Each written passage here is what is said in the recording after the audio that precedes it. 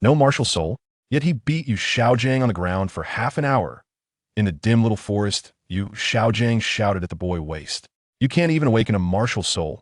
You don't deserve to call me teacher. Slap. A slap landed on the boy's face, and the boy was none other than Might Guyan, otherworldly traveler. At that moment, the system bound. Ding. 8 gates released has been activated. Might Guy was furious.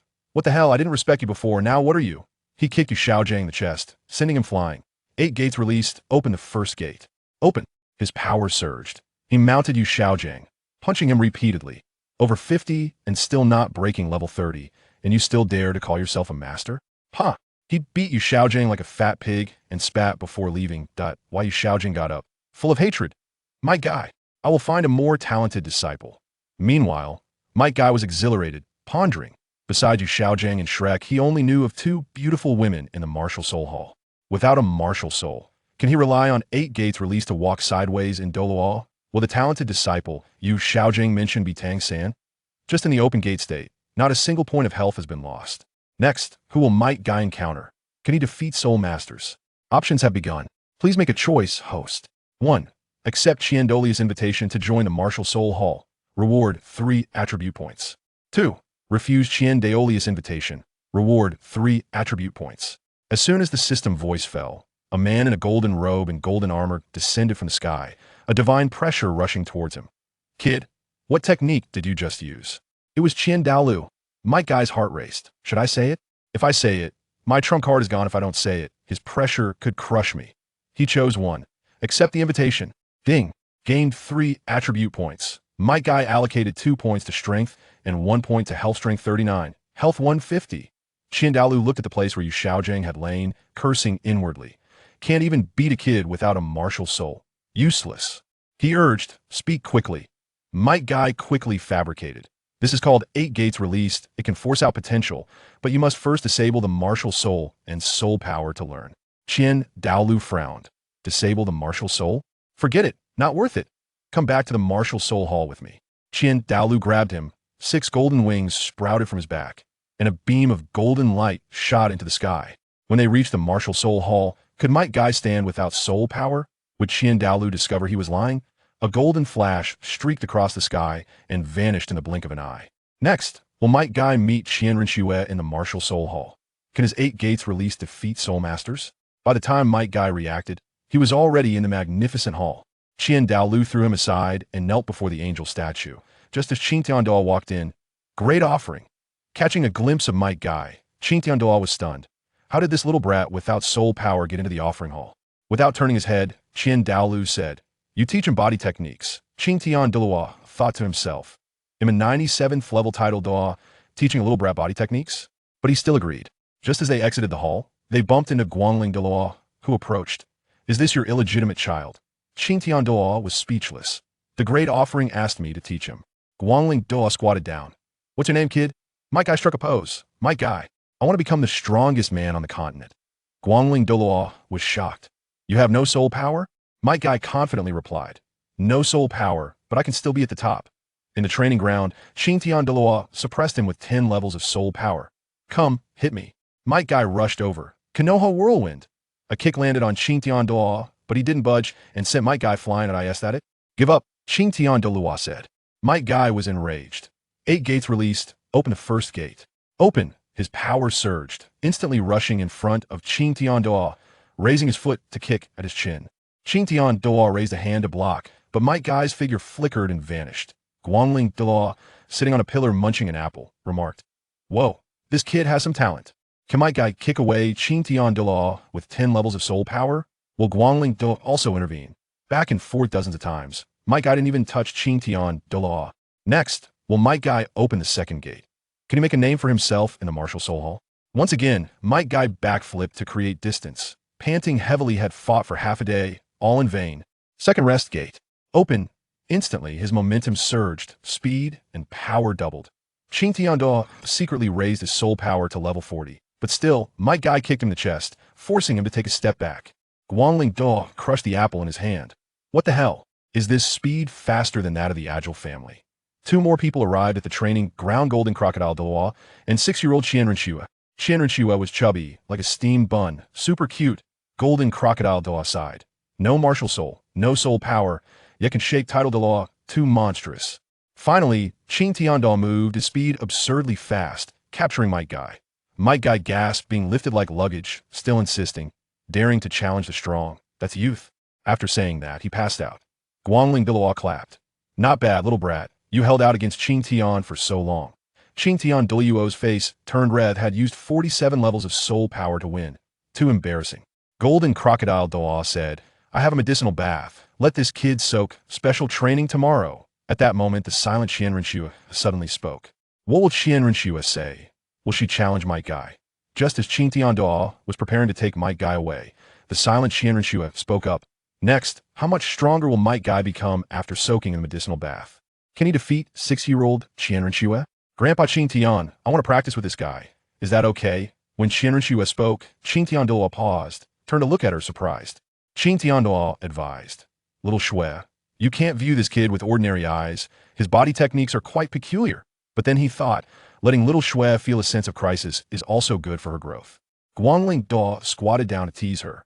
Little Shui wants to become stronger too? Might Guy was picked up by Golden Crocodile Douluo and thrown into a dark green medicinal bath.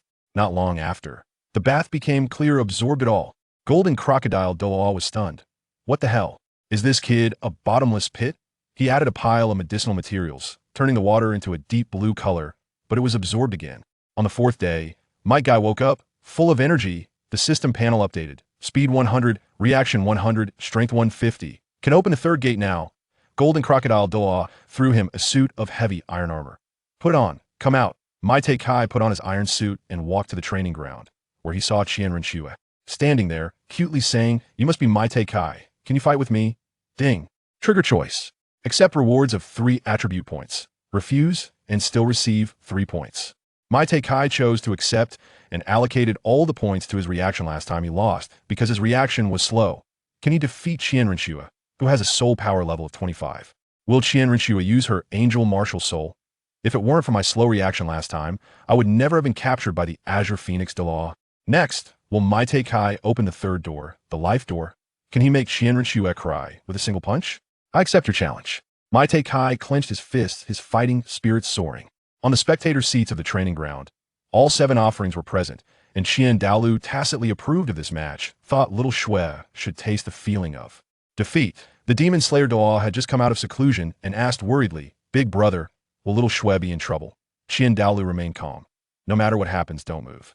Qian Renxue activated her martial soul. Her 6 wings spread out, and a yellow and a purple soul ring shone beneath her feet. Level 25 Soul Master, please guide me. She swung her sword to unleash a blade of light, and then flew up to use her first soul skill, Angel Assault. Might Kai stood still, and as he saw the blade of light about to hit him, he gently sidestepped and avoided it. Qian Renxue became anxious and started wildly slashing with her holy sword. But Might Kai dodged all of it as if he were strolling in a garden. She became increasingly frantic until she saw Might Kai's fist coming towards her. Oh no! Second soul? Bang! With a punch, Qian Renxue was sent flying, and even her holy sword flew away. She lay on the ground, bewildered. I lost? Lost so completely? Azure Phoenix Douluo murmured, Little Shui really lost. This kid is even stronger now. Golden Crocodile Douluo proudly replied, Of course, I've been soaking him in medicinal baths. Azure Phoenix Douluo became anxious. This kid is someone my big brother asked me to teach. Golden Crocodile Douluo jumped up. Why? How much of my medicinal materials did he use? I know how to train the body best. The two argued fiercely, and Qian Douluo stood up. Stop arguing. You all teach him. The Demon Slayer sect cooperated. Azure Phoenix taught combat, and Golden Crocodile taught body refinement. Can Might Kai learn so much at once? Will he surpass all the offerings? That's why I chose to let you teach this kid. Next, will Might Kai be able to open the third door, the life door? Will he convince Qian Renxue with his strength? Guangling Douluo looked forward to Qian Douluo with great anticipation, ready to face the difficult tasks assigned to him, as long as he could eat and drink well.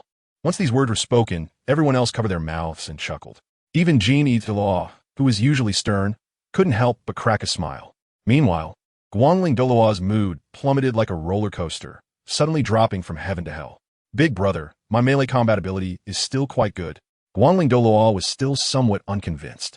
If he truly followed the earlier arrangement, he would be the most useless one in the entire offering hall. Yes, in close combat, I wouldn't even be your opponent. Douluo said in a low voice. However, at this moment, everyone around was a super strong individual above level 96. Their hearing was incredibly sharp, and Douluo's murmurs were still heard. What do you mean, old 7? Douluo roared. He was genuinely on edge. He was the only one in the entire offering hall who had no strength. Compared to the antics over here, the two in the duel arena had different thoughts. Qian Renxue had yet to recover from her defeat, while Mei Kai still maintained his punching stance.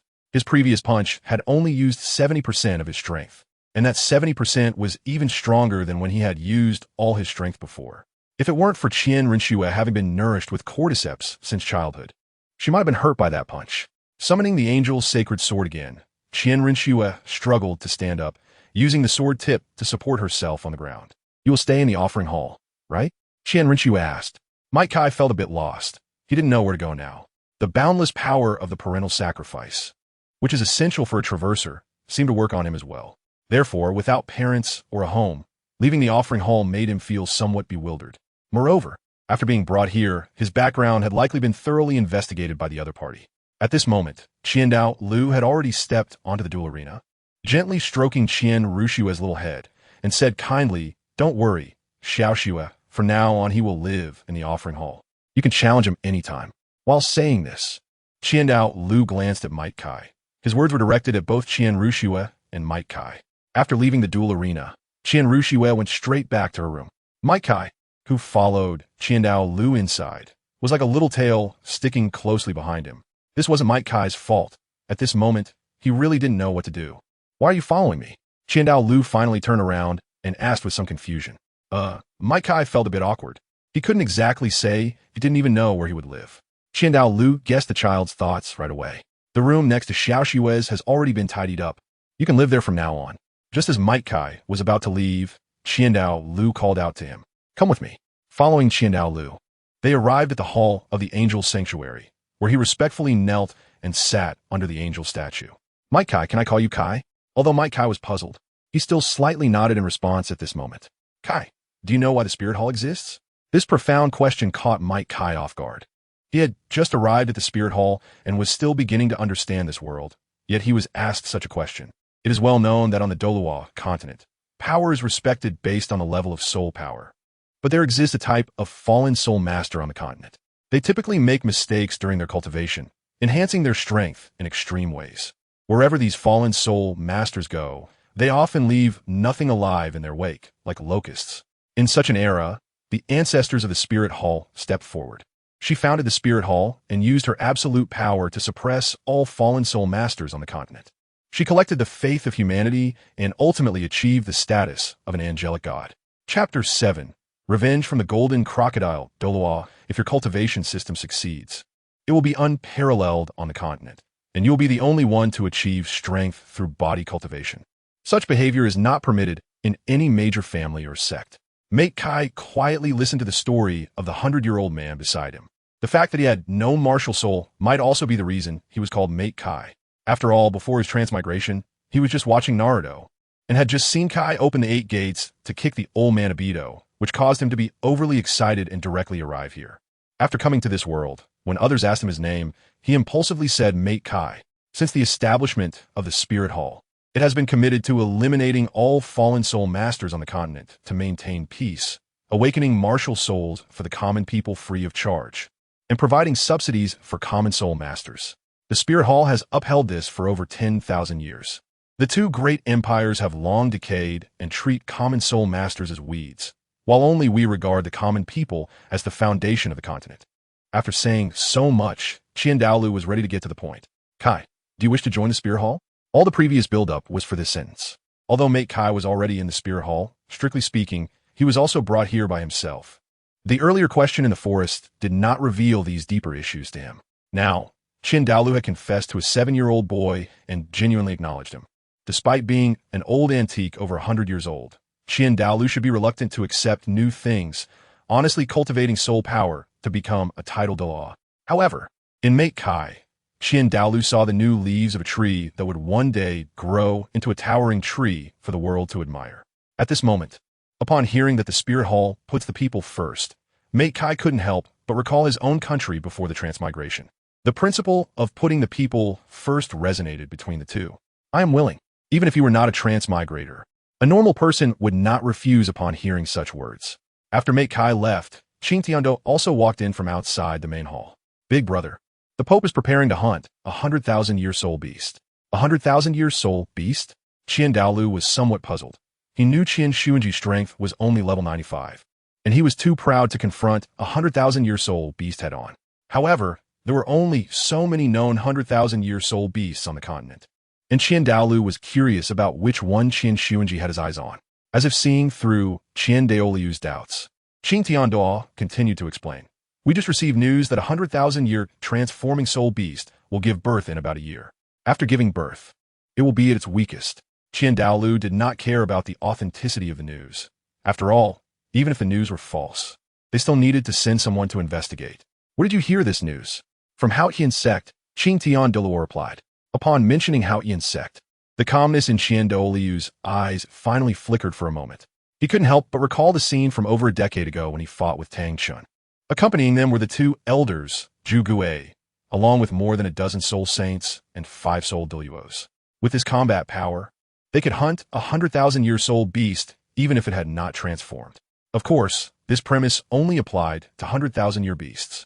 If they faced a sky-blue bull python with a strength of 200,000 years, they would probably have to weigh their options again. Mike Kai had just lain down in his room for a short while when he was taken away by the golden crocodile. The golden crocodile Douluo still remembered that he had called him an old stinky man, so the next training session would definitely make the other party suffer a bit. Under the holy mountain of angels, Mike Kai stared at the giant stone, lost in thought. This thing looks like a small meteorite. Can a 7-year-old really pull it? Old man, if you want to harm me, just say it outright, Mike Kai complained. The golden crocodile rolled his eyes and turned away, as if someone had just exposed his hidden thoughts. I have set up 10 rest points on the holy mountain, and your task today is to pull this giant stone to the first rest point, the golden crocodile Douluo said coldly. After finishing, he didn't give the other person a chance to retort and flew into the sky. I will wait for you at the first rest point. If you can't pull it up, you want to leave the angel holy mountain today. Only the voice of the golden crocodile Douluo echoed in the mountains. Mei Kai could only helplessly put on the iron chain, muttering in his heart not to let the chain break. He wasn't afraid of not being able to pull, but rather worried that the chain wouldn't hold. However, Madakai's concerns were clearly unnecessary. Long before he found this iron chain, golden crocodile Douluo had already considered the possibility of the chain breaking. Therefore, he had specially reinforced the hardness of the chain with his soul power beforehand. Boom, boom, boom. Make pulled the giant stone a few steps on the flat ground. I'm only 7 years old. Why am I being treated like this? Make felt a bit regretful. If this thing was really pulled up, it would probably be impossible to come down. However, saying these things now was obviously useless, as the other party couldn't hear his words. Therefore, with each step he took, Mate cursed the golden crocodile Douluo as an old stinky man, forcibly dragging this thing upwards. First gate, open. It can be said that now Mate took 3 minutes to walk 1 step. This thing dragged on the ground, leaving a long trail on the holy mountain of angels. After unlocking the restriction of the first gate, a slight sense of relief appeared on Mate's flushed face. Fortunately, the burden on his body before the 4th gate wasn't too great. Otherwise, it would have been really difficult. 3 hours later, Mike Kai has almost started to move in 4-wheel drive, and all the 3 doors that could be opened have been opened. But right now, he can only maintain the initial speed, pulling step by step. Accomplishing the impossible is also a part of youthful passion, perhaps due to having learned the 8 gates. Mike Kai's personality has somewhat aligned with that of Mike Kai from Naruto. After another 3 hours, the sky has completely darkened. However, on this mountainside, a massive object is slowly moving. That kid can actually pull it up. Golden crocodile Douluo rubbed his chin and said, originally he was a bit unhappy that Mike Kai called him an old man today. He thought of making the other party yield, but it turns out he can really pull it up. Thinking this, he watched as Mike Kai, drenched in sweat and gasping for breath, got closer and closer to him. Bang! Throwing the iron chains on the ground, Mike Kai lay half dead on the floor. Old man, I just complained a couple of times. Can't you be less petty? With his thoughts exposed, golden crocodile Douluo turned his head away, a bit embarrassed. Ahem, very good. You're even better than I expected. At this moment, Mike Kai feels like his body isn't his own anymore. Not relaxing is fine, but once he does, he feels exhausted even speaking. So, be it. Let it be destroyed. I'm tired. Securing the boulder, golden crocodile Douluo flew with the limp might guide tucked under his arm toward his residence. As soon as they entered the hall, they saw Qian Renxue, who looked troubled, and golden crocodile Douluo had completely forgotten about might guy's matter. Xiaoxue, why aren't you asleep so late? Golden crocodile Douluo approached, and Qian Renxue, who was deep in thought, noticed him. However, just as she was about to respond, she saw might guy, completely looking like he had been played with, tucked under golden crocodile Douluo's arm. Grandpa Golden Crocodile, what happened to him? It was only when Qian Renxue reminded him that golden crocodile Douluo realized he was still carrying someone. My take Kai, the world is isolating me. Chapter 8. Qian Douluo wants to kill. 1 year later. Brother Kai. Inside the angel temple, Qian Renxue, dressed in a luxurious golden gown, was searching for someone. Naturally, she overlooked Qian Douluo, who was kneeling under the statue of the angel. The corners of Qian Douluo's mouth twitched. His little cotton-padded jacket seemed to have started to develop holes. Grandpa. When she couldn't find my take Kai, Qian Renxue had to seek help from her grandfather. Qian Renxue's 2 calls of grandpa went straight to Qian Douluo's heart, making him feel sweet as if he had eaten honey. In an instant, he forgot about the issue with the little cotton-padded jacket. What's wrong, little Shui? Are you missing grandpa? Although Qian Douluo knew it was impossible, his heart still prompted him to ask this question. Sure enough, upon hearing this, Qian Renxue shook her head without thinking. I'm not missing grandpa. Little Shui can't find Brother Kai. Qian Renxue blinked her big, lively eyes and stared intently at Qian Douluo. So cute. No wonder she's my granddaughter. I should find a chance to take care of my Tay Kai. Ever since my Tay Kai got familiar with Qian Renxue, who had lacked playmates since childhood, she had become his little follower. Wherever my Tay Kai went, Qian Renxue followed, even bringing him along for the hunt of the 3rd soul ring. However, thanks to a year of special care from Golden Crocodile Douluo and the other worshippers, Qian Douluo was now more certain that my Tay Kai's physical training path was feasible. At just 8 years old, he could defeat a quasi-soul emperor. Who else could achieve that? Meanwhile, at the center of their conversation, my Tay Kai was doing 1-finger push-ups on a mountainside. 99.99, 10.000. With the completion of 10.000 push-ups, the power from his finger burst forth, supporting his entire body as it spun in the air for a few circles. Perhaps due to the generally early maturity of people in the Douluo Continent, 8-year-old my Tay Kai was gradually starting to develop. System. Open the panel. Ding. Panel is being organized. Host. My Tay Kai. Martial spirit. None soul power. Nut speed. 350. Reaction. 440. Strength. 520 life. 250. 250. Looking at his information on the panel, my Tay Kai felt an indescribable satisfaction. Although he had still not broken through to the 4th gate, with just these attributes, he was already able to establish a foothold. With just the 3 basic attributes, his physical quality could already match a soul emperor in combat. Of course, my Tay Kai's rapid growth was inseparable from the devilish training of Golden Crocodile Douluo. Throughout this year, Golden Crocodile Douluo had transformed into a demon, introducing all sorts of novel training projects. Might Guy looked at the rows of footprints and drag marks he had left during his training on the Holy Mountain, all of which he had walked step by step. Over the course of this year of training, Might Guy had already taken off the weighted iron armor, but his arms were wrapped in bandages, with an extra layer of protection on his forearms and calves. Hidden beneath that protection were the weighted iron drills that others wouldn't even dare to imagine. Each one weighed 1,000 pounds. Not to mention that all 4 limbs were bound with weights. In this year, Mei Kai has been training under heavy loads. Although his physical and mental consumption is tens of times greater than usual, his physique is also growing at a geometric rate. Might Kai reached out and placed his hand on his chest, then tore off his upper garment. Without his clothes, Might Kai revealed his explosive muscle lines. Although not overwhelmingly impressive, his firm muscles clearly exuded strength. While changing into his training outfit, Might Kai muttered to himself, at this rate, I'll be able to open the 4th gate in less than a year. His desire for power was quite strong.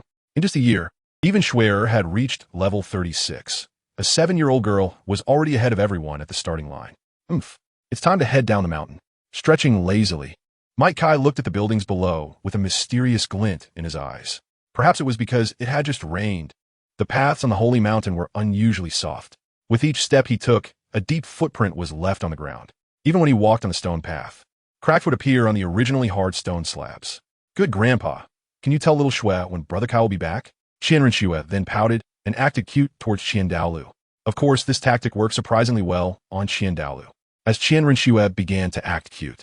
Qian Daoliu's previously serious expression could no longer hold. Gently ruffling his granddaughter's hair, Qian Daolu said in a warm tone, "Kai should be back soon. Considering the time, he should be coming down."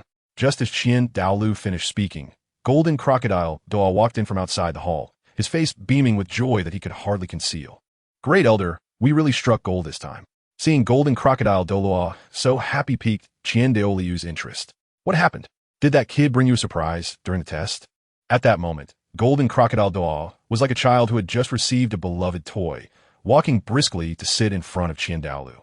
Looking at the tea on the table, he drank it all without hesitation. "Grandpa Golden Crocodile, when will Brother Kai be back?" Qian Renxue blinked her big, innocent eyes and asked. Perhaps because of Mike Kai's company, Qian Renxue's attitude towards those around her was no longer so indifferent. She just rarely went to BB Dong to seek attention anymore. "Don't worry, little Shrek." After catching his breath, Golden Crocodile Doa patted Qian Renxue's head.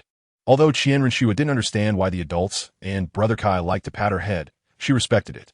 However, the feeling of being patted on the head by Brother Kai was completely different from that of her grandfather's, with the added weight.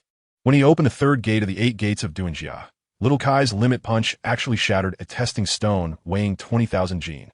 Even without the weight, little Kai's punch reached 15,000 kilograms. Golden Crocodile Douluo said excitedly. Everyone had witnessed Mike Kai's growth over the past year. He had managed to do push-ups while carrying over 1,000 jin of heavy stones, sitting under waterfalls to temper his body and will, and various training to strengthen his spirit. If he had done these trainings himself, he was sure he could have done it as well. But the other party was just an 8-year-old child. At that moment, Mike Kai felt a bit frustrated. Wanting to open the next gate was indeed not that simple. The further he progressed, the slower his physical enhancement became, and not only that, the increase in strength would also decrease significantly. Currently, he could maintain the third gate for a long time without any harm to his body aside from some fatigue. It was only when he reached the 4th gate that the power of the 8 gates of Duanjia would see a qualitative increase. Of course, the burden on his body would increase exponentially as well. I should go find Sister Shrek. After all, I promised her that I would take her to explore Spirit City when I got back. Mike Kai finalized his plans for the day, took off his dark green training outfit, and changed into a luxurious golden long robe in his room.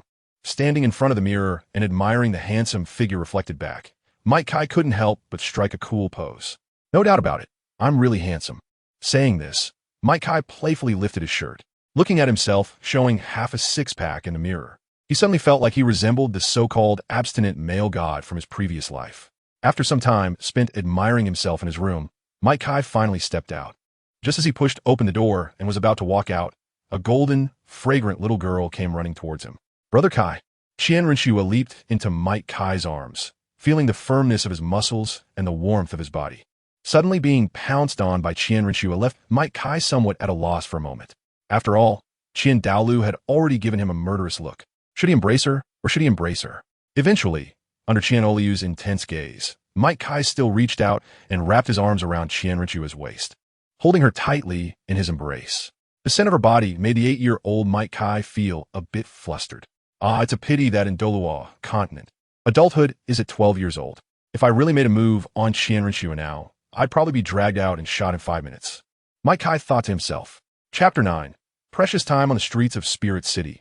Qian Renxue was like a naive and carefree little girl, dragging Mike Kai around. "Brother Kai, come here."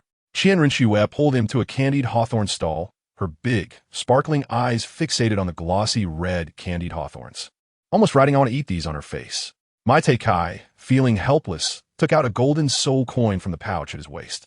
It was a gift from Qian Renxue when he first arrived at the Wuhuan Temple a year ago.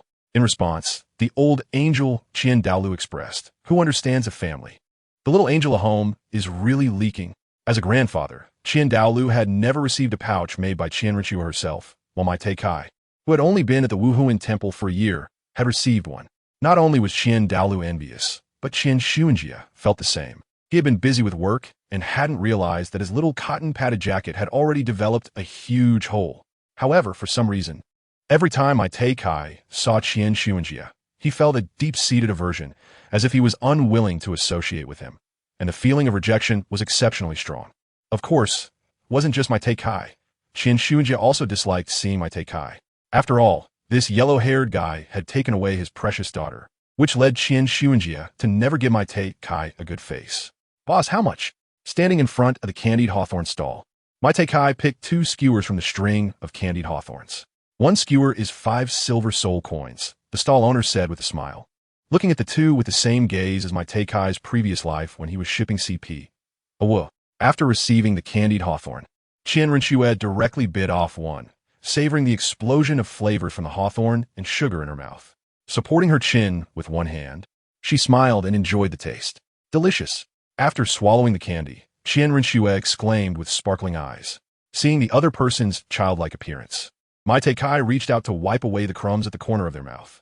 You're already over 30 levels, yet you still look like a child, my Kai said with a doting smile. Over the past year, even though old Qian always acted strangely towards him, the other worshippers were genuinely kind to him. When he was bullied by the golden crocodile Douluo, it was the light feathered Douluo who took him out to relax. While lost in memories, my Kai suddenly felt a tug, and he was pulled forward by Qian Renxue. Brother Kai, look over there are kites. Qian Renxue ran ahead, pulling my Kai toward the stalls. Upon seeing the kites flying in the sky, Qian Renxue's eyes sparkled like stars. As he was being pulled along, my Kai couldn't help but notice Qian Renxue's flowing golden hair swaying, as if ripples were suddenly forming on a calm water surface. In that moment, the heart of my Kai, who had lived 2 lives, was completely thrown into chaos. After buying the kite, Qian Renxue eagerly dragged my Kai outside the city.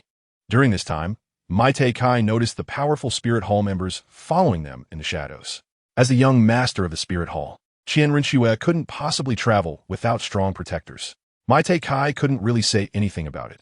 They were simply concerned for the future young master of the Spirit Hall. Exiting the city went smoothly, and they arrived at an open area where they both flew the kite adorned with an angel design. Wow, it's really flying. Qian Renxue stared intently at the slowly ascending kite, and in that moment, both of them almost forgot all worries stemming from their identities.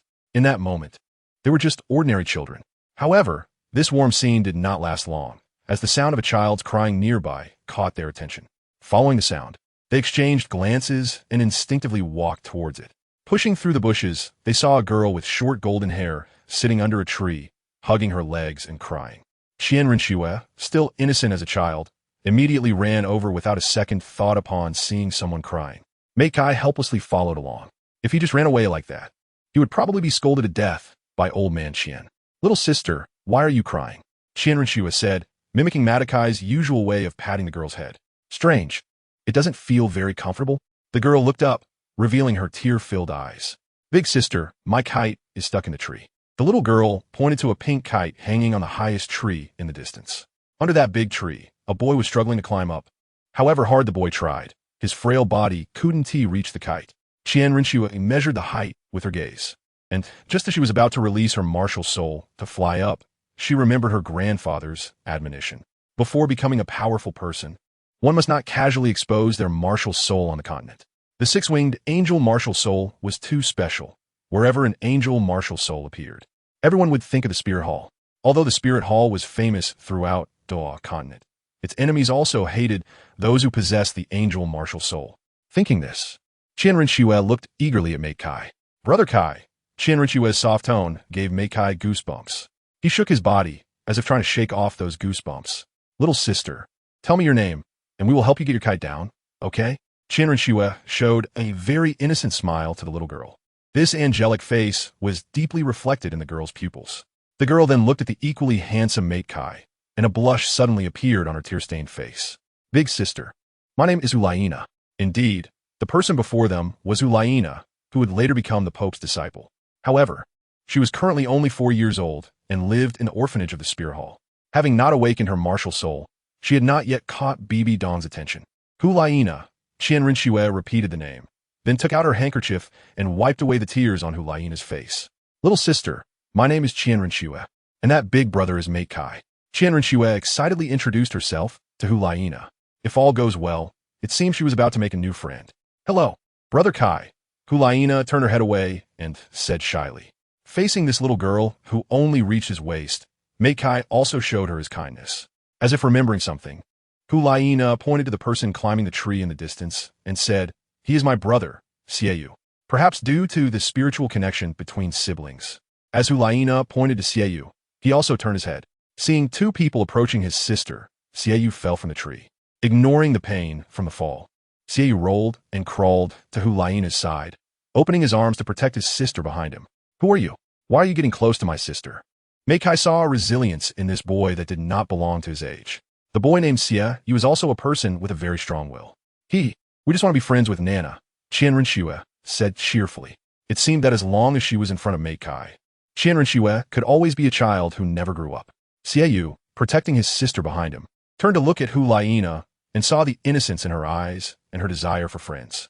In the end, Xiaoyu stepped aside. Hello Nana. We're friends now. Watching the small hand extended towards her, Hu Laiina hesitated for a moment but still placed her hand on it. The moment they shook hands, Mei Kai began his action. In the time it took for the two to talk, Mei Kai had already climbed to the top of the tree. The puzzle that puzzled the two little ones was thus solved by Mei Kai. Chapter 10.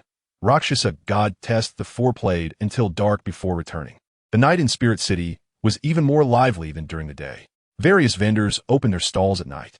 If he hadn't crossed over, he might have occasionally come out to experience the nightlife. Hu Laiina's bright eyes scanned the various novel things in front of her, but unfortunately, her pockets were cleaner than her face. Growing up in the Spear Hall orphanage, neither of them had ever thought about these matters. Beneath the bustling night, dark currents surged. In a secret room of the Pope's hall, Qian Renxue sat in a chair with disheveled hair. One hand covered his chest, and each violent cough brought some internal fragments with it. Damn Hao Qian Sec, damn Tang Hao. Qian Renxue coughed while wiping the blood from the corner of his mouth and mobilizing the soul power within his body to heal himself. The strength of the angel martial soul lies in its hexagonal comprehensive development.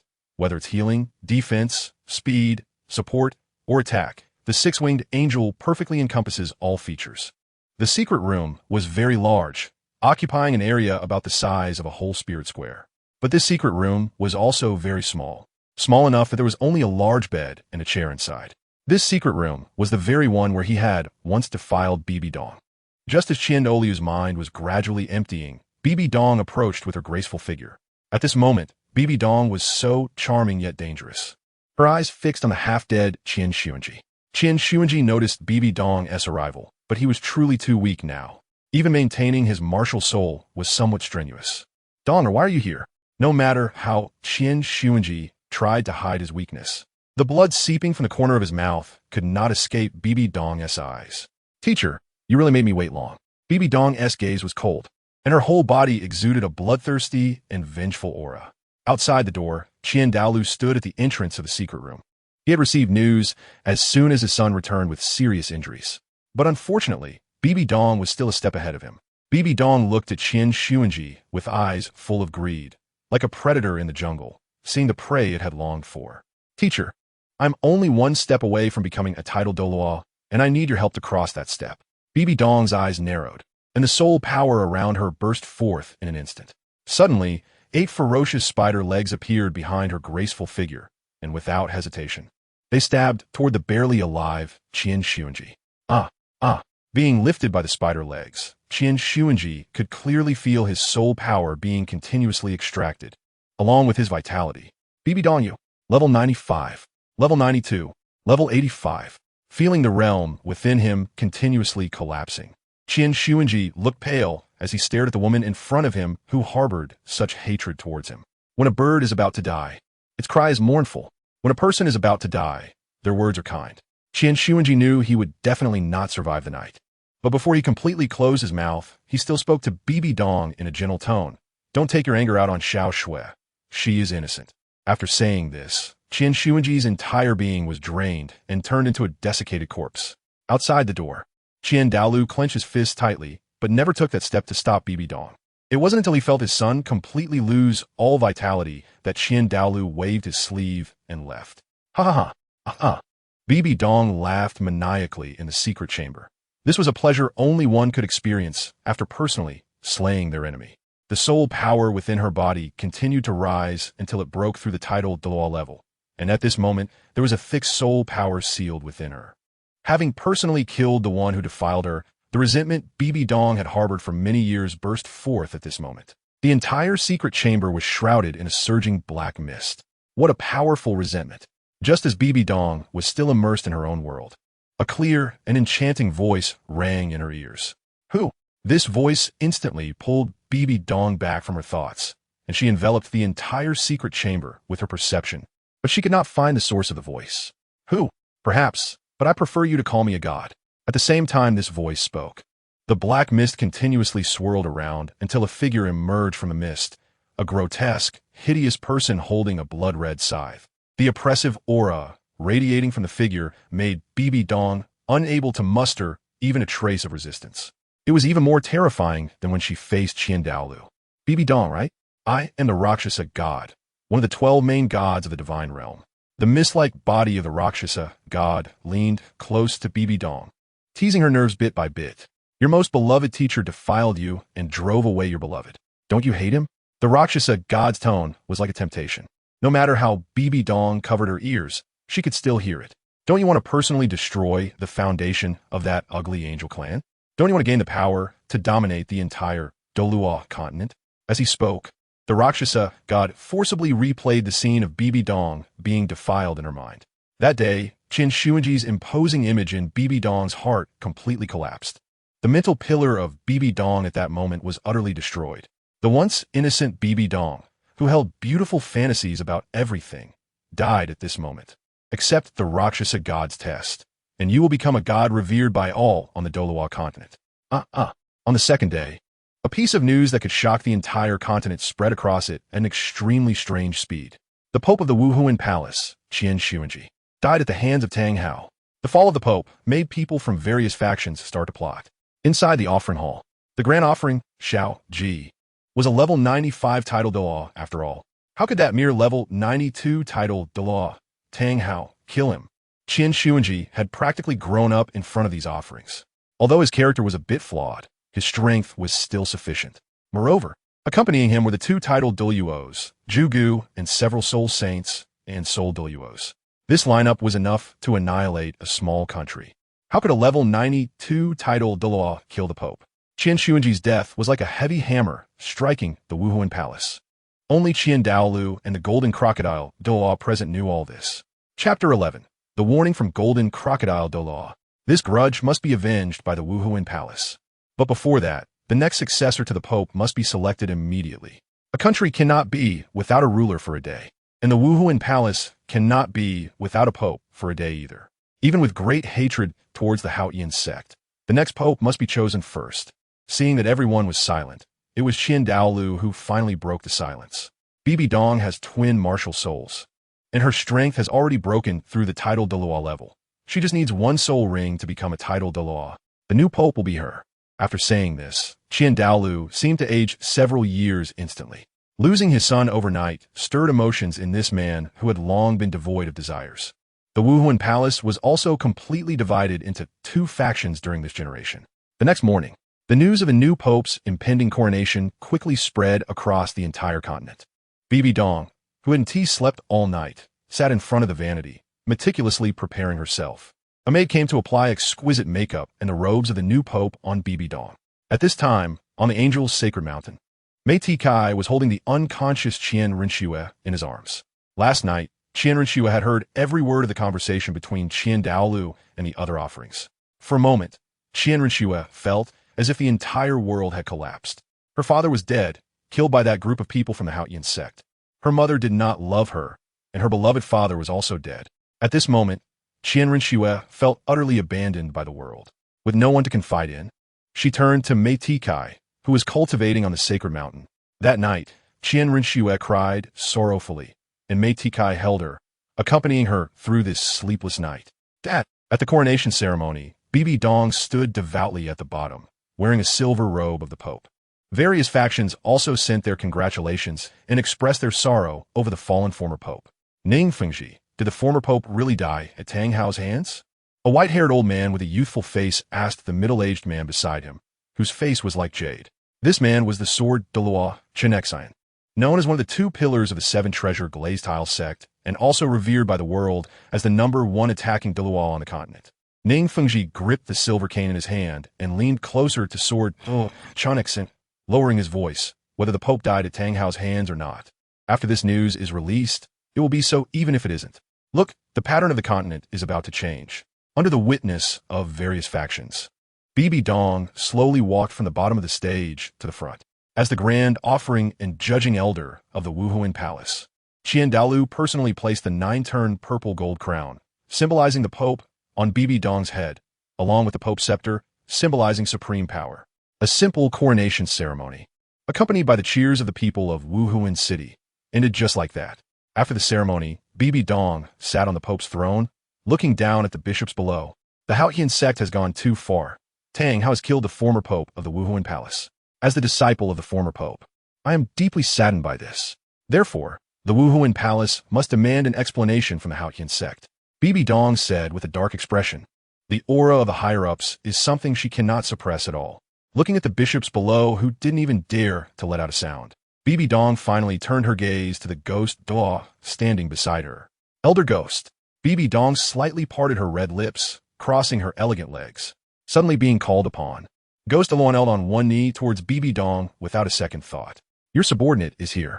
The other party was so perceptive, which saved her from saying too much. Then the task of attacking the Haotian sect will be fully entrusted to Elder Ghost. With such an important task placed on him, Ghost Douluo felt a bit overwhelmed. Your subordinate will not fail the Pope's orders. After the first morning meeting ended, when everyone in the Pope's hall had dispersed, an uninvited guest kicked open the door and walked in. Bibi Dong. The visitor was none other than the golden crocodile Douluo. Despite her displeasure at his rudeness, Bibi Dong had to suppress all negative emotions at this moment. Strength is paramount, not to mention she still didn't have the 9th spirit ring.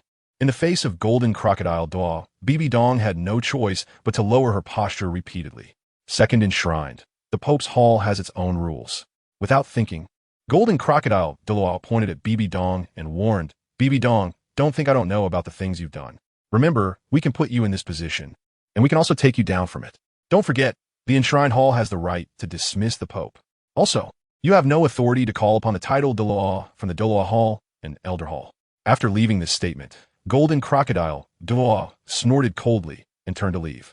Bang! The heavy door of the Pope's hall closed behind him. At this moment, Bibi Dong had never felt such humiliation.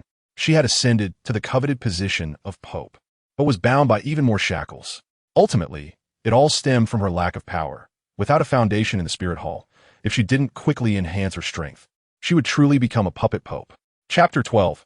Xiaoxue became the punchline. Time flew by, and 6 years had passed in the blink of an eye. System. Organizing panel. Ding. Panel organization successful. Host. Might Guy. Martial soul. None. Soul power. None. Speed. 4,300. Reaction. 4,300. Strength. 4,500. Life. 650,650. Physique rating. 5 points. Currently can open the door of death. In these 6 years, Might Guy's progress was also rapid. His 8 gates of Duanjia had reached a bottleneck, and he could bear the burden of opening the door of death. In the bathroom, Might Guy was enjoying a rare moment of peace while soaking in the pool. Brother Kai, are you done washing? Outside the bathroom, Qian Renxue was continuously knocking on the door. Might Kai felt a bit helpless, wishing he could bury himself in the water. Schwerer, it seems like I've only been washing for less than half a stick of incense. Might Kai shouted towards the door. Ever since Qian Renxue's tragic death 6 years ago, Qian Renxue had completely opened her heart to Might Kai, and their relationship began to take a qualitative leap. The improvement in their relationship naturally brought both joy and worry. The joy was for the two of them, while the worry fell on Qian Dalu. It seemed that his little granddaughter had truly been completely taken by the other party. Sometimes, the two even slept together, although nothing happened. Just this point still made Qian Dalu somewhat unhappy. Knock, knock, knock. Brother Kai, hurry up, Grandpa's calling us. After leaving this sentence, there was a sudden silence. Might Kai had half of his face submerged in the water, feeling helpless about Qian Dalu occasionally calling him out on this matter. Even though he felt resigned, he had to comply when on someone else's territory. However, he could consider himself somewhat of a rich man now. In the Douluo Continent, one becomes an adult at the age of 12. Now, at 14, Might Kai sported a short hairstyle, and his combat power was already sufficient to pin down a soul Douluo to the ground. His terrifying physical strength meant that, even standing still, a peak soul emperor might not be able to break through his defenses. Looking at the muscle lines on his body, as solid as iron, and the heavy weights beside him that would leave depressions in the ground if placed there, he reluctantly dressed and pushed open the bathroom door. The moment he opened the door, as expected, he found a beauty with an angelic appearance in his arms. Schwerer, we're not kids anymore. Mike Kai said helplessly. Hearing this, Qian Renxue narrowed her eyes, her delicate hands resting on Mike Kai's waist. Why don't you even want to hug me anymore? Boyfriend. The last 3 syllables were nearly bitten out through gritted teeth. The moment those words were spoken, Mike Kai felt a chill from the depths of his bones. No matter how strong his body was, the waist remained a man's most fatal vulnerability. However, Mike Kai found it strange that even if he took a heavy punch to the waist, it wouldn't hurt much. But he feared the way Qian Renxue pinched and twisted with her fingers. The sharp pain almost made Mike Kai unable to bear it.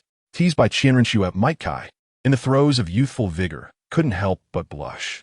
Ahem, when did I become your boyfriend? Mike Kai said, his gaze drifting as he laughed awkwardly.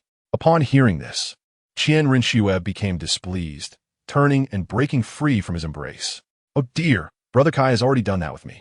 Yet now he's pulling up his pants and pretending not to know me, Qian Renxue said pitifully, even reaching up to wipe non-existent tears from the corners of her eyes. Seeing this little beauty acting spoiled towards him, Mike Kai thought it unusual for the usually dominant Qian Renxue to show such a feminine demeanor. Don't slander me. What have I done to you? Mike Kai said, covering his chest as if he had received a heavy blow. Meanwhile, Qian Renxue's eyes sparkled as she looked at the shy little man before her, unable to suppress the smile at the corner of her mouth. Ahem. Then I will list all the things Brother Kai has done to me. Unexpectedly, Brother Kai turned out to be a pervert who likes Lolis. Who was it that barged in while I was bathing 3 years ago? Not wanting to talk about it was one thing, but mentioning it made Mike Kai explode like a cat with its fur ruffled. Don't say any more, Mike Kai shouted, covering his head. And as for the torment Mike Kai was experiencing at that moment, Qian Renxue energetically recounted Mike Kai's embarrassing past. Who was it that couldn't sleep in the middle of the night and insisted I tell him bedtime stories? Qian Renxue paused. As the saying goes, trouble comes from a mouth. Following Qian Renxue's lead, Mike Kai completed the latter part of the sentence. Oh, I remember that time. Someone said he was afraid of thunder and kept burrowing into my blanket. Mike Kai teased. The way the two of them bickered with each other was proof of their close relationship. You, Qian Renxue huffed, looking as adorable as a puffed-up pufferfish. Watching her cheeks puff out, Mike Kai reached out a finger and poked her cheek. The result was her inflated cheek quickly deflating like a punctured ball. Ha! X2 Qian Renxue took hold of Mike Kai's calloused hand, looking at her own fingers smooth as jade, while his hands were covered in calluses. It's not pretty at all. As if recalling something, Qian Renxue suddenly became alert and looked at Mike Kai. That little fox, Hulaina, hasn't taken your soul away, has she? Perhaps due to having grown up with Mike Kai, Qian Renxue still desired her mother's approval, but was not as obsessed as in the original story. Therefore, she did not harbor much hostility toward Hulaina. Mentioning Hulaina reminded Mike Kai of the little girl who awakened with innate full soul power 2 years ago. Chosen by Bibi Dong as a direct disciple, her status dramatically changed from an orphan to the contemporary saintess of the Spirit Hall. Her excellent talent allowed her to leap across social classes. However, thinking about how she always looked at him with a lewd gaze made Mike Kai feel a shiver. As the saying goes, 2 different kinds of people can't sleep in the same bed. Having frequently slept with Mike Kai, Qian Renxue quickly guessed his thoughts. But that was fine. Grandpa had said that before the Spirit Hall's Millennium Plan was completed, he must remain pure. The years spent together had allowed Mike Kai to thoroughly enter Qian Renxue's heart. If you were to let her marry someone who could only look but not touch, she would probably have complaints in her heart. With this in mind, the thought of that little fox tempting Brother Kai didn't seem so unacceptable. Let's go. Grandpa is waiting for us in the hall. Chapter 13. Mike Kai confronts the Pope inside the Angel Temple. The Grand Priest Qian Douluo was currently turning his back to them. Grandpa! Qian Renxue's voice instantly brought a smile to Qian Douluo's face, but upon seeing the two holding hands, his good mood instantly vanished. Ahem. Qian Douluo tried to use his cough to remind them, but things didn't go as planned. Mike Kai and Qian Renxue seemed oblivious to the situation. What's wrong, Grandpa? Why are you coughing? Are you sick? Qian Renxue asked Qian Douluo, who was coughing continuously. Qian Renxue's sharp remark nearly made Qian Douluo spit out old blood, increasing his hostility towards Mike Kai. As the person involved, Mike Kai didn't care. Once he reached 7 points and opened the shock gate of the 8 gates of Dunjia, even Qian Douluo wouldn't be his opponent. Turning around, Qian Douluo heavily patted Mike Kai on the shoulder. Qian Douluo's strength made Mike Kai's heart skip a beat. This old man really didn't hold back at all. Qian Douluo smirked and said in a calm tone, "Little guy, even without a martial soul and soul power, your strength can still defeat an 86-level soul Douluo. He paused for a moment. This pause nearly made Might Guy kick him. Seeing it was about time, Qian Daolu lightly coughed and continued. The other elders and I have unanimously decided to appoint you as the law elder of my spirit hall. Boom. Upon hearing this, not only was Might Guy shocked, but even Qian Renxue was taken aback. Grandpa, you're not joking, are you? Qian Renxue widened her beautiful eyes. The law elder hasn't appeared in the spirit hall for over 600 years. Qian Daolu nodded slightly. That's right. The law elder doesn't listen to orders and has the authority to mobilize all personnel from the elder hall and the Douluo hall. Qian Daolu raised his hand slightly. His words ignited Might Guy's passion. However, if he remembered correctly, the law elder should belong to the Pope Hall. Qian Renxue had also been immersed in the authority of the law elder, but after calming down, her intelligence regained the upper hand. How could Qian Daolu not know that the law elder belonged to the Pope Hall?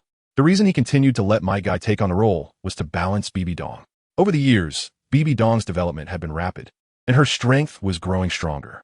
In just 6 years, she had subtly grasped the trends of the Pope Hall. This was something Qian Daolu did not want to see. Therefore, they wanted Might Guy to serve as the law elder, like a sharp thorn embedded in the Pope Hall.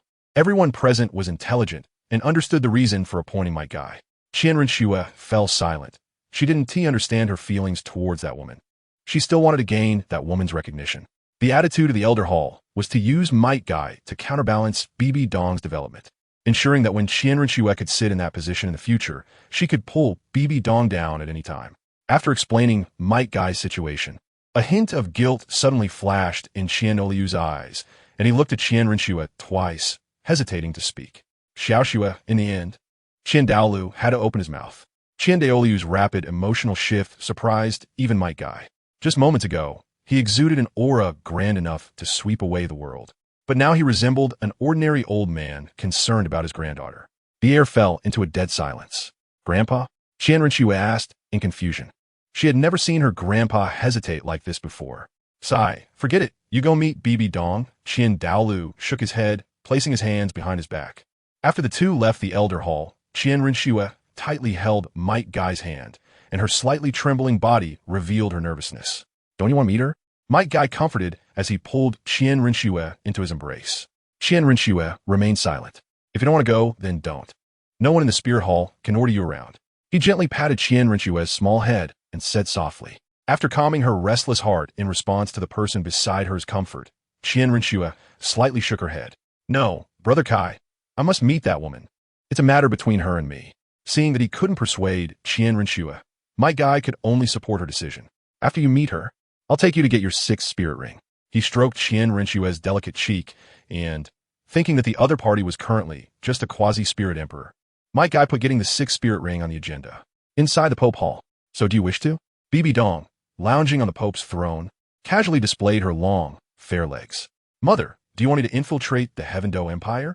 After 6 years, Qian Renxue once again mustered the courage to address her as mother. Bibi Dong suppressed her disdain, rhythmically tapping the Pope's scepter with her distinctly articulated fingers. It's not that I want you to go, but the spirit hall needs you. Bibi Dong's gaze sharpened, distancing herself from matter. Qian Renxue fell silent. She didn't know how to feel. Over the years, it was the first time the other party spoke to her in a tone that wasn't so filled with disdain. On the Spirit Plaza, Might Guy looked up at the Pope Hall. Qian Renxue didn't allow him to accompany her, but he felt that she might suffer.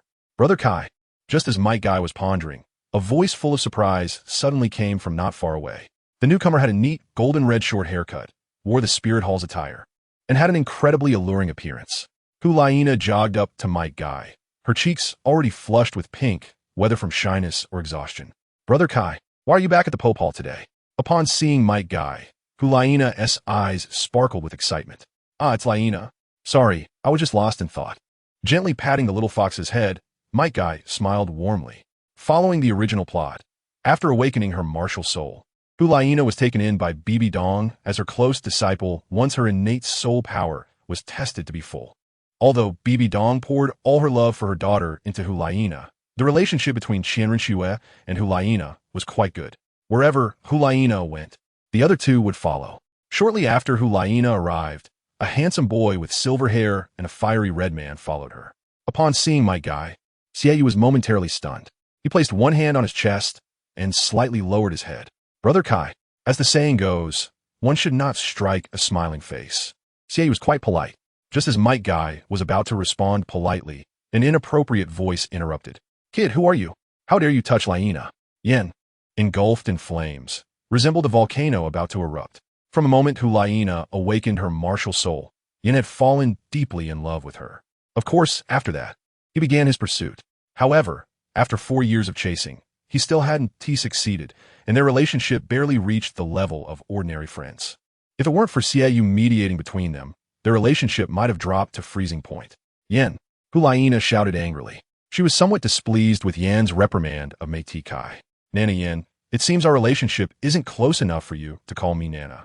At that moment, Laina was also cold, looking at Yin as if warning him. Even Xiaoyu, who usually managed to calm their emotions, was indifferent at this moment. Yan's face was as dark as if he had eaten something bitter, his fiery eyes fixed on Mei Kai. There had been a rumor in the Wuhuan temple many years ago about a person without a martial soul and soul power who could meet the Pope without kneeling. The most notable feature of that person was the wrist guards on their arms and legs. Currently, only 7 offerings and Dong knew about Mei Kai's body cultivation. It was not surprising that Qian Renxue, who had grown up with him, knew as well. Since he often took Qian Renxue to play with Laina, Mei Kai's body cultivation had become an unspoken secret between them. Xiaoyu had some understanding of it, but believed that the path of body cultivation wouldn't go far. These misunderstandings arose mainly because Mei Kai didn't usually show his strength. Since his physical quality broke through 5 points, he had stopped all training programs. The hellish body refining training from the golden crocodile Douluo and the special combat training from the other offerings had all ceased. After being reprimanded by Laina, Yan's anger burned even more fiercely. He wanted to fight. Pointing at Mei Kai, who was protected by Laina, Yan said disdainfully, Kid, do you dare to fight me in a soul duel? Whoever loses will have to stay away from Nana from now on. Yan. As soon as Yan's words fell, Laina reprimanded him again. What is our relationship? Who are you to control me? Yan completely ignored Laina's reprimand, pointing at Mei Kai again. If you're still a man, then don't hide behind a woman. Mei Kai maintained a gentle smile despite being scolded by this 9-year-old brat. Sorry, Nana is not something that can be used as a bet. As soon as these words came out, Yin was rendered speechless, and his face, which had turned red from releasing his martial soul, twisted even more. However, regarding your soul duel request, I agree. Mei Kai's eyes narrowed slightly. Ever since Qian Renxue wanted to meet Dong alone, he had been holding in a lot of anger. This was a good opportunity for him to vent. After Xiaoyu and Laina exchanged glances, they left the square, leaving the duel arena, which covered over 1,000 square meters, to the two of them. Brother, you should spend less time with Yan in the future, Laina said suddenly. This left Xiaoyu beside her stunned. He and Yin could be considered good friends and rivals. In their first year at the Wuhuan Academy, only Yin could spar with him. Meanwhile, in the duel arena, the flames on Yin burned even more fiercely. Behind him, a menacing fire monster appeared. Yin, Martial Soul, Flame Lord, level 21st Ring Soul Master. When Yin revealed his level, Xiaoyu below murmured, wasn't he just level 19 2 days ago? He actually broke through to level 20 in just 2 days. This morning, as soon as he got up, Yin discovered that his soul power had broken through. Overjoyed, he wanted to tell Laina the news immediately. Unfortunately, when he found Nana, he saw someone petting his goddess's head. He had already released his martial soul, but the other party remained unmoved. This behavior was like pouring a bucket of gasoline on a burning fire. Kid, aren't you going to summon your martial soul? Mei Kai stretched his muscles and said, Martial soul? That kind of trash is useless to me. As soon as he said this, Yin was already able to confirm the identity of the other party. He was the arrogant kid who didn't kneel before the Pope, even without a martial soul or soul power, apart from having a slightly better appearance. He was full of flaws. Bang! Yin punched down towards the ground, and the originally solid martial soul plaza turned into a bubbling magma in one area. First soul skill. Hell, Magma Rush. The magma, materialized by soul power, clung to his arm. Then let's use half of my strength. Bang! Just as Yin was about to launch his attack, he felt a sharp pain in his chest, and then he lost consciousness, his body flying toward a nearby pillar. Yan's body crashed heavily into the distant stone pillar, causing a crack in the granite column.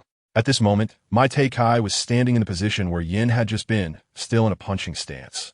It seemed that half of my strength was still too much. With one punch, he ended the fight. Although it wasn't satisfying, Mei Kai had vented all the anger he had inside. From this perspective, Yin was still somewhat useful. After the battle ended, Hulaina and Xiaoyu also jumped in from the stands. Hulaina clung to my Kai like a little fangirl. Xiaoyu wanted to check on Yan's current condition. After all, he was a close combat soul master, and his martial soul, the Flame Lord, had a huge enhancement on the physical body. However, just from the power of that punch and the subsequent damage, it seemed Yin would likely be bettered in for a month. The battle here was over, and the duel between the two in the Pope's Hall was also coming to an end. I promise you, I will go to the Heaven Do Empire to carry out the undercover plan. Qian Renxue let out a long breath. This was the first time in her life that she made a decision for herself. With a bang, the door of the Pope's Hall was heavily kicked open. At this moment, Kai's eyes were almost spitting fire, while Hulaina stood beside him in confusion. Who am I? Where am I? Didn't Brother Kai say he was coming to meet His Holiness the Pope? Why did he kick the door open directly? Don, you've crossed the line. At this moment, Kai was almost furious. Can't he just train properly? Why does he have to go to that so-called Heaven Do Empire to implement an undercover plan? Not only does it delay the training progress, but if it fails, all those years of youth spent undercover would be wasted.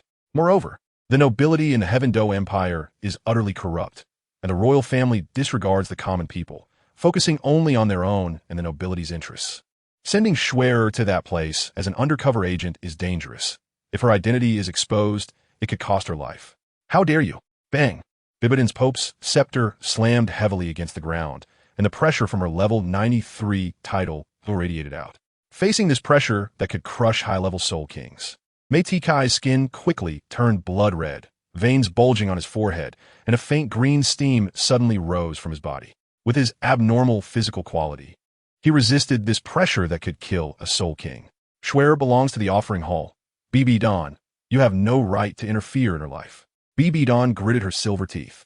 Due to the Rusalka God test, her soul power had been sealed by 30. Now, even with the pressure of level 93, she couldn't maintain it for long. This is the Pope's Hall, not a place for you to run wild. She wanted to use her identity as Pope to suppress him. But unfortunately, Kai was not just a member of the Offering Hall anymore. Don, I am the law enforcement elder of the Spear Hall, and I have the right to intervene in all matters of the Pope's Hall. Once these words were spoken, even Don could no longer maintain her calm demeanor.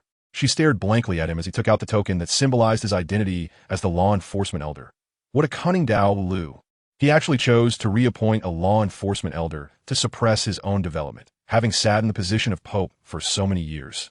Don was naturally very familiar with the identities of those elders in the Spear Hall. This law enforcement elder, who hadn't appeared for over 600 years, was exactly within her knowledge. The appearance of the law enforcement elder also symbolized that the law enforcement hall of the Spirit Hall was no longer in a state of being leaderless. This move was an open scheme that had no solution. Even Don could only be angry about it. Chapter 14.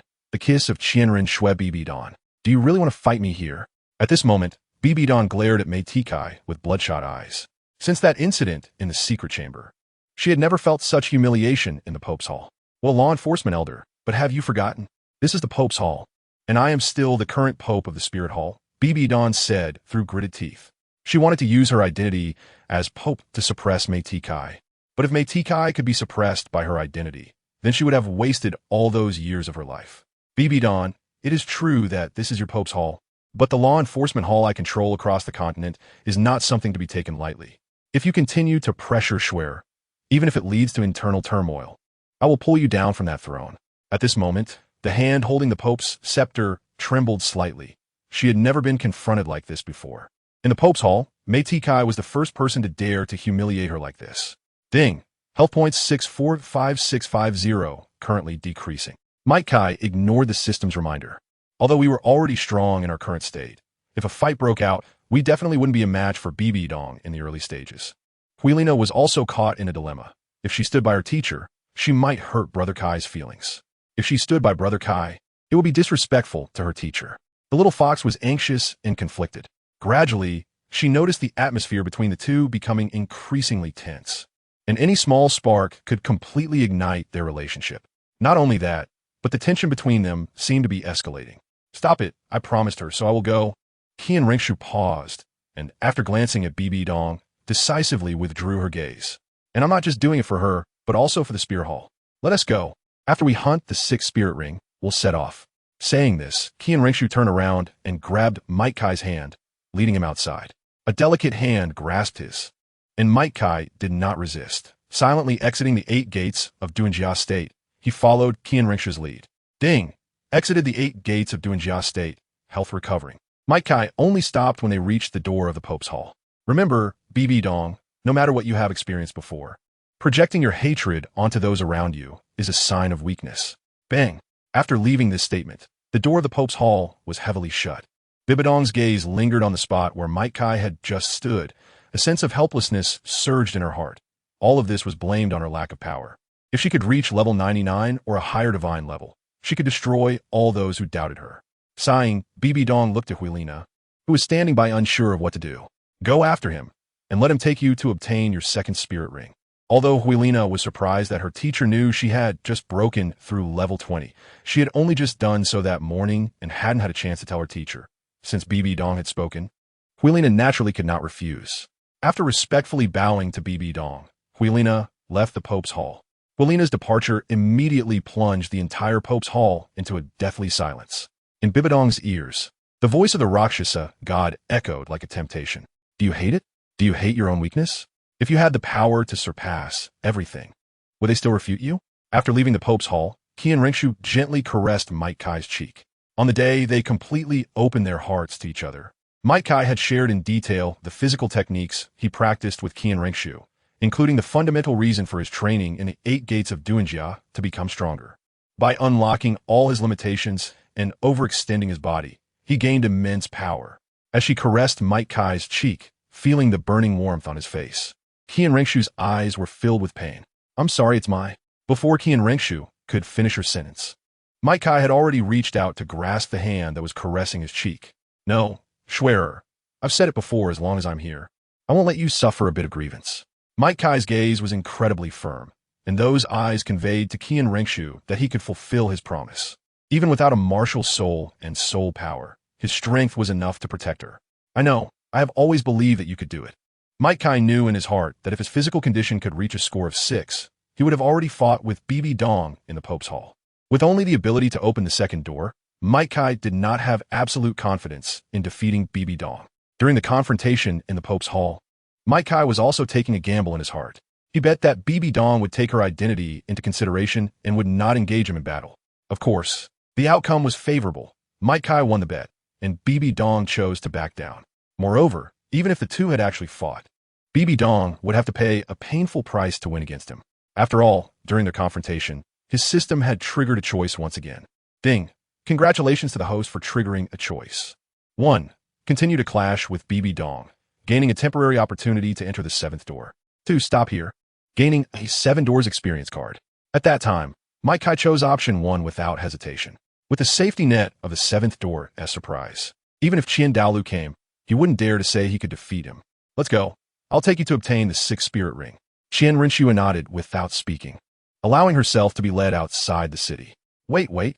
Just as the two had taken a few steps outside, Huilina came running after them. Wait a minute. It was only when she reached their side that Huilina leaned on her knees, breathing heavily. Qian Renxue found it a bit strange. Logically speaking, after being reprimanded by Might Kai, BB Dong should need comfort the most right now.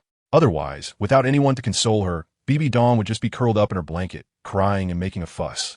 Feeling so pitiful, Might Kai touched his waist and took out a handkerchief from his storage soul guide, one end embroidered with a little fox. This handkerchief was given to him by Huilina when she awakened her martial soul. Handing the handkerchief to her, Might Kai changed to a gentle tone. Why is the little fox so tired? Hearing his teasing, Huilina's face turned completely red. Oh, Brother Kai, don't call me little fox. Huilina stomped her foot, pouting in anger. In response to Huilina's seemingly spoiled warning, Might Kai simply rubbed her little head. All right, little fox. I definitely won't call you little fox anymore. As soon as he said this, Huilina's face flushed red once again. Watching the two tease each other, the gloomy mood that had hung over them in the Pope's palace disappeared at that moment. Qian Renxue smiled and said, Nana, aren't you going to accompany your teacher? After all, Huilina decisively ignored the bad man and returned the handkerchief embroidered with the little fox, saying, I'm level 20 now. The teacher said I could go hunt for soul rings with you guys. Qian Renxue was not surprised by Huilina's breakthrough. The spirit hall was full of geniuses. Some people might never break through to level 20 in their lifetime, while Might Kai, who lacks soul power, could still keep up with them. And Hulaina, who had already broken through to level 20 at just 10 years old. Turning back to take a deep look at the Pope's palace, Qian Renxue pulled the two of them and continued to walk outside. Let's go. Since that woman is at ease letting you come along, then let Kai help you find your second soul ring. Qian Renxue decisively chose to give this opportunity to Might Kai, who twitched the corner of his mouth. Alaricht, Xue. I just stood up to the Pope for you, and now you won't even call me brother, huh? Might Kai wanted to strike a blow against his opponent, but he could clearly sense that Qian Renxue was not in a good mood at the moment. All the indifference and cheerfulness she displayed were merely pretenses. The indifference shown by his mother was exactly the same as his experience in his past life, when he was called a Kai. However, the current him had taken on the name Might Kai and would live in this world with a new identity. Douluo Forest. As soon as they entered the forest, the entire area gave off a dark and damp feeling. The towering ancient trees blocked out the sunlight, making it difficult to see the sky even if one looked up. Renowned as the #1 soul beast forest in Douluo Continent, the Douluo Forest was known to have two 100,000-year soul beasts residing within it. Nana, have you decided which soul beast you want for your second spirit ring? This was Might Kai's first time bringing Hulaina to obtain a spirit ring, while Qian Renxue's fifth spirit ring was obtained with his help. It was a 30,000-year holy winged beetle, a soul beast with extremely strong defensive capabilities. However, even a 30,000-year soul beast skilled in defense could still have its defenses shattered by Might Kai in a sealed state with a single punch. Hulaina thought for a moment, recalling the types of soul beasts their teacher had told them about in the Spirit Master Academy. Her martial spirit leaned towards charm and control, so her choice of soul beast should also be more inclined towards the spiritual type. Brother Kai, I just need a spiritual soul beast close to 700 years old. As for me, I want a 50,000-year heavenly spirit horse. A 700-year spiritual soul beast was relatively easy to find, but the 50,000-year heavenly spirit horse that Qian Renxue wanted was a bit more challenging. According to the records in the Spirit Hall's library, the heavenly spirit horse possessed attributes of holy light and flames, and its multiple elemental attributes indicated that it was a troublesome beast to deal with. Ding! Choice triggered. 1. Help Qian Renxue find the heavenly spirit horse. Reward, 10 attribute points. 2. Persuade Qian Renxue to choose another soul beast. Reward, 10 attribute points. Might Kai decisively chose option 1 in his heart. Although the heavenly spirit horse was difficult to find, its habitat was still relatively easy to identify. Moreover, its multiple elemental attributes made it a target for a dark demon evil god tiger that had its eyes firmly set on the population of heavenly spirit horses. Thus, the three of them searched the Douluo Forest for an entire afternoon, but still found nothing. Finding a suitable soul beast was never that simple, so they were not too discouraged. Might Kai took out 2 tents from the storage soul guide at his waist, looking at the 2 unopened tents in his hands. He scratched his head a bit awkwardly and said, "Sorry, Nana, I didn't consider that you also needed to obtain soul rings, so I only brought 2 tents. However, I'll keep watch tonight, so you two can rest well. If we find a soul beast tomorrow, you'll need to be well rested." The 2 women sat around a campfire, and on the wooden rack in front of them were several soft-boned rabbits they had caught during the day. In the Douluo Forest, being able to eat roasted rabbit meat, there shouldn't be many hunting teams that are as carefree as they are. After they had eaten and drunk enough, the 3 of them greeted each other, and the 2 women went into their respective tents. This left Might Kai sitting alone by the campfire, the flames illuminating his face. Gradually, he found it rare to empty his mind. Half an hour later, a steady breathing sound came from Hulaina's tent. Clearly, Hulaina had already fallen asleep. Just as Might Kai thought Qian Renxue was also asleep and was about to get up for a round of physical training, he saw Qian Renxue just pulling open the tent and stepping out. Seeing Qian Renxue come out, Might Kai naturally couldn't continue with his training. "What's wrong? Can't sleep?" He quietly watched as Qian Renxue approached him until she pressed her warm body against him. "Hey Kai, hold me tight." Qian Renxue buried her little head into Might Kai's solid chest, feeling the intense beating of his heart, which gave her a sense of security. Slowly raising his hands, he wrapped them around Qian Renxue's waist, pulling her into his embrace. "Thank you for standing up for me today." Might Kai pressed his cheek against Qian Renxue's forehead, not allowing her to finish speaking. After shaking his head, he said, "You and I grew up together. Even old Qian has never said that to you.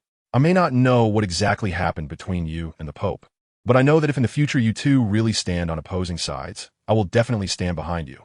As soon as these words were spoken, Qian Renxue's heart trembled suddenly, and her beautiful eyes quickly filled with tears. When they were children, Might Guy had promised that he would never let Qian Renxue shed a single tear. Therefore, seeing Qian Renxue's tearful expression, Might Guy instinctively wanted to reach out and wipe away her tears. But before he could act, Qian Renxue finally mustered the courage to suddenly lift her head and stand on her tiptoes. Mike's pupils suddenly widened as he felt the cool and sweet sensation between his lips, and for a moment, his entire mind fell into a brief stupor. Chapter 15. The Second Soul Ring, Their Relationship. Feeling the warmth from the kiss and the delightful aura emanating from Qian Renxue, Mike lost himself completely. His hands unconsciously lifted, slowly wrapping around Qian Renxue's waist. The two kissed passionately, as if they could set aside everything else at that moment, until pairs of eerie green eyes appeared in the Star-Doe forest at night, accompanied by howls of wolves that completely ignited the night. The howls interrupted the two who were lost in their own world. The good moment was broken, and Qian Renxue, like a cat whose fur had been ruffled, quickly produced a long sword gleaming with golden light in her delicate hands. Her eyes were filled with killing intent, staring at the wolves that were approaching them as if they were prey. Seeing Qian Renxue's angry expression, Mike brushed his lips with one hand, feeling the residual warmth, while the other hand pressed down on Qian Renxue's tightly clenched hand. "All right, Schwerer, don't be angry. And if I'm not mistaken, this group of wolves should be the kin of the Moonlight Wolf King."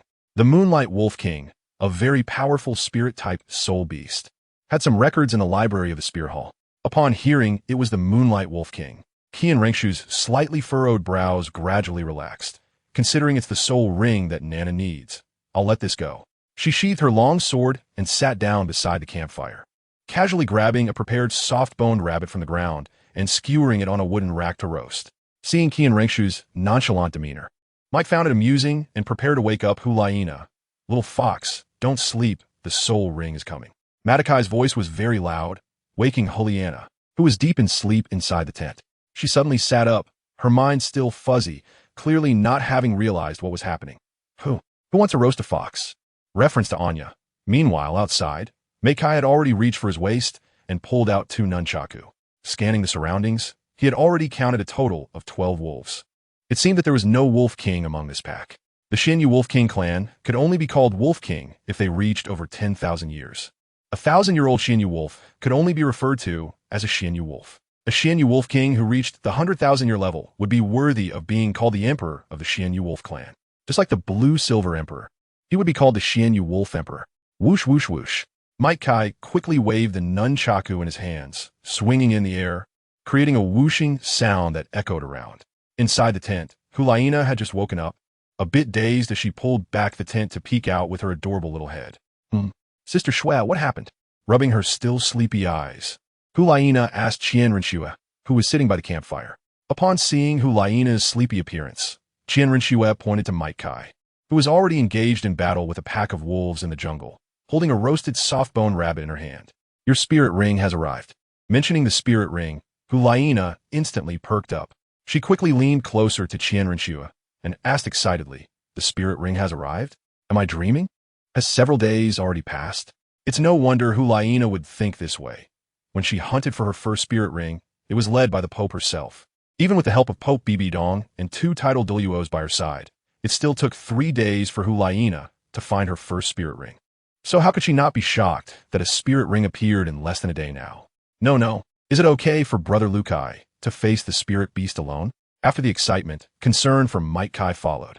Qian Renxue shrugged and threw a few more pieces of wood into the now smaller campfire. "No need to worry. Akai's strength is such that even an 85th level Soul Douluo is not his match. A pack of wolves that doesn't even have a 10,000-year Wolf King can't harm him."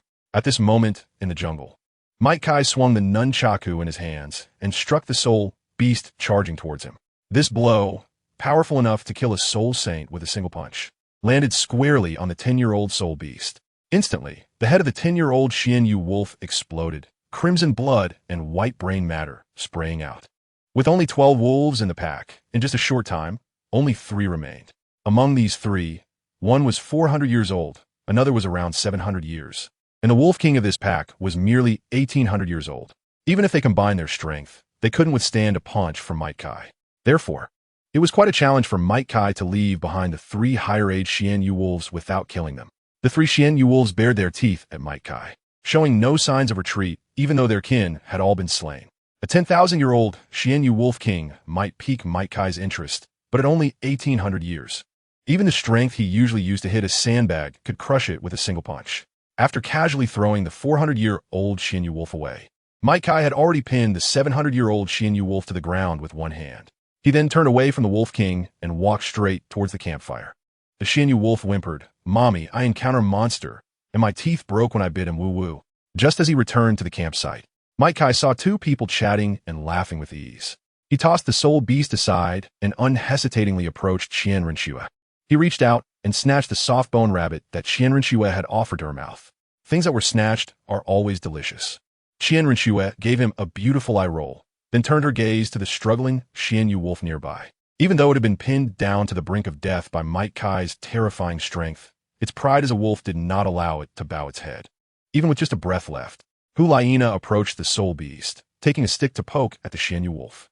Immediately, the Xian Yu wolf shot a fierce glare at Hulaina. "Brother Kai, is this my soul beast?" Mike Kai nodded without any doubt. "That's right.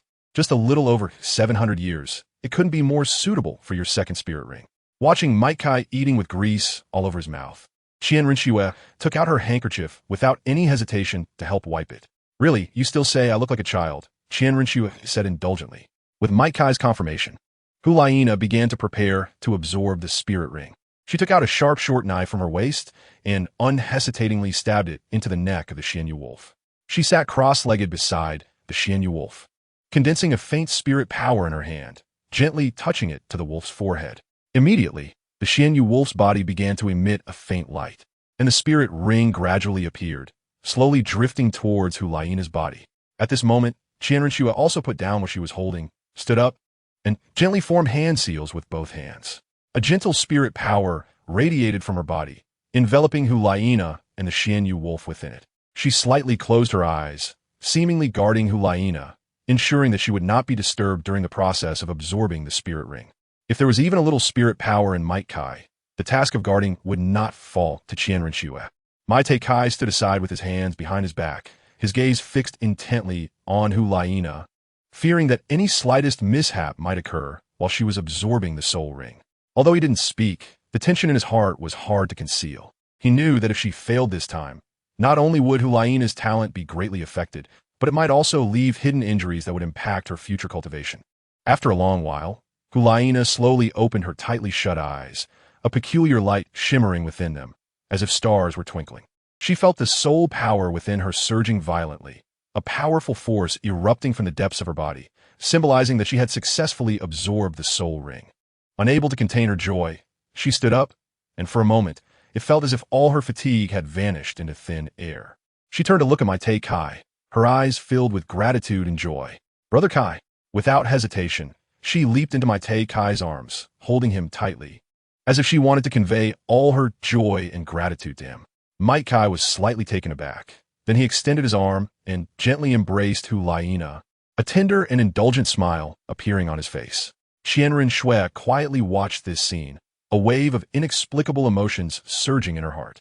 She pouted slightly, resembling a little hamster with its cheeks stuffed full of nuts, and a hint of subtle disappointment flashed in her bright eyes.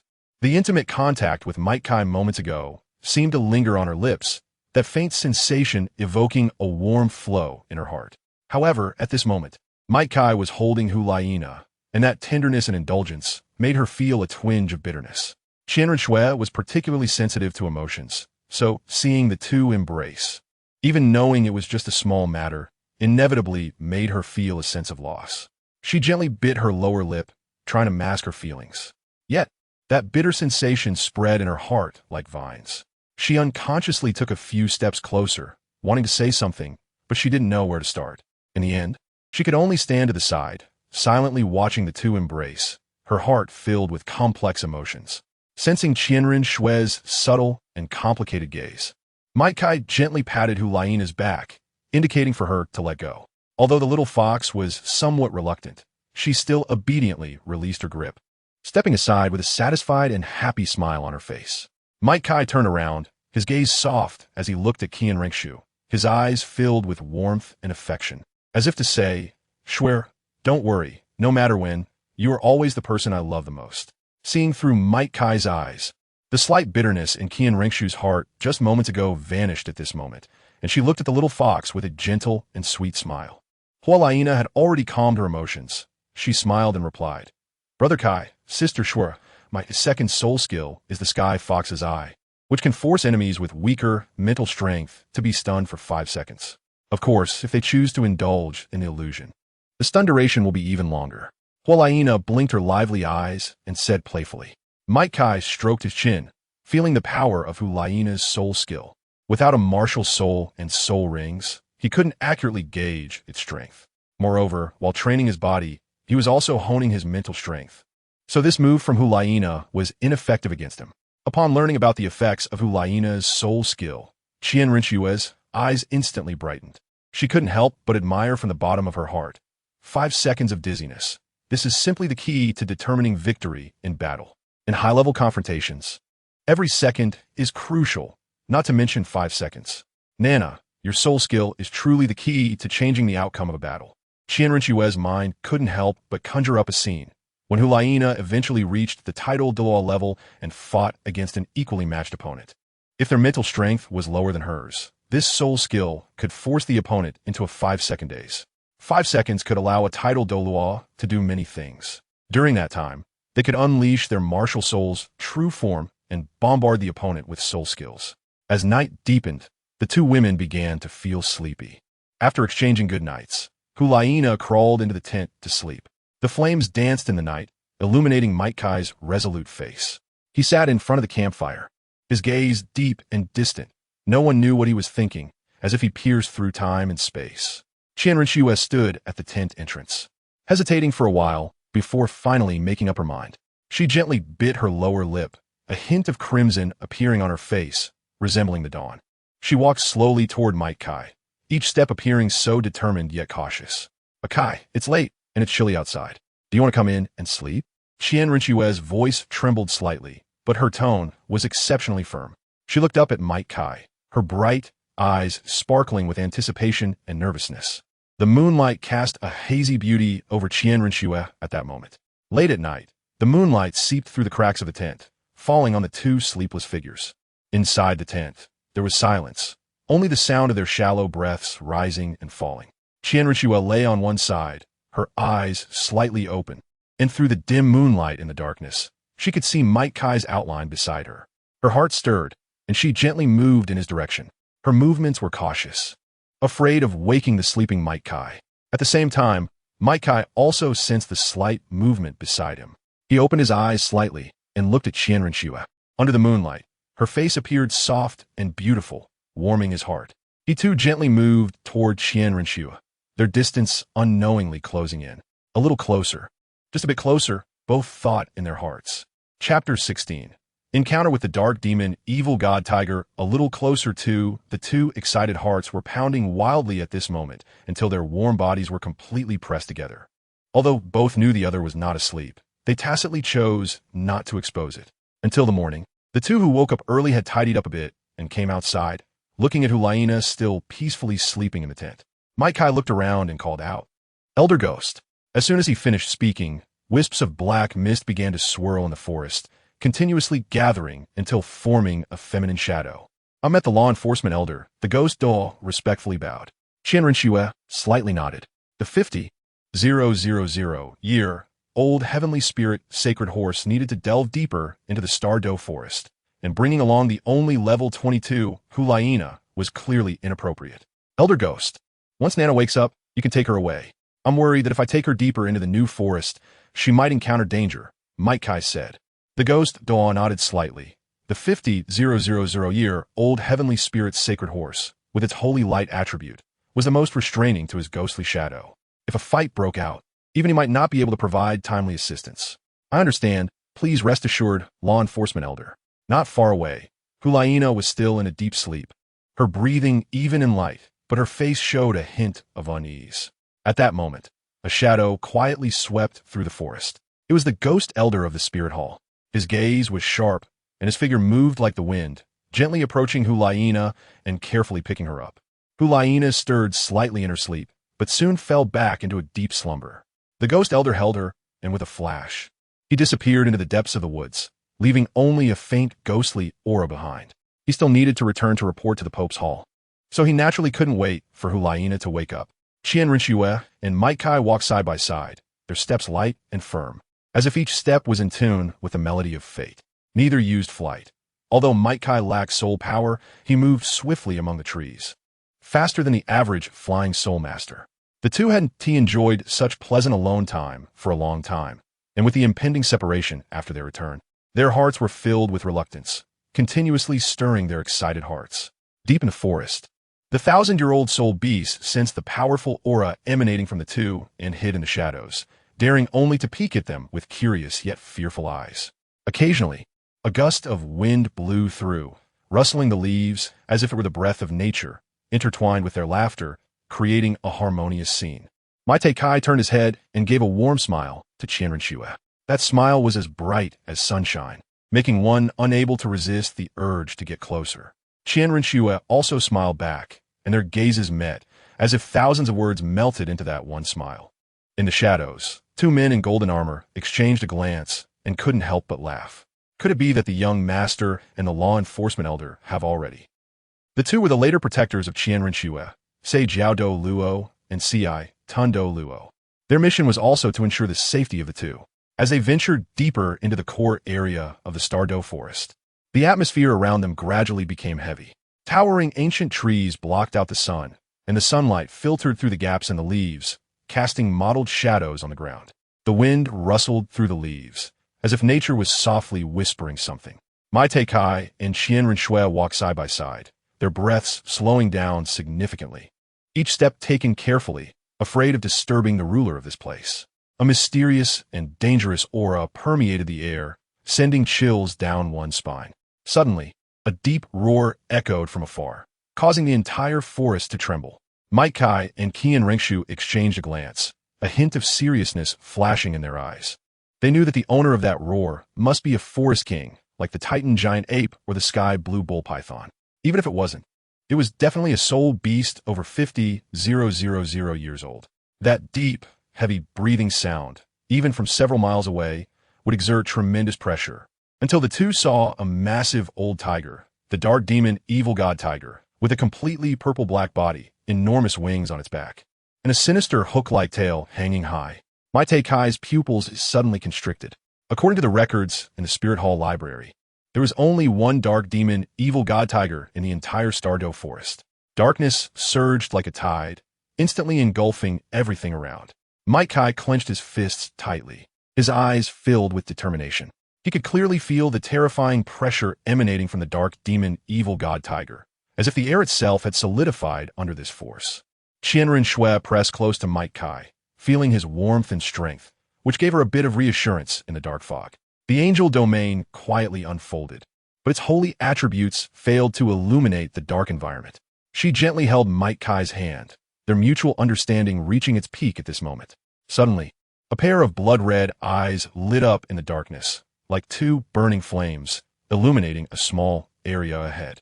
The dark demon, evil god, tiger slowly emerged, each step accompanied by tremors in the ground, as if the entire forest was shaking beneath its feet. Its massive form, with purple-black fur shimmering with a faint glow in the darkness, and the enormous wings behind it created a strong sense of oppression. The long, sharp fangs in its mouth would send chills down anyone's spine at just a glance. The appearance of the dark demon, evil god tiger, seemed to push the terrifying aura of the entire starry forest to its peak. The thunderous roar of the tiger exploded like thunder, instantly tearing Qian Renxue's angel domain into pieces. Light and darkness intertwined at this moment, forming a breathtaking scene. The gaze of the dark demon, evil god tiger locked on a Might Kai, its blood-red eyes flashing with a cruel and cunning light. It swung its massive evil god claw with its tail, instantly slicing through the air, emitting a piercing shriek as it rushed towards Might Kai. Might Kai's figure moved swiftly to evade, but the speed of the dark demon, evil god tiger was even faster, almost touching him when the space suddenly rippled. The figure of the dark demon, evil god tiger disappeared before his eyes, leaving only emptiness. Qian Renxue exclaimed, "It disappeared." She had also felt the spatial fluctuation just now. A soul beast powerful enough to tear apart space was indeed worthy of being the dark demon, evil god tiger, possessing the ultimate darkness. Her angel domain was torn apart in an instant when it clashed with its evil god domain. The figure of the dark demon, evil god tiger, flickered like a ghost in the darkness, and it instantly appeared behind Qian Renxue, its blood-red eyes gleaming with greed and cunning. Qian Renxue felt a chill behind her, and before she could react, the sharp tiger claw had already cut through the air like lightning, aiming for her back. At this critical moment, Matakai's figure surged forward like a cheetah, green steam erupting from his body, a symbol of him opening the 8 gates of Douluo.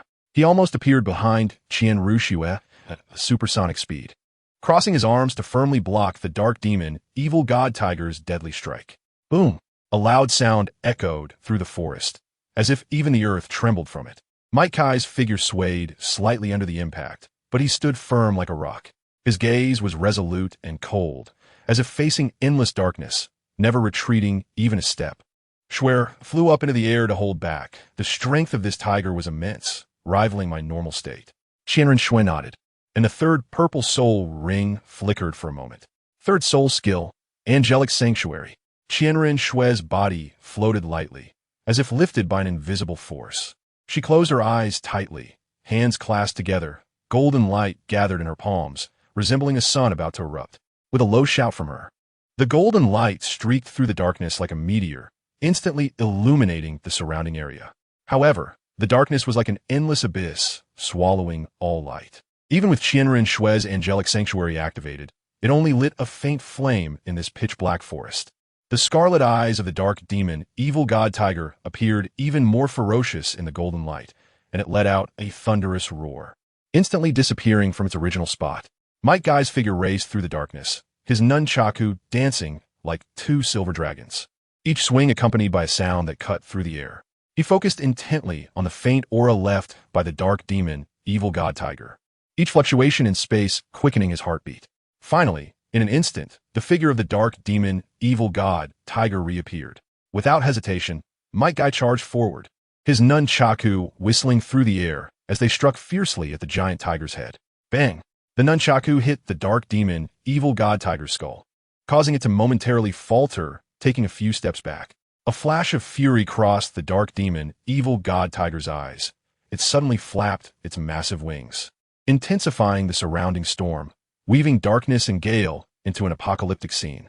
It let out a low growl, filled with anger and disdain, as if it were opposing the sacredness of the entire world. Suddenly, it flickered and vanished from its spot, leaving only a distorted wave of spatial fluctuation. Kai's expression was grave. He was acutely aware of the cunning and power of this old beast and dared not relax for a moment. He gripped his nunchaku tightly, fully concentrating on the flow of air around him, trying to capture the scent of the dark demon, evil god tiger. At that instant, the dark demon, evil god tiger reappeared, its figure flickering like a ghost, with a cruel light flashing in its blood-red eyes. It swung its massive claws, creating a gust of wind that tore through the air, charging directly at Kai. He dodged this deadly strike with a swift movement, but he felt a powerful force erupting from the dark demon, evil god tiger, as if it would tear apart the entire space. Seeing the tiger's attack coming like a tidal wave, a glimmer of determination flashed in Kai's eyes. He took a deep breath, his muscles tensed, as if he were gathering all his strength in that moment. Just as the tiger's claws were about to touch his body, Kai suddenly let out a low roar. His feet stomped the ground, and he charged towards the dark demon, evil god tiger like a cannonball. He held his nunchaku tightly, the weapon whistling through the air, drawing a sharp arc. With a loud bang, Kai's nunchaku collided fiercely with the dark demon, evil god tiger's claws in midair, creating a powerful shockwave. The surrounding air seemed to be torn apart by this force, forming a vacuum zone. At the moment of impact, the green steam around Kai intensified, and the veins on his forehead, which had already been bulging, became even more pronounced. 8 gates Douluo, 6th gate, open. 5th soul skill, Angel's Punishment. With a low roar from Kai, his figure shot forward like a fired cannonball, enveloped in green steam and endless momentum, launching an attack against the dark demon, evil god tiger that could kill a 92nd level tile.Not in an instant. At this moment, Qian Renxue was equally unwilling to back down. She gripped tightly the angelic holy sword formed by her soul power, which radiated dazzling light in the night sky. Under Qian Renxue's control, the holy sword rapidly expanded, transforming into a massive light sword several dozen meters long, its blade shimmering with golden divine light, as if it could purify all darkness in the world. Qian Renxue leapt into the air, carrying this golden holy sword, and rushed towards the dark demon, evil god tiger, which was locked in a standoff with my Kai below. The dark demon, evil god tiger, sensed this holy and powerful aura, and a flicker of fear flashed in its eyes.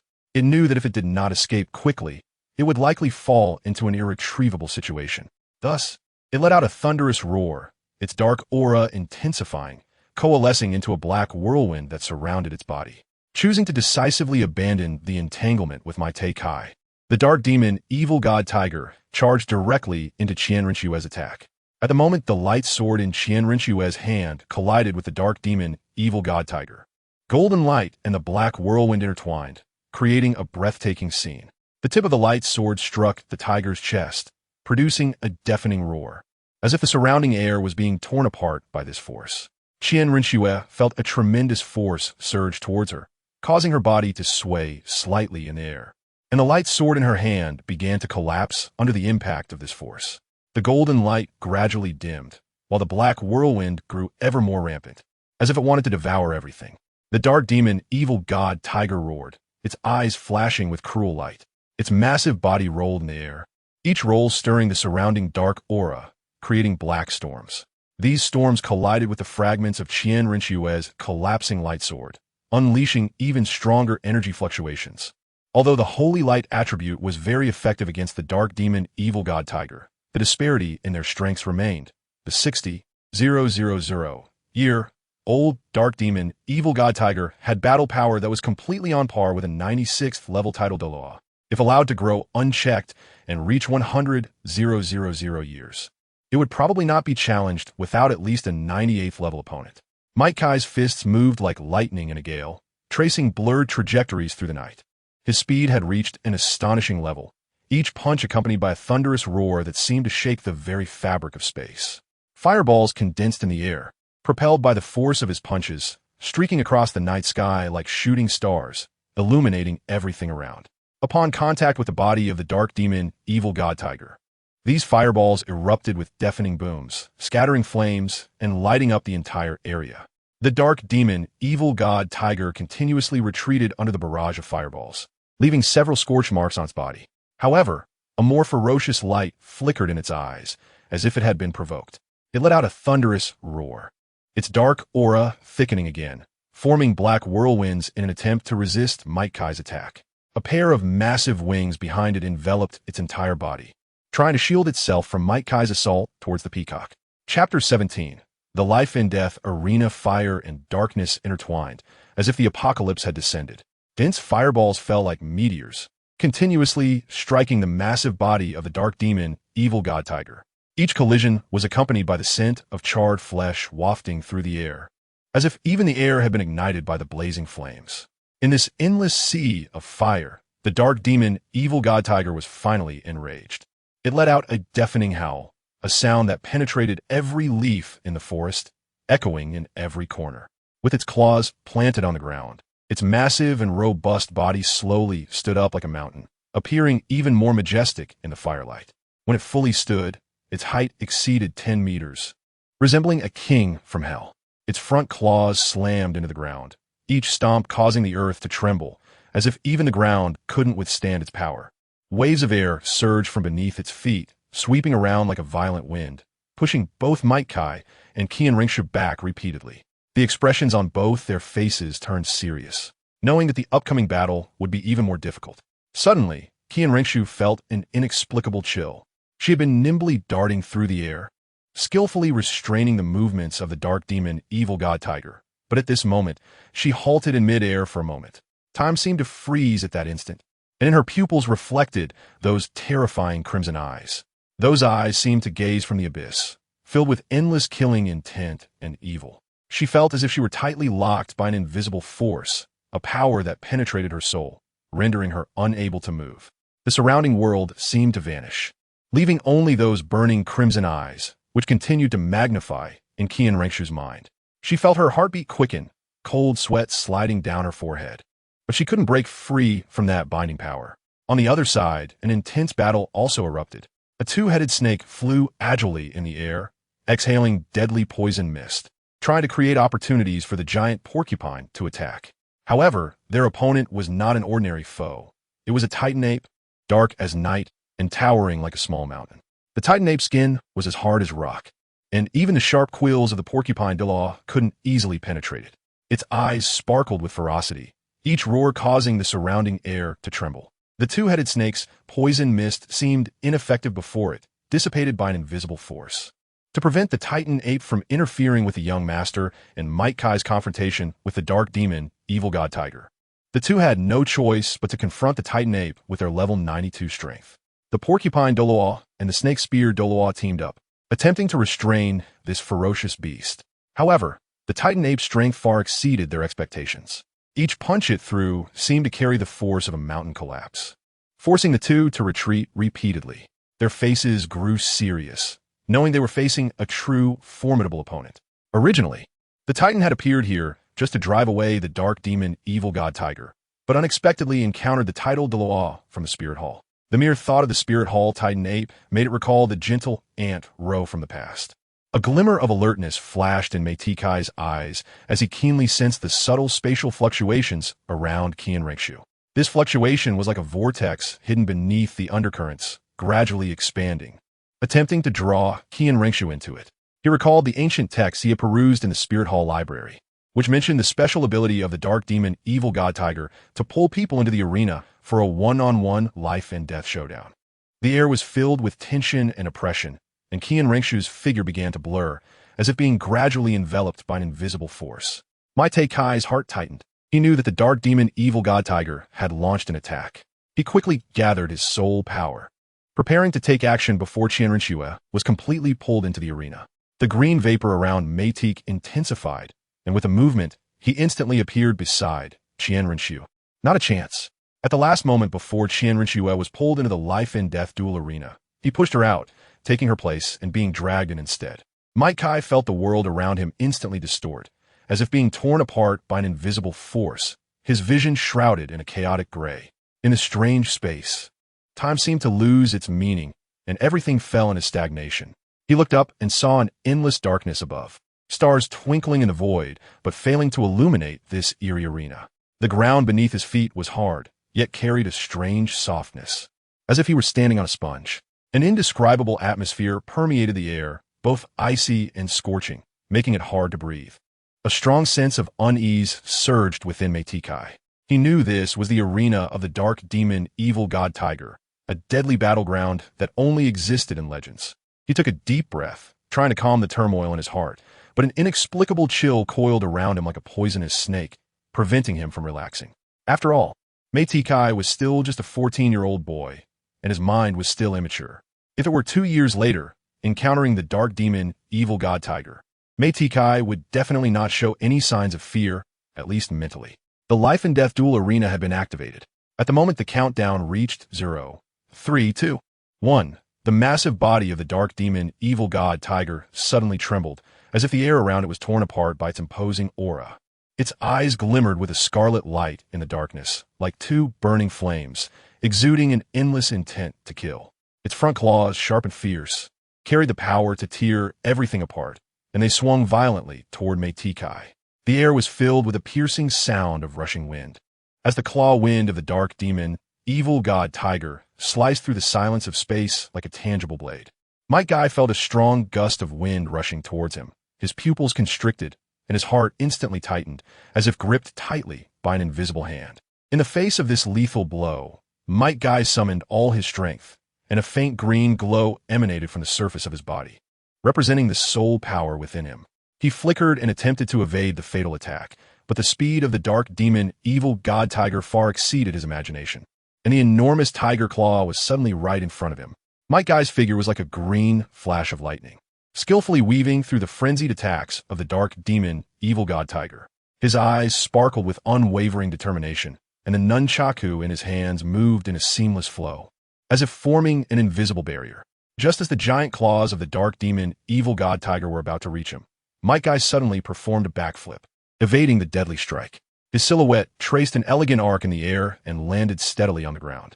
The moment he touched down, Might Guy showed no hesitation, gripping the nunchaku tightly, and shot towards the dark demon, evil god tiger like an arrow.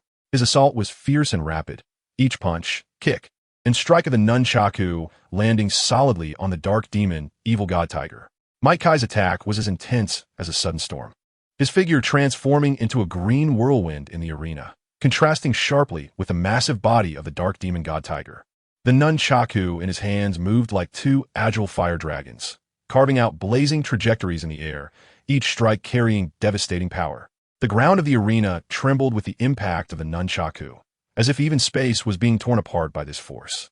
Although the dark demon god tiger was large, it was forced to retreat repeatedly under Might Guy's relentless assault, its eyes flickering with uncertainty. At this moment, Might Guy seemed to embody the god of war on the battlefield, his gaze resolute and cold, every movement filled with determination.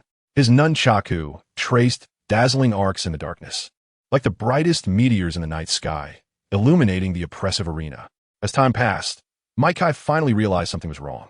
He had exited the sixth gate state, and now he could hardly maintain even the fifth gate, while the changes in the dark demon god tiger were even more significant, its size having begun to shrink severely compared to before.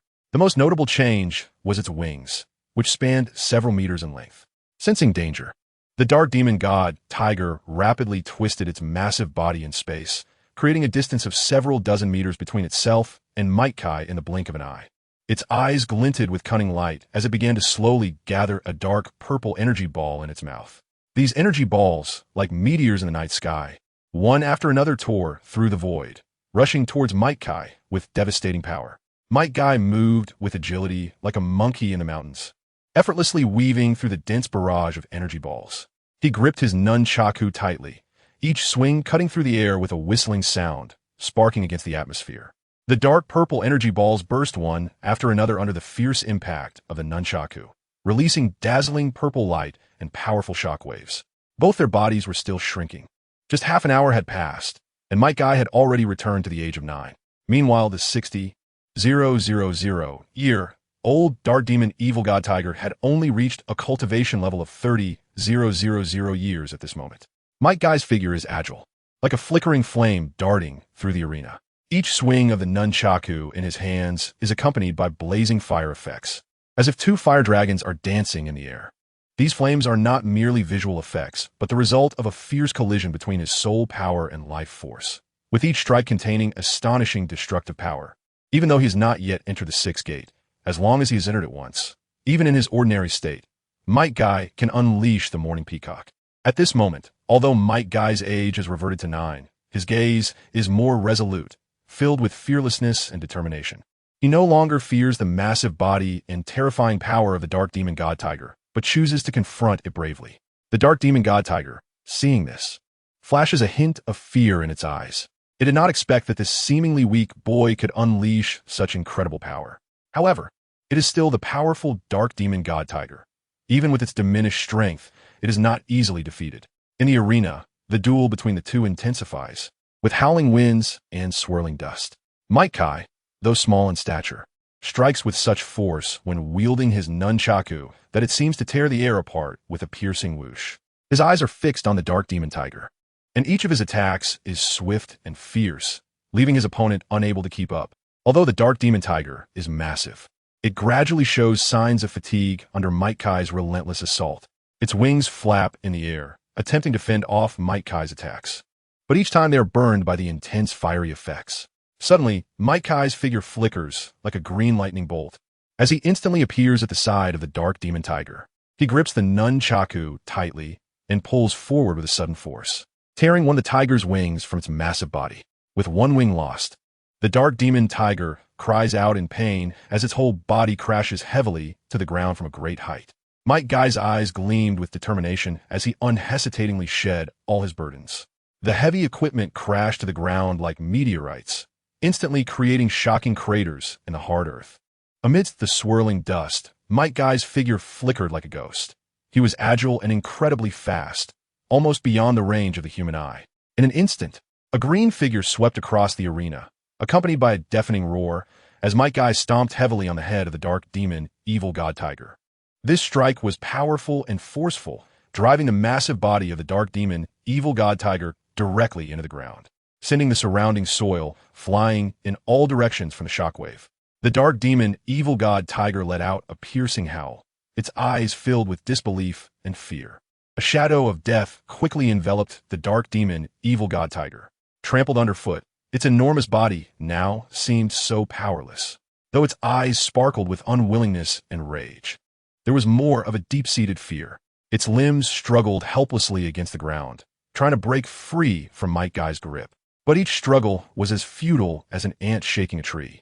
The head of the dark demon, evil god tiger, was deeply pressed into the soil, with the surrounding earth continually compressing under Might Guy's feet, forming tiny cracks. Blood trickled from the corner of its mouth, mixing with the dirt to create a glaring red. Its body trembled, and each tremor seemed to send shivers through the surrounding air. The impact had dislocated the dark demon, evil god tiger's brain. Yet the instinct to survive drove it to resist. Its body gradually became weaker under Might Guy's foot, and the light in its eyes dimmed with each struggle, each movement resembling a final, desperate gasp for life. Might Guy stood there, his feet as solid as rock, his gaze cold and resolute, as if able to pierce through all obstacles. The wind around him seemed to have stopped flowing, and the entire arena fell into a deathly silence. Only the faint sound of the dark demon, evil god tiger's breathing and the slight tremor of the ground echoed in the air. The head of the dark demon, evil god tiger had been completely pressed into the ground, leaving only a pair of desperate eyes and a mouth full of dirt. Blood continuously oozed from the corners of its mouth, mixing with the dirt to create a grim picture. Its limbs struggled weakly in the air, each lift seeming to exhaust all its strength. Ding! The system begins to interfere with the rules. Interference successful has exited the death arena state. Chapter 18.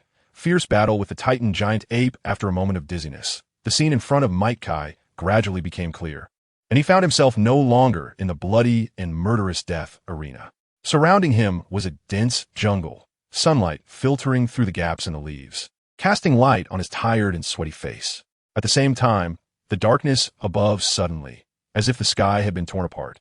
Immediately after, a shadow rapidly fell, accompanied by a deafening roar as the massive body of the dark demon, evil god, tiger, crashed heavily to the ground. The ground shook violently, dust flying up, enveloping everything around in a gray mist. Might Guy struggled to stand up and looked at the giant beast lying on the ground. The eyes of the dark demon, evil god tiger had lost their former ferocity. Its massive body now appeared so fragile, covered in dirt and blood, breathing weakly. The birds in the jungle were startled by the loud noise and fled from this battlefield that had just been filled with conflict. Might Guy's heartbeat had not yet calmed down completely when the sounds of new battles emerged from deep within the jungle. He furrowed his brow, ears perked up, trying to capture the distant fluctuations of combat. Suddenly, a strong wave of soul power surged from the left, as if an invisible wall had violently crashed into his perception. He quickly turned his head and saw chaos in the distance, with trees uprooted and dirt and stones flying everywhere in the fierce wind. At the center of the turmoil, three figures were locked in intense combat, each clash accompanied by deafening explosions. Might Guy had excellent vision. He could recognize the three powerful beings. Qian Renxue was dressed in a golden palace gown, ethereal like a fairy. Her first 5 soul skills streaked across the sky like meteors, each strike carrying a sharp chill. She was currently engaged in a life and death battle with the soul Douluo of the facing off against the Titan Great Ape. The Titan Great Ape's massive body loomed like a mountain, causing the ground to tremble beneath its feet, as if it could collapse at any moment. Although Qian Renxue's figure was graceful, her soul skills seemed so insignificant in front of such a giant beast. Golden light gathered in her hands, transforming into sharp sword energies. However, when these sword energies touched the Titan Great Ape's skin, they vanished without a trace, as if they had fallen into the sea. Qian Renxue's complexion gradually turned pale. She had clearly expended a significant amount of soul power. Meanwhile, the ensouled Douluos each unleashed their ultimate skills, attempting to restrain the rampaging beast. However, they soon realized that Qian Renxue's presence had become a burden. Whenever they tried to concentrate their firepower on the Titan Great Ape, Qian Renxue's soul skills would inadvertently disrupt their rhythm, causing their attacks to falter repeatedly. Furthermore, when the Titan Giant's attacks were directed at Qian Renxue, the two had to split their focus to protect her.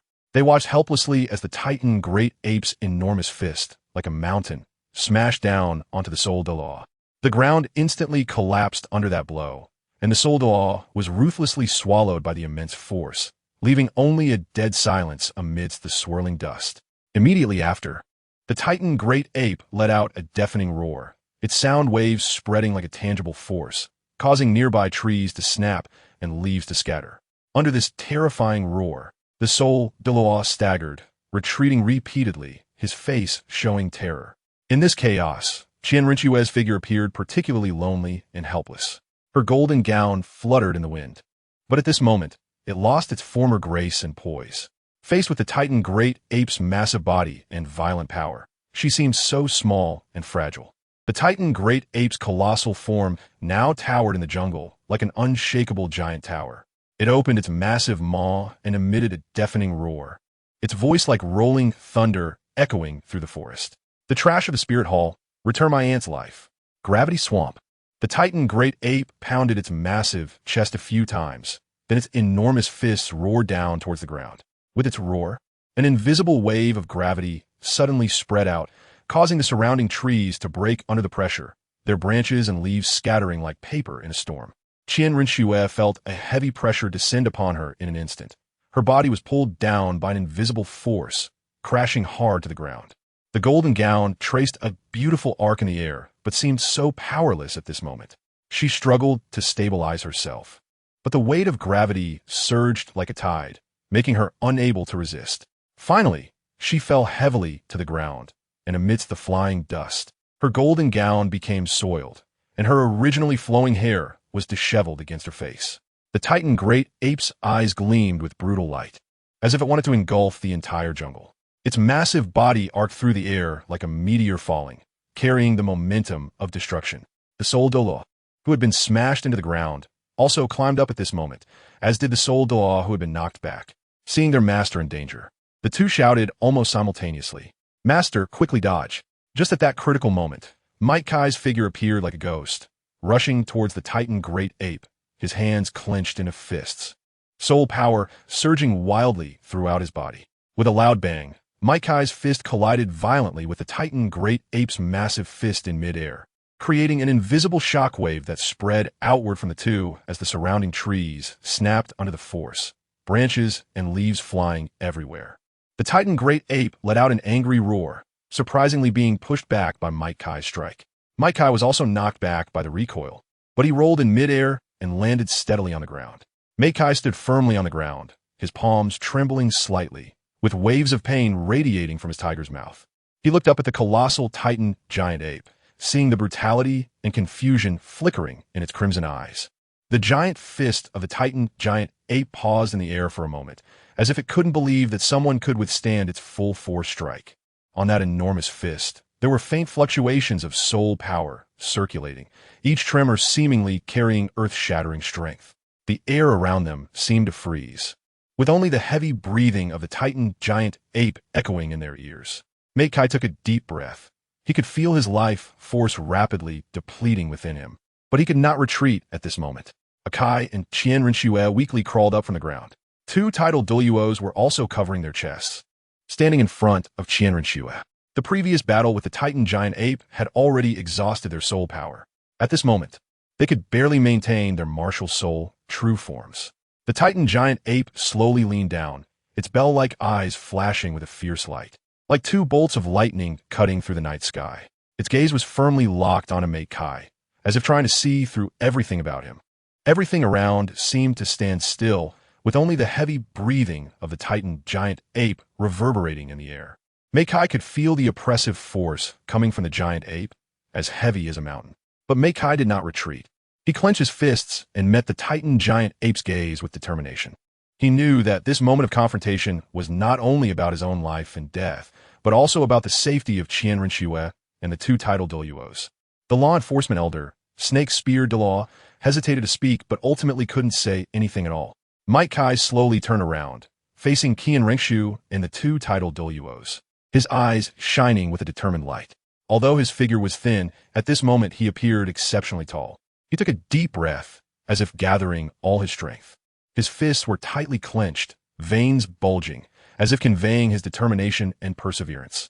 He slightly lowered his head, his gaze sweeping over the three of them, finally settling on Qian Renxue's face. A gentle smile curved at the corners of his mouth, as if telling her not to be afraid, for he was there. In that instant, time seemed to freeze, and only the figures of the four of them appeared exceptionally clear under the sunlight. Elders, take good care of Schwer. Leave the Titan giant ape to me. At this moment, Kai was surrounded by green steam, entering the Six Gates state again. And he was even more adept at it now. Qian Renxue wanted to say something, but at this moment, Kai had already engaged in battle with the Titan giant ape. The Titan giant ape, which had previously been able to suppress the three of them, was now showing signs of being suppressed by Kai. No, I have to help Qian Renxue bit her lip, her gaze resolutely fixed on the dying dark demon tiger. The sunlight slanted, casting the black patterns on the dark demon tiger's body into a more sinister light. But at this moment, in Qian Renxue's eyes, it was her only hope. She slowly got to her feet, her golden dress swaying gently in the wind. Though covered in dust, it could not hide her nobility and resilience. She put her hands together, and golden light slowly rose from her palms, signaling the start of her attack. Qian Renxue took a deep breath, her figure moved, charging towards the dark demon tiger like a golden meteor. Her speed was incredibly fast, as if racing against time. Behind her, golden wings slowly unfolded, like an angel descending to the world, bringing light and hope.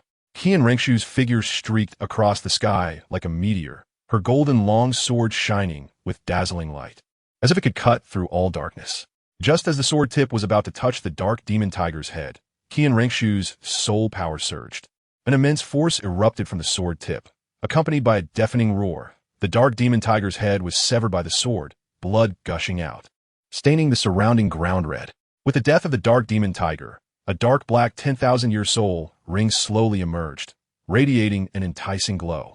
Qian Renxue did not give the snake spear Douluo and the spike porcupine Douluo any chance to react. She flashed directly above the soul ring, her golden wings gently flapping, as if isolating all disturbances. The angel domain opened, and without hesitation, Qian Renxue began to absorb this soul ring containing dark elements. The air around her seemed to ripple with her breath, and the golden wings gently flapped, stirring up fine dust. Behind Qian Renxue, the spiked porcupine Douluo and the snake spear Douluo looked grave, their gazes locked tightly on her, hands clenched, as if gathering strength to strike at any moment. However, facing Qian Renxue, who had already started absorbing the soul ring, they dared not act. They knew that if they interrupted Qian Renxue's absorption process, she would face the serious consequence of having her meridians destroyed. The two had thought about stopping her, but by the time they came to their senses, Qian Renxue had already begun to absorb the soul ring. Therefore, all they could do was help protect Qian Renxue. At this moment, Kai, who was fiercely entangled with the Titan giant ape, was already showing signs of fatigue. His eyes were bloodshot, sweat and dirt mixing to form small streams that flowed down his cheeks. With every punch he threw, he could feel the soreness in his muscles and the loss of vitality. He felt as if he was in a life and death arena, fighting the dark demon tiger for 3 days and nights. Although only a short amount of time had passed outside, the exhaustion was very real. Every attack from the Titan giant ape was like a landslide, shaking the ground beneath its feet. Kai gritted his teeth, relying on his tenacious will and firm belief to withstand the giant ape's fierce assault time and again. His figure weaved unpredictably on the battlefield, like a ghost that was hard to catch, but each appearance was accompanied by a more violent force. Health, 150,700, only 150 health points left. If the battle is not resolved soon, he will have to exit the 8 gates of Douluo State. Fighting the Titan giant ape in his normal form would be like an ant trying to stop a car or a fly trying to fly in a fire. Kai took a deep breath. As if lifted by an invisible force, he leaped high into the air. The sunlight shone on him, casting a long shadow that starkly contrasted with the massive Titan ape on the ground. His eyes sparkled with a resolute light, and his hands waved rapidly in the air, as if weaving some mysterious runes. As he moved his hands, a scorching aura began to spread through the air. Fireballs gathered and took shape within the shadows of Kai's fists, streaking across the sky like shooting stars, accompanied by howling winds and waves of heat. Densely flying towards the Titan ape, the fireballs traced brilliant trajectories through the air, contrasting sharply with the titan ape's enormous body. They raced through the air like burning flames, distorting the surrounding air with their heat. When the fireballs collided with the titan ape's gigantic palm, they erupted with a deafening roar and dazzling light, as if they were about to engulf the entire battlefield. Towards the peacock, Mike's fist danced in the air like a blazing phoenix in the flames. His arms moved like a sudden storm, each punch accompanied by the birth of fireballs, weaving into a sea of fire that poured down upon the titan ape. The fireballs fell like a meteor shower, enveloping the massive body of the titan ape. The giant roared in fury, but the relentless barrage of fireballs severely disrupted its attack rhythm. The explosions of the fireballs echoed continuously, intertwining with the ape's roars to create a tragic symphony. The entire battlefield seemed to be engulfed in flames, with the intense heat hitting the face, making it impossible to look directly. Mike Guy's figure flickered in the sea of flames, as if he had become the master of this inferno, each punch carrying destructive power. The titan giant ape's eyes glimmered with anger and resentment in the reflection of the fireballs. It crossed its massive arms, its giant palms covered with hair as tough as rock, seemingly capable of withstanding all attacks in the world. However, just as it prepared to gather strength for a counterattack, a sudden roar from deep within the forest struck the battlefield like a thunderclap. This low and terrifying bellow seemed to transcend time from ancient eras, carrying endless majesty and a sense of oppression. The titan giant ape looked at Mike Guy with reluctance, then turned and fled without looking back. Chapter 19. Qian Renxue's sixth soul skill. The titan giant ape's enormous body vanished like a mountain at the edge of the forest, leaving behind silence. Mike Guy took a deep breath, as if to inhale all the tension and fatigue into his body, then expel it with his exhalation.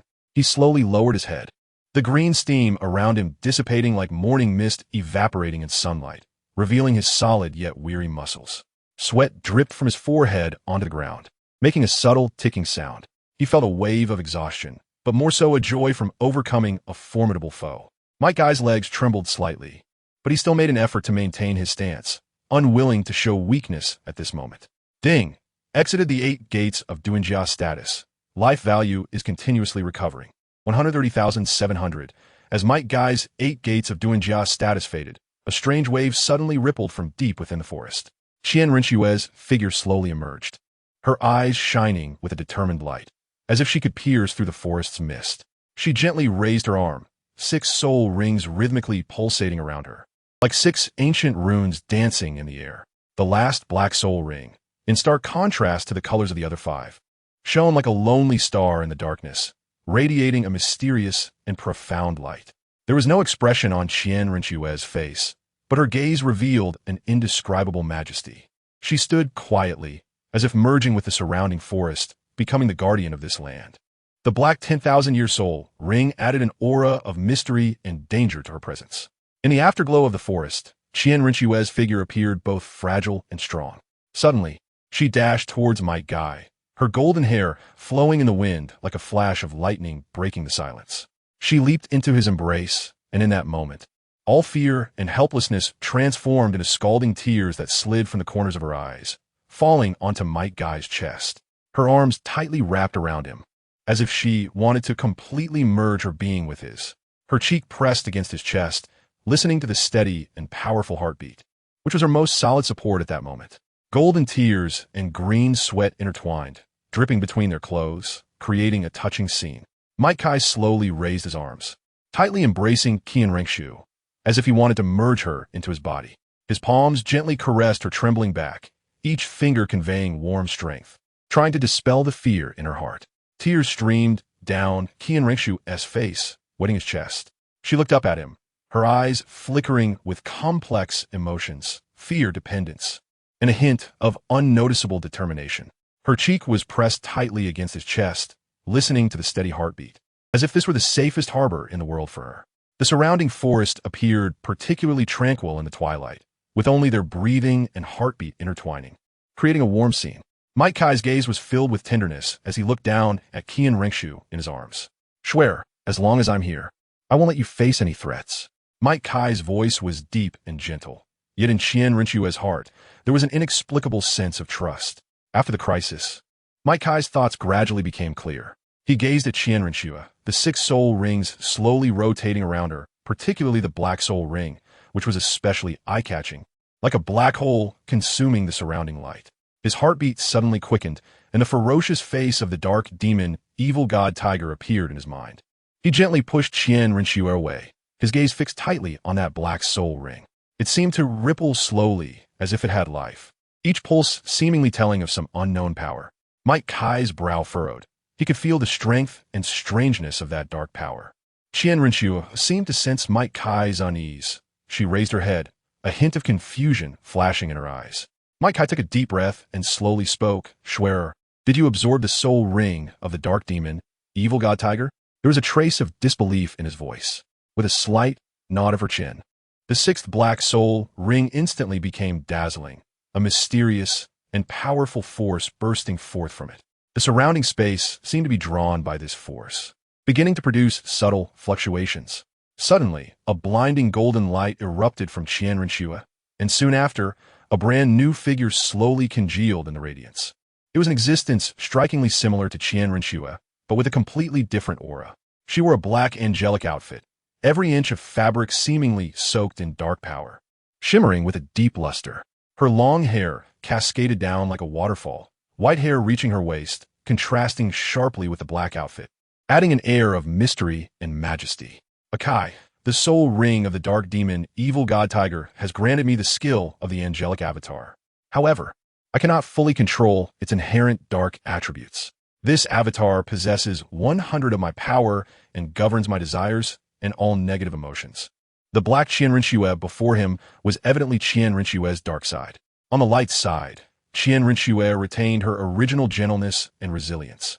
Golden light swirling around her, as if a divine angel had descended to the mortal realm.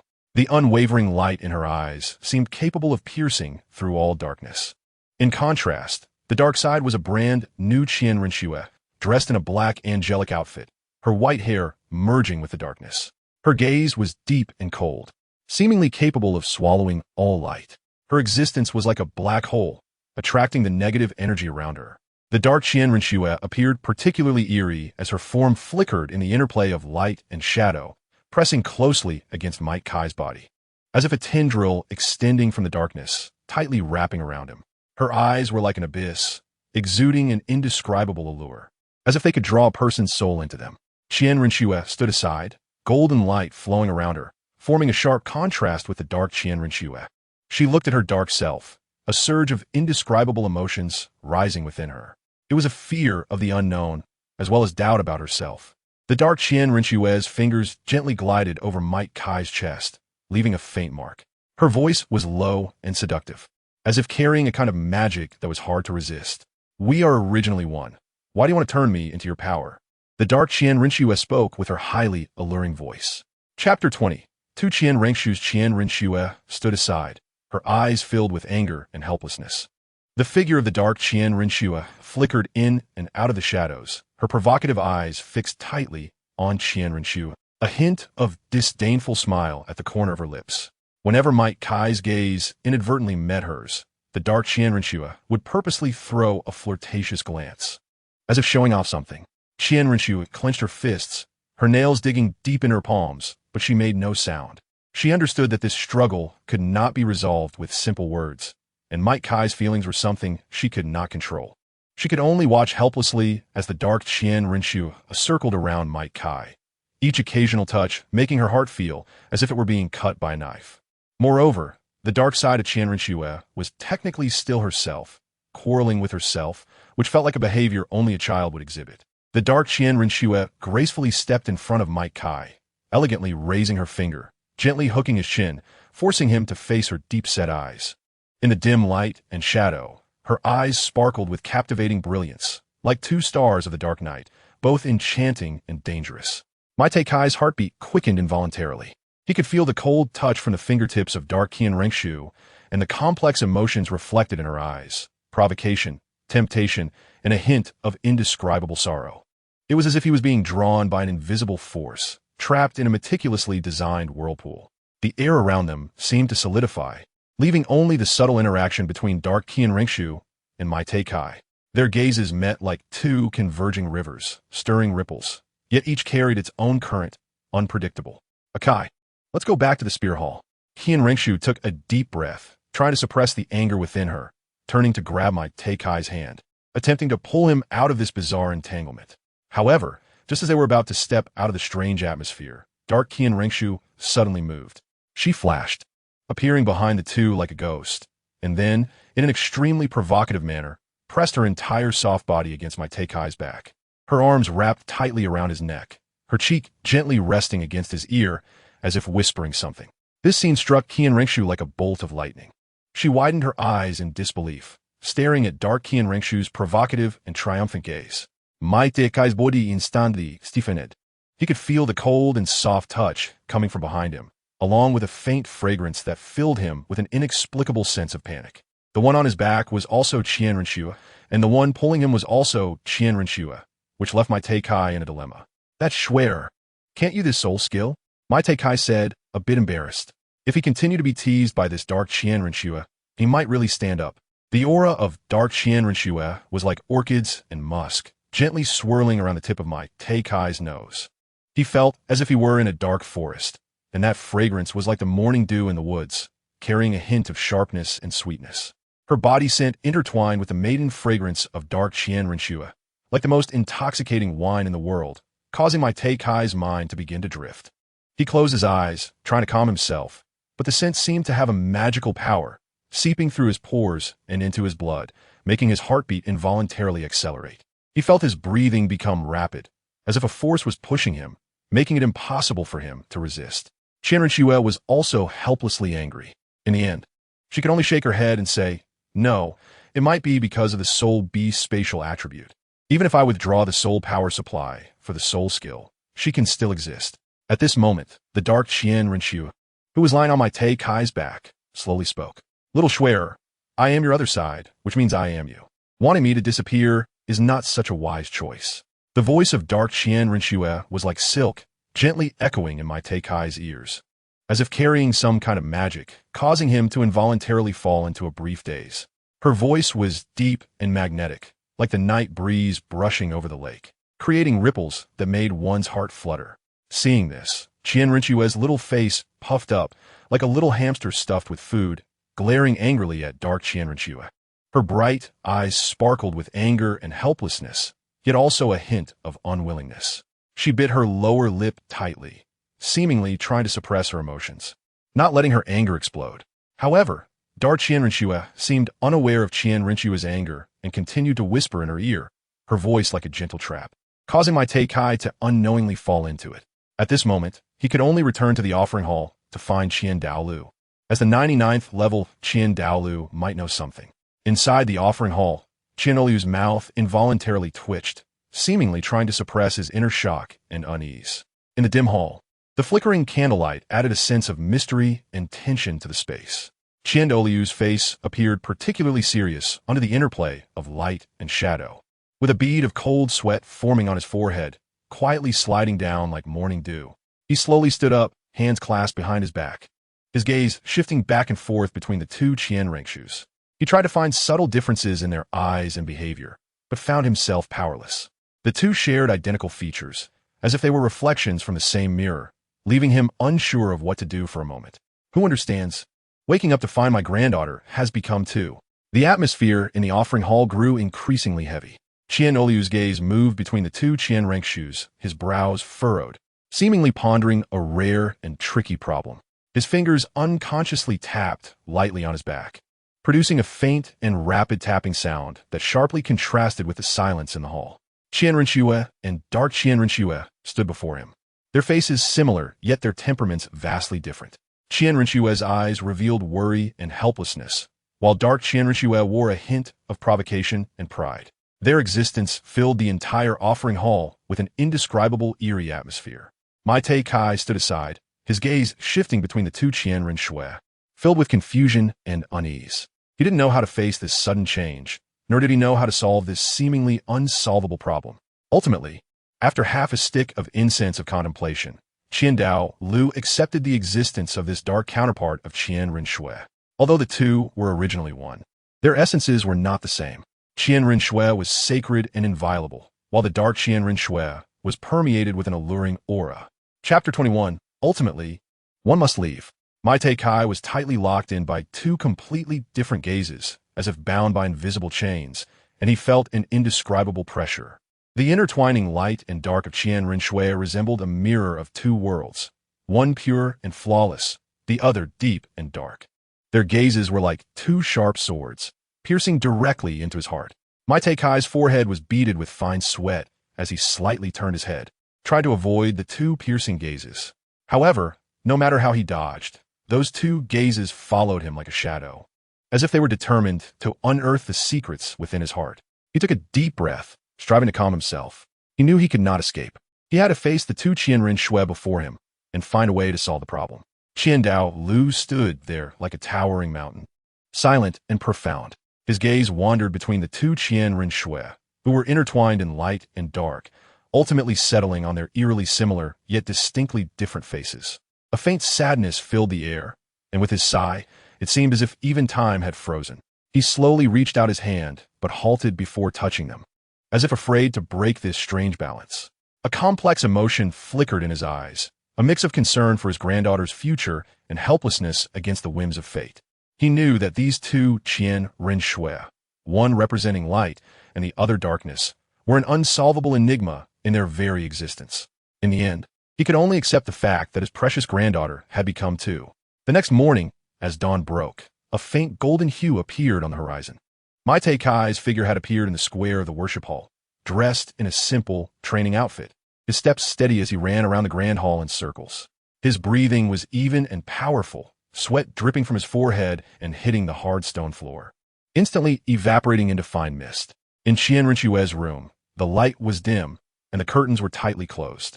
She sat on the edge of the bed, gripping the hem of her clothes with both hands, her eyes shimmering with complex emotions. Her face was pale, lips tightly pressed, as if she were trying to suppress the turmoil within.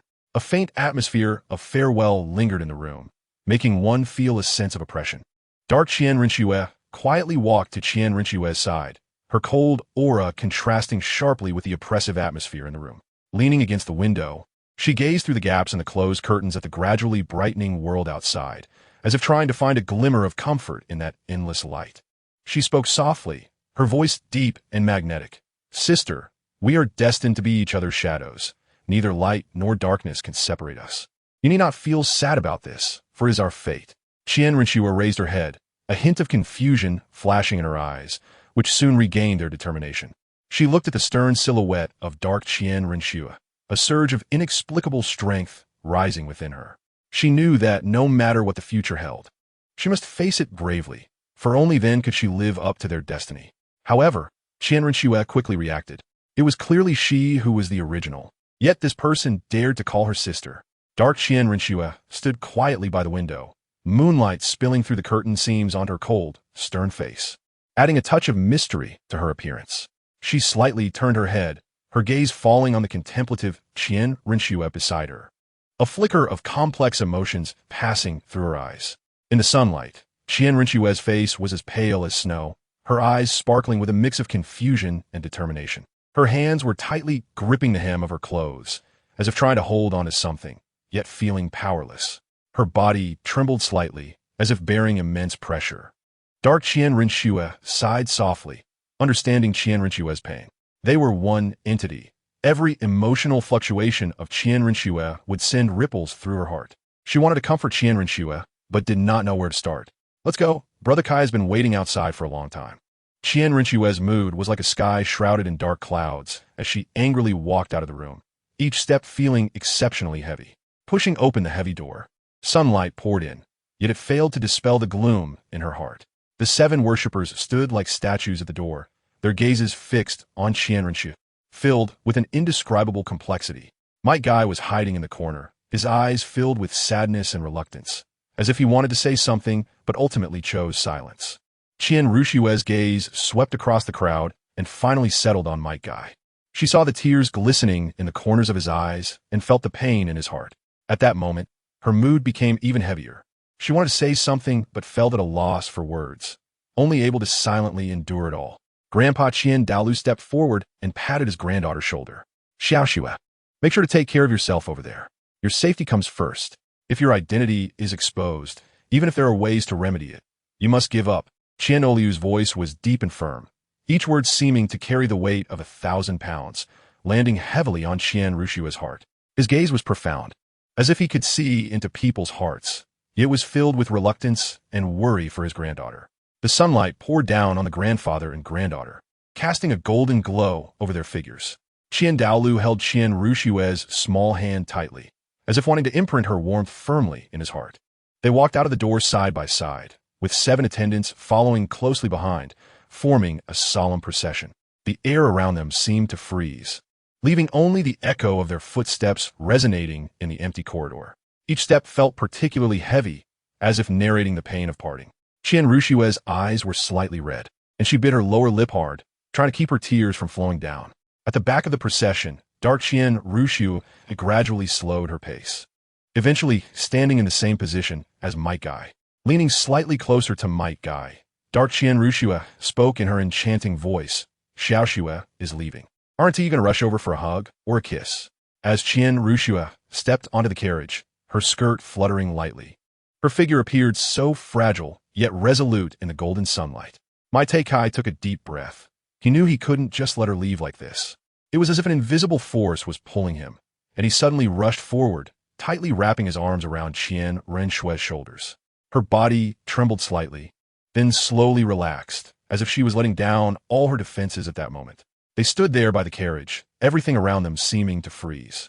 The sunlight poured over them, warm and bright, yet tinged with a hint of melancholy. Swear, I will come to see you. In Might Kai's broad embrace, Qian Renxue seemed to find a moment of peace. She gently turned around, her eyes sparkling like stars, shining with a determined light. Her delicate lips trembled slightly, as if expressing endless sorrow and reluctance. Suddenly, she rose on her tiptoes and softly pressed her lips against Might Kai's. This kiss was like a gentle spring breeze, soft and warm, yet filled with deep affection. Might Kai was stunned into near breathlessness by the sudden kiss, his pupils trembling violently as if he had seen the most beautiful scenery in the world. He tightly embraced Qian Renxue, as if he wanted to merge her into his very bones and blood. The scene froze, and everyone's eyes were like torches, fixated on the moment of that kiss. Qian Daolu's face was as dark as a stormy cloud, gloomy enough to seem like it could drip water. His fists were clenched tightly, veins bulging, clearly tumultuous emotions raging within. It seemed that his granddaughter had really been taken away, and this moment left him feeling both shocked and helpless. Might Kai's cheeks instantly flushed red, as if burned by the scorching sun. His heart raced wildly, as if it were about to break free from his chest. He held Qian Renxue tightly, as if wanting to freeze this moment forever. Dark Qian Renxue stood to the side, the twitching of her lips gradually solidifying into a cold smile. Her gaze shifted back and forth between the two, her eyes flashing with complex emotions. She had initially intended to make a joke, but didn't expect such a result. An inexplicable emotion surged within her. Was it jealousy or unwillingness? Dark Qian Renxue thought to herself that she had urged Might Kai on, seemingly just to avoid feeling guilty when she eventually wanted to claim him for herself. Now, it seemed the two were directly face to face, passionately kissing, as if they wanted to merge all their feelings into this one moment. However, just then, a heavy cough shattered the tranquility like thunder. Qian Renxue instantly woke from her dream, raising her head to meet the stern and complex gaze of Qian Daoluo. Her cheeks flushed red again, as if burned by fire, and the shyness and panic in her heart surged like a tide.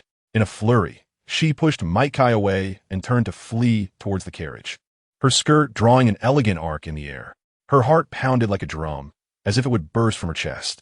She dare not look back, gripping the carriage's door frame tightly, as if that were the only way to find a semblance of security. Qian Renxue was gone. Who knows how long it would be before she could see the little angel again. As Qian Renshue's carriage disappeared from view, the warmth and reluctance on Qian Daolu's face instantly vanished, replaced by a chilling authority. He stepped forward, his iron grip like a hook, accurately seizing the nape of Might Kai's neck, as if lifting a mischievous kitten. Might Kai was suddenly dragged by an unexpected force, stumbling and almost falling to the ground. He looked up in shock and met Qian Daolu's deep and cold gaze, as if being swallowed by endless darkness. Might Kai felt a tightening in his chest, a sense of oppression he had never experienced before. The grand door of the worship hall slowly opened with a heavy sound, as if telling of some solemnity and gravity. Kai was dragged in by Qian, stepping into this magnificent hall. His steps were somewhat unsteady, but he had no choice but to follow that powerful force. Of course, all of this was predicated on Kai not resisting. After all, even after opening the 6 doors, he could not match Qian. Kai wanted to run, but he was not someone that the strongest in the sky could catch up to. The other 6 offerings exchanged glances, and in the end, the complex emotions in their hearts turned into a silent sigh. Dark Qian Renxue also felt that her grandfather was a bit childish. Wasn't it just that the little cabbage he had painstakingly raised for so many years had been taken away? Was it really worth being so angry about? In the offering hall, Qian stood on the high platform, looking down at Kai, his gaze sharp as a knife, as if it could pierce through all facades.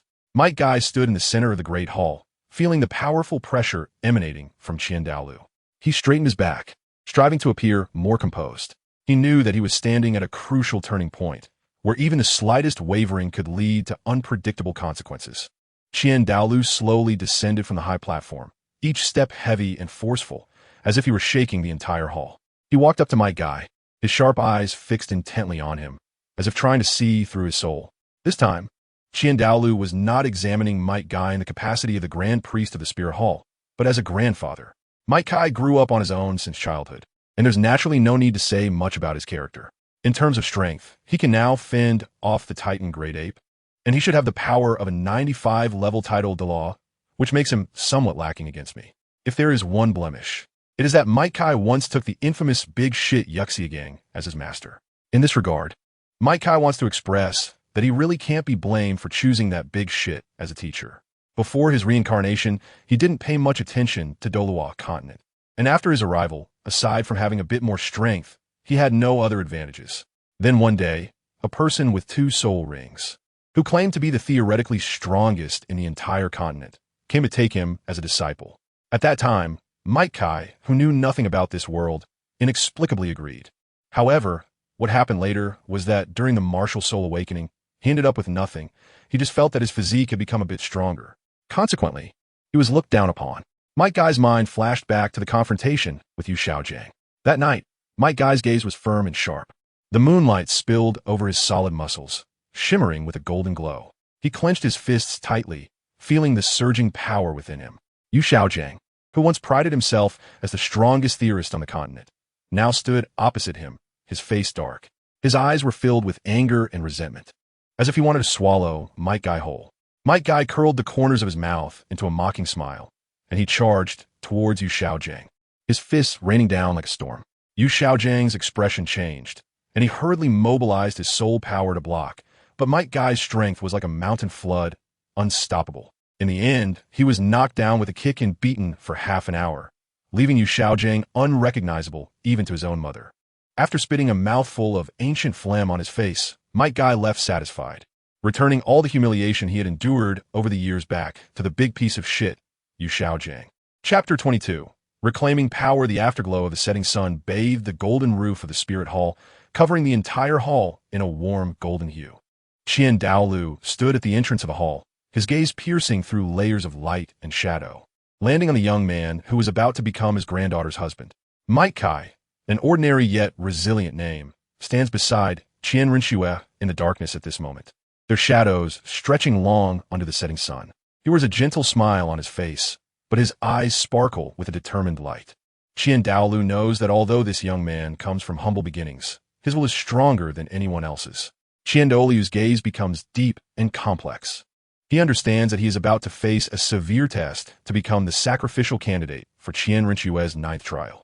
This is destiny's arrangement, unavoidable. Yet, a sense of comfort arises in Qian heart. He looks at his granddaughter, Qian Renxue, her face appearing particularly soft in the afterglow of the sunset, her eyes sparkling with hopes for the future. Qian knows that although he cannot accompany her through the long years, Kai can. Kai's figure appeared even taller under the setting sun, each of his steps firm and powerful. It seemed as though he was declaring war on fate, determined to prove with his strength that even a sacrificial offering could leave a legend on the Douluo Continent. Qian the renowned 99th level peerless Douluo on the Douluo Continent, faced this sudden change with a heart stirred by turmoil, yet his expression remained calm. He took a deep breath, closed his eyes, seemingly gathering the power within. When he opened his eyes again, the complex emotions had vanished, replaced by determination and tranquility. He looked at Kai, the young man who was about to become his granddaughter's husband, a hint of approval flashing in his eyes. He knew that this was not just an ordinary young man. His inner strength surpassed that of anyone else. Douluo turned to face his granddaughter, Qian Renxue, his gaze filled with tenderness and anticipation. He gently patted Qian Renxue's shoulder and said softly, "Child, I believe in your choice. Kai will be a good husband and a good partner." Meanwhile, inside the carriage, Qian Renxue felt a warm surge in her heart upon hearing her grandfather's words. But more than that, she felt shy. She bit her lower lip, striving to keep her voice steady, but the blush on her cheeks grew deeper, like the fiery clouds in the sunset. She gently closed her eyes, trying to calm the turbulence within. However, every time she thought of Kai's firm yet gentle smile, her heart would involuntarily race. She seemed to see the young man standing in front of the spirit hall, bathed in the afterglow of the sunset, looking so tall and majestic. The carriage moved slowly forward. The sound of the bumping wheels seemed to narrate the fate that was about to unfold. Qian Renxue took a deep breath, trying hard to calm herself. She knew that what she was about to face was not just a test, but a brand new beginning. Indeed, she was fully aware of everything that had happened in the offering hall. She and the dark Qian Renxue were one and the same, so their perceptions were connected. Leaving the offering hall, Kai's figure stretched long in the afterglow of the setting sun. He walked through the streets of Spirit City, already having a plan in mind. Upon arriving at the law enforcement hall, 2 guards at the entrance immediately saluted him respectfully upon seeing him. Kai nodded slightly and stepped into the hall. Inside the hall, the previously busy enforcers stopped their tasks upon seeing him and all stood up. The air seemed to freeze at that moment, with only the sound of his footsteps echoing in the vast hall.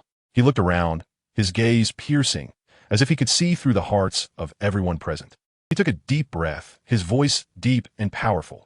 From today onward, the enforcement hall will cancel the direct jurisdiction of the papal hall. I, Kai, will personally reorganize the enforcement hall to ensure that every decree is strictly enforced. Kai's words were like a giant stone thrown into a calm lake, instantly stirring up 1,000 layers of waves. His gaze was firm, and his tone was unquestionable. Each word seemed to be branded into the hearts of everyone present. The authority of the papal hall seemed to be gently shattered by him in that moment. The hall fell into silence, as if time had frozen at that instant. The law enforcers exchanged glances, their eyes filled with shock and confusion. They had never imagined that someone would dare to openly challenge its authority right under the papal hall's nose. Yet Kai appeared unfazed, continuing with his steady and powerful voice.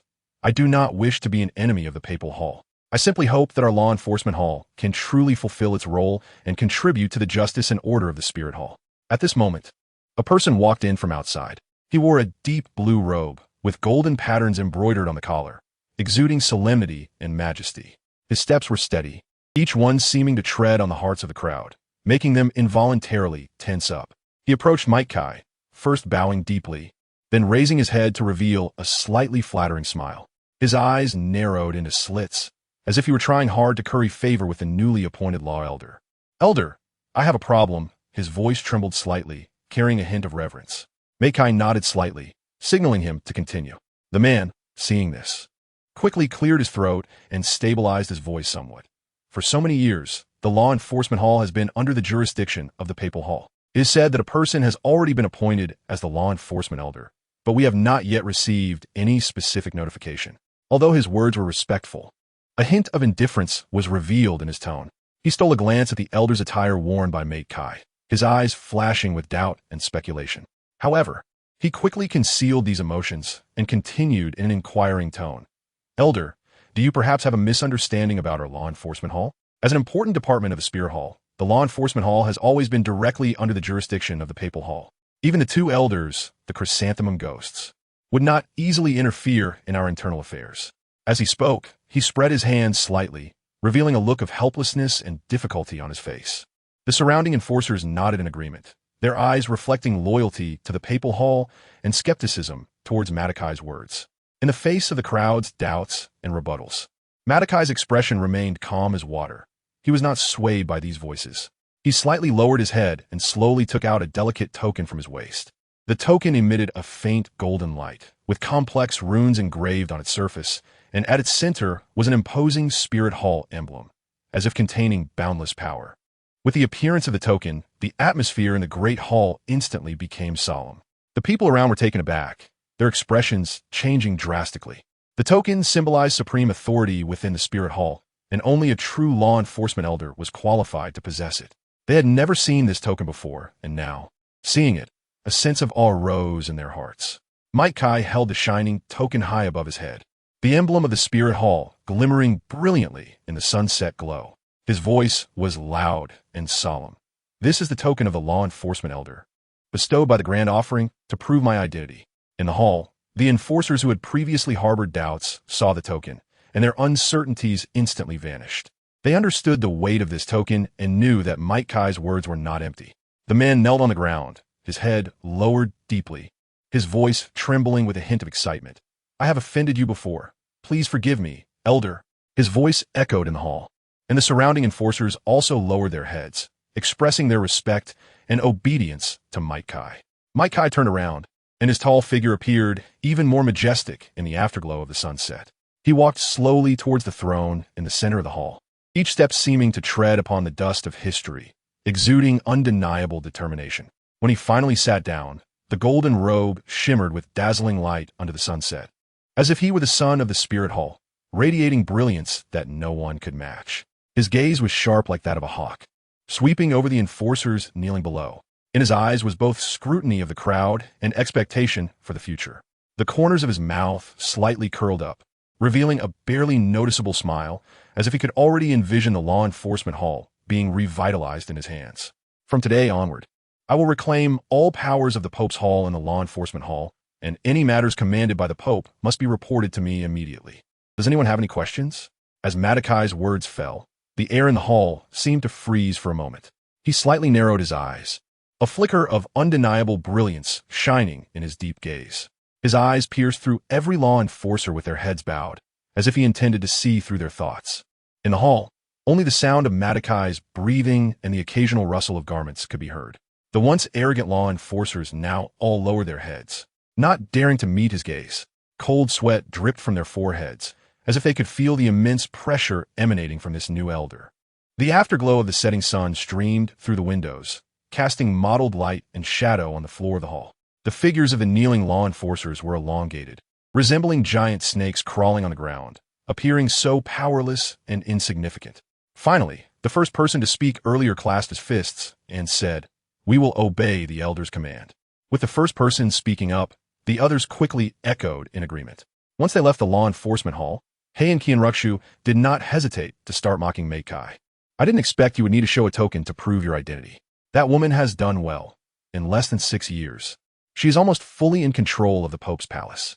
Qian Renxue followed behind Kai, wearing a playful smile on her face, as if she were enjoying a splendid drama. Her steps were light, yet revealed a hint of mischief and unruliness. A strange light flickered in her eyes, as if she were searching for something interesting in the darkness. Kai's steps were steady and strong. Each step seemed to tread on solid ground, giving a sense of unshakability. However, Qian Renxue was like a nimble little cat, silently circling to his front, suddenly stopping and looking back at him. Elder Kai, you really have the patience, huh? She blinked, a teasing smile curling at the corners of her mouth. But this act is getting more and more interesting. Do you think we will see more surprises next? Qian Renxue's personality was becoming more and more like that of a jester. If someone who only enjoyed the spectacle were to discover her, they would probably choose Qian Renxue in an instant. All right, little Shrek, I will be heading to the Xingluo Empire next to completely reclaim the power of the law enforcement hall there. During this time, you should stay obediently in the offering hall. As soon as Kai's words fell, the Qian Renxue's pair of lively eyes flickered with a mischievous light. Her figure moved like a bolt of black lightning, instantly climbing onto Kai's body. Her fingers were slender and soft, gliding over Kai's rugged face like the finest silk, the gentle touch causing his heart to tremble slightly. Qian Renxue pressed closely against Kai, her face resting on his chest, where his steady and powerful heartbeat could be clearly heard. She looked up at him with eyes that seemed to captivate the soul, a playful smile curling at the corners of her mouth. Elder, little Shrek loves to follow you around and watch the fun. How could you leave me in that boring worship hall? Is it because my elder has never tasted my flavor? Dark Qian Renxue's words were like a wisp of seductive wind in the spring breeze, gently brushing over Madakai's heart, making him shiver involuntarily. Her eyes sparkled with cunning and provocation, like the brightest star in the night sky, drawing people in uncontrollably. She pressed against his chest, the soft sensation making Madakai's breathing quicken. Dark Qian Renxue gently lifted her head, whispering in his ear with her enticing red lips, her voice like the sweetest honey, yet laced with a hint of dangerous temptation. Elder, do you really not want to taste another flavor of this world? As she spoke, her fingers lightly traced circles on his chest, the sensation spreading through his entire body like electricity, causing him to involuntarily close his eyes. Being teased like this in the street. The fire within Kai was almost ignited by Dark Qian Renxue. Want to drive me away? That's absolutely impossible. I am the negative embodiment of little Shrek. All her negative emotions reside within me. If you don't take me with you, I can't guarantee what I might do. Besides, I promised little Shrek that I would keep a good eye on you, this man. Kai's footsteps slightly paused under the words of Dark Qian Renxue, as he felt an unprecedented challenge and temptation. The afterglow of the setting sun stretched their shadows long, as if narrating an inseparable bond. Dark Qian Renxue's face drew closer, her eyes shimmering with a strange light, as if they could see through his heart. She smiled gently, a smile that held both mischief and a hint of provocation, as if saying, "Are you daring enough not to take me along?" Kai took a deep breath, feeling as though he was immersed in an unknown abyss, where every step was filled with challenges and uncertainties. But he knew he could not be led by the nose by the darkness of Qian Renxue. Chapter 23 Confrontation within the Starry Empire. The Starry Empire is characterized by majestic mountains and winding rivers, with every inch of land seemingly carved by the hands of time. Ancient castles stand atop the hills, their thick walls weathered yet still sturdy. The sunlight cascades upon the castle's spires, refracting golden rays, resembling the guardian deities of ancient legends. On either side of the streets, shops line up, with vendors busily hawking a variety of goods, from rare gems to everyday items, everything one could imagine. Passers-by come and go, some rushing along, others stopping to chat, all bearing unique reverence and pride for this land. A solemn and dignified atmosphere pervades the air, as if every breeze and every bird's call narrates the history and legends of this land. In the heart of the Starry Empire, at a dark alleyway, Qian Renxue quietly appeared. She was dressed in a black cloak that wrapped her tightly, leaving only a pair of eyes glimmering with a cold light. The cloak fluttered gently in the breeze, as if merging with her, making her appear particularly mysterious in this bustling city. At the same time, Kai also quietly emerged at the other end of the alley. He wore simple cloth garments, a bamboo hat on his head, and a mask covering most of his face. His gaze was firm and profound, as if he could see through everything.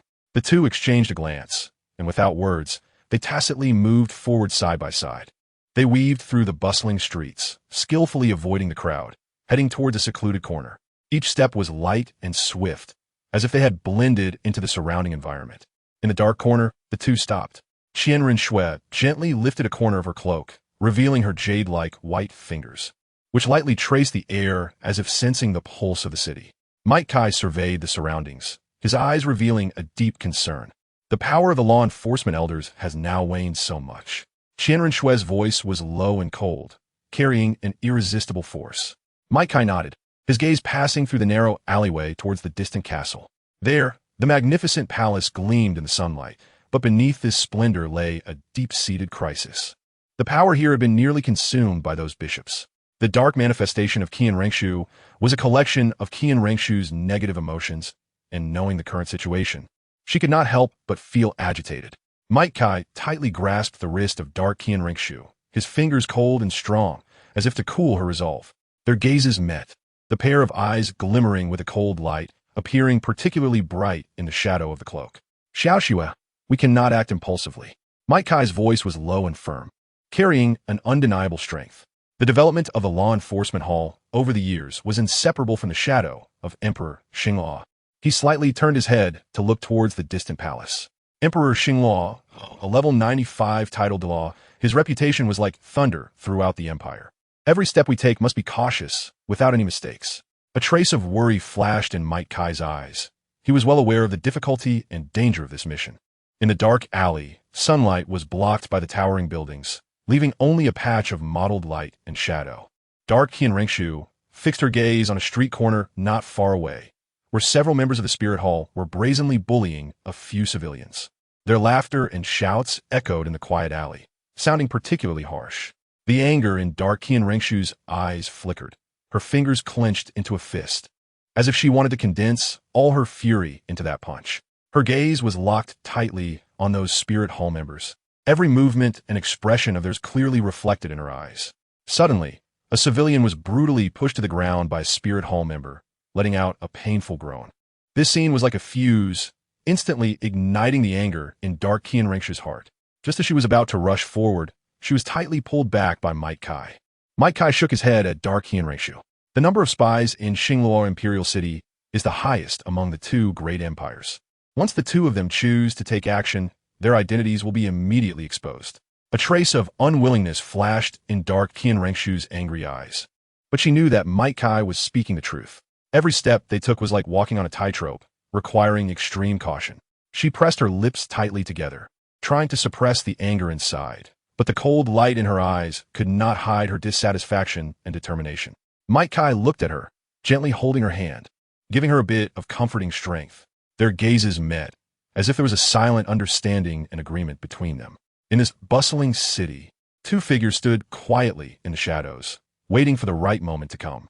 In the dimly lit street corner, several members of the Spirit Hall were still wantonly oppressing the civilians, their laughter and shouts echoing in the quiet alley.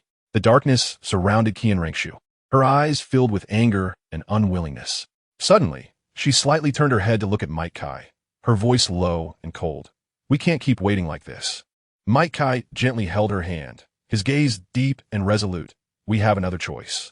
His words carried an irresistible power, confronting the Starry Emperor. A hint of surprise flashed in Dark Qian Renxue's eyes, quickly replaced by determination. She took a deep breath, as if to suppress the anger within, and then slowly nodded. Dark Qian Renxue felt a bit confused, her anger and unwillingness momentarily overshadowed by surprise. She looked at Mike Kai with a puzzled expression, as if asking, "Are we really going to take this step?" Mike Kai gazed at her with unwavering determination, as if to dispel her doubts. His eyes were deep and bright, shimmering with an undeniable strength. He slightly turned his head to look at the distant palace, seemingly imagining a confrontation with the Douluo Emperor. "We must do this." His voice was low and firm. "It's the fastest way to solve the problem." Qian Renxue took a deep breath, her doubts gradually dissipating. She knew that Mike Kai's decision was correct. They could no longer wait like this. She tightly grasped Mike Kai's hand, her gaze becoming resolute. In the Douluo Palace, the current Douluo Emperor, Tianfeng, sat on the throne, dressed in a golden dragon robe, exuding an imposing presence. He looked down at the two kneeling bishops of the Spirit Hall, a trace of a barely perceptible sneer flickering in his eyes. "Your Majesty." One of the bishops raised his head, a smile plastered on his face. "This is the latest news from the Spirit City." Tianfeng scoffed inwardly. Realizing that he had only promised high positions to use the two bishops, it seemed that the Spirit Hall was not as united as he had imagined. He gently stroked the armrest of the throne, while secretly plotting. He knew that the collaboration between the Spirit Hall and the Empire had always been fragile, with both sides harboring ulterior motives, trying to use each other to achieve their own goals. However, in recent years, they had indeed obtained quite a bit of confidential information from the Spirit Hall through these two. Tianfeng sat on the throne, majestic as a mountain, and gently beckoned a eunuch to bring him a document. The eunuch bowed and carefully presented the document before Tianfeng. He slowly opened it, revealing information about the progress of cooperation between the Empire and the Spirit Hall, as well as some confidential intelligence. However, as he unfolded the document, the previously smiling Tianfeng suddenly froze, a look of astonishment flashing in his eyes. He quickly scanned the contents of the document, his expression gradually turning serious. The surrounding air seemed to grow tense, with only the sound of paper rustling echoing in the silent palace. Tianfeng's eyes were deep and bright, as if contemplating some important decision. He knew the information revealed in this document would have profound implications for his relationship with the Spirit Hall. The letter mentioned a familiar yet strange title, the Law Enforcement Elder. The letter clearly stated that the Law Enforcement Elder would soon arrive in Douluo City. Once the Law Enforcement Elder arrived, it would undoubtedly sweep away all members of the Spirit Hall's branch located in Douluo City. At that time, The personnel he had bribed would have no way to escape the purge. Looking down at the two kneeling bishops of the Spirit Hall, a barely perceptible cold smile flashed in Dai Tianfeng's eyes as he calculated how to respond to the impending changes. He knew he had to make a decision quickly, otherwise. Once the law enforcement elder truly arrived in Douluo City, everything he had done would be in vain. Dai Tianfeng's gaze swept over the two bishops of the Spirit Hall, as if looking at two completely harmless ants. He gently waved his hand, signaling them to leave. The two bishops immediately understood and respectfully exited the hall with their heads bowed. As they left, the hall returned to silence. Dai Tianfeng's expression became serious. He stood up and walked to the window, gazing at the bustling scene of Douluo City in the distance, while his heart was tumultuous. The law enforcement elder, Dai Tianfeng, murmured, a hint of apprehension flashing in his eyes. He knew that this law enforcement elder, soon to arrive in Douluo City, was not only immensely powerful, but also held significant authority. Once he arrived, all of Dai Tianfeng's small schemes with the Spirit Hall would be exposed. However, what Dai Tianfeng did not know was that as soon as the two bishops stepped out of the palace, they felt a strong wave of soul power surging from all directions. They looked around warily and saw a cold-faced man in black suddenly appear before them. "You two dare to call yourselves members of the Spirit Hall?" The man in black asked coldly, his tone filled with disdain. The two bishops exchanged glances, realizing the situation was dire, but they had no choice but to brace themselves for a fight. They simultaneously activated their soul power and their seventh soul skill. Martial soul, true body, was instantly unleashed. A massive phantom of their martial soul emerged behind them, radiating dazzling light. However, facing the attack from the man in black, they were as fragile as paper. The man in black effortlessly threw a punch, and the overwhelming power condensed in his fist instantly shattered both of their martial souls. Mai Kai's figure flickered like a ghost. His fists, as hard as obsidian, shimmered with a fierce light. With a cold shout, his fists, carrying the force of thunder, struck violently towards the two cardinals in red. In that instant, it seemed as if a tearing sound echoed in the air, and the red robes of the two cardinals rustled under the pressure of the punch, their eyes filled with terror and despair. The fist of the mighty Kai seemed to carry the power of heaven and earth, ruthlessly striking the chests of the two men. The bodies of the cardinals trembled violently under the impact of the fist, their clothing tearing apart instantly, revealing their sunken chests, with blood gushing out like a fountain. They struggled to support their bodies, trying to stand up, but the force was too overwhelming, forcing them to painfully crawl on the ground, continually coughing up blood, their faces pale as paper. One cardinal looked at the man before him with fear. "We are the cardinals of the Spirit Hall, enemies of the entire spirit realm." Mai Kai coldly glanced at the cardinal in red, a trace of disdain flashing in his eyes. He slightly bent down and stepped on the cardinal's head, as if stepping on a fragile watermelon. Opposing the Spirit Hall, Matakai's voice was cold and deep, as if it came from the abyss of hell. The force beneath his foot pressed down slightly, and the cardinal let out a painful groan, blood spilling from the corner of his mouth and staining the ground beneath him. The air around seemed to freeze, with only the cardinal's painful gasps echoing in the empty street. In Mai Kai's eyes, a sharp light flickered. He slightly raised his foot, and the bishop's body fell to the ground like a discarded rag, weak and powerless. "Do you think you can represent the Spirit Hall with just you?" Mai Kai effortlessly held a cardinal as if he were lifting a chick. With a gentle push of his foot, he transformed into a shadow and kicked open the palace doors. Striding in confidently, inside the palace, the lights were dazzling, and the grand hall, adorned with golden splendor, reflected brilliant rays from the glazed tiles. However, apart from Dai Tianfeng, the hall was empty. The moment Mai Kai stepped into the palace, a chilling aura enveloped him, and suddenly, a figure appeared in the previously vacant hall. It was a woman cloaked in black, her face cold and imposing, resembling a queen of darkness, so distant and unattainable. The dark and towering Shrek stood before Mai Kai, gazing at the imperious starry emperor. Seeing the two intrude into his palace, Dai Tianfeng furrowed his brows slightly, feeling displeased. As the emperor, his authority must not be insulted. But looking at the two badly beaten soul saints, Dai Tianfeng suppressed his inner anger. He took a deep breath, trying to calm himself. The tragic state of the two cardinals shocked and pained him, further solidifying his determination to confront this mysterious visitor. Mai Kai looked coldly at Dai Tianfeng, as if he were looking at an existence as insignificant as an ant. His eyes were filled with disdain and contempt, as if he felt no threat from Dai Tianfeng at all. Qian Renxue stood quietly beside him, her gaze piercing like ice towards Tianfeng, as if waiting for his next move. Kai took out a token from his waist, which was a golden-yellow token engraved with a fierce soul beast. The texture of the token was cold and hard, as if it contained immense power. At the moment they saw this token, the faces of the two red-robed bishops instantly turned pale, and the fear in their eyes grew stronger. They were filled with regret and terror, realizing that they had just laid hands on an elder of the Spirit Hall, and it was their immediate superior who had done so. How reckless could they be? They knew that every elder of the Spirit Hall was at least a tile.Not level powerhouse, with unfathomable strength. They had faced countless arrogant soul masters in the law enforcement hall, but had never imagined there would be a day filled with such fear. At this moment, their hearts felt as if they had been swept by a cold wind, icy and anxious. King of Xinghua, I, on behalf of the Spirit Hall, will unilaterally terminate all cooperation with you. Chapter 24. Taking action. Kai turned to leave, as if everything behind him had nothing to do with him anymore. However, just as he was about to take that step, a tremendous momentum erupted from Tianfeng like a mountain torrent. The entire space seemed to be distorted by this force, with an indescribable sense of oppression filling the air. Tianfeng, a tile.Not from the 95th rank, at this moment seemed to transform into a giant dragon soaring through the sky, his eyes gleaming with sharp light, and every hair on his head seemed to quiver, making faint crackling sounds.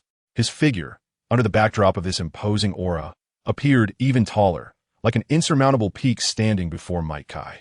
His fist was tightly clenched, veins bulging, as if proclaiming his determination. No matter what, you cannot leave so easily today. Tianfeng naturally could not agree. This was the Douluo Imperial Palace, and letting them leave just like that would be equivalent to trampling the face of the entire Douluo Empire. Tianfeng's expression was as dark as the clouds before a storm, and with a sudden movement, he charged towards Kai like a flash of lightning. With each step he took, it felt as if he was stomping on the nerves of the ground, causing the entire palace to tremble. It seemed that his anger could be heard roaring in the air as this overwhelming momentum swept in like a violent storm, enveloping Kai's figure. Tianfeng's speed was so fast that it was hard to keep up with, his fists clenched tightly, the air around his fists twisting and deforming from his power. His eyes shone with a determined light, as if he intended to unleash the anger of the entire world upon Kai. Just as his fist was about to make contact with Kai, an even more powerful momentum erupted from Kai, and the two auras collided violently in the air, producing a deafening roar. Tianfeng's tiger claw, heavy as a mountain, surged towards Kai with endless power and fury. However, at that critical moment, Kai slightly sank his body, suddenly bringing his hands together, as if he had caught a gale, firmly receiving Tianfeng's tiger claw. In the air, the collision of the two auras stirred up a strong wave of air, as if the air in the palace had been instantly emptied, creating a powerful suction that caused everything around to tremble. Green steam burned like flames around Kai, containing a mysterious and powerful force that made him seem like an invincible giant. The atmosphere in the palace instantly became tense to the extreme. The royal guards surged in like a tide, their spears gleaming with cold light, pointing directly at Qian Renxue and Kai. Their eyes were filled with vigilance and determination, as if at a single command they would attack without hesitation. The light in the palace appeared exceptionally dazzling under the reflection of the spears, while Qian Renxue seemed to merge into the darkness, her figure flickering in and out of sight, with only her cold eyes shining with a chilling light in the dark. Kai stood beside her, the green steam still swirling around him, making him look like a deity surrounded by flames. The two faced the numerous guards without a trace of fear. Qian Renxue's gaze swept over everyone, indifferent and profound, as if she could see through everything. Kai, on the other hand, clenched his fists tightly, ready to respond to the impending attack at any moment. In the entire palace, only their breathing and the sound of spears slicing through the air echoed, as if even time had frozen at that moment. Seventh soul skill. Martial soul, true body. Tianfeng's body suddenly trembled, and the air around him seemed to solidify with his aura. Immediately after, an astonishing momentum erupted from him, pushing the previously suppressed atmosphere to its peak. A roar shook the heavens, and behind him, a massive white tiger phantom gradually emerged. This white tiger was as pure as snow, with eyes red as blood and claws sharp as knives, as if it could tear everything apart. Its enormous body almost occupied the entire space above the palace, instilling a sense of awe in everyone. Each breath of the white tiger was accompanied by a violent wind, turning the air in the palace upside down. At this moment, Tianfeng seemed to merge with the white tiger, his momentum skyrocketing to an unprecedented height. His gaze became incredibly sharp, as if it could penetrate the hearts of others, staring directly into the souls of Might Kai and dark Qian Renxue. The veins on his tightly clenched fists bulged, seemingly containing the power to destroy the heavens and the earth. Dark Qian Renxue's figure flickered in the dim light of the palace, as if she had merged with the darkness. Her eyes were deep as night, flashing with a cold light, as if they could devour all brightness. The dark holy sword in her hand emitted a dark purple light, and each swing was accompanied by a profound sword aura, like a meteor streaking across the sky in the night. Facing the tidal wave of royal guards, dark Qian Renxue moved gracefully, like a ghost weaving through the gaps between spears. Her movements were swift and elegant, every dodge perfectly timed, as if she could foresee the trajectory of her enemy's attacks. Her sword dance was poetic and picturesque, each swing accompanied by a gust of wind that shredded the surrounding air into fragments. Might Guy moved his wrists, each joint's rotation accompanied by a deep and resolute cracking sound, as if warming up for the impending battle. He stood tall and straight, like a pine tree standing firm in a raging wind. Though seemingly calm, the sense of power emanating from within him made one hold their breath. His eyes sparkled with sharp light, like stars in the night sky, bright yet profound. Might Guy's gaze intersected with Tianfeng's, and the air between them seemed to freeze, leaving only the momentum of their confrontation continuously colliding and rubbing against each other. Tianfeng furrowed his brows slightly. He could feel the intense and pure power radiating from Might Guy, as if it could penetrate everything and reach deep into his soul. An inexplicable fear surged within him, not stemming from Might Guy's soul power, but from that unfathomable and ineffable sense of strength. Though Might Guy showed no signs of soul power fluctuations, he felt an immense pressure emanating from him. Might Guy's figure shot forward like an arrow released from a bow, instantly breaking through Tianfeng's soul pressure, which felt almost tangible. His speed was so fast that one could barely see a blurred green shadow darting through the palace. Within that green shadow, it seemed as if flames were burning, emanating a scorching aura that distorted the surrounding air. Just as Might Guy was about to close in on Tianfeng, the shock on Tianfeng's face turned to seriousness. The eighth soul ring on him, which emitted a faint black light, began to glow slightly, as if a mysterious power was surging within it. As the soul ring lit up, Tianfeng's momentum surged once again, and the massive white tiger phantom became denser, as if it were about to step out of the void and descend into this world. Eighth soul skill, White Tiger breaks the heavens. In the void, a dazzling light suddenly erupted, followed by a deep and sharp claw mark that appeared out of nowhere, as if it had torn through space itself. This claw mark crossed over, resembling two gigantic tiger paws interweaving and swinging, carrying the power to destroy heaven and earth, directly targeting Might Guy's extended fist. At that moment, the air seemed to be torn apart, emitting a piercing whistling sound. Might Guy's fist collided with this ethereal claw mark, instantly unleashing an astonishing shockwave. The air in the palace was violently stirred by this force, forming a massive vortex. Light and darkness intertwined, as if the entire palace was shaken by this power at that moment.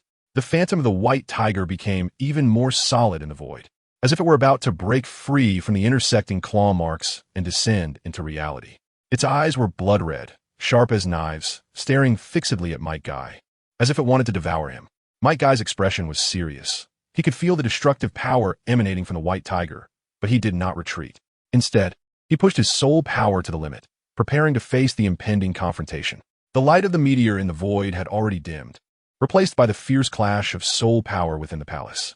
Before Tianfeng's deep and sharp claw marks, Might Guy stood like a giant rock in a storm, unyielding. As his soul power surged wildly, the center of the vortex, originally interwoven with light and darkness, erupted with dazzling brilliance. Might Guy's fist seemed to condense the power of the entire starry sky, each swing carrying a heart-stirring momentum. Under the gaze of the crowd, that claw mark that tore through the sky began to emit cracking sounds under Might Guy's punch. Cracks spread from the center outward, like a shattered mirror, shining with blinding light in the darkness. The phantom of the white tiger trembled at this sound of shattering, and its blood-red eyes revealed an unbelievable fear. Kai took a deep breath of cold air, and the flame of indomitable spirit burned in his eyes. He suddenly gathered all his strength, and that originally dazzling fist now shone even more brightly like a star. With a loud shout, he swung his fist forward fiercely, carrying an indescribable might that directly pressured the already shattering tiger claw. It seemed as if the air was torn apart by this force, forming visible cracks. At the intersection of the cracks, the once unmatched tiger claw began to tremble violently, as if unable to withstand this destructive blow. Immediately after, a deafening sound of shattering echoed, and the massive tiger claw crumbled into countless tiny fragments under Kai's punch, scattering like meteors. With a single punch from Kai, the air within the palace seemed to be drained, leaving only the sound of his heavy breathing in the silence. After the originally fierce tiger claw shattered, an even more violent force erupted from Kai's fist, like an enraged giant dragon dancing wildly in the void. A flicker of fear flashed in Dai Tianfeng's eyes as he tried to summon the soul power within him to resist this unstoppable blow, but it was already too late. The ninth soul. His figure was seen rapidly flying backward in the astonished gazes of the crowd, crashing into several thick palace pillars along the way, creating a series of booming sounds. Deep within the palace, the walls cracked under the impact of the immense force, and rubble and dust flew everywhere. Dai Tianfeng's body was like a runaway meteor, ultimately crashing heavily against a solid stone wall, which collapsed with a thunderous roar, sending dust and debris into the air. Lying amidst the ruins, Dai Tianfeng's chest heaved violently, clearly injured. Father! In the ruins of the palace, as the dust gradually settled, Dai Tianfeng's disheveled figure was revealed on the ground. Surrounding him were broken pillars, scattered stones, and a scene of devastation. At this moment, a group of armored guards hurriedly rushed in, weapons in hand and expressions tense, evidently startled by the sudden battle. Among this group of guards, a golden-haired young man stood out prominently. His seemingly youthful face was now filled with shock and anger. His eyes were fixed on Kai, who stood at the center of the storm, blazing with fury. This young man was none other than Davis, the crown prince of the Starfall Empire. Witnessing his father's defeat, the shock and anger in his heart were beyond words. In the dust-filled ruins of the palace, Davis's eyes widened in rage, and the two soul rings on him gradually appeared, symbolizing his soul power and strength. However, just as he was about to take a step toward revenge, a cold and sharp force suddenly struck. He felt a sharp pain in his neck, followed by darkness sweeping over him like a tide, consuming his consciousness. In the instant Davis fell, he saw a blurred figure. It was a white-haired woman in a black robe, her face hidden in the darkness, only her pair of cold, frost-like eyes visible. Those eyes seemed to see through the human heart, sending chills down one's spine. With a gentle wave of her slender fingers, a dark purple light struck Davis like lightning. Dai Tianfeng struggled to lift his head, his gaze piercing through the ruins and dust to look at Kai, standing in the aftermath of the storm. His heart was filled with unwillingness and despair, but more so with fear of the unknown. The appearance of the white-haired woman felt like a ghost in the darkness, presenting an unprecedented threat to him. In the ruins of the palace, he was the only one still conscious. Surrounding him were broken pillars, scattered rubble, and the lifeless bodies of guards. His chest continued to rise and fall violently, each breath feeling like a knife cutting through him. But at this moment, he had to endure the pain, for he knew that a greater crisis awaited him. He struggled to sit up, his gaze fixed firmly on the figure of the white-haired woman. Her silhouette flickered in the darkness, as if it could vanish at any moment into the night. Dai Tianfeng took a deep breath, attempting to summon the remaining soul power within him, preparing to face this sudden turn of events. However, he knew deep down that with his current strength, he could not contend with such an opponent. The white-haired woman glided gracefully over the ruins, each step seemingly treading on air, leaving no tangible trace. Her black robe fluttered gently in the night wind, revealing her slender figure, like an orchid blooming in the dark night. When her gaze fell upon Kai, a hint of girlish shyness unexpectedly appeared in her originally cold eyes. That expression was like the warm sun of spring, instantly melting the surrounding coldness and darkness. She gently bit her lower lip, as if hesitating about something, but ultimately mustered the courage to walk toward Kai. Though her steps were light, each one was filled with determination. The sound of her heartbeat echoed in the silent night sky, as if it were the only melody. As she walked toward Kai, A faint smile appeared on her face, warm and bright like the rising sun. It should be noted that when dealing with those guards, the dark Qian Renxue didn't even use her martial soul. Thanks to her training in physical techniques with Kai since childhood, Qian Renxue's physical skills were also quite exquisite. The two were originally one, so the dark Qian Renxue perfectly inherited this ability. Kai looked down at Dai Tianfeng, and his voice reached Dai Tianfeng's ears. Still don't understand? I'm not here to negotiate with you. The notification has been delivered, and you, including the Star Luo Empire, have no right to refuse. Chapter 25. The calm before the storm. Dai Tianfeng's face instantly turned pale as paper. His eyes widened in disbelief and anger. He felt as if he had been struck by an invisible force, causing his internal organs to tremble violently. Blood slowly dripped from the corner of his mouth, falling onto the luxurious dragon robe, forming glaring red flowers. He trembled as he tried to wipe away the glaring red, but the blood was like his current dignity, impossible to erase no matter how hard he tried. The Emperor of the Star Luo Empire, being humiliated like this at this moment, was undoubtedly the greatest blow to him. He gritted his teeth, his eyes flashing with a mad light, as if he wanted to swallow the entire world. The two left the Star Luo Imperial Palace. It was not until deep into the night that they began to act again. The night was as dark as ink, and the lights of the Star Luo Imperial Palace swayed in the night, as if they could extinguish at any moment. Kai walked alongside the dark Qian Renxue, their figures elongated in the moonlight, each step appearing firm and powerful. The streets inside the imperial city were empty and silent, occasionally broken by the distant sound of the night watchman's clapper, shattering the stillness of the night. The dark Qian Renxue moved gracefully, her clothes fluttering, like a ghost in the night. Kai, on the other hand, walked steadily, each step seeming to tread on solid ground, giving a reassuring feeling. The two quickly arrived at the front of the Wuhuan Temple branch, the towering building appearing even more solemn and mysterious in the night. The stone lions at the entrance glimmered with a cold light under the moonlight, as if guarding this territory. In the darkness, in front of the Wuhuan Temple branch, two guards stood like stone sculptures, clad in armor and holding long spears, their expressions solemn. The moonlight cast a hazy silver glow on their stern faces. As Kai and the dark Qian Renxue approached, the guards' gazes immediately became sharp.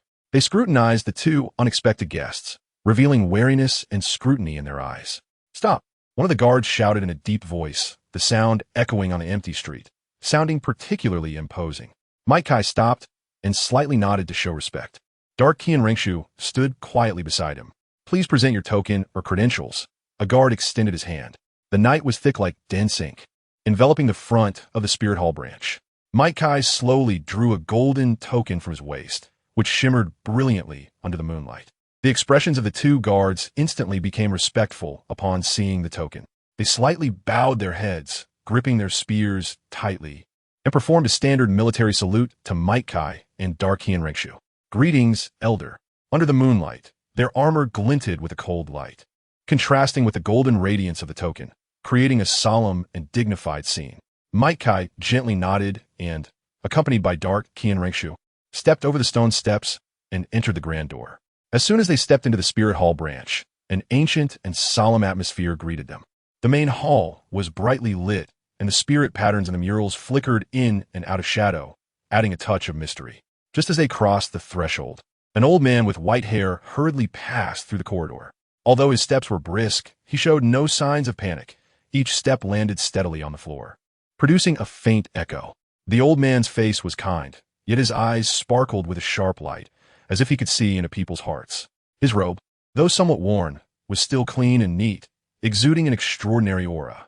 Upon seeing Kai and Dark Qian Renxue, a hint of surprise flashed in his eyes. But he quickly regained his composure and clasped his hands, saying, "Elder, I apologize for not welcoming you properly at this late hour. Please forgive me." His voice was deep and powerful, echoing clearly in the spacious hall. The appearance of Hills added a different hue to the solemn Spirit Hall branch. His movements were agile, like a steel-winged griffin soaring in the night sky, each step light, yet powerful, as if he could shatter the air. With his approach, the atmosphere in the hall suddenly became tense. Kai and Dark Qian Renxue exchanged glances, both sensing caution in each other's eyes. However, Hills maintained a kind smile, as if the tense atmosphere had nothing to do with him. When Hills reached in front of the two, he stopped, his gaze sweeping over them before finally settling on the golden token in Mike Kai's hand. He slightly nodded to show respect, and then spoke. "Elder, your visit at this late hour must be for an important matter. May I ask what it is, so that I can make some preparations in advance?" Hills, the Platinum Bishop of the Spirit Hall, an 86th level agility attack type Spirit Daw, with the top-tier B-Spirit Steel-Winged Griffin, Mike Kai looked at Hills and said, "Currently serving as the Deputy Hall Master of the Spirit Hall in the Star Luo Empire. Am I correct?" Mike Kai's voice echoed in the vast hall, each word piercing Hills' heart like a cold steel needle. Hills involuntarily trembled slightly, his eyes wide with disbelief. He had never imagined that this seemingly ordinary elder before him had such a thorough understanding of his identity and background. He slowly took a step forward, instantly closing the distance between them, as if to completely suppress the other's momentum. Hills slightly lowered his head. The moonlight slanted in through the window, making Mike Kai's golden token shine even more brilliantly, illuminating his calm and profound face. Mike Kai's gaze was like a torch, staring directly at Hills, as if trying to see through all the secrets within him. Hills took a deep breath, striving to calm the tumult in his heart. He raised his head, a complex emotion flickering in his eyes, a mix of shock and reverence. He slowly spoke, his voice trembling slightly. "I didn't expect the Elder to have investigated so thoroughly. I am in awe. May I ask what guidance the Elder has for me on this late night? I need troops." Mike Kai's words were like the cold edge of a sword, instantly breaking the silence of the great hall. He slowly walked to Hill's side, gently placing his palm on the other man's broad shoulder. The force was light, yet it felt like a 1,000-pound weight, causing Hill's heart to tremble. Reinforcements. Those two words echoed in the spacious hall, like ancient war drums being struck heavily, shaking Hill's eardrums. He felt the chill of Mike Kai's palm, as if that coldness penetrated through his skin, reaching deep into his heart. Hill's eyes widened in an instant, his pupils reflecting Mike Kai's determined and cold face. He seemed to see an ice field, with howling winds and swirling snowflakes, and Mike Kai was the lone wolf on that ice field, facing the storm alone, yet never retreating. The actions of the law enforcement hall in Starfall City over the years are clear to you. The power of the law elder has already been eroded by those bishops. If I rashly dismiss them, they will surely incite a riot in Starfall City. Therefore, I need military strength. I need you to help me quell this turmoil. As Mike Kai's words fell, the hall fell into a brief silence. An invisible pressure seemed to pervade the air, making it hard to breathe. Hills and the surrounding guards held their breath, their eyes filled with shock and unease. Moonlight streamed through the cracks in the window, casting a silver glow over Mike Kai. He stood there like a towering peak, imposing and formidable, making it hard to look directly at him. Suddenly, Mike Kai's gaze sharpened, as if piercing through the walls of the hall, looking towards the distant Starfall City. A determined light flickered in his eyes, as if he had already seen the storm about to unfold there, oppressing the people, colluding with the Starfall royal family. There are too many parasites in the law enforcement hall now. I have no time to eliminate them one by one, so I can only suppress them with absolute force. His gaze seemed to transcend the barriers of time and space, staring at the distant glorious history of the Martial Soul Hall. His voice echoed in the empty hall, carrying an undeniable firmness. The law enforcement hall was originally a sharp sword to uphold the honor of the Martial Soul Hall and the peace of the people. But now it has become the source of internal strife, eroding our foundation. His words were like a fierce fire in the cold wind, instantly igniting the tense atmosphere around. Hills could feel the determination and strength radiating from Mike Kai, a reflection of an elder's profound love and responsibility for the Martial Soul Hall. Mike Kai slowly turned around, facing Hills, his eyes flashing with an unwavering light. "Hills, I need your help. I want you to mobilize all available forces. I want those who have betrayed the Soul Hall to know that the price of betrayal is one they cannot bear." As Mike Kai's words gradually faded, the originally tranquil night sky seemed to be touched by some mysterious force. Suddenly, a sharp lightning bolt sliced through the dark night like a blade, illuminating the entire world in a blinding flash of white. That light was brief yet dazzling, like fireworks bursting in the night sky, causing one to shudder involuntarily. This lightning seemed to be a portent of nature or a manifestation of some mysterious power, adding a sense of mystery and tension to this quiet night. As it vanished, the night returned to calm, but the inexplicable shock still lingered in the air. Hills swallowed hard, as if a heartstring had been quietly plucked, heralding the significant changes to come. Immediately, as if drawn by an invisible force. Those present lowered their heads in unison and knelt towards Might Kai. This action was both a sign of respect for Might Kai and a solemn response to the impending grand ceremony. A solemn and grave atmosphere enveloped the air, as if time itself had frozen at that moment. Every face was etched with reverence and seriousness. The sound of their knees touching the ground echoed in the tranquil space, like an ancient hymn expressing admiration for the sublime and sacred. Hills also knelt with the others, filled with curiosity and anticipation for the unknown. He understood that at this moment, it was not just their bodies kneeling, but their souls sincerely looking up to a higher realm. We obey in the name of the elders. The hearts of the crowd surged like a tumultuous sea, overwhelming with emotion. Tonight, beneath the starry sky, there seemed to be an indescribable tension, heralding an extraordinary night ahead. The wind gently brushed by, carrying a hint of chill, foretelling the coming storm. The heartbeats of the crowd intertwined with the night, weaving a gripping scene that promised an extraordinary evening. As the night deepened, the light rain gradually transformed into a torrential downpour, as if the sky had been torn apart, pouring down endless tears. In this quiet and oppressive deep night, a squad of soldiers moved silently, clad in shining golden armor, as if they had stepped out from an ancient legend, shimmering with resilience and determination. Their footsteps were light yet powerful, silently traversing the halls of the Soul Hall, as if even the wind made way for them. Their gazes were resolute, their expressions solemn, as if proclaiming an impending transformation. As the rain intensified, their figures became increasingly blurred in the night, yet their determination and resolve shone like a beacon amidst the rain. Their departure was like a lightning strike across the quiet night, brief yet dazzling, capable of shaking hearts. In the latter half of the night, while most were still asleep, this squad of golden-armored soldiers had quietly moved on, leaving only the echo of their footsteps in the night, along with the resolve and belief that had been washed clearer by the rain. At this moment, the scene within the law enforcement hall was starkly different, as if another world was unfolding quietly. The room was filled with laughter and chatter, vibrant with life. People gathered together, some singing and dancing lightly, others drinking and celebrating, painting a lively picture. Their faces radiated satisfaction and joy, as if all worries and troubles had vanished in the midst of this laughter and cheer. The entire law enforcement hall was enveloped by this joyous atmosphere, as if even the air was infused with a relaxed and pleasant aroma. This atmosphere stood in sharp contrast to the tension and solemnity outside, highlighting the tranquility and harmony within.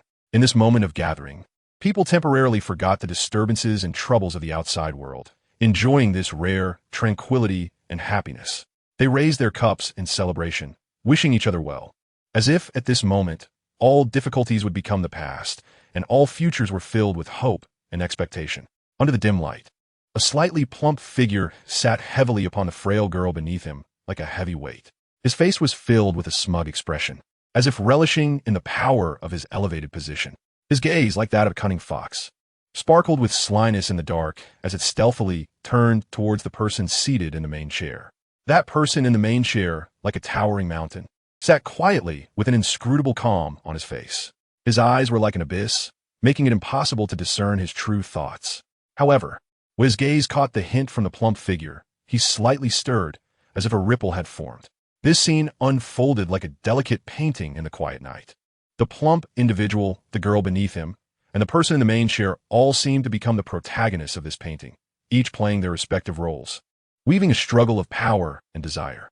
Sir, the law elder will soon take office. We won't be able to enjoy our happy days for much longer. The person in the main chair smiled coldly, stroking his wine cup, making it hard to read his true thoughts. I have already sent spies to inform Emperor Xingluo of this matter.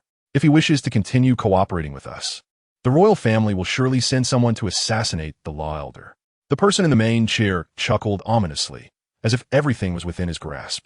The night was heavy like thick ink, and the door of the law enforcement hall was suddenly kicked open with a tremendous force, tearing apart the silence of the night. Wood splintered and a deafening crash echoed through the empty hall, sending chills down the spine. The wind swept in with the fine rain, breaking the joyous atmosphere indoors. The plump figure jolted in shock, his corpulent body swaying in the chair, nearly falling over. He looked fearfully towards the doorway, where a lithe soldier stood, clad in golden armor, flashing a cold, undeniable authority in the rain-soaked night. Everyone's laughter froze at that moment, and the entire law enforcement hall fell into a dead silence. Only the soldiers' heavy breathing and the patter of rain outside intertwined, creating an oppressive and tense atmosphere. The person in the main chair raised an eyebrow, a chill flickering in his eyes, and he slowly stood up, his gaze piercing as he stared at the unexpected visitor at the door. Chapter 26. Turmoil in the hall. Everyone's gaze unwittingly focused on the soldier outside, as if an invisible force was drawing them to that solemn figure. With the soldier's arrival, a heavy atmosphere crept in silently, filling the entire space like dark clouds in the night, oppressive and weighty. The air seemed to solidify, and even breathing became cautious, fearing to break the eerie silence. Every corner of the hall was filled with a tense aura, as if some unknown danger was about to descend. Everyone's heartstrings were taut, anticipating the unknown that was about to unfold. The soldier's form was as steadfast as a statue. He silently turned and stepped aside with a steady gait. Then, a series of clear footsteps echoed through the rain, like heavy drumbeats, each strike precisely aligning with the heartbeat of those outside. The sound reverberated in the rainy night, each step seemingly carrying immense weight, pressing heavily on the hearts of those present. They're like a ruthless metronome, precisely controlling the breaths of the crowd outside the door, causing an invisible sense of oppression to surge like a tide, making the air feel heavier. In the hall, everyone's gaze is fixed tightly on the doorway, as if even their breathing has stopped. In the silence, only the intermittent sounds of gasping can be heard, which seem particularly jarring. Each person's expression is tense and filled with anticipation, as if waiting for some significant moment or event to occur. This oppressive silence is filled with an unknown tension and anxiety, making the atmosphere in the hall increasingly heavy. The sound of footsteps echoes in the empty hall, each step like a heavy stone falling on people's hearts. The crowd's gaze gradually focuses as the footsteps draw closer, ultimately settling at the doorway. There a figure slowly emerges, draped in the elder's cloak, solemn and imposing. It's Kai. His face is frighteningly grim, like the dark clouds before a storm, oppressive and heavy. His deep-set eyes flicker with rage, like a volcano on the verge of eruption, sending chills down one's spine. Although his steps are steady, each one seems to carry the weight of thunder, shaking the entire hall. When he fully enters the hall, it feels as if everyone's breath is suppressed by the authority he exudes, and the hall falls into a dead silence. Kai's gaze swept over the crowd, his eyes sharp like a knife, making it hard for anyone to meet his gaze. His presence seemed to add fuel to the already oppressive atmosphere, making the tension in the entire hall even more palpable. Well, that's just great. Kai's voice echoed in the empty hall, each word striking the hearts of those present like a heavy hammer. His face was ashen, and the fury emanating from his eyes seemed ready to ignite the entire hall. His fists were clenched tightly, veins bulging, as if he were desperately suppressing his inner rage.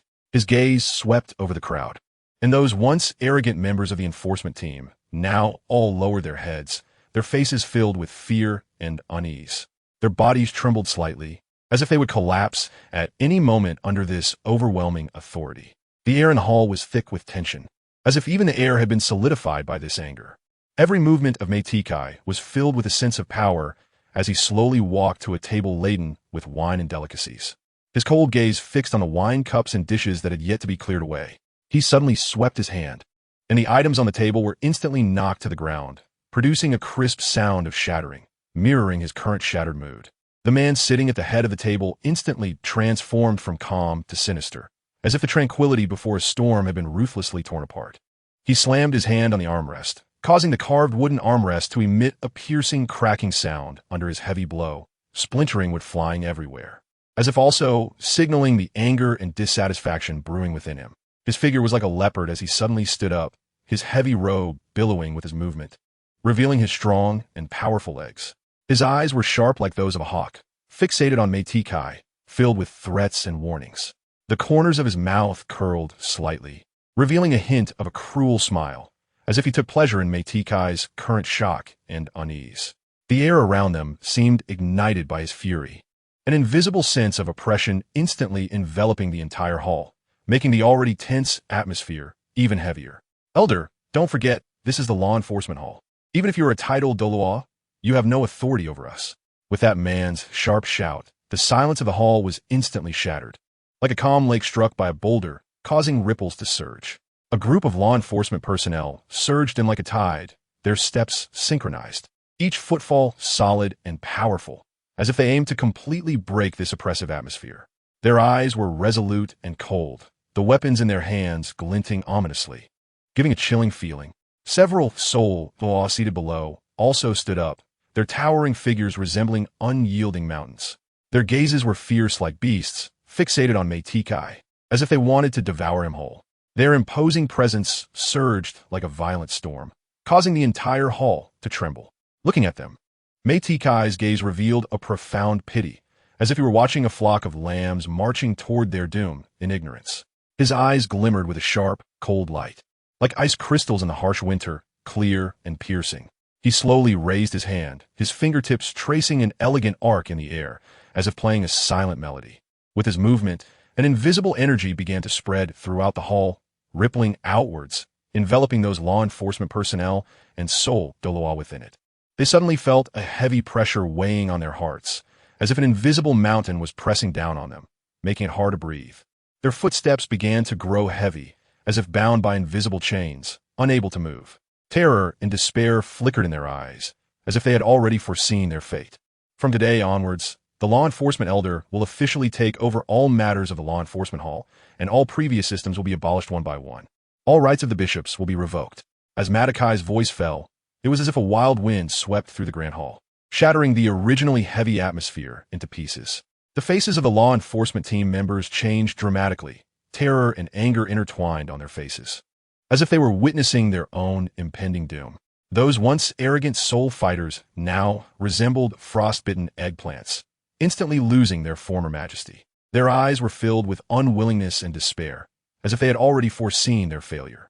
However, Kai remained unmoved, his gaze firm and indifferent, as if everything was under his control. He slowly turned around, facing away from everyone, and walked deeper into the hall. Each step was steady and powerful, as if declaring his determination and authority to all. After digesting Kai's words, the person sitting at the main seat suddenly laughed ominously. The people below were momentarily stunned by the sudden laughter. Kamita, what are you laughing at? The other party is the law elder. The person who had been sitting comfortably on the girl's lap had already put on his pants and looked at his friend, confused by the sudden laughter. The person referred to as Kamita looked at Kai with a sinister expression. You two, Gizi and Yamamoto, haven't you realized yet? The other party is impersonating our Wuhuan Temple's law elder with the intent to rebel. This glaring fact is right in front of us. Do I need to say more? Someone take him down. At Kamita's command, chaos immediately erupted in the hall. Soldiers quickly drew their long swords, their tips glinting with cold light, pointing at Kai. Their faces bore a resolute determination. Despite facing a tile.Not, their loyalty made them fearless. Colored soul rings lit up in the hall like brilliant stars in the night sky, releasing powerful waves of soul power. Among these soul rings, some flickered with scorching flames. Some emanated chilling frost, and others carried the roar of thunder. Under this immense soul power pressure, the entire hall seemed to tremble. Among them, the most eye-catching were Gizi and Yamamoto. Gizi clenched his fists tightly, his joints cracking, as 8 flickering soul rings circled around him, each radiating a different color of light, as if recounting his glorious past achievements. Yamamoto, with a sinister expression, formed hand seals, and 9 soul rings slowly rose behind him, exuding a powerful sense of oppression that sent chills down people's spines. The atmosphere in the hall suddenly became extremely tense, with everyone's gaze focused on Yamamoto. He was tall, like a towering mountain, and now, with 9 soul rings surrounding him, he radiated dazzling light, resembling 9 brilliant stars. Each flicker of the soul rings was accompanied by intense waves of soul power, making the entire hall feel like it was engulfed in a surging ocean. Yamamoto's face was grim, his eyes flashing with a cold light, as if he wanted to devour the entire hall. He slowly took a step forward, each step seeming to tread on everyone's hearts, bringing an endless sense of oppression. Gizi stood to the side, looking at Yamamoto with a complex expression. He never thought that his brother would break through to the tile.Not realm at such a critical moment. The light of the 9 soul rings reflected on his face, revealing his inner shock and unease. He understood that from this moment on, the gap between him and Yamamoto had widened, and they could no longer fight side by side as before. Kamita's face turned pale in an instant. The smug smile that had been there moments ago completely vanished, replaced by deep shock and unease. His gaze was fixed on Yamamoto, as if trying to see through the power hidden behind those 9 soul rings. Yamamoto's momentum continued to rise. He seemed no longer the familiar brother, but an insurmountable peak. Each of his soul rings shone brilliantly, as if proclaiming his strength and majesty. The light in the hall seemed to be devoured by Yamamoto's aura, leaving only the 9 soul rings behind him shining brightly in the darkness. Even the surrounding air seemed to solidify, making it hard to breathe. In the hall, a violent aura suddenly erupted.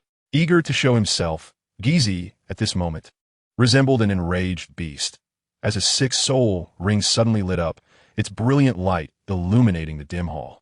His muscles swelled as if inflated, every vein appearing ready to burst, showcasing incredible strength. Gizi roared, his feet crashing down on the ground, causing the floor beneath him to groan under the strain. Cracks spreading rapidly like a spiderweb. The entire hall seemed to tremble at that moment, and everyone felt unsteady on their feet, their hearts racing. He dashed like lightning towards Mate Kai, his enormous fist accompanied by a howling wind, as if to tear the air apart. At this moment, Gizi resembled an unstoppable war god, his momentum and power reaching their peak. 6 soul skill, turtle shell strike. In the eyes of the crowd, Madakai's figure flickered and seemed to transform into an afterimage. His movements were swift and graceful, like a leopard weaving through the jungle. Just as Gizi's fist was about to make contact, he slightly turned his body, effortlessly evading the powerful strike. The fist missed its target, and Gizi only felt a tremendous force rebound from his fist, numbing his entire arm. He stared in shock at Mate Kai, whose calm and profound eyes seemed to conceal endless mysteries. Meanwhile, Mate Kai stood still, not even the corner of his clothing fluttering. He cast a faint glance at Gizi, as if looking at an insignificant opponent. His eyes were filled with disdain and contempt, as if to say, "Is this your full strength?"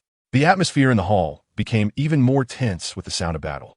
Outside, the soldiers of the Wuhuan Temple, who had originally been lined up neatly, surged in like a tide, their steps firm and powerful, their armor glinting with a cold light under the sun. Upon entering the hall, they hesitated not for a moment, swiftly positioning themselves behind Mate Kai, forming an unbreakable barrier in an instant. These soldiers had resolute eyes and solemn expressions, their long swords glinting in the sunlight, their tips pointing straight ahead. Their presence not only provided strong support for Mate Kai, but also filled the entire hall with a murderous atmosphere. Inside the hall, Kamita, Yamamoto, and others, who had originally attempted to struggle, now had to confront this sudden turn of events. They looked at the neatly lined-up soldiers, a chill rising in their hearts. They knew that the addition of these soldiers had completely changed the situation in the hall. Although the soldiers would not play a significant role in high-end combat, one of the rules of the Wuhuan Temple was to strictly prohibit harming its personnel. They all knew that the law-elder identity of the other party was genuine. However, at this moment, they could only continue to deceive themselves with this reasoning. The atmosphere in the hall instantly solidified, as if even the air had stopped flowing.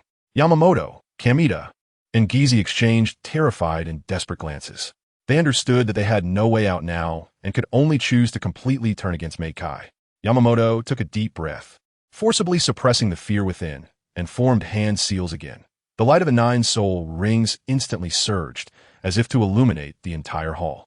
He suddenly stomped the ground, his figure shooting out like a fleeting shadow, charging straight at Mate Kai. His movements were swift and fierce, as if he wanted to unleash all his anger and power in that moment. Guida and Oniko, seeing this, also gritted their teeth and unleashed their powerful soul energy, launching an attack at Mate Kai. The 3 attacks surged toward Mate Kai like 3 raging dragons, the violent soul energy fluctuations making the entire hall feel as if it were about to collapse. Mate Kai's eyes flickered with a determined light in the dim hall, like 2 unquenchable lamps. As he took a deep breath, an overwhelming aura surged from within him, as if he were a volcano about to erupt. Green steam began to rise slowly from his body, swirling around him and forming a hazy green mist. The steam contained a powerful vitality, as if it were the purest essence of nature. Under the pressure of this aura, the surrounding air felt heavy, making it difficult to breathe. Mate Kai's figure became increasingly blurred under the green steam, but his gaze grew sharper. He stared intently at the 3 rushing toward him, as if he could see through their attack trajectories. His hands slowly lifted, and green light began to gather in his palms, as if some mysterious power was converging. 8th Gate of Death, 6th Gate, open. Chapter 27, Calm. The enemy's eyes widened as they looked at Might Guy's face, which was as calm as water, and a wave of unease rose in their hearts. His fist felt as if it were being pulled by an invisible force, unable to advance any further. Matakai's figure seemed to merge with the wind, his movements light and fluid, each subtle turn revealing an indescribable elegance. He smiled slightly, a sharp glint flashing in his eyes, as if he could see through all illusions. Suddenly, Makai moved, transforming into a bolt of lightning, instantly appearing in front of the enemy. With a gentle wave of his hand, a powerful force surged forth like a tidal wave, directly pushing the enemy back several steps. 8th Soul Skill, Annihilation Fong. Yamamoto's voice boomed like thunder on the battlefield, his 8th soul ring suddenly glowing, resembling a brilliant star streaking across the night sky. Under the radiance of this soul ring, Yamamoto's figure appeared even more robust, as if he were a war god emerging from ancient times. His momentum swept in like a tempest, distorting and compressing the surrounding air. His eyes sparkled with a fierce light, capable of piercing through all illusions. In that moment, he seemed to merge with heaven and earth, becoming the ruler of this battlefield. With a furious roar, Yamamoto clenched his fists tightly. A terrifying power began to surge wildly within him. Above his fists, a black energy began to coalesce, forming a sharp fong that radiated a destructive aura. This fong seemed capable of devouring everything, causing the surrounding space to tremble. On the battlefield, the atmosphere suddenly tightened. Kamida's eyes flashed with determination, his figure instantly becoming blurry, as if merging with the surrounding air. Immediately, his 7th soul ring lit up, a dazzling light enveloping his entire body, making him appear as if he were a war god emerging from mythology. As the soul ring shone, Kamida's body underwent astonishing changes. His muscles expanded, his skin becoming as hard as iron, every inch seeming infused with boundless strength. His fists were tightly clenched, the sound of bones colliding crisp and clear, as if capable of tearing through the air. His eyes sparkled with a sharp light, flames seemingly dancing within his pupils. He suddenly stepped forward, causing the ground to tremble, as if the entire battlefield shook beneath his feet. In that moment, he became the center of the storm on this battlefield, everything under his control. A glimmer of determination flashed in Matakai's eyes, and his figure remained as straight as a pine tree under the pressure of soul power.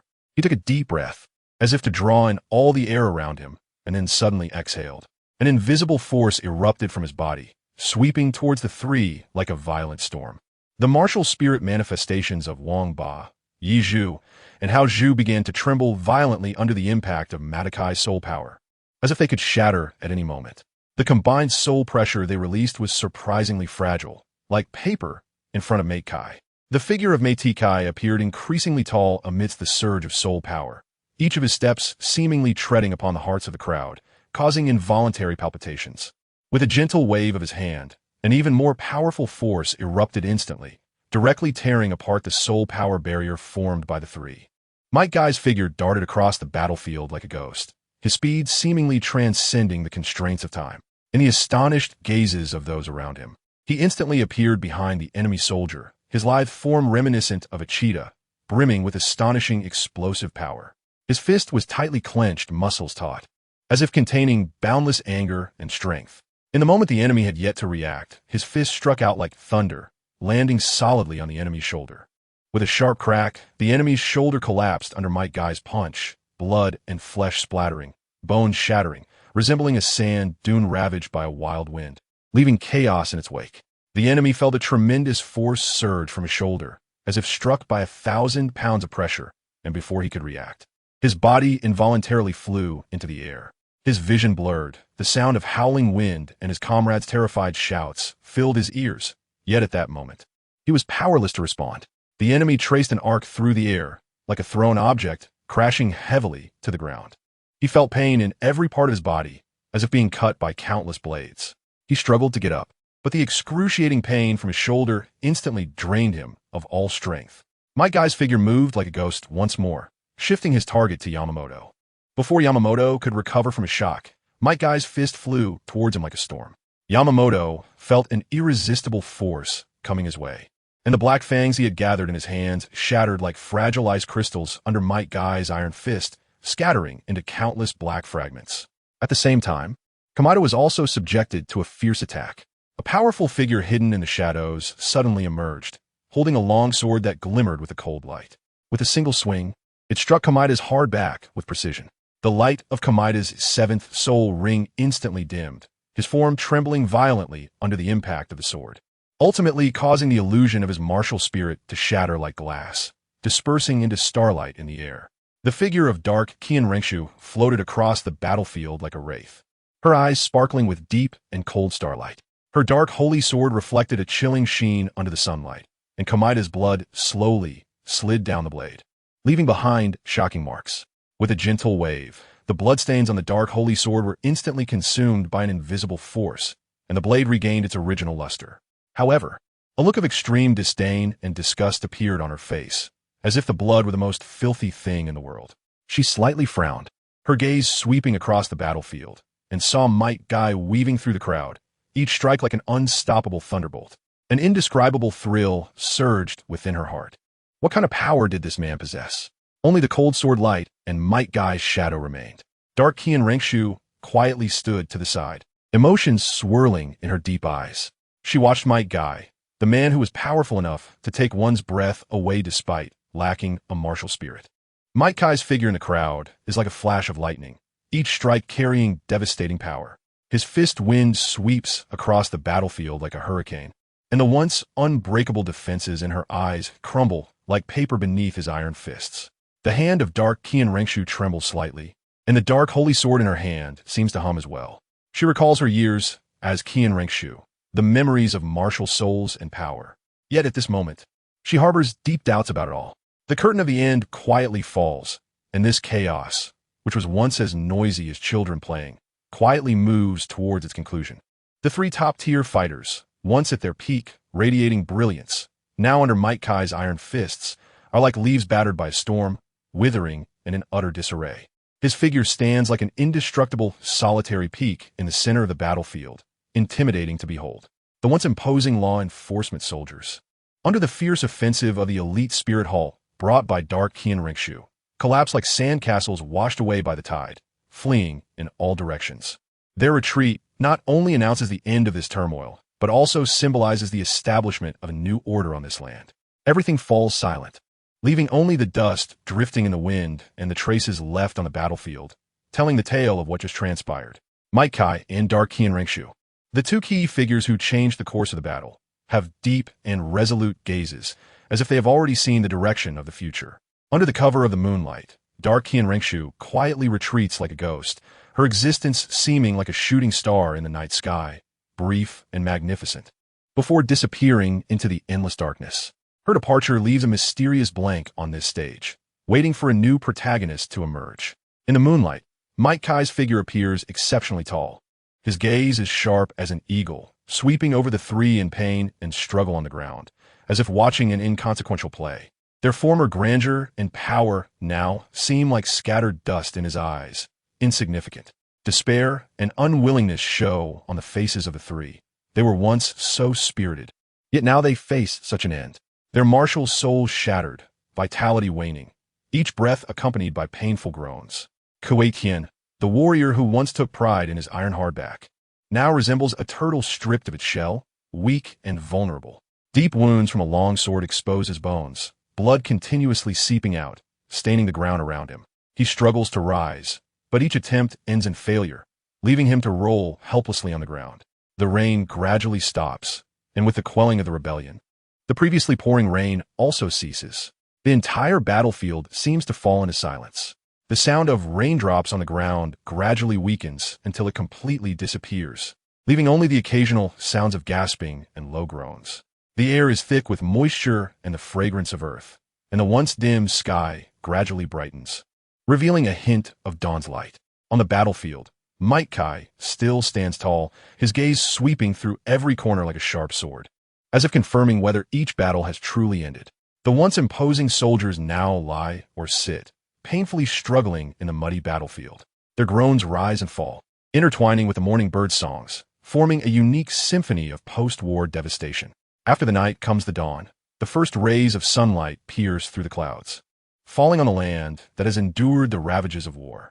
As the dust settles, the chaos on the battlefield gradually dissipates, leaving behind a scene of devastation and wounds. Amongst it all, the law enforcement hall quietly emerges like bamboo shoots after the rain.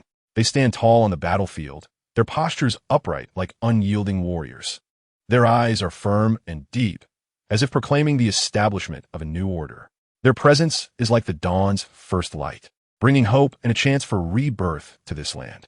Under the post-war sunlight, the members of the law enforcement hall begin to rebuild their homeland, healing the wounds caused by the rebellion. They work hard, their sweat soaking their clothes and the land that once suffered greatly. Through their efforts, green plants begin to grow anew from the ruins, and the air is filled with the scent of rebirth. Inside the Xinglua Palace, Dai Tianfeng learns of the news from the front lines immediately. Sitting on the exquisite dragon throne, a hint of surprise and unease flashes in his eyes. Might Kai's strength and decisiveness far exceed his expectations. Before the army of the Xinglua Empire arrives, he swiftly quelled this sudden rebellion. The once imposing soldiers now struggle in pain on the battlefield, while he stands tall like a god of war. Thinking of this, a complicated expression appears on Dai Tianfeng's face, and his heart surges with waves. He knows that this new leader of the law enforcement hall is not only powerful, but also possesses a firm belief and indomitable will. Such an existence undoubtedly poses a great challenge to the Xinglua Empire. You say you want to leave? Might Kai looks at dark Qian Renxue with confusion. He truly cannot understand this girl's mindset. She had insisted on coming with him, and now, not even 3 days later, she's insisting on leaving. When she arrived, she had been all cute and clingy, and now she directly says she wants to go, and no matter how he tries to persuade her, he can't stop her. He really has no way to deal with her. Dark Qian Renxue sees his puzzled expression and slightly turns her head away in annoyance, thinking he is such a blockhead. Whatever, she's leaving soon anyway, so it's best to avoid further entanglement. She stands up, lightly leaps, and lands on a nearby tree, turning her back to Might Kai and waving her hand, signaling that she is leaving. Might Kai watched as the light figure of Haimu, Qian Renxue, gradually disappeared among the treetops, a surge of inexplicable emotions rising within him. He gazed at the receding silhouette, as if he could see her determination to leave and feel the unknown that she was about to bring. Sunlight filtered through the gaps in the leaves, casting dappled shadows on Might Kai's face, reflecting his resolute expression. He took a deep breath of fresh air, a surge of strength rising within him, a steadfast belief in rebuilding his homeland, and a courageous facing of the unknown challenges. The figure of Haimu, Qian Renxue, had vanished from sight, but Might Kai's gaze remained fixed on the treetops. He imagined her soaring freely in the sky, and a hint of envy arose in his heart. Might Kai's gaze followed the black streak of light that gradually disappeared into the horizon, and a strong desire surged within him. He imagined himself soaring freely through the air like the dark Qian Renxue, unrestrained and liberated, an experience he had never had before. He looked up at the endless blue sky, feeling a rush of blood, as if he could see his own figure soaring across the horizon. Suddenly, a dazzling black streak of light cut across the sky, like a meteor streaking through the night, brilliant yet fleeting. It tore through the vast expanse, racing towards the Douluo Empire's outer region with a speed that was almost impossible to capture. Might Kai was stunned by this sudden sight, his eyes widening as if he wanted to imprint every detail of that black streak of light into his mind. The trajectory of the streak left a long tail in the sky, resembling a flash of lightning in the darkness, illuminating the entire sky. Chapter 28. Righteous Tang Ritian in a remote corner of Saint Sol Village, Fastner Province, Nodding City. Sunlight dappled the ancient stone road, adding a touch of vicissitude to this tranquil little town. Against this backdrop, a figure quietly emerged. An unkempt uncle with tattered clothing and a face etched with the marks of time. However, at this moment, his previously calm expression suddenly twisted into an indescribable grimace. The uncle's eyes sparkled with an unusual light, as if he could see through all the illusions of the world. His nostrils flared slightly, seemingly capturing some indescribable aura in the air. It was a nauseating scent, tainted with evil and arrogance, like a demon crawling out of the abyss, exuding a suffocating sense of oppression. The uncle's brow furrowed tightly, his hands clenched into fists with bulging veins. A surge of intense anger and unease filled him, for he could clearly sense that this aura was identical to that of Qian, who had once brought him endless pain and humiliation. Qian, the one who claimed to be of the Angel clan, had an aura like a sharp dagger, deeply piercing the uncle's heart. The uncle's body trembled slightly, and a determined light flickered in his eyes. He knew he could not sit idly by and allow this evil aura to wreak havoc in the world. Dark Qian Renxue moved quickly, having crossed the entire Star Luo Empire in just 2 days. However, just as her figure brushed past a village, a powerful and fear-inducing pressure suddenly appeared in the sky. Following that, a massive Haotian hammer came crashing towards Dark Qian Renxue. Her speed abruptly halted, her pupils constricting as she faced this sudden attack. She spun rapidly in the air, trying to evade this overwhelming blow. However, the Haotian hammer seemed to have eyes of its own, relentlessly pursuing her, casting a deep shadow in the air, carrying the momentum to destroy everything. A deafening roar echoed through the air, as if even space was being torn apart by this immense power. Dark Qian Renxue's figure flashed, narrowly avoiding the direct impact of the hammerhead, but the residual wave still sent a shiver through her heart. She looked up to see a figure leap from a distant mountain peak, wielding the Haotian hammer, like a war god descending. In the twilight, Tang Hao's figure stood like an indomitable giant, gripping a Haotian hammer intertwined in black and red. The hammer surface flickered with a fierce and wild light, like a raging fire in the abyss. His steps were firm and powerful, each footfall seemingly causing the earth to tremble. As he moved, the fiery red patches on Tang Hao's body gradually revealed themselves, flowing like lava, filled with an unparalleled might. Meanwhile, the space around him seemed to be torn apart, with 9 soul rings, yellow, purple, black, and red, spinning around him in a frenzied dance. These 9 soul rings, like 9 brilliant stars, emitted different glows, resonating with one another, forming an indescribable pressure, especially the 9th scarlet soul ring, resembling a blood-red moon, with a color so deep and eerie that it instilled fear. Within that scarlet soul ring seemed to be endless darkness and slaughter. Each flicker seemed capable of devouring everything. It was not merely a soul ring, but a bottomless black hole of souls, exuding a suffocating sense of oppression. In this realm, Tang Hao appeared as a reaper emerging from hell, wielding the Haotian hammer, surrounded by 9 soul rings, particularly the chilling scarlet 9th soul ring, which sent shivers down spines. His presence seemed to herald an impending storm, leaving everyone in awe. The cold wind howled, stirring up dust, as if recounting the vicissitudes of the past. On this desolate land, a name echoed like thunder. Wuhuan Hall, Tang Hao, a name that once made the entire Douluo Continent tremble, now roared from his shattered throat. His voice was filled with overwhelming anger, as if he wanted to tear apart the entire sky. His eyes were already clouded by hatred, the scarlet color like the flames of hell, burning in the darkness. Opposite him stood a tall, stunningly beautiful woman, Dark Qian Renxue. Her eyes sparkled with complex emotions, nostalgia for her father, hatred for her enemies, and an endless wariness toward the man before her. She knew that this Haotian Douluo, who had once killed her father, was one of the most powerful beings on this continent. However, at this moment, Dark Qian Renxue was merely a 6-ring soul emperor. Although she was exceptionally gifted, she still felt small in the face of absolute power. Her heart was filled with unwillingness and helplessness. She knew she could not compete with this powerful man. Tang Hao's figure gradually blurred in the darkness, but his voice thundered in Dark Qian Renxue's ears. He roared, denouncing the crimes of the Wuhuan Hall, each word like a sharp knife, deeply piercing her heart. "You took everything from me. I will make you pay." Tang Hao's voice echoed in the night sky, as if he wanted to level the entire Wuhuan Hall. Dark Qian Renxue clenched her fists tightly, her nails digging deep in her flesh, but she cared not. She knew she could not back down, even in the face of a powerful enemy. She had to avenge her father. Their gazes met in the air, as if igniting the entire night sky. This was a battle of life and death, a fateful confrontation. In this thrilling and tense moment, whoever could laugh last would become a legend on this continent. Tang Hao's brow furrowed slightly, a hint of surprise welling up within him. He did not expect that the young girl before him possessed such an astonishing aura and strength at such a young age. He took a deep breath, his voice low and firm. This young emperor, if not completely crushed today, will surely become a great threat to my Haotian sect in the future. Before his words could finish, Tang Hao's body shot forward like an arrow released from a bow. The Haotian hammer in his hand glimmered with a cold light under the moonlight, seemingly containing the power to destroy the heavens and the earth. Seeing this, Dark Qian Renxue's eyes flashed with a glint of coldness. She moved her body and transformed into a black shadow, rushing towards Tang Hao. The distance between them closed in an instant, as if they were about to collide. However, at the moment of contact, Tang Hao's Haotian hammer swung out suddenly, carrying the momentum of thunder, smashing fiercely towards dark Qian Renxue. The strike was powerful and heavy, as if the air itself was being torn apart, emitting a sharp howling sound.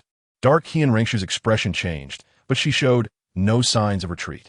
With a twist of her body, she skillfully dodged the attack of the Haotian hammer, while simultaneously condensing a black light in her hand, countering towards Tang Hao. The figures of the two intertwined in the night sky, each collision producing deafening booms. Their movements were as fast as lightning, as if time itself had paused in that moment. The surrounding air was distorted by their momentum, creating swirling currents that drew everything around them into the fray. Tang Hao understood in his heart that this young dark Qian Renxue was not to be underestimated. He had to give it his all to completely defeat her. Thus, he swung the Haotian hammer again, launching an even more ferocious attack. Dark Qian Renxue did not back down, engaging Tang Hao in a breathtaking duel with astonishing speed and strength. The battle between them intensified. Each attack was like the force of thunder. Each collision seemed to tear apart space. The surrounding air currents became denser, as if they were about to engulf the entire world. The outcome of this battle would determine the future of the Haotian sect.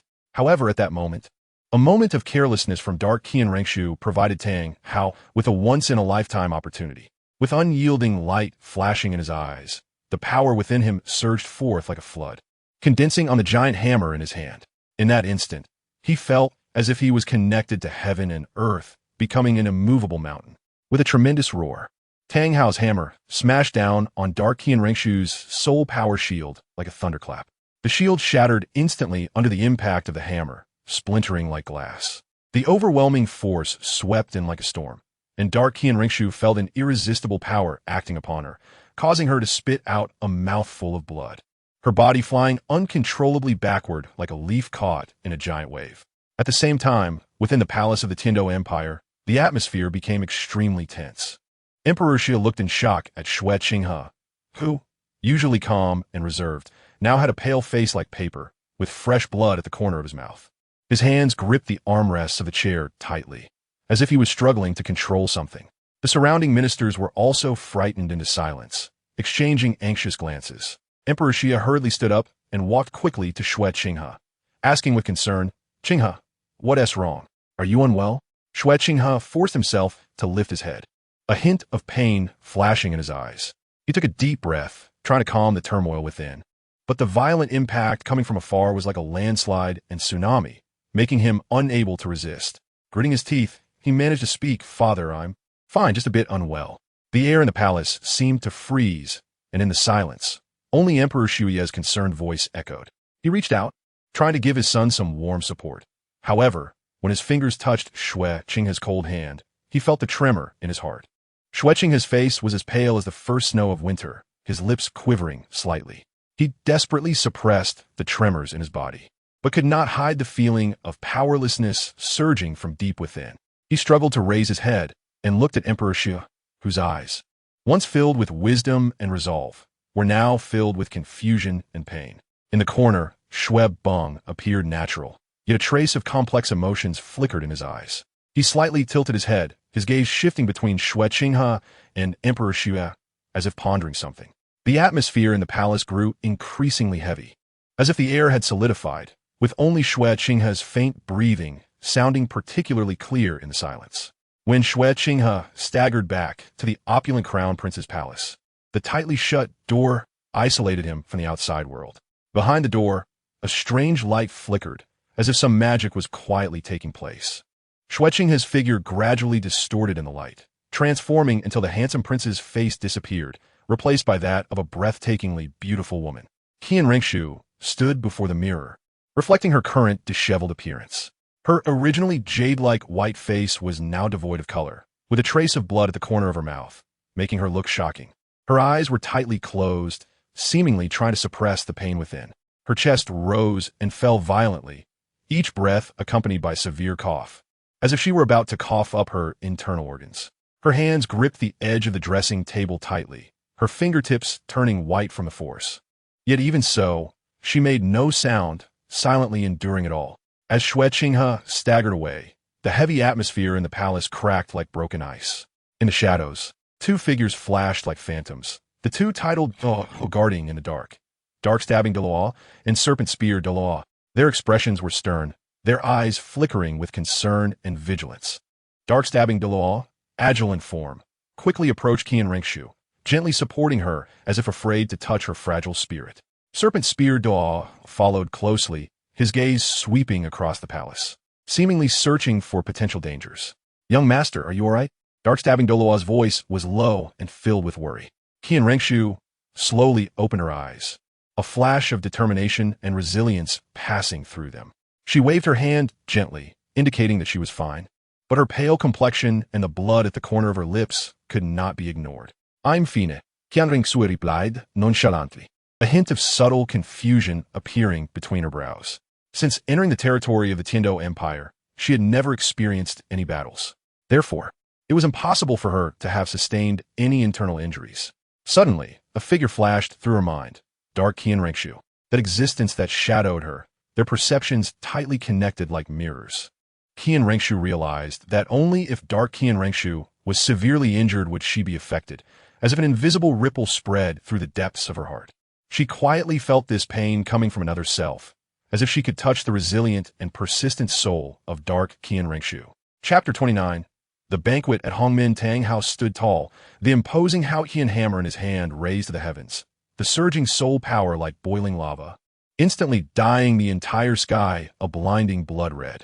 Dark Qian Renxue, at this moment, was in a disheveled state, clutching her violently beating chest with one hand. Blood trickling from the corner of her mouth like broken red pearls, splattering onto her snow-white gown. Her eyes shimmered with unwillingness and shock as she looked at the impending hammer of destruction. The trash of the spirit hall. Tang Hao's voice was like cold iron, filled with endless rage and killing intent. "Today, let me, Tang Hao, first collect some interest for the innocent souls that have perished." With his furious shout, the soul power condensed on the Haotian hammer reached its peak in an instant, like a brilliant meteor streaking across the sky, crashing down towards dark Qian Renxue. The terrifying momentum seemed to shake heaven and earth, an oppressive feeling suffocating the entire battlefield. At this moment, dark Qian Renxue appeared to be completely engulfed by darkness, her face pale as paper, as if all vitality had been drained from her. As a 95th level titled Douluo, even in an injured state, her strength was far beyond that of a soul emperor. However, reality cruelly lay before her, and she felt an unprecedented despair. At this life-and-death moment, the dark Qian Renxue suddenly let out a mournful laugh.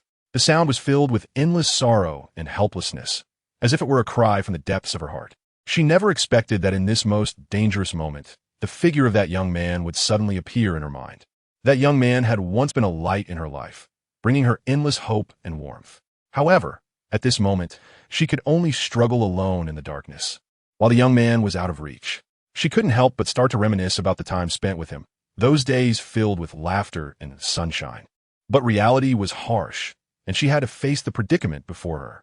In the endless darkness, Qian Renxue was like a burning candle, constantly consuming the remaining soul power within her. Her body gradually became ethereal and unreal, as if a gust of wind could blow her away. However, deep in her eyes, there flickered a resolute light, a kind of fearlessness, a determination, as if she had placed life and death aside. In that decisive moment, Qian Renxue fearlessly faced the thunderous hammer in Tang Hao's hand. At the moment her figure collided with the hammer, it seemed as if time froze. She did not retreat or dodge, but chose the most direct confrontation, which was her absolute trust in her own power and her thirst for victory. This strike shocked everything around. On the land within a few miles, the once towering mountains seemed to tremble and collapse in an instant, turning into a flat wasteland. As the aftershocks gradually dissipated and the dust settled, the dark Qian Renxue, who had originally stood in the center of the battlefield, had vanished without a trace. Tang Hao had immense confidence in his own strength. Although he was seriously injured at this moment, his pride and dominance were undiminished. He knew that the previous strike was a thunderous blow made with all his strength. Even an 80th level soul Douluo would have no chance of escaping unscathed from such a strike. On the battlefield, only Tang Hao remained. He stood there quietly, his gaze like a torch, as if he could see through all illusions. His figure appeared even taller in the afterglow of the setting sun, like an insurmountable peak standing above the wasteland. Ian, rest assured, Tang Hao's voice was deep and firm, each word like a vow squeezed from the depths of his heart. The Spirit Hall owes us, and I will settle the score one by one until they repay all their sins. His fist was tightly clenched, veins bulging, as if he wanted to merge all his anger and determination into it. He slowly turned around, his gaze sweeping over the mountain range that had become a wasteland, where the vitality and prosperity of the past had long since disappeared, leaving only devastation. However, there was not a trace of guilt in Tang Hao's heart, only endless determination and resolve. With a movement, he vanished like a ghost from the spot, leaving behind a vow that echoed in the wind. I'll make them understand what the true cost is. Meanwhile, within the prince's mansion, Qian Renxue was quietly cultivating to heal her injuries when she suddenly felt as if struck hard, and a mouthful of fresh blood spurted out, staining her clothes. This time, her complexion was no longer the pale shade from before, but a deathly white, as if all vitality had been ruthlessly stripped away in that moment. Her eyes were filled with terror and despair, as if she had seen the most horrifying scene in the world. My counterpart has actually been killed.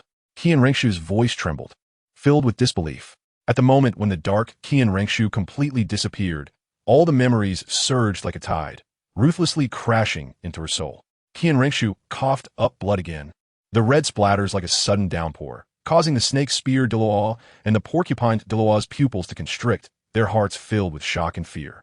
Although they knew this must be due to a problem on the dark Qian Renxue's side, witnessing their young master's suffering still stirred an indescribable worry within them. Qian Renxue gently raised her hand, her fingertips lightly touching the bloodstain at the corner of her lips, and elegantly wiped it away, as if handling a trivial matter. However, in her deep-set eyes, there flickered a spark of angry fire, like a volcano about to erupt, filled with endless rage. She almost gritted her teeth and squeezed out a name through clenched jaws. Tang Hao. This name seemed like a magical incantation, causing her anger to surge forth like a tidal wave, filled with endless hatred and determination. In the silent room, Qian Renxue's delicate pink fists were tightly clenched, like frozen frost. She struck down with one punch, and the armrest of the chair instantly collapsed under her strength, turning into flying wood chips. Although she still possessed the sixth soul skill to summon the dark Qian Renxue, at this moment, her breath was chaotic, like a candle flame buffeted by a gale. On the verge of collapse, Qian Renxue knew that she was no longer in her peak condition. If she forced herself to call upon her soul power, it would only be like adding salt to a wound. A glimmer of determination flashed in her eyes, but it couldn't conceal a hint of helplessness. At this critical moment, she had to remain calm and not let a momentary impulse plunge herself into deeper crisis. Within the Star-Luo Empire. In the vast expanse of the Star-Luo Empire, Ziersi, the newly appointed head of the law enforcement hall, had quietly risen. His name was now well known in the martial world. In terms of strength, he was profound and unfathomable. In terms of reputation, he was famous far and wide. And in terms of character, he was highly regarded. At this moment, Might Kai was in the Zhu family mansion within the Star-Luo Empire. The master here, Zhu Ganglai, was a formidable 85th level agility attack type, Soul Dua, whose name was well known throughout the Star-Luo Empire, with no one unaware of it. The esteemed elder of law enforcement has graced us with your presence. Our negligence is truly a breach of etiquette. Please forgive us. Zhu Ganglai expressed his sincere respect and goodwill to Might Kai, who was known for his smooth dealings. A few days ago, Might Kai had bravely fought against the Star-Luo Emperor alone, and Zhu Ganglai had watched from the shadows, witnessing the breathtaking scene. He had seen Might Kai's courage and fearlessness, as well as his extraordinary strength and wisdom. Therefore, when Might Kai appeared before him, Zhu Ganglai felt both awe and admiration. He understood that such a strong individual deserved his utmost respect and reverence. Thus, he expressed his respect without hesitation and hoped to establish a good relationship with this powerful figure. Mai Tai stepped into the Zhu family mansion, where the resplendent hall came into view with intricately carved beams and painted pillars, showcasing the grandeur of nobility. His gaze was piercing as he scanned the surroundings, and he saw the Star-Lord sitting in the main seat, a subtle hint of malice on his face. The attendants around him were bowing their heads obediently, and the atmosphere was tense. Mai Tai walked steadily towards the Starry Emperor, each step seemingly treading on the hearts of the crowd, causing a slight tremor. He reached in front of the Starry Emperor, nodded slightly, as a form of greeting. The Starry Emperor smiled faintly, but there was no trace of warmth in his eyes. He said in a deep voice, "Elder, I have long admired your name. It is indeed a fortunate event to meet you today. Kai was expressionless and said, "The Emperor has overrated me. I wonder what guidance the Emperor has for me today." Kai is quite clear about the twists and turns in the officialdom. Knowing full well that this is a banquet with ulterior motives, Kai still comes alone. On this quiet night, both of them tacitly avoid discussing the confrontations of the past few days, as if it were a nightmare that had never happened. For Emperor Xingluo, that memory is like the sky torn apart by a sharp blade, leaving an unhealable scar. He, once a king, was ruthlessly crushed by Kai on that day, becoming the most glaring stain in his life, and the shadow that lingers in his heart after donning the crown. Emperor Xingluo, the once mighty emperor who looked down upon the world, has now fallen from grace in that contest, which is undoubtedly a great humiliation to his dignity. He knows well that this defeat is not just a loss in battle, but a significant setback on his path to rule. His authority, his dignity, at that moment seemed to be ruthlessly stripped away, leaving only a shattered heart and endless regret. Therefore, they chose silence, they chose to forget. However, that pain and shame are like a brand imprinted in their bones, constantly reminding them of their past failures. In this long night, they may silently reflect in their hearts, perhaps returning to that battlefield in their dreams, but in any case, they cannot erase that profound shadow. When Kai stepped into the Grand Hall, a chilling undercurrent seemed to quietly rise from the stone slabs beneath his feet, like a hidden current lurking beneath the abyss, surging yet difficult to detect. His senses were at their sharpest at that moment, as if he could perceive the invisible threat. Dozens of soul saints, 4 soul Douluos, and 2 title Douluos. A sharp glint flashed in Kai's eyes as he silently calculated these forces in his mind. These are not ordinary opponents. Each is a top powerhouse of the Xingluo Empire, their presence pressing down on his heart like a mountain. However, even in the face of such power, Kai's steps showed no hesitation. He seemed to be walking on a precarious tightrope, and despite the abyss before him, his eyes were filled with determination and confidence. He knew well that this was a battle concerning honor and dignity. He could not retreat or evade. This confidence comes from his absolute trust in his own strength. He believes that no matter how many difficulties lie ahead, he has the ability to overcome them one by one. His steps were firm and powerful. Each step seemed to declare to the world, he, Kai, will never be defeated by any difficulty. At this moment, although he was merely a law enforcement elder, he had long harbored ambitions for the supreme position of the Judgment Elder. The temptation of that power burned like a fierce fire in the abyss, scorching his soul and making him unable to resist. Finally, the day of the banquet arrived. Emperor Xingluo, the supreme being who controls the entire Xingluo Empire, appeared particularly calm and unhurried today. He sat on the main seat, his gaze like a torch, sweeping over every guest present. Before the banquet officially began, Emperor Xingluo made an unexpected move. He unexpectedly extended an olive branch to Kai, who had previously had grievances with him. This action undoubtedly changed the atmosphere of the entire banquet. Although the two parties did not mention the dispute from a few days ago, the ripples from that incident had already stirred up waves in everyone's hearts. The scene from that day seemed to be vividly present, and everyone present was well aware of it. Kai's intrusion into the Xingluo Imperial Palace was undoubtedly a blatant provocation to the Xingluo Emperor, a hard slap in the face. However, what was even more shocking was how he was able to escape so calmly, as if everything was under his control. At this moment, the Xingluo Emperor unexpectedly extended an olive branch to Kai. This action undoubtedly left everyone present feeling astonished and perplexed. Kai's bravery and strength clearly posed a threat to the Xingluo Emperor, yet he chose this way to diffuse hostility. Everyone held their breath, their gazes like torches, focused on Kai. Every subtle movement he made, every shift in his expression, tugged at the hearts of everyone present.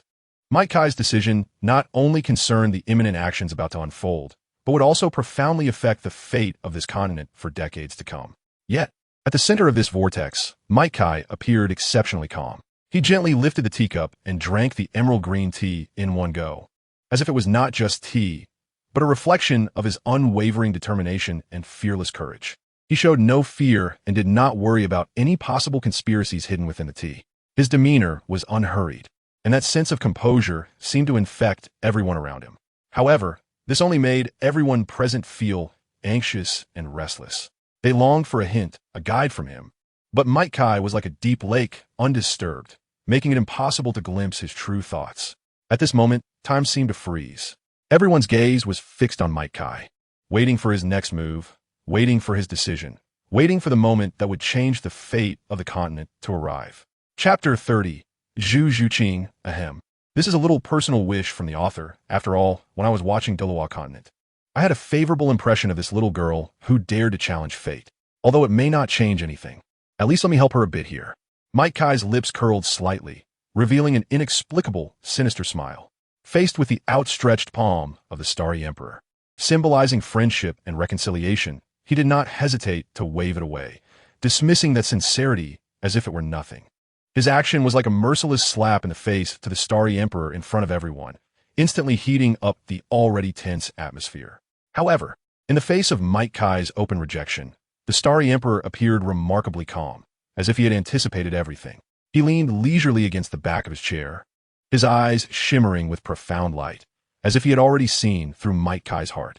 With a single command from him, the figures that had been hidden in the shadows surged forth like beasts ready to pounce on their prey. The air in the venue seemed to freeze with invisible ice crystals, every inch filled with a tense sense of oppression. In this stifling atmosphere, any slight friction was as flammable as gunpowder, poised to ignite an unpredictable conflict at any moment. One of the Soul Douluos spoke in a low, eerie voice, as if coming from the depths of the earth. Elder Lawmaker, please weigh His Majesty's proposal more carefully. His words came to an abrupt halt here, but the threat and warning within were like a cold blade, piercing the heart. No need for excessive words. The threat contained in his statement was already clear enough. In the current situation, even a tile.Not of level 97 would find it difficult to escape this invisible pressure. Here, every breath was filled with danger and unease, as if a destructive force could erupt at any moment. The message had been made clear, yet Mike Kai remained unmoved. Maite has become somewhat weary. Ever since she left, she has had no desire to remain in the Douluo Empire. The next day, within the royal court of the Douluo Empire, a solemn atmosphere revealed an unprecedented major decision. The imperial royal family officially announced that, in order to maintain the delicate and precious harmony with the Spirit Hall, they had made an unprecedented decision. In the Douluo Empire, this ancient and mysterious land, there has always been a legend about the heart of the god of war. It is the national treasure, containing endless power and wisdom, and has only been mentioned in the most critical moments of the empire. Now, for the sake of peaceful coexistence with the Spirit Hall, it will be presented. The news swept through the entire Douluo Empire like a storm.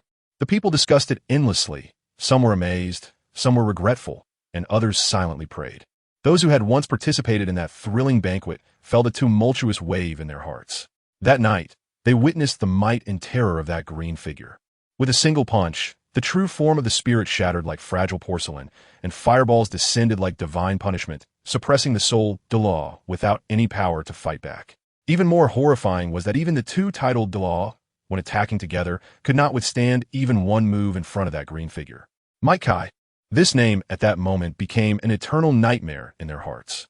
His power, his might, seemed to create an insurmountable chasm for them. Yet at this moment, they learned that in order to maintain peace for the empire, their royal family had decided to send out a treasure like the heart of the war god. The entire Xinluo Empire seemed to be immersed in deep contemplation at this moment. After the affairs of the Xinluo Empire settled down, Mike Kai chose not to linger. He knew well that this land, though beautiful, was not his final destination. The next day, as the first light of dawn appeared on the horizon, Mike Kai woke early from his dreams, facing the rising sun. He understood that today was the day he would bid farewell to this land, and it was time to smoothly hand over the heavy responsibilities on his shoulders to the next successor. When he pushed open the heavy wooden door of the law enforcement hall, an unusual aura rushed towards him. Mike Kai scanned the courtyard and quickly caught sight of an unusual figure. It was a little girl, dressed in a black bodysuit, resembling a sprite in the night. Two cat ear-shaped hair accessories playfully perked up on her head, adding a touch of cuteness. Her face was as smooth as, with a faint blush, radiating an aura of innocence. However, in her bright eyes, there flickered a depth and vigilance that was not in line with her age. She stood quietly in the shadows, her gaze firmly locked on Mike Kai, like a poised cheetah ready to pounce on its prey. Mike Kai felt a slight chill in his heart, but he did not show any panic. He simply maintained eye contact with the little girl, trying to read more information from her gaze. That gaze was like the brightest star in the night sky, dazzling and brilliant, enough to leave a deep imprint in one's soul even without deliberate pursuit. However, when the source of this brilliance was revealed, it was a tender little girl, and in her clear eyes, there was a sense of purity and innocence. Kai, as the guardian of a law palace, would naturally not easily resort to bullying the weak. He understands that a strong person should have the demeanor of a strong person, and when dealing with the weak, they should show tolerance and respect. Moreover, the fact that this little girl could silently enter the courtyard of the law palace proves her extraordinary courage and strength. The morning light filtered through the sheer curtains, softly illuminating the tranquil courtyard. At this moment, Kai's servant arrived on time with a sumptuous breakfast. He walked gracefully to the stone table, sat down elegantly, and prepared to savor the morning's delicacies. Just as he took a small bite of the golden bread, he caught a subtle sound in his ears. It was the rumbling of the little girl's stomach, like a gentle stream flowing in the tranquility of the morning. Kai frowned slightly, but then relaxed again. He took a deep breath, as if to inhale the freshness of the morning into his lungs. He waved his hand gently, signaling the servant to prepare another breakfast. Then, he lifted his head and looked towards the little girl who was peeking from a distance, a gentle smile appearing on his face, as if a spring breeze had brushed over the lake's surface. He softly called out, "Child, come here, there is your breakfast." The little girl seemed drawn by this warm invitation, cautiously walking over, her eyes sparkling with expectation and gratitude. Kai smiled and pushed the breakfast towards her, gesturing for her to sit down and enjoy it. In this tranquil morning, a simple breakfast seemed to become a bridge connecting two hearts. Despite harboring a bit of unease, the little girl still gathered her courage and carefully moved forward. Her steps were slightly unsteady, but each one was filled with determination. When she finally reached Kai, it was the first time he fully captured her appearance. It was a face as delicate as a porcelain doll, with a hint of baby fat, making her particularly adorable. However, what truly captivated was the pure light in her eyes, clear and transparent, without a trace of impurity, making it impossible to associate her with any dark thoughts. "Little one, after eating my food, you must tell me your name in return," Kai said with a smile, his voice as gentle as a spring breeze. The little girl was momentarily taken aback by this, but then her bright eyes sparkled like stars as she looked up at Kai and softly said, "My name is Zhu Zhuqing." Her voice, though small, was crisp and pleasant, like a stream in a mountain gorge, refreshing the heart. When the two had tasted the sumptuous breakfast on the table, Kai finally set down his chopsticks slowly, turning his gaze to the girl sitting quietly beside him, gently inquiring about the specifics. "You are surnamed Zhu, from the renowned Duke of Netherworld's residence." Kai's tone carried a hint of subtle confusion. After all, just 2 days ago, he had had a confrontation with the current head of the Zhu family, and the memory of the head's disheveled appearance was still vivid. However, today, this young lady from the Zhu family unexpectedly appeared before him, and the reason behind it was truly perplexing. Zhu Zhuqing lowered her head slightly, remaining silent, only giving a gentle nod, as if to acknowledge Kai's speculation. Kai observed the situation, a glimmer of interest flashing in his eyes as he scrutinized the girl before him, as if trying to extract more information from her. "So, did your father know you were coming here?" Kai's voice was deep and magnetic, as if it could penetrate the heart. He wanted to know whether this girl was acting alone or if there was a deeper scheme behind her actions. Zhu Zhuqing nodded slightly, a subtle shake of her head containing endless helplessness, responding to Kai's question. "My father insists that I marry a man I've never met. He claims this is my destiny." Zhu Zhuqing clenched her fists tightly, her fingertips digging deep into her palms, as if seeking a power to resist this fate. Her once bright big eyes were now filled with tears, crystal clear, as if just a slight breeze could trigger the deep sorrow within her, making her unable to hold back her cries. Kai felt a surge of complex emotions upon hearing this response. During his time at the Spirit Hall, he had heard about such arrangements from some elders, but hearing Zhu Zhuqing speak of it in person made the bitterness and helplessness even more palpable. He understood that in this world filled with rules and destiny, individual will often seem so insignificant. In the glorious history of the Star Luo Empire, the inheritance of the Netherworld White Tiger was regarded as a symbol of imperial power, and every emperor was required to possess this mysterious and powerful force. Therefore, from the moment the princes were born, their fates were tightly intertwined with the Zhu family, who possessed the bloodline of the Netherworld Spirit Cat. These princes were arranged to be betrothed to the young ladies of the Zhu family from a young age. which was not merely a political marriage, but also aimed at ensuring the perfect combination of the Netherworld White Tiger and the Netherworld Spirit Cat bloodlines to produce even more powerful descendants. Their childhoods were spent amidst the complex court rituals and strict education, and the shadow of the Azure Cat became their deepest hope and longing. However, this was just the beginning. The princes still needed to undergo brutal competitions. They had to struggle for survival in the whirlpool of power and desire, engaging in life-and-death battles with their brothers. In this war without gunpowder, only the strongest, most cunning, and most ruthless individuals could ultimately ascend to the throne above all others. Kai leaned casually against the edge of the mottled stone table, his elbows resting naturally on the surface, his palms cradling heavy thoughts as he slightly supported his forehead. His gaze was fixed ahead, on a woman named Zhu Zhuqing, whose eyes were filled with fragility, as if she would burst into tears at any moment. A wave of indescribable emotions surged in Kai's heart, a deep sympathy intertwined with a sense of irresistible responsibility. Kai deeply understood that the fate facing Zhu Zhuqing was not something she could easily resist. Her strength seemed so small and helpless in the face of that powerful destiny. At this moment, she needed not just an observer, but someone who could extend a helping hand and support her in the sky. A strong impulse surged in his heart, wanted to do something for her, wanted to change her fate. This impulse was so strong that he could almost feel the beating of his own heart. An irresistible force pushing him towards Zhu Zhuqing, towards that fragile soul shrouded in destiny. Miss Zhu, why have you stepped into the territory of the Wuhuan Hall? Kai's voice was calm as water, as if there were no ripples. He slightly raised his gaze, examining the woman before him, and asked lightly, "Do you not know that there is no room for negotiation between me, the Douluo royal family, and the Zhu family?" However, Zhu Zhuqing merely shook her head slightly, her eyes cold as frost, firmly staring at Kai, as if trying to see through the waves in his heart. "I am well aware that the elder is an extraordinary individual, while I, Zhu Zhuqing, am merely an insignificant secondary daughter of the Zhu family." Her voice was soft but carried an undeniable firmness.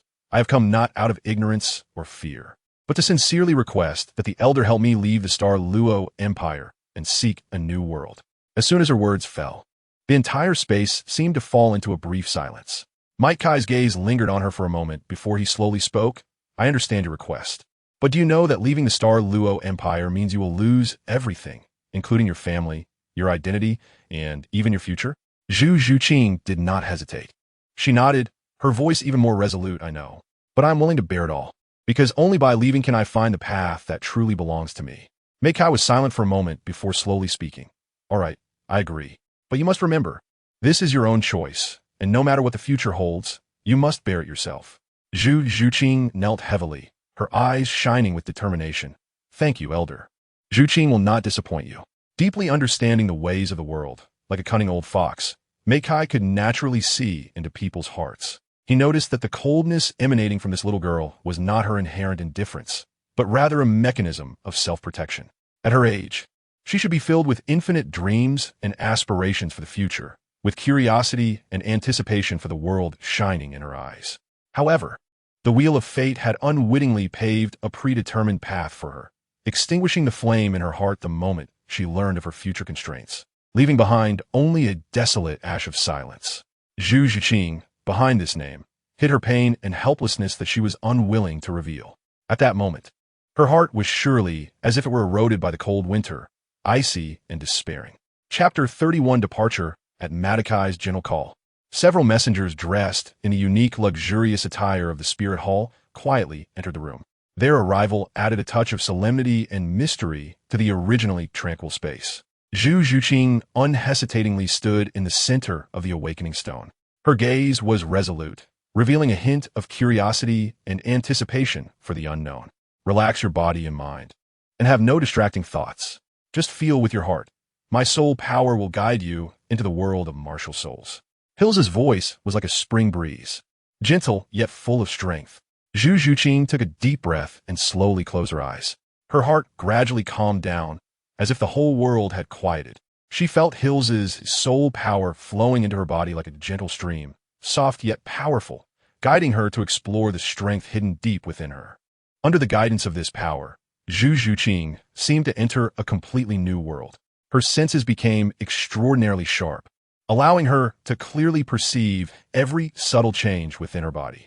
She felt as if she were merging with the entire world, closely connected to Hills' soul power. As time passed, Zhu Zhuqing gradually felt an unprecedented strength gathering within her, as her body was gradually enveloped by a deep purple light. A long tail quietly extended from behind her, while a pair of furry cat ears cleverly appeared atop her head. This sudden change seemed to drape a mysterious veil over her, making her look even more enchanting and powerful. Mei Kei witnessed all of this, feeling not much surprise. Just as he had anticipated earlier, he nodded slightly. His gaze revealed an acknowledgement of the girl's abilities, along with a calm acceptance of the situation. The soul cat martial spirit. He thought to himself, it was not far from his previous guess. Thus, he gently waved to signal the attendant beside him to prepare for Zhu Zhuqing's upcoming soul power test. Hills, the servant who always maintained elegance and composure, nodded gently upon receiving the instruction. Holding the seemingly ordinary yet enigmatic testing sphere, he walked slowly to Zhu Zhuqing's front. Please place your hand on this. His voice was as gentle as a spring breeze, soft yet dignified. Upon hearing this, Zhu Zhuqing gently placed her hand on the testing sphere, ready to embrace the upcoming soul power test.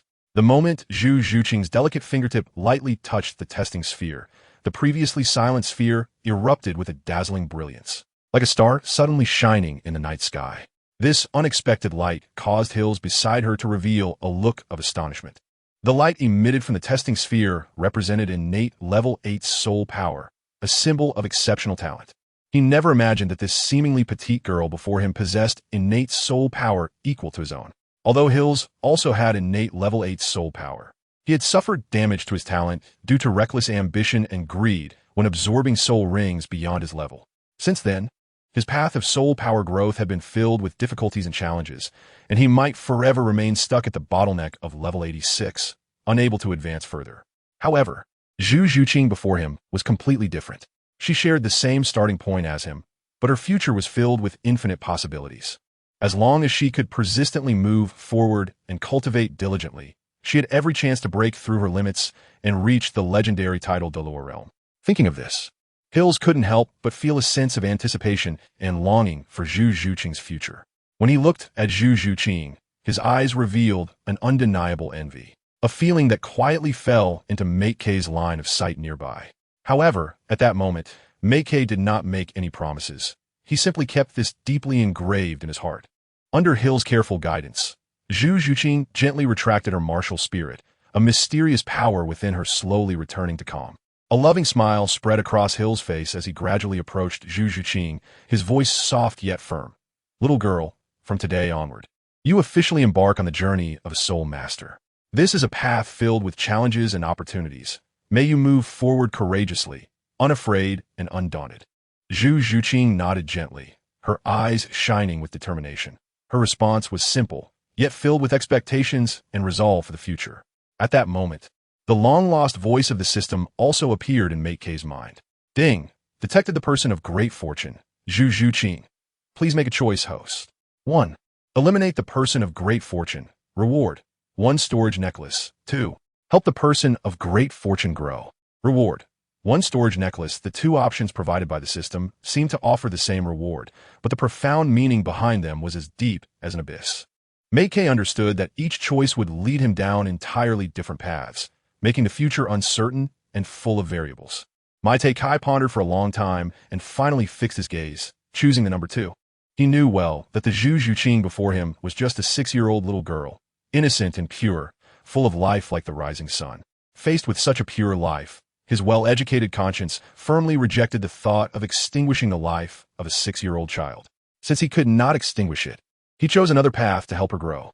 This was a decision filled with challenges and hope. He was willing to use his own strength to guide Zhu Zhuqing towards a better future. He believed that only in this way could he truly embody the heart and responsibility that a warrior should have. If in the future Zhu Zhuqing's fate deviated from the right path and entered a wrong way, then today, he would definitely rescue her from the abyss the moment she got lost, even if the price of this redemption was her life. Time flew by, and before long, it was noon. Zhu Zhuqing organized all her belongings and then boarded the carriage with Kai. As the carriage slowly left the Xingluo Imperial City, Zhu Zhuqing gently lifted a corner of the curtain and looked back at the place where she had grown up. The familiar palace, the street where she used to play, and the starry sky she had gazed at countless times all faded into a faint sorrow in her heart as the carriage moved further away. At the same time, Qian Renxue had already taken action. The hatred she felt for Tang Hao for killing the dark Qian Renxue burned like a fierce fire in her heart, impossible to extinguish. Therefore, she carried a burning desire for revenge and quietly revealed Tang Hao's hiding place to the spirit hall. However, when this news swept to Bibidong's ears like a storm, she did not immediately send her elite troops to capture Tang Hao, as everyone expected. Instead, she chose to bury this news deeply. The carriage moved slowly along the long journey, the sun high in the sky, and within the dappled light and shadow, time seemed to stretch inside the carriage. Zhu Zhuqing's stomach had already begun to rumble from the long hours of bumpy travel. Zhu Zhuqing slightly lowered her head, a blush rising on her cheeks, feeling somewhat embarrassed. She was not someone who liked to trouble others, and this time, boarding Mai Kai's carriage had taken all her courage. At this moment, asking the stranger for her needs was even more difficult. However, how could Zhu Zhuqing's little thoughts hide from Mai Kai's ears? As soon as her stomach began to grumble, that subtle sound gently brushed past his ears. He understood that this little girl must be hungry, but was stubbornly trying to hide it. Zhu Zhuqing may have thought she was concealing it cleverly, but in Mai Kai's eyes, every subtle action of hers was as clear as ink on white paper. He smiled slightly, deciding to resolve this awkward atmosphere in his own way. Mai Kai gently waved his hand and skillfully took out several carefully prepared rations from the mysterious and exquisite storage Soul Guide at his waist. He smiled slightly and also took out the precious storage necklace gifted by the system as Old Deng, placing it in the palm of his hand. Here, have something to eat. Mai Kai offered the lightly fragrant rations to Zhu Zhuqing, his eyes filled with concern and expectation. In the time to come, you need to focus on your cultivation.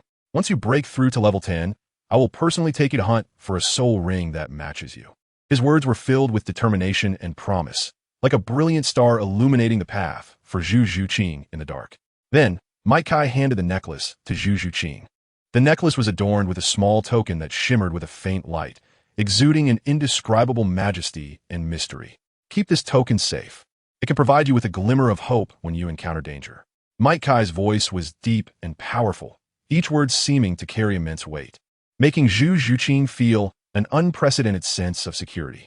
Zhu Zhuqing instinctively wanted to refuse, but just as she was about to speak, Mai Kai swiftly hung the delicate necklace around her neck. The cold touch of the necklace contrasted sharply with the warmth from Mai Kai's fingertips. At this moment, a surge of indescribable emotion welled up in Zhu Zhuqing's heart. This warmth was something she had never felt from her parents. It was like a gentle spring breeze quietly blowing over a frozen lake, stirring up ripples. At the age of 6, she should have been carefree and innocent. Yet due to the twists of fate, she had left the home filled with laughter and joy far too early. Though her heart carried the innocence of a child, it also bore the weight of burdens not meant for her age. And now, this sudden warmth seemed to bring a touch of solace to her heavy heart. Mai Kai chose silence, sitting quietly to the side with his eyes tightly closed, as if he were absorbing the rare tranquility around him. As night fell, the sky deepened like ink, and the pace of the carriage slowed accordingly. The horses were not machines. They could not run tirelessly day and night. So the time of night became a rare moment for them to rest and relax. The coachman skillfully settled the horses, tying the reins securely to ensure they could sleep soundly at night. Meanwhile, Mai Kai had quickly and skillfully set up 3 tents, providing shelter from the wind and rain for everyone. Zhu Zhuqing sat quietly by the warm fire, the flames dancing on her face, illuminating her delicate and indifferent features. Her gaze was deep and calm, as if it could swallow all emotions, making it impossible to glimpse the turmoil within her heart. She sat there quietly, seemingly isolated from the world around her, immersed in her own thoughts. Here, try this. Mai Kai's voice was gentle yet firm as he held out a tender-boned rabbit to Zhu Zhuqing. A hint of hesitation flashed across her somewhat immature face, but in the end, she obediently accepted the gift. Zhu Zhuqing, do you have any plans moving forward? Mai Kai's words carried a hint of concern. He knew the girl before him was only 6 years old and still too young to understand the cruelty and uncertainty of this world. Surviving alone in this vast world was undoubtedly a tremendous challenge for her, not to mention the century-old soul beasts lurking in the shadows, which could at any moment become the end of her life. Zhu Zhuqing gently shook her head, taking a large bite out of the tenderbone rabbit and chewing as if she were contemplating something. I don't know either. I can only take it one step at a time. Her voice was soft yet resolute, as if she was prepared to face the future. Although the road ahead was uncertain, she was willing to explore, experience, and grow step by step. At that moment, Zhu Zhuqing's heart felt like a lake shrouded in mist, shimmering yet directionless. She looked around in confusion, unable to find a target to move towards or a beacon in her heart. However, as long as she could break free from the chains that confined her like a caged bird, she already felt an indescribable satisfaction. The cage that once bound her, preventing her from soaring high, now appeared to her merely as a symbol of power, a hollow title. Zhu Zhuqing had never felt any attachment or longing for that lofty power. What she sought was only the unrestrained freedom. She longed to fly freely in the vast world, unbound by any constraints or ties. The first ray of dawn light quietly spilled through the gaps in the tent. When Zhu Zhuqing awoke from her slumber, her eyes were filled with disbelief. She discovered that her soul power had experienced an astonishing growth overnight. Just yesterday, her soul power had been firmly at the 8th level. Yet at this moment, that originally stable soul power fluctuation had jumped to the 10th level. Such speed and magnitude were almost unbelievable. As if it were a tale from a fantasy novel, difficult to convince anyone even if written down. However, Zhu Zhuqing truly felt all of this. She recalled carefully, trying to find the source of this sudden change. She remembered the tenderbone rabbit from last night, that seemingly ordinary rabbit, which was in fact a hidden millennium soul beast. The meat of that rabbit, nourished by a millennium of soul power, was exceptionally delicious, full of powerful vitality and soul power fluctuations.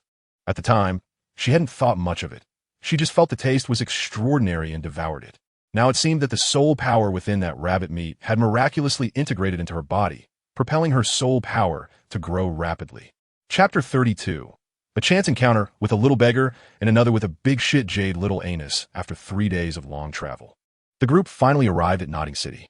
The tired coachman hurriedly got off the carriage to replenish necessary supplies for the next leg of the journey. At this moment, Kai decided to take advantage of this brief pause to take Zhu Zhuqing on her first soul-hunting journey. With the token from the spirit hall, they entered the soul-hunting forest without any obstacles. Each soul ring obtained meant a leap in power. Kai glanced at the girl beside him, Zhu Zhuqing, who had been quiet throughout the journey. Her bright eyes seemed to hide emotions unknown to others. "Girl, do you seem to have something on your mind?" Kai asked softly, his tone revealing a hint of concern. Zhu Zhuqing shook her head slightly, but her small hand tightly grasped the hem of Kai's clothes, as if this could bring her some comfort. She didn't respond, merely gazing silently ahead, as if there were challenges in the dense woods that she had to face. Kai didn't press further. He understood that girls of this age might have their own secrets and troubles. He simply patted Zhu Zhuqing's hand gently, conveying a sense of warmth and strength to her. "Don't worry, your sister Schwer was also terrified when she was obtaining her 5th soul ring, but in the end, she came through safely, didn't she?" Kai began to recount Qian Renxue's dark history without hesitation. Kai effortlessly shared the past of Qian Renxue, as if it were a nostalgic adventure story. The ease between them felt like a warm current, quietly warming Zhu Zhuqing's heart. Her previously tense nerves gradually relaxed with Kai's words, and she developed a strong curiosity and anticipation for the sister Schwer, whom she had never met. Along the way, Kai gave Zhu Zhuqing a disguise. Looking at his own disguise skills, Kai felt quite satisfied. The two continued on, enjoying this rare moment of tranquility. However, not far away, a sudden commotion broke this peace. Deep within the dense soul beast forest, a unique aura echoed, the sound of soul masters clashing with soul beasts. Yet, from the scattered fluctuations of soul power, both the soul masters and soul beasts appear to be weak at this moment. Not far off, a bearded man with short hair was leading a little boy, about Zhu Zhuqing's age, as they rushed through the forest. Their steps were hurried, but their pace was exceptionally steady, as if they were pursuing some indescribable opportunity. "Little San, aim carefully. This mandala snake's attributes are highly compatible with your blue silvergrass. We absolutely cannot let it escape." The man's voice revealed an undeniable determination, his eyes sparkling with the cunning and wisdom of a hunter. As his words fell, the man's figure suddenly froze, and a powerful surge of soul power erupted from him, instantly coalescing into a cute-looking pie pig martial soul. Although it looked adorable, its eyes glinted with a fierce light, as if it could unleash astonishing power at any moment. Immediately afterward, the man began to chant incantations, and with a deafening roar, the Pai Pig martial soul released an astonishing soul skill, fart like thunder. 3 cannon fire. This loud noise echoed through the forest, as if even the air had been torn apart. In the distance, Kai seemed to be attracted by this sudden commotion, his gaze piercing through layers of trees to land on the battlefield of the fierce struggle. However, his expression was filled with confusion and bewilderment, as if everything here was at odds with the rules he knew. In the grand tapestry of Kai's life, the existence of Yu Xiaojing was undoubtedly an indelible stain, like the most glaring haze in the night sky. When he first arrived, naive and ignorant, he was deceived by the cunning Yu Xiaojing, unknowingly becoming the other party's disciple and spending a period of time he wished to forget.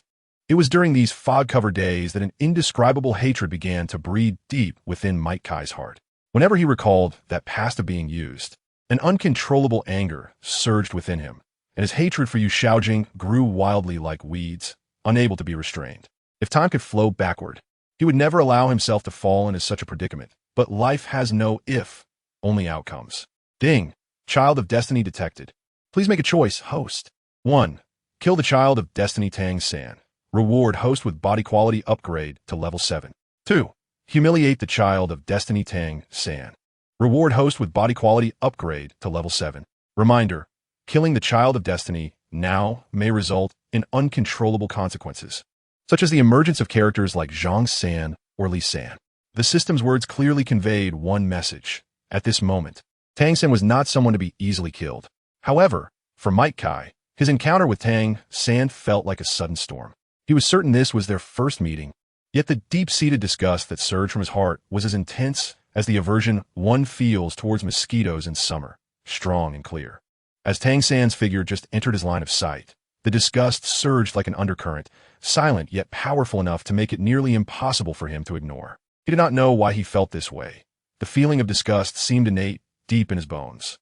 Kai stood there, his gaze like a torch, staring at Tang San, while his heart was turbulent. He understood that this feeling of disgust was not unfounded, but rather some unknown, deeply hidden secret related to Tang San was quietly at work. However, at this moment, he could not unravel the mystery, only allowing that wave of disgust to wreak havoc in his heart, like mosquitoes buzzing on a summer night, making him restless and uneasy. Unbeknownst to him, the once terrifying mandrake snake had silently reappeared beside Kai. Its presence was like an invisible chill that instantly enveloped the surroundings. Zhu Zhuqing's eyes instantly sharpened, her hands unconsciously gripping the short dagger at her waist tightly. The blade of the dagger glimmered with a cold light under the sunlight, as if ready to be drawn at any moment. At that moment, the mandrake snake had already opened its fearsome maw and lunged towards Kai's body.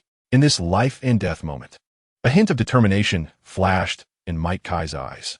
Facing the ferocious snake mouth, he did not hesitate to strike out with a palm, with the force of thunder, slamming the mandrake snake hard into the ground. Dust instantly billowed up from the ground, and the mandrake snake was deeply embedded in the earth, as if it could no longer move. The sudden turn of events was like a piercing cold wind that swept through Tang San and his companion, leaving them caught off guard. Tang San's reaction was almost instinctual. He instantly reached for his waist, where a row of glimmering silver needles was hidden. They had been tracking this mandrake snake for most of the day. The hardships and patience involved were self-evident. Now, with the prey right before them, a third party suddenly intervened, which was undoubtedly a provocation to their hard-earned efforts. A hint of coldness flashed in Tang San's eyes. He knew the value of the mandrake snake, not only because of its rarity, but also due to its significance for him and his teacher. If it were to be easily taken away by someone else, that person would have already paved their own path to death. Senior, please hold on. Yu Xiaojing's voice was urgent and tense, glancing worriedly at the mandrake snake, fearing it would instantly vanish under the blow of this powerful figure. In the Douluo Continent, strength is paramount. Regardless of age, as long as one's cultivation is profound enough, one will be respected as a senior. However, when Yu Xiaojing's gaze met Kai's familiar face, his heart involuntarily skipped a beat, as if gripped tightly by something. Yi Kai. There was a tremor of disbelief in Yu Xiaojing's voice. This name held too deep a meaning for him. "Want you to tell me to stop?" Kai's brow furrowed, a flash of displeasure in his eyes. Yu Xiaojiang was truly ignorant of his own identity, to a degree that was astonishing. However, in reality, he was no longer the Yi Kai who was filled with fantasies and innocence about the world. Standing here now was the enforcer elder of the Spirit Hall, Mike Kai.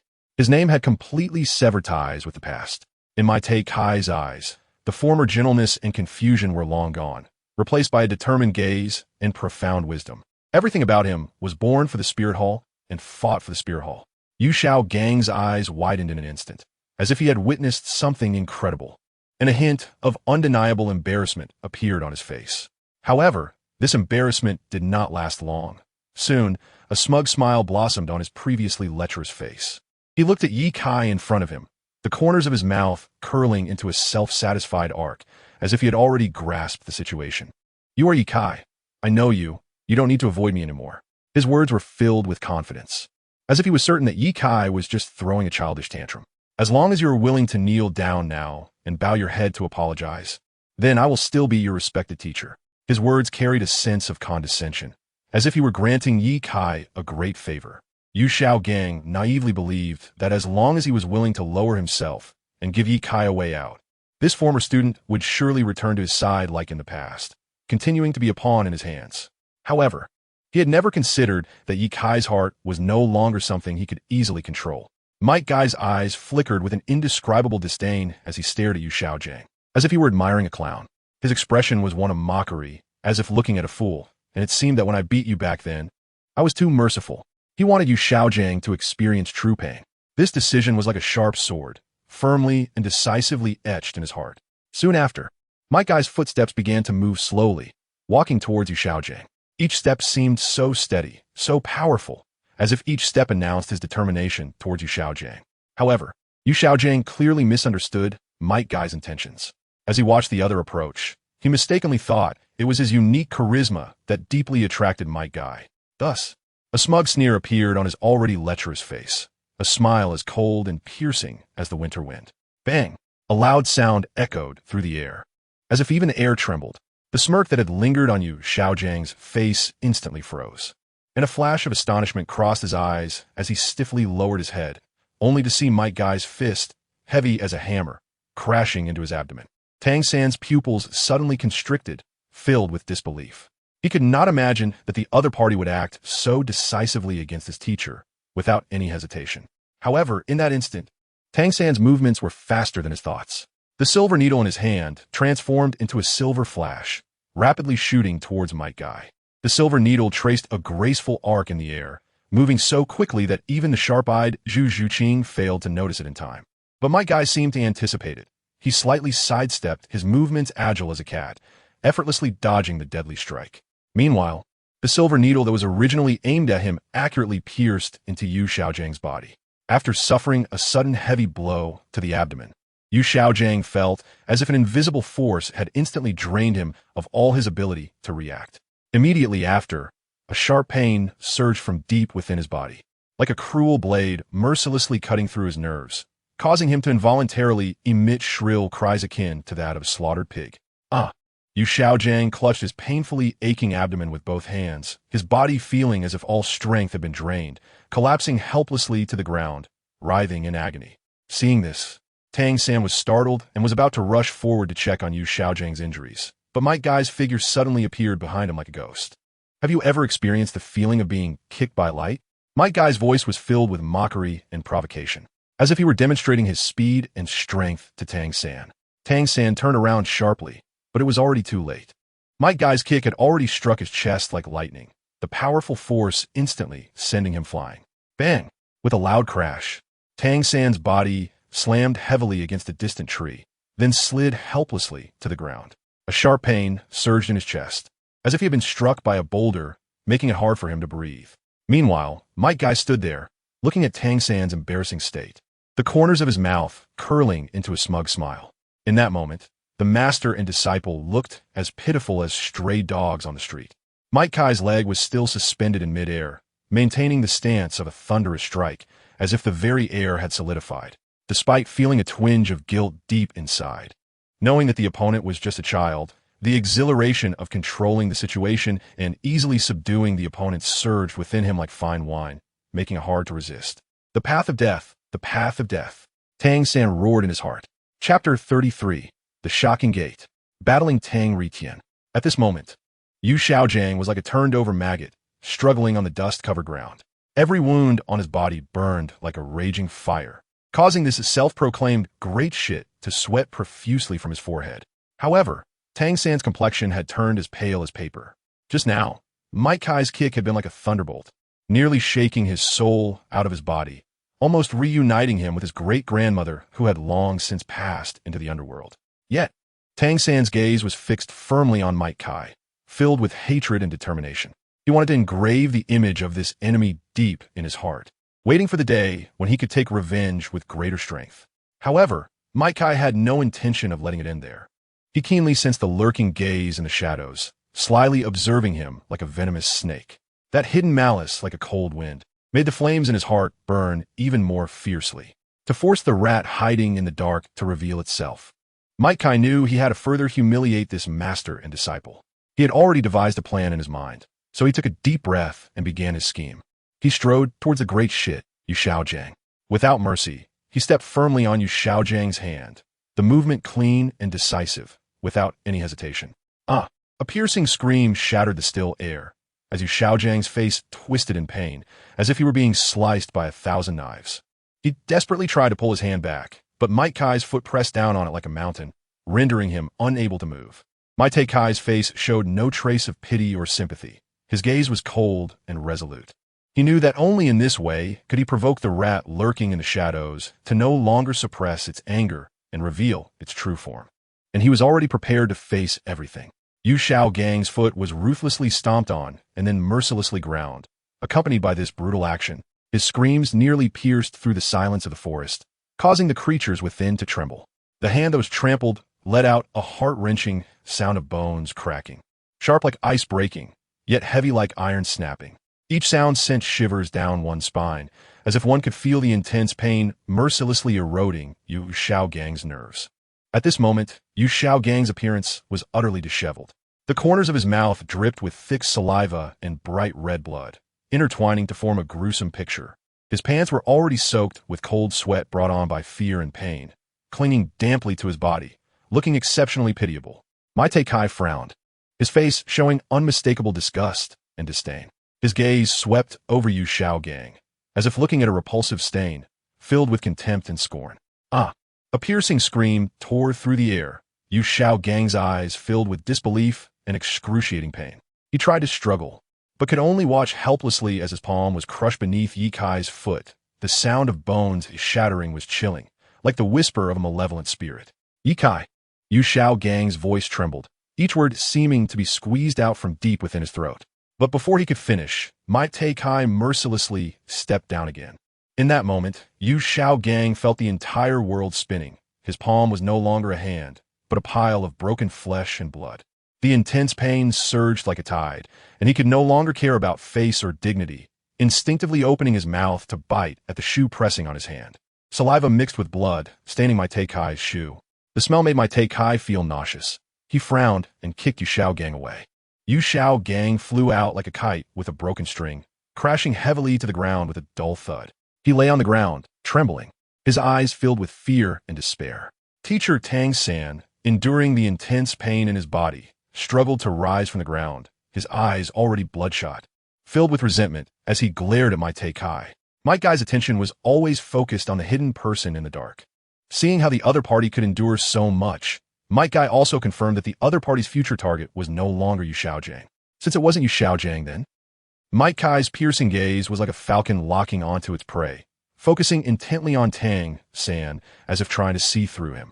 Every time his eyes met Tang San's, he could keenly sense that the hidden figure in the shadows could no longer maintain its previous calm. Like a ferocious beast touched on a sensitive nerve, beginning to stir restlessly.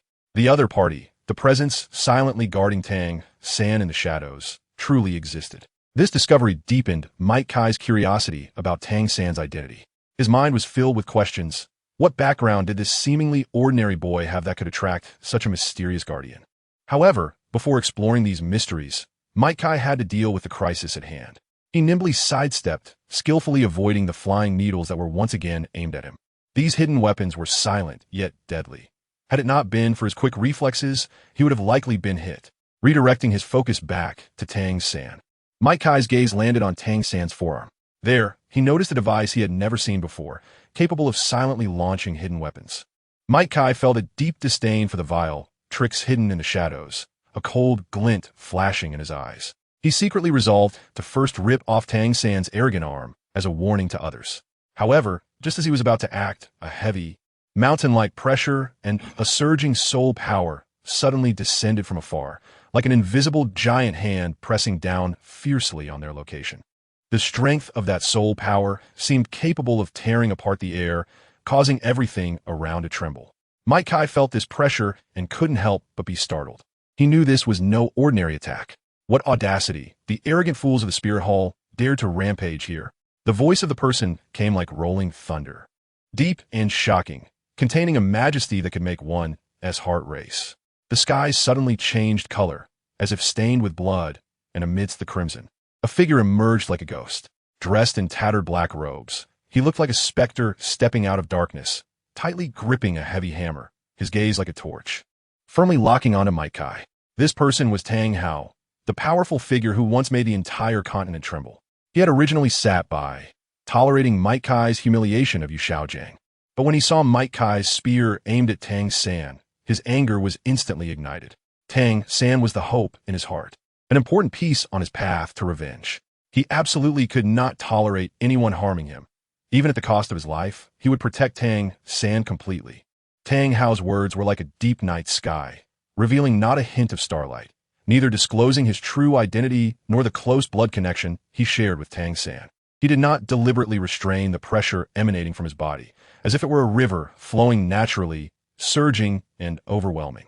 In the face of this irresistible pressure, Tang San and Yu Xiaojiang were like leaves swept away by a fierce wind, collapsing to the ground and falling into unconsciousness. However, in this dark corner, Zhu Zhuqing was spared from disaster due to Mike Kai's protection. He was like a solid barrier, blocking the invisible oppression for her, allowing her to remain conscious. In the dusty records of the Spirit Hall, Tang Hao's deeds were shrouded in a mysterious veil, becoming untouchable secrets. Meanwhile, Mike Kai happened to know a bit about the truth hidden in the darkness. In the vast history of Douluo Continent, Tang Hao's name was once a legendary source of terror. For a soul beast, he was willing to oppose the Spirit Hall, even personally ending the glory of the previous pope. This action plunged Haotian sect into an unprecedented crisis, forcing them to choose to retreat to the mountains to avoid the spotlight and quell the anger of the Spirit Hall. Some say Tang Hao was the true villain. However, when the 9 dazzling soul rings revolved around him, and he stood in the air like a heavenly god, the overwhelming aura he radiated compelled a sense of awe. The inability to fly has always been a pain in Mike Kai's heart. Although his heavenly drive allows him to stay briefly in the air, he feels powerless when facing true aerial combat masters, like the formidable Qian Renxue.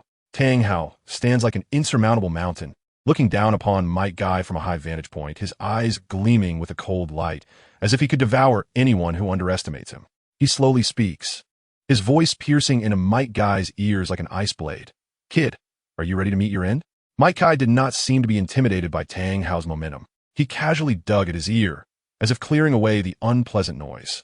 However, the green steam rising from him was as intense as flames, indicating his inner resolve and unyielding spirit. Seeing this, Tang Hao's lips curled into a mocking smile. The hammer in his hand instantly grew to an enormous size, as if it could shake the heavens and the earth. As the hammer enlarged, the surrounding air seemed to freeze, the temperature plummeting, and a chilling aura enveloped the scene. Mike Kai stood at the center of the cold, and he could clearly feel his attributes being weakened by this cold power. Tang Hao's cold laughter echoed in the silent air, as he seemed to have already seen Mike Kai's defeat. "Is this the domain?" Mike Kai murmured, his voice revealing a hint of surprise and anticipation. The domain, for any soul master, is an indescribable enhancement, especially in battles with similar strengths. A soul master with a domain undoubtedly increases their chances of victory by 30%, which is an incredibly tempting advantage. At this moment, Tang Hao wielded the Haotian hammer, carrying the force of a thunderstorm, and struck hard at Mike Kai. However, Mike Kai did not retreat. Instead, he chose to face this attack head-on. He clenched his fists, gathering all his strength, and punched in response to the roaring Qian hammer.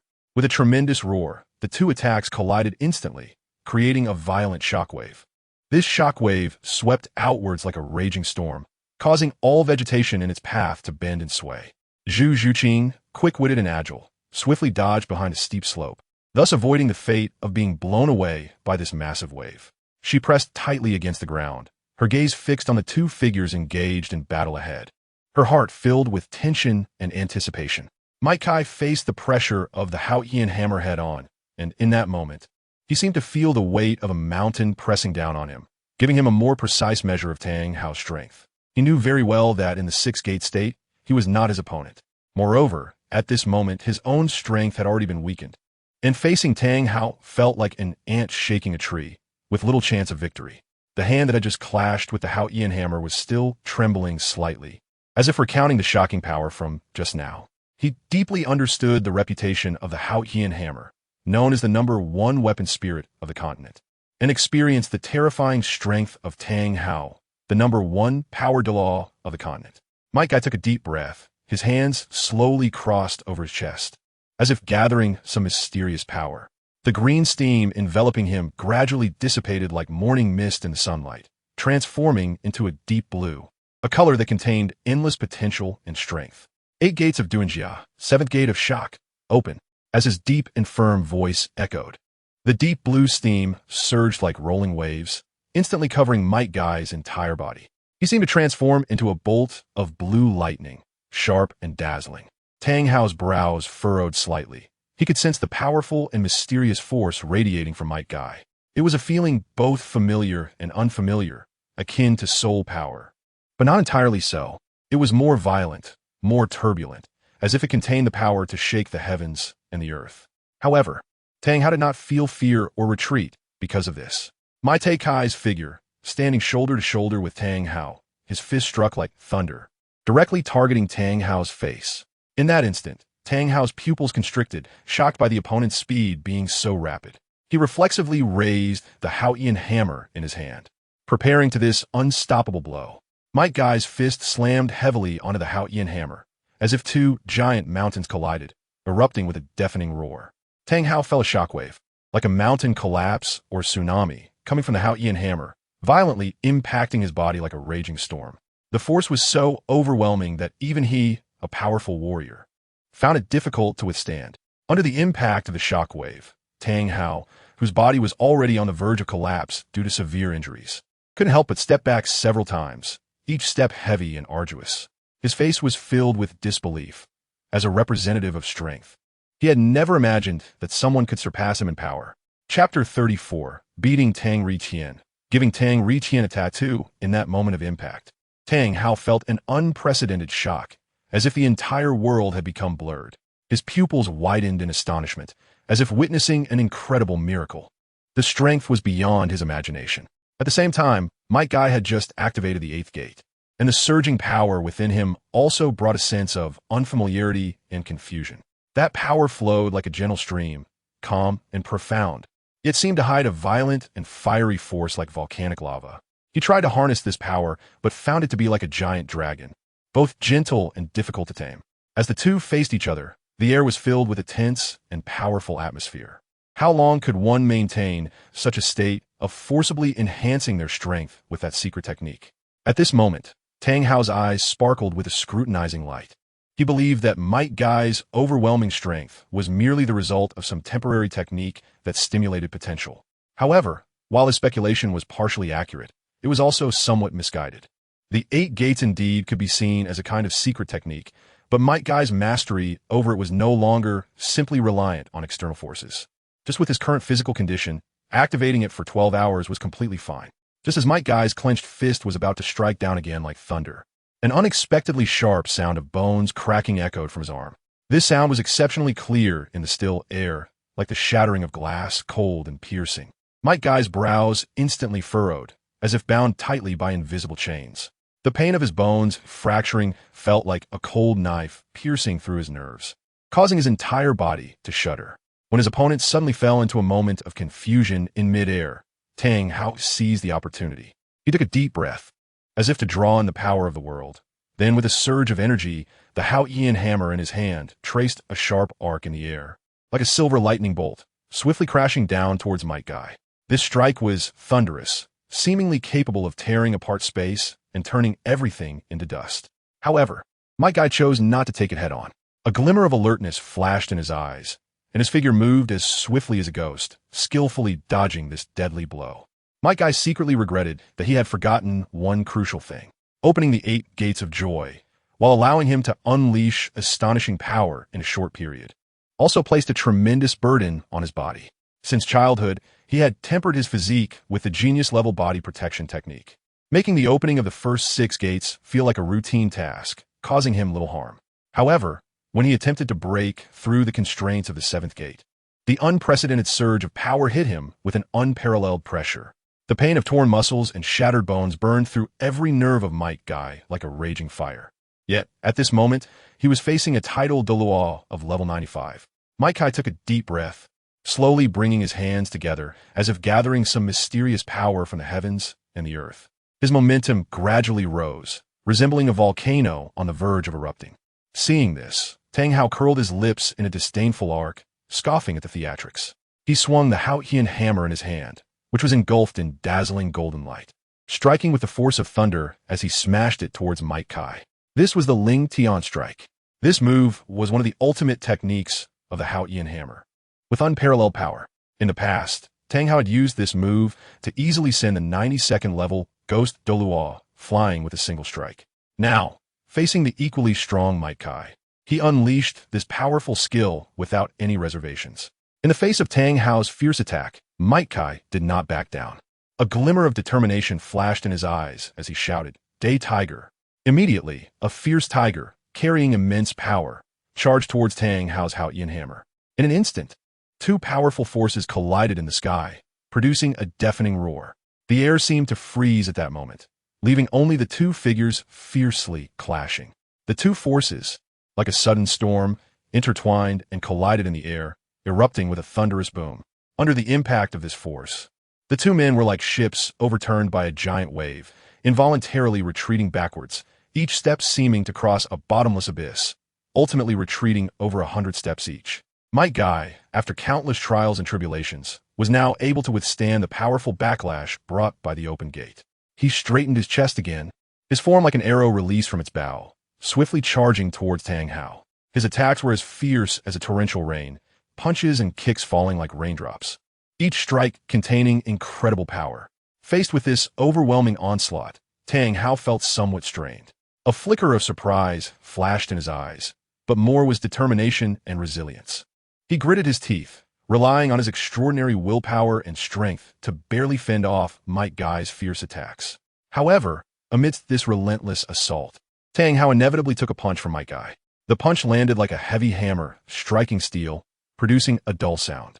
A trace of pain instantly appeared on Tang Hao's face, which quickly swelled and turned red, looking quite unseemly. In the brief moment that Tang Hao was dazed, the skies seemed to ignite, with endless fiery rain pouring down like a waterfall, as if the apocalypse had arrived. The blazing fireballs intertwined in the night sky, creating a magnificent scene, yet carrying destructive power. Faced with this apocalyptic sight, a hint of surprise also flashed in Tang Hao's eyes. He knew well the power of this fiery rain, which should not be underestimated. Hao-Tian protect! Tang Hao roared, swinging the Hao-Tian hammer in his hand, as if in a tempest, blocking the fireballs in the sky one after another. Each hammer strike was accompanied by sparks flying, as if battling against fate. However, in the midst of this fierce battle, Tang Hao failed to notice the anomaly behind him.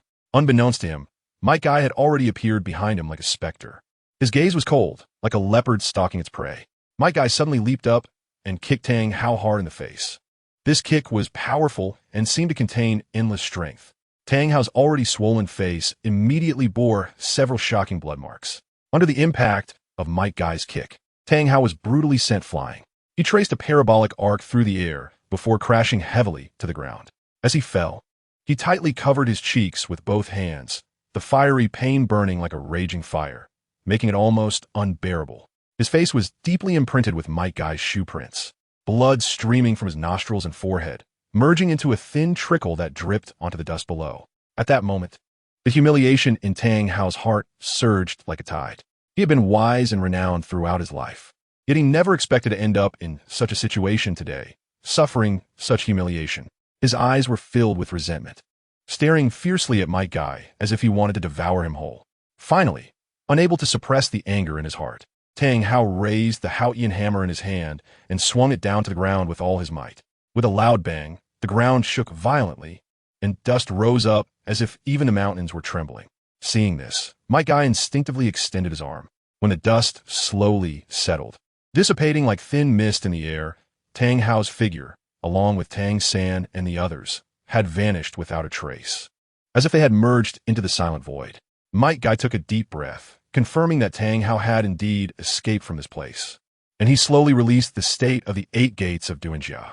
In that moment, the pain and mental exhaustion that surged like a tide as he exited the 8 gates almost overwhelmed him. He stumbled, nearly falling to the ground. This was his first time stepping into the realm of the surprise gate, and it was also the first time he had such a clear understanding of his physical condition. He realized that his current physique was still unable to withstand the terrifying backlash of the Death Gate. It seemed that he still needed to continue on the path of body refinement, constantly honing his physical body.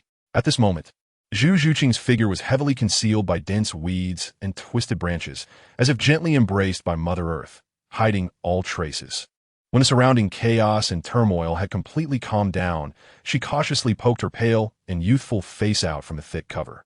Zhu Zhuqing, with trembling steps and a hint of undeniable fear, slowly approached Might Guy.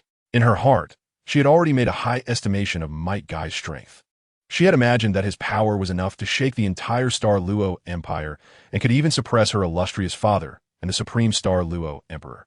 However, when she witnessed the dazzling 10,000-year soul ring shining on Tang Hao, she still felt a shock. That 10,000-year soul ring sparkled like stars and was as deep as an abyss, seemingly containing endless mysteries and power. A tile.Not with such a soul ring was not comparable to an ordinary tile.Not in terms of strength. Yet, just when she thought Might Guy would face a difficult battle, he displayed an unimaginable level of power. He not only managed to contend with Tang Hao, who possessed a 10,000-year soul ring, but he also suppressed him to the point where he could hardly fight back. This scene caused a shock in Zhu Zhuqing's heart to surge like waves. Ding! Exited the 8 gates of Douluo. Health recovery in progress. 570,850.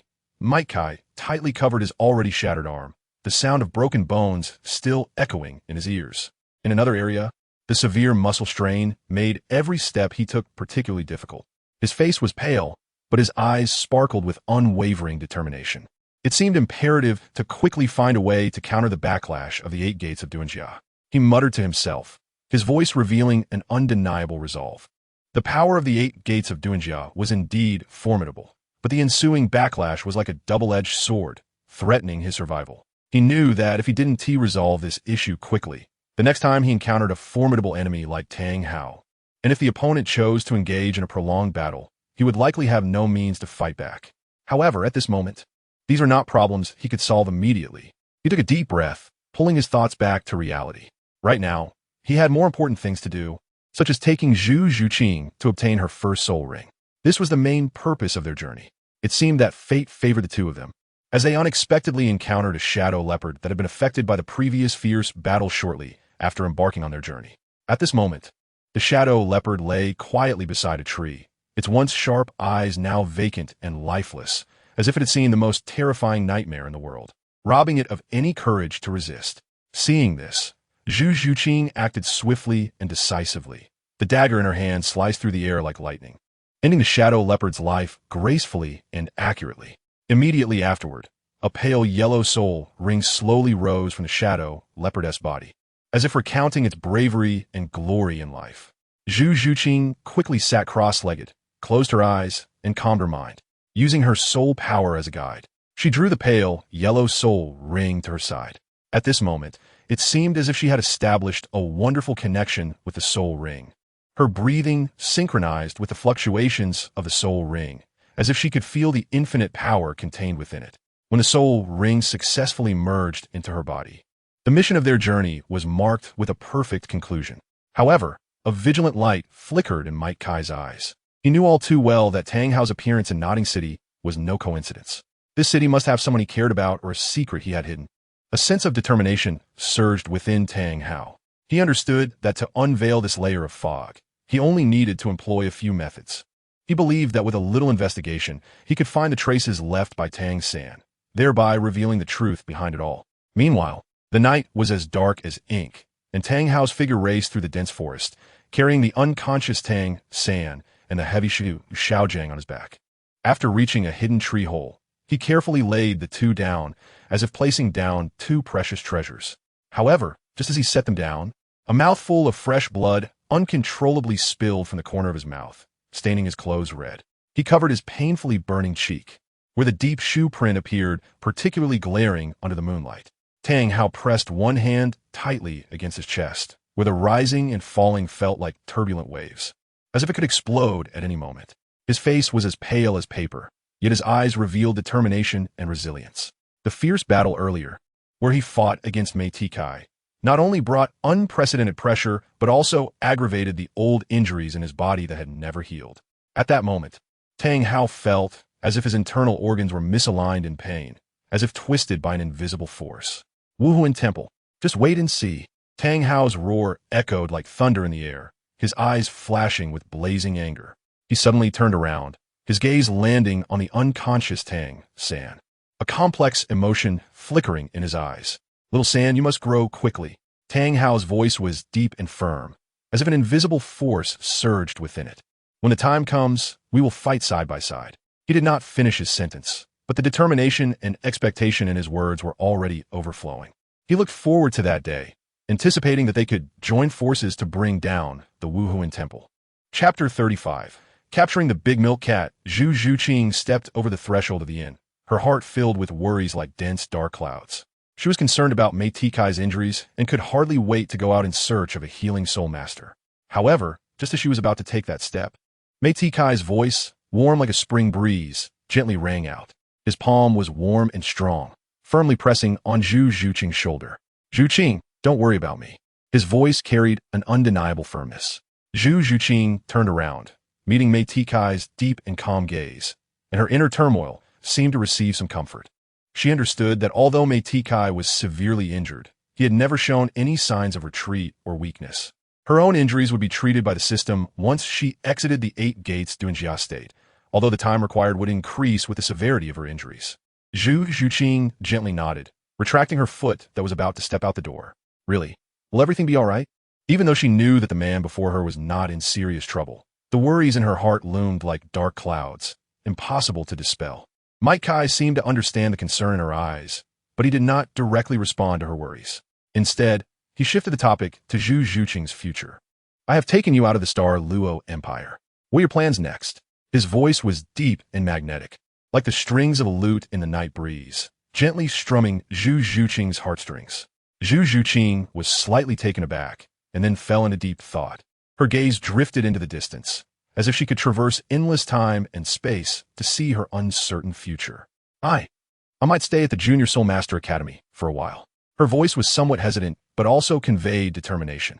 Mike Kai gently brushed the tips of Zhu Zhuqing's hair, his fingertips seemingly carrying a warm magic that instantly dispelled the long-standing gloom in her eyes. He smiled, a sincere light flickering in his gaze, and invited her. Zhu Zhuqing, would you like to return to the Spirit Hall with me? This simple sentence was like a spring breeze sweeping over a frozen lake, stirring the waves deep within Zhu Zhuqing's heart. Her once dull eyes seemed to be illuminated by stars, sparkling with anticipation and longing for the future. Perhaps before meeting Mike Kai, Zhu Zhuqing had lost all hope for her future, believing she would sink into this long darkness. However, Mike Kai's appearance was like a beam of light piercing through the darkness, illuminating her path forward. At that moment, Zhu Zhuqing felt as if she were driven by a mysterious force. She involuntarily nodded and softly accepted Mike Kai's invitation. Although her voice was weak, it was filled with determination and resolve, as if at that moment she had found her true home. As time passed, the interactions between Zhu Zhuqing and Mike Kai deepened, and her heart gradually relaxed, the initial awkwardness and shyness long gone. Now, her courage had grown, and she began to explore topics she had previously not dared to touch. Zhu Zhuqing gently spoke, her tone revealing a hint of curiosity and inquiry. In the soul-hunting forest, do you have a grudge against those two people? Her question was light, but the concern and curiosity behind it surged like waves.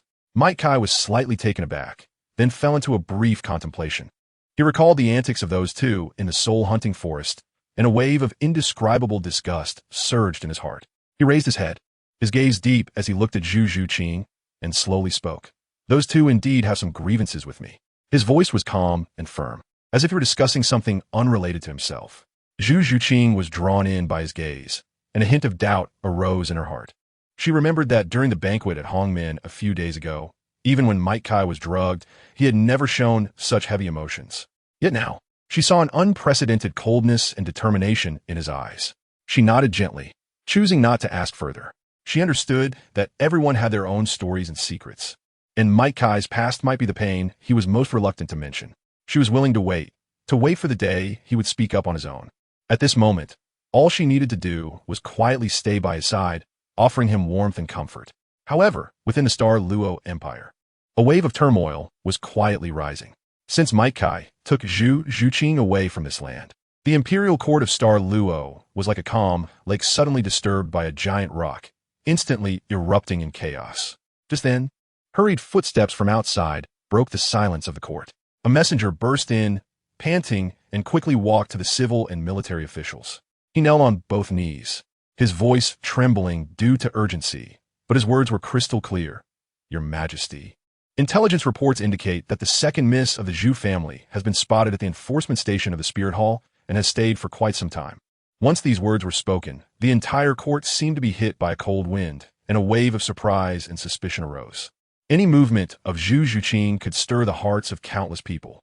Now, she had appeared at the enforcement station of the Spirit Hall, and considering the quiet departure of that enforcement elder a few days ago, people couldn't help but picture a clear scene. Zhu Zhuqing's current whereabouts were already evident. In the court, the atmosphere suddenly became tense, and everyone's gaze met, as if silently exchanging their speculations and doubts. All of this was due to the woman named Zhu Zhuqing and her inexplicable connection with the Spirit Hall. In a corner, Dai Mubai clenched his hands like steel, his sharp nails digging deep into his palms, blood quietly seeping out and staining his fingers. However, at this moment, he had no time to care about this insignificant pain. Dai Mubai knew very well that without Zhu Zhuqing, there would be no ghostly white tiger. Without the ghostly white tiger, he would definitely not be a match for his elder brother. At that time, in the struggle for imperial power, he would surely be killed by his brother. Whenever Dai Mubai recalled that moment, he felt as if an invisible force had drained all his vitality in an instant, like a withered tree under the scorching sun, devoid of life. Fortunately, Dai Mubai was currently standing in a remote corner, surrounded by civil and military officials, but their gazes did not linger here, as if this was a forgotten corner. However, Dai Mubai's older brother, Davis, had eyes as sharp as a hawk, piercing through the crowd and accurately capturing every subtle expression on Dai Mubai's face. In this world, if anyone least wanted Dai Mubai to become powerful, it would undoubtedly be Davis. He understood that once Dai Mubai rose, his own position would be precarious. Therefore, he was always on guard, preventing Dai Mubai from making any breakthroughs or progress. At this moment, Zhu Zhuqing suddenly turned around, her steps firm as she slowly walked towards Kai. Each of her steps seemed to carry the weight of 1,000 pounds, and her eyes sparkled with an unprecedented determination and resolve. Finally, in front of a surprised Kai, Zhu Zhuqing knelt straight down. Her movements showed no hesitation or retreat. Her posture seemed to declare her determination to the world. Then, Zhu Zhuqing lowered her head deeply, her forehead colliding heavily with the hard ground, producing a dull yet resolute sound, as if echoing her inner determination.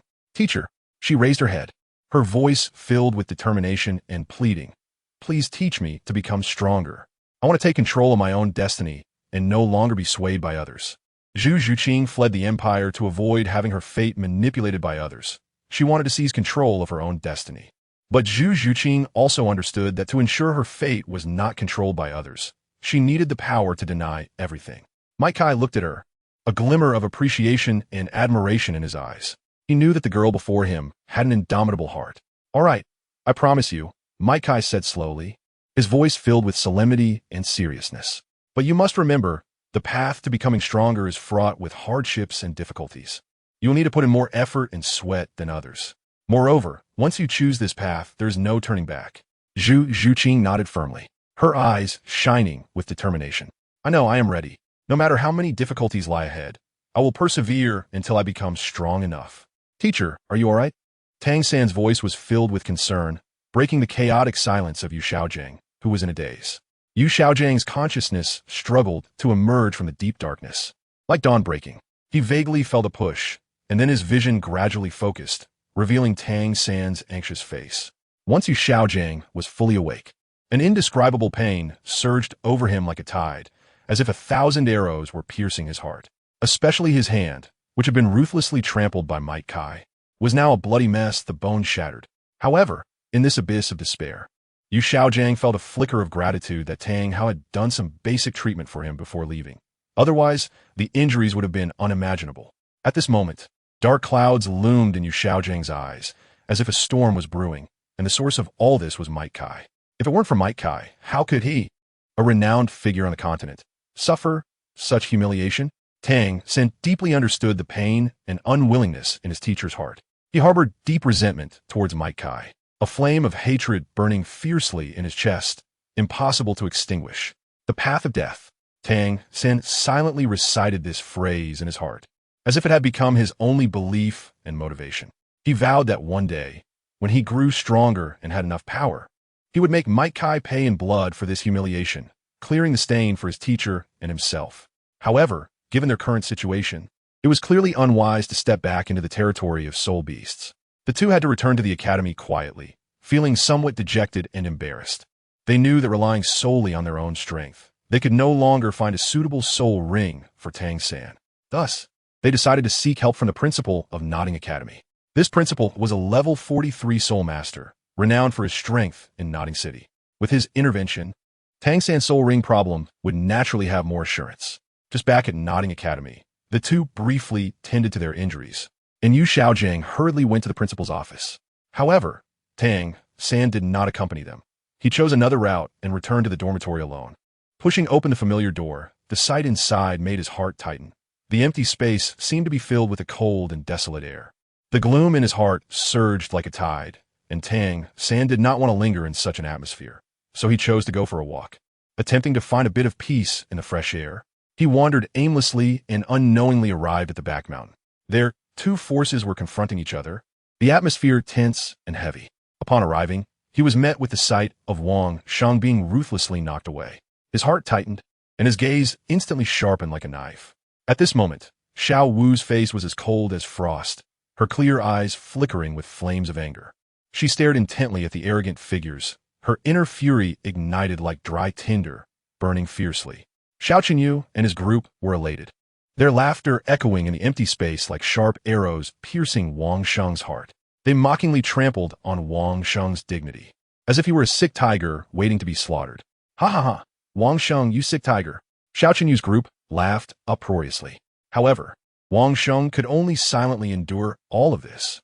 His heart was filled with bitterness, but as a loser, he had no way to refute it, only burying this humiliation and unwillingness deep inside. He gritted his teeth, trying hard not to let his tears fall, but his bloodshot eyes betrayed the anger and pain within him. At that moment, Xiao Wu's gaze suddenly pierced through the chaotic scene, focusing on a familiar figure, Tang San. It was as if she had found a long-lost support, the gloom on her face dissipating like morning fog. Tang San, help me teach them a lesson. Xiao Wu's voice was resolute, pointing at those who were provoking her. However, upon hearing Xiao Wu's voice, Tang San's expression slightly stiffened. At this moment, he was enduring intense physical pain, the fiery sensation threatening to consume him.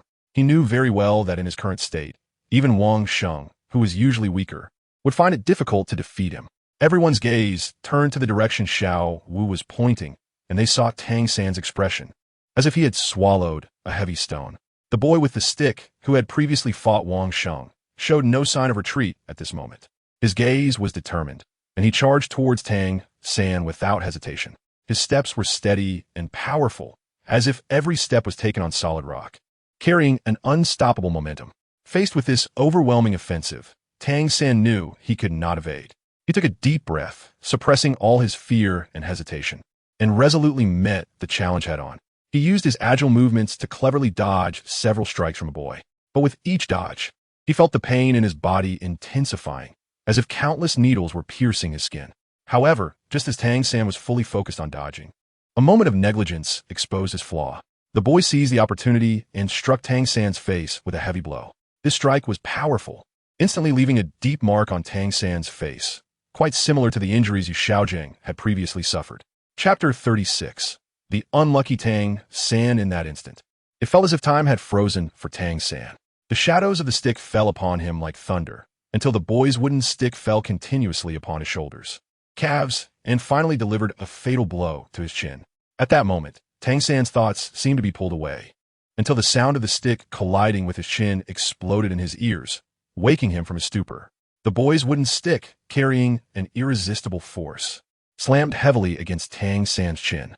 This impact felt like the earth splitting apart, causing Tang San's body to violently shake, blood gushing from his mouth like a spring.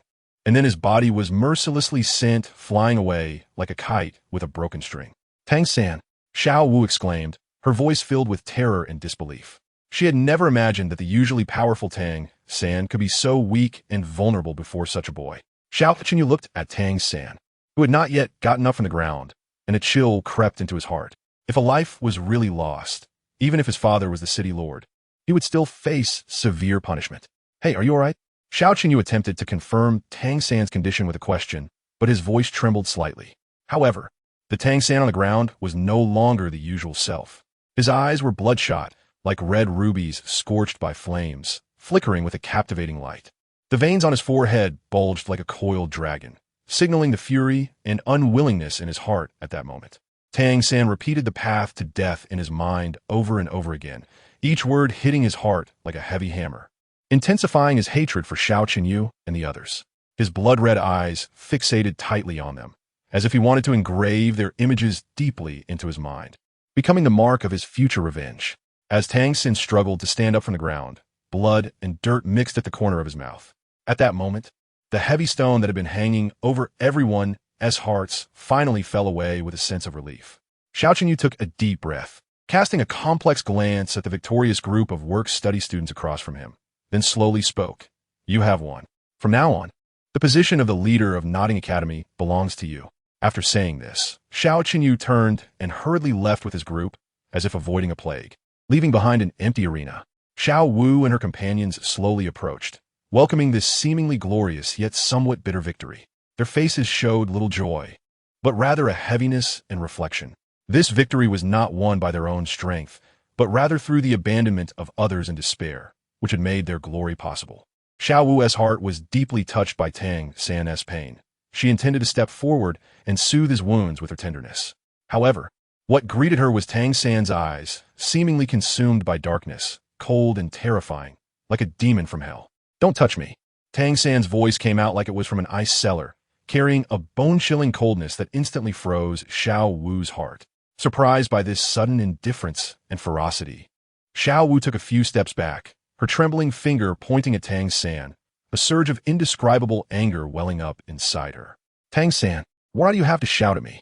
Xiao Wu's voice trembled, but more than that, it was filled with defiance and determination.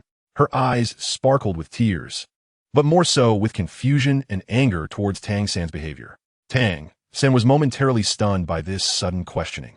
The hatred and anger in his heart seemed to be shattered by Xiao Wu's words, and a glimmer of rationality returned.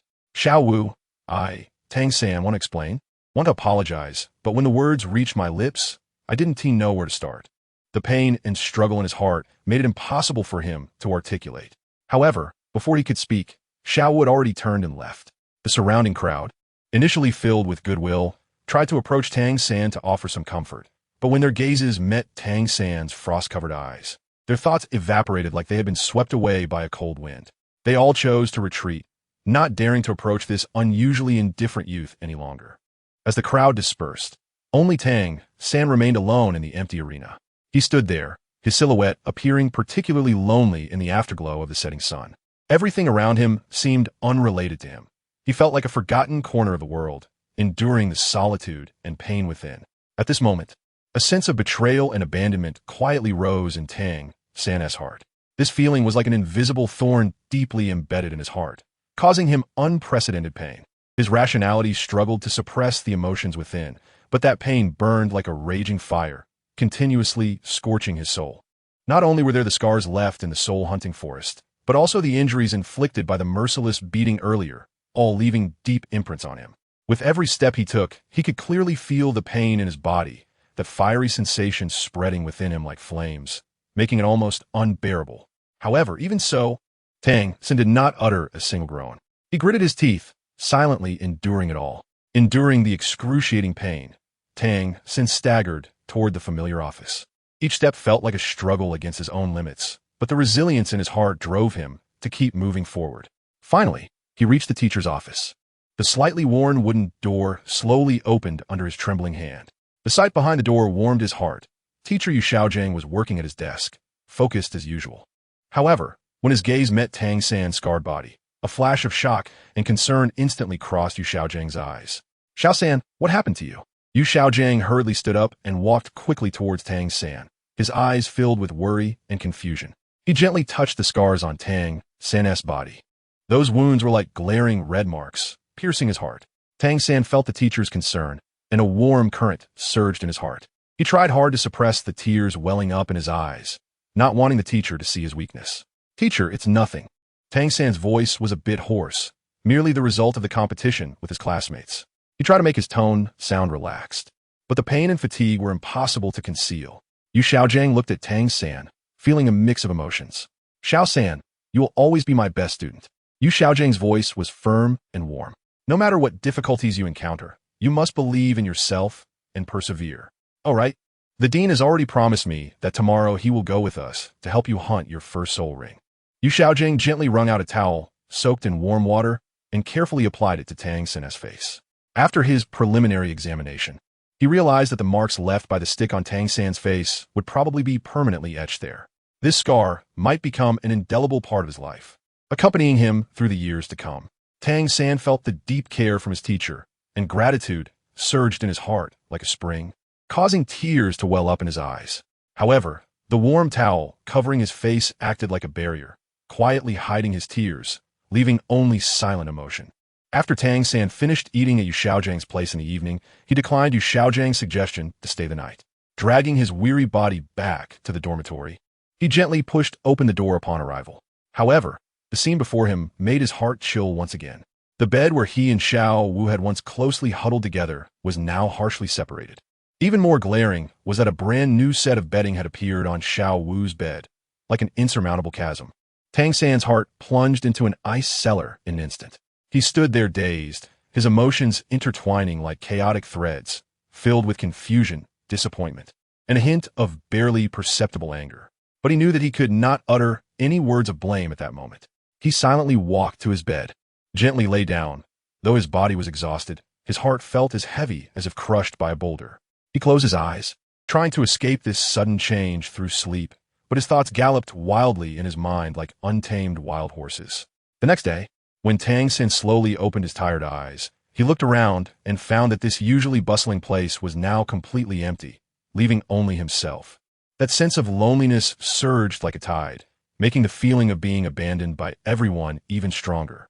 He imagined that the other students had already set off for the classroom, leaving him alone in this quiet corner. Just as Tang San was immersed in this inexplicable emotion, a gentle knock on the door suddenly broke the silence. He stood up and slowly walked to the door, a hint of doubt rising in his heart. Opening the door, he saw his teacher Yu Xiaojiang and the dean of Nodding Academy, both wearing warm smiles. "Teacher," Tang San greeted softly, his voice revealing a hint of surprise and respect. He then turned to the dean, his eyes filled with inquiry and curiosity. "Xiao San, the dean will personally lead us later to assist you in capturing your first spirit ring." Yu Xiaojiang's voice was filled with excitement, and he almost couldn't control his hands as he heavily patted Tang San's shoulder. However, Tang San's brow furrowed slightly at that moment, and a barely perceptible pain flickered at the corner of his mouth. The powerful palm of Yu Xiaojiang, combined with Tang San's already scarred body, nearly made Tang San feel dizzy, as if the whole world was spinning before his eyes. Seeing Tang San's pale face and his frequent gasps, Yu Xiaojiang suddenly realized his recklessness, quickly retracting his hand, his eyes filled with regret and self-blame. The dean cast a cold glance at Yu Xiaojiang. his deep-set, eyes full of dissatisfaction and reproach. Then, his gaze shifted to Tang San, and seeing the red mark on that youthful face, a trace of sympathy rose in the dean's heart. The three of them quietly entered the soul-hunting forest in an old horse-drawn carriage. When they passed the place where they had previously seen Mei Kai, the battle scars left on the ground were still shocking. However, both Tang San and Yu Xiaojing tacitly avoided the topic and directly bypassed that area. Time seemed to blur in this mysterious forest, and after an unknown period, a splash of bright color suddenly entered their sight. It was a mandala snake, its body agile, with scales shimmering with a faint blue light, evidently existing for over 100 years. Teacher, look, it's a mandala snake. Tang San's eyes sparkled with excitement as he pointed at the mandala snake, his voice filled with eagerness. Yu Xiaojing's gaze was also firmly attracted by the unique mandala snake, and he knew that this snake was undoubtedly the best choice for Tang San's first spirit ring. He exchanged a knowing smile with Tang San and nodded in agreement. Then their eyes simultaneously turned to the dean. The dean slightly nodded, as if he had already seen through their thoughts. The next moment, his figure suddenly moved, agile as a cheetah, instantly darting out of sight, heading straight for the depths of the soul-hunting forest. Soon after, intense sounds of battle came from deep within the soul-hunting forest, as if something was fiercely clashing there. Yu Xiaojing and Tang San felt their hearts tighten, knowing that the dean had already begun to engage with the mandala snake. The two dared not delay for a moment and immediately rushed towards the direction of the fighting sounds. Along the way, their heartbeats quickened with the rise and fall of the battle sounds. Both worried for the dean's safety and hopeful that the mandala snake could successfully become Tang San's spirit ring. Before long, the dean returned before them, dragging the half-dead mandala snake. The mandala snake struggled weakly in his hand, clearly having lost the ability to resist. Seeing this scene, both Yu Xiaojing and Tang San breathed a sigh of relief, the heavy stone in their hearts finally falling. They knew that with this mandala snake as the spirit ring, Tang San's strength would greatly increase. Yu Xiaojing carefully examined the mandala snake, but when he checked its age, his cheerful expression suddenly froze on his face. After checking, he discovered that this mandala snake was only 100 years old, far from the upper limit of over 400 years. Yu Xiaojing hesitated, wanting to persuade Tang San to give up this spirit ring. However, just as Yu Xiaojing was still contemplating, Tang San had already decisively delivered the final blow to the mandala snake. A yellow spirit ring with a hint of white slowly emerged from the body of the mandala snake.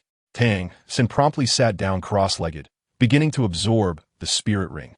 By the time Yu Xiaojing was ready to guide him, Tang San had already begun the absorption. At this point, Yu Xiaojing had nothing more to say, only waiting silently by the side. The first spirit ring of 100 years, though also yellow, was not the best choice. Chapter 37. Taking down Bibi Dong in the solemn papal hall, Bibi Dong sat languidly, her leg crossed elegantly, her long, fair legs subtly visible beneath her skirt.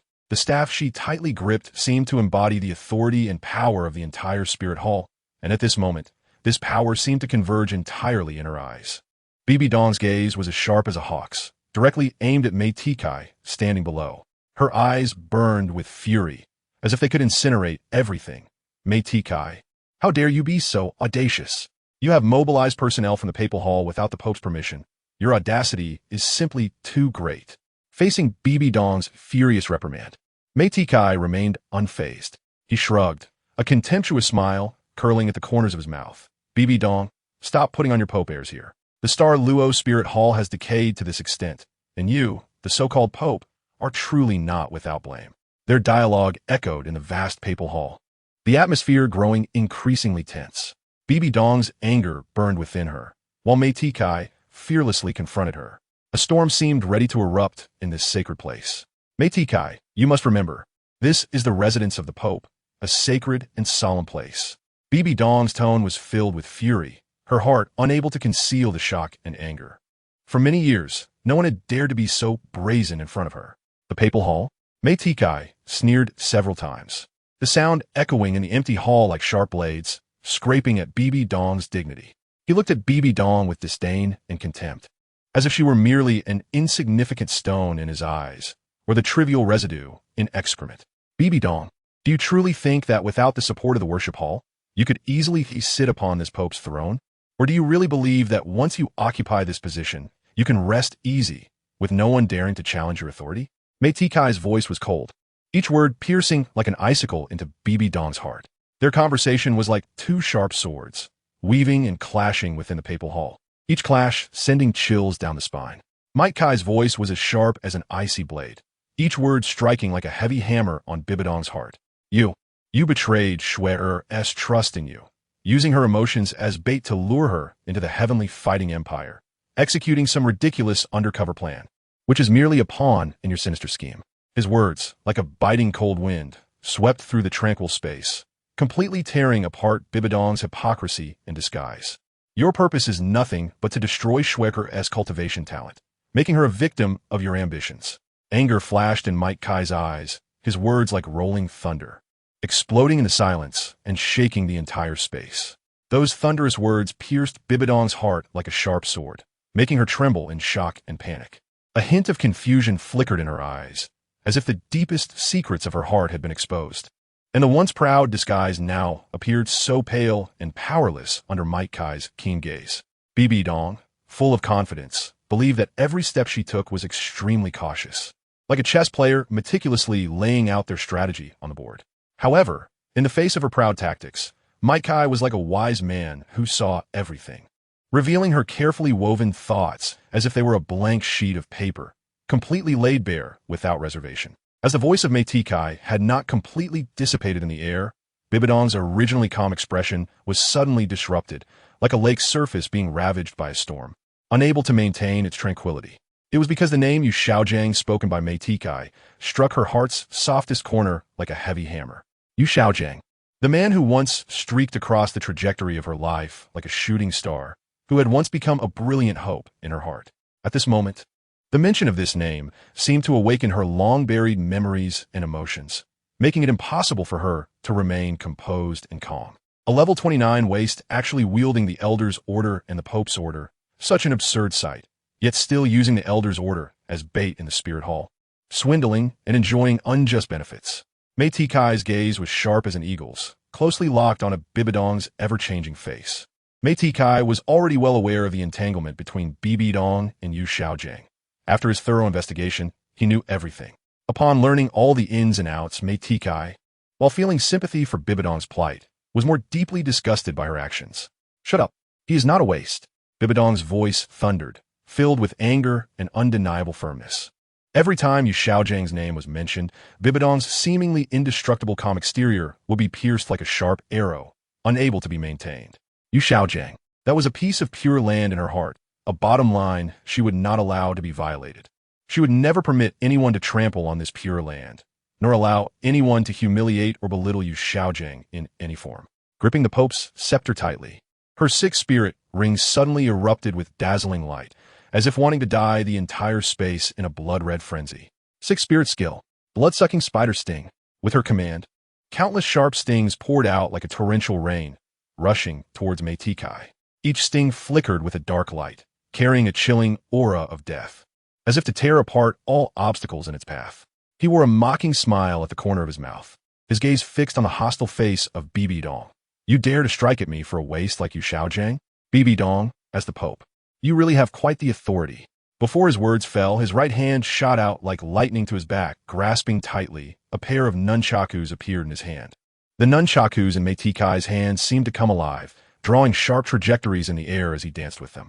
Bibidong's spider stings came at him like dense raindrops. But each attack was cleverly deflected by the nunchakus, the sounds of impact continuous, echoing throughout the hall like firecrackers. After a fierce battle, Mei Tikai finally received all of Bibidong's attacks. At this moment, his eyes were no longer calm as before, but filled with gravity and determination. Bibi Dong, are you really going to turn against me today? Mei Tikai's voice was deep and firm, surrounded by green steam, symbolizing his 8 gates of Duanjia. His momentum was as steady as a mountain, not inferior to the level 97 Bibi Dong in front of him. Bibidong's deep eyes flickered with a cold light as she looked at Mei Tikai's hostile expression, as if gazing at a toy about to shatter. She elegantly descended from her throne with her long, fair legs, each step seeming to carry an indescribable majesty. The 8 gates of Duanjia. This method of forcibly squeezing out the body's potential. How long do you think it can last? Bibidong's tone was proud and disdainful, as if she had already foreseen Mei Tikai's downfall. How long can it last? A mocking curve appeared at the corner of Mei Tikai's mouth. If you want to try, then come try. Oh, by the way, that you Xiaojiang, he probably isn't doing well right now. Mei Tikai casually mentioned, but this sentence was like a sharp blade, stabbing directly at Bibidong's inner pain. In an instant, Bibidong's gaze darkened, like the sky before a storm, oppressive and threatening. You seek death. Bibidong's voice was as cold as ice, each word like a blade squeezed from between her teeth, sending chills down one spine. Immediately after, a dark purple aura rapidly spread from Bibidong's body, like fog in the darkness, gradually engulfing everything around her. Her body began to undergo a strange transformation, her lower half gradually morphing until it became a large and hideous spider body, 6 sharp spider legs extending from her oval abdomen, glinting coldly. At the same time, her hands lost their human form, becoming sharp and hard, as if they could easily tear everything apart. This appearance starkly contrasted with her usual gentle and charming demeanor, making it hard to believe. At this moment, Bibidong resembled a demon crawling out of hell, ugly and terrifying. This hideously monstrous appearance made it impossible for outsiders to associate her with the usually stunning Pope. Bibidong suddenly erupted, her claws slicing through the air in a fierce trajectory, conjuring 2 dark purple blades, like phantoms from the underworld, darting towards Mei Tikai with lightning speed. The blades cut through the air, emitting a sharp whistling sound, instantly striking Mei Tikai's body. Inside the hall, dust was kicked up, creating a thick fog that obscured everyone's vision. Amidst the dust, Mei Tikai's figure appeared hazy. He crossed his arms in front of his chest, seemingly making a stubborn resistance against the torrential storm of attacks. His voice was deep and powerful, as if coming from ancient times. 8 gates of Duanjia, 6th gate, open. As his words fell, a powerful momentum erupted from Mei Tikai's body. This momentum surged like a flood, instantly dispersing the surrounding dust. Green steam rose from him, like green flames burning, illuminating the entire hall. Under the backdrop of this momentum, Mei Tikai's figure appeared even taller and more formidable. Might Guy suddenly appeared in front of Bibidong, kicking fiercely towards her abdomen. However, Bibidong's reaction was impressive. Her sharp claws instantly blocked Guy's kick. The collision produced a dull thud, and the air seemed to freeze at that moment. Bibidong's hands were bearing the powerful force, and she couldn't help but feel a surge of shock. Restricted by the divine test, her peak level of 97 could only exert a strength of 95 at this moment. Faced with Guy's almost unreasonable violent fighting style in this limited state, she indeed felt unprecedented pressure. However, Bibidong did not retreat. She knew how important this battle was and understood that she could not easily give up. Taking a deep breath, she adjusted her state, preparing to face Guy's next attack. Leaf Hurricane. Guy roared, and an astonishing force erupted from beneath his feet. This time, even Bibidong, who stood like a mountain, was compelled to take several steps back under this momentum. Bibidong's sharp spider legs cut into the ground like steel blades, instantly leaving 6 shocking scars on the hard earth, as if they were the wounds of the land. Yet, even so, Bibidong's reaction remained swift as lightning. At the moment her body was pushed back, a powerful soul force surged from within her. Her 7th soul ring slowly lit up like a flame, radiating dazzling light. 7th soul skill, true body of the martial soul. With Bibidong's low shout, the air behind her seemed to be torn apart, and a giant spider gradually emerged. This spider fused with Bibidong's figure, seemingly becoming a part of her, elevating her already formidable aura to a new height. 8th soul skill, Spider Queen Avatar. Bibidong shouted fiercely, her voice echoing in the hall, carrying an irresistible majesty. Immediately, her 2nd, 3rd, and 6th soul rings lit up simultaneously, sparkling like stars in the night sky, emitting brilliant light. 2nd soul skill, Deathly Poison Mist. 3rd soul skill, Death Prison. 6th soul skill, Blood-Sucking Spider Stinger. Under the illumination of this light, a clone identical to Bibidong suddenly appeared in the hall. A dark purple mist rose from Bibidong, instantly enveloping the entire Pope's hall. This mist carried a deathly aura, filled with poison and coldness, sending chills down one's spine. At the same time, countless cages woven from spider silk quietly appeared, as if alive, swiftly wrapping around Guy, tightly binding him within. Finally, Bibidong's 6th soul skill, Blood-Sucking Spider Stinger, was unleashed. The spider stingers poured down like a torrential rain, covering the entire hall. Each stinger glimmered with a cold light, carrying deadly poison, stabbing towards Guy. At that moment, the hall seemed to transform into a battlefield of hell, The dark purple mist, resilient cages, and dense spider stingers together, creating a web of death, tightly enveloping Guy within. Just when Bibi Dong thought she had won, a deep and powerful voice suddenly emerged from the dark purple poison mist. Open surprise gate. Then, a massive white tiger suddenly burst out from the poison mist, yet there was no fluctuation of soul power from the tiger. The white tiger roared as it pounced towards Bibi Dong. However, this white tiger was no ordinary creature. It let out a howl that resonated like thunder, instantly shaking the entire Pope's Hall. Its large and agile body charged forward with the momentum of a landslide, aiming directly at Bibi Dong. In that moment, the entire Pope's Hall seemed to tremble. The tiger's roar not only shook Bibi Dong's eardrums, but also resonated in her soul. She originally thought victory was assured. However, at this moment, the mysterious white tiger made her feel an unprecedented sense of crisis. Chapter 38. Defeating Bibi Dong. The white tiger's roar was like thunder, instantly tearing apart the tranquility of the Pope's Hall, echoing in every corner, shaking the hearts of all. Its gaze was fierce, flashing with wild light. Its massive and agile body charged at Bibi Dong like a tsunami. Amidst the spreading poison mist, fireballs shot out like meteors, continuously bursting from the mist, dancing like angry fire spirits in the darkness. As the fireballs passed, the air seemed to ignite, and the temperature in the Pope's Hall soared, waves of heat rolling in. The fireballs accurately struck Bibi Dong's body, each one like a scorching iron, leaving deep marks on her skin. Her body trembled under the bombardment of the fireballs, the horrifying burns blooming like red flowers, appearing especially glaring in the darkness. In the midst of the dense onslaught, Bibi Dong's rage was completely ignited. She roared, her eyes flashing with determined light, intending to subdue Guy in one fell swoop. Her hands transformed into sharp claws, like two knives ripping through the air, swiftly and ruthlessly stabbing towards Guy's body. This strike was so powerful that it could make any defensive soul master feel terrified, as if even the air was being sliced apart. However, in the face of this seemingly impeccable attack, Guy displayed astonishing calmness and strength. He reached out and, in the blink of an eye, firmly grasped the claw blades in Bibi Dong's hands. Then, his other hand quickly formed a fist like a cannonball ready to fire, suddenly smashing towards Bibi Dong's head. This punch was immensely powerful, accompanied by a sound that sliced through the air, instantly hitting Bibi Dong's forehead.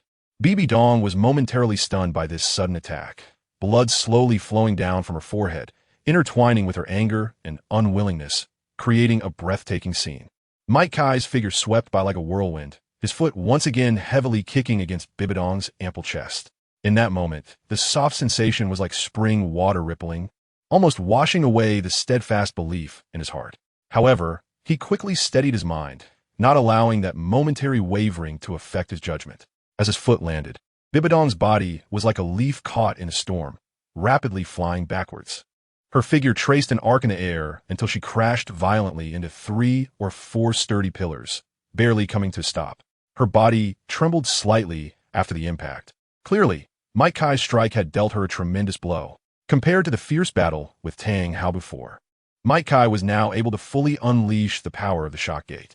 This power was enough to rival a 99th level super Douluo, naturally not something a 97th level title Douluo, who couldn't fully exert their strength, could withstand. At this moment, Bibi Dong was in a rage.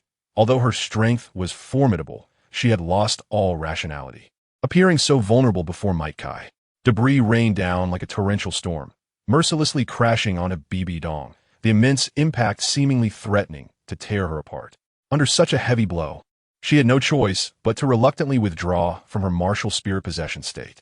As the hideous martial spirit vanished, Bibi Dong's face, which had been twisted, was revealed again. It was a visage of breathtaking beauty, stunning enough to take one's breath away. But at this moment, this beauty seemed so pale and powerless. Her Pope's robe had become tattered, as if it had endured a brutal war. Blood slowly trickled down her forehead, like a tragic red flower blooming on her pale face. Bibi Dong seemed to have been drained of all her strength, dazedly lying on the ground, her eyes filled with disbelief and shock. She had never imagined she would end up in such a pathetic state, and could hardly believe she had been defeated so thoroughly. All of this was hard for her to accept, as if the whole world was collapsing before her eyes.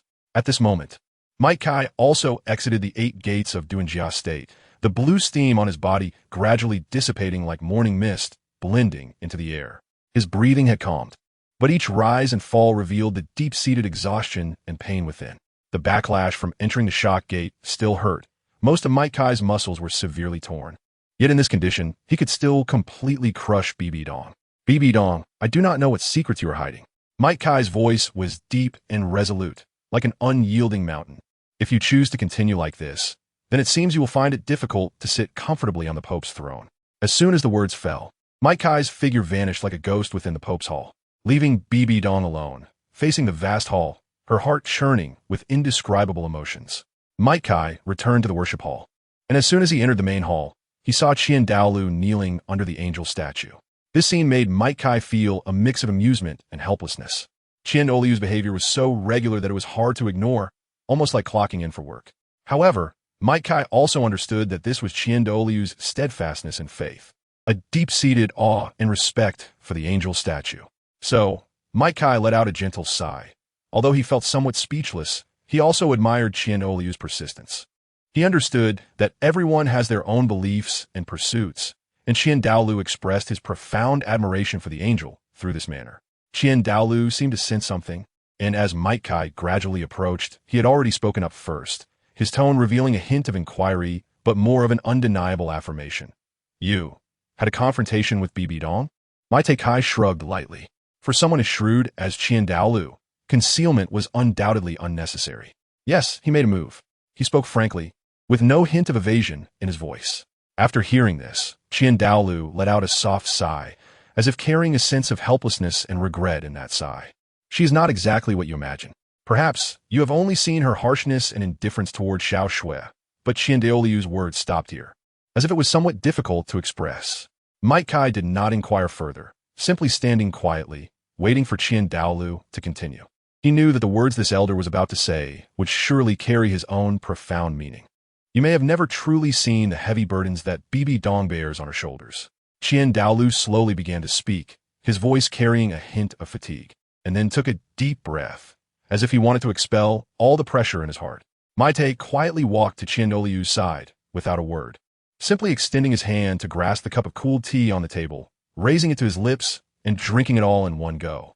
As the tea went down his throat, it felt as if he was also swallowing that cold, resolute determination.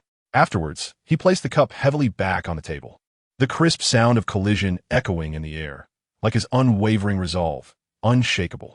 I don't care how much helplessness and hardship that woman has behind her, but these are not enough to be reasons for her to hurt Schwer.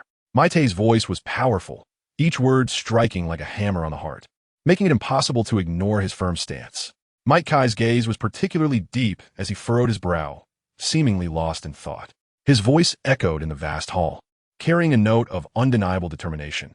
Moreover, I have heard that there seems to be some entanglement between BB Dong and that Yu Xiaojiang. I will investigate further and understand the details before deciding how to deal with her. After speaking, he turned to leave the heavy and oppressive hall. As he reached the doorway, the sunlight slanted in, elongating his shadow. He paused, turning back to look at Qian Daolu, who was seated beneath the statue. A hint of concern on his face. I am preparing to go to the Heaven Do Empire to meet Schwer. Is there anything you want me to convey? At the mention of Qian Renxue's name, Qian Daolu's face, which had always been as calm as water, showed a slight change. In this world, if there was anyone who could make him feel a sense of longing, it would likely be that pearl in his heart. He remained silent for a moment, ultimately just shaking his head gently. Meikai nodded slightly, took a deep look at Candeliu, and then turned to step into the bright sunlight, rushing towards the direction of the Tiando Empire. Until Madakai's aura completely disappeared from perception, Candeliu slowly and deeply exhaled a long breath, as if that breath carried endless heaviness and relief. The other 6 offerings also quietly stepped out from the shadows, their gazes unanimously directed towards the spot where Meikai had just been. The second offering, Golden Crocodile, Doa, stared for a moment, then withdrew his gaze, turning it towards Candeli, his voice carrying a hint of seriousness. What do you plan to do about BB Dong? That woman actually dared to act openly in the Hall of the Pope. It's simply audacious. The third offering, Qingwan Doa, remained silent, while the other offerings exchanged glances, all waiting for Candeliu's decision.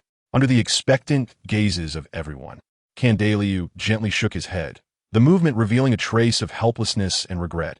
I do not intend to take any action against her. Although his voice was calm, the profound meaning contained within it was impossible to ignore. Upon hearing this, everyone exchanged glances, clearly surprised by Candelia's decision. Candelia's tone revealed a deep confidence in Mate Kai, as if a wise man were recounting the treasures he had personally nurtured.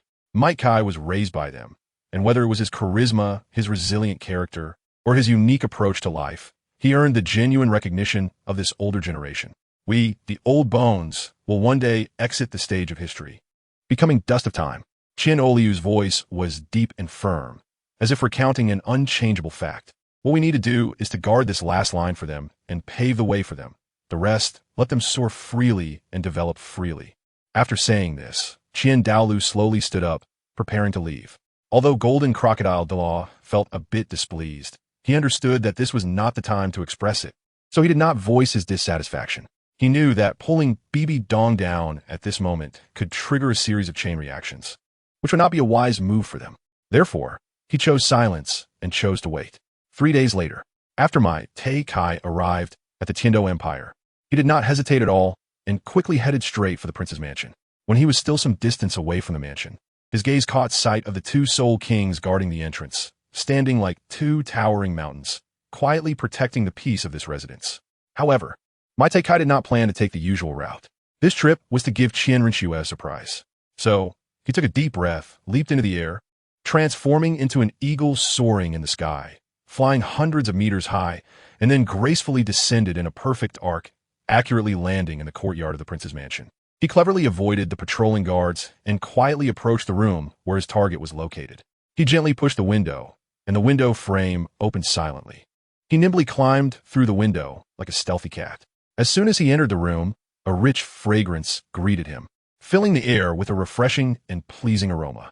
It seemed to carry the essence of spring, mixed with the unique scent of Qian Renxue, causing Mate Kai's heart to flutter. He took a deep breath of this blend of freshness and delight, a smile of anticipation and excitement spreading across his face. On this tranquil afternoon, Qian Renxue's figure did not appear within the mansion. Mate Kai knew well that the current Qian Renxue, as the crown princess, must be busy with court affairs during the day, negotiating with ministers, winning hearts, and her time was occupied by various political matters and strategies, leaving her extremely busy. Thinking of this, a faint sense of helplessness surged in Mate Kai's heart, but he did not dwell on it. He walked straight to the familiar bedroom, where Qian Renxue usually rested. On the bed, it seemed that her warmth still lingered, and the air was filled with that unique faint fragrance, as if she were right beside him.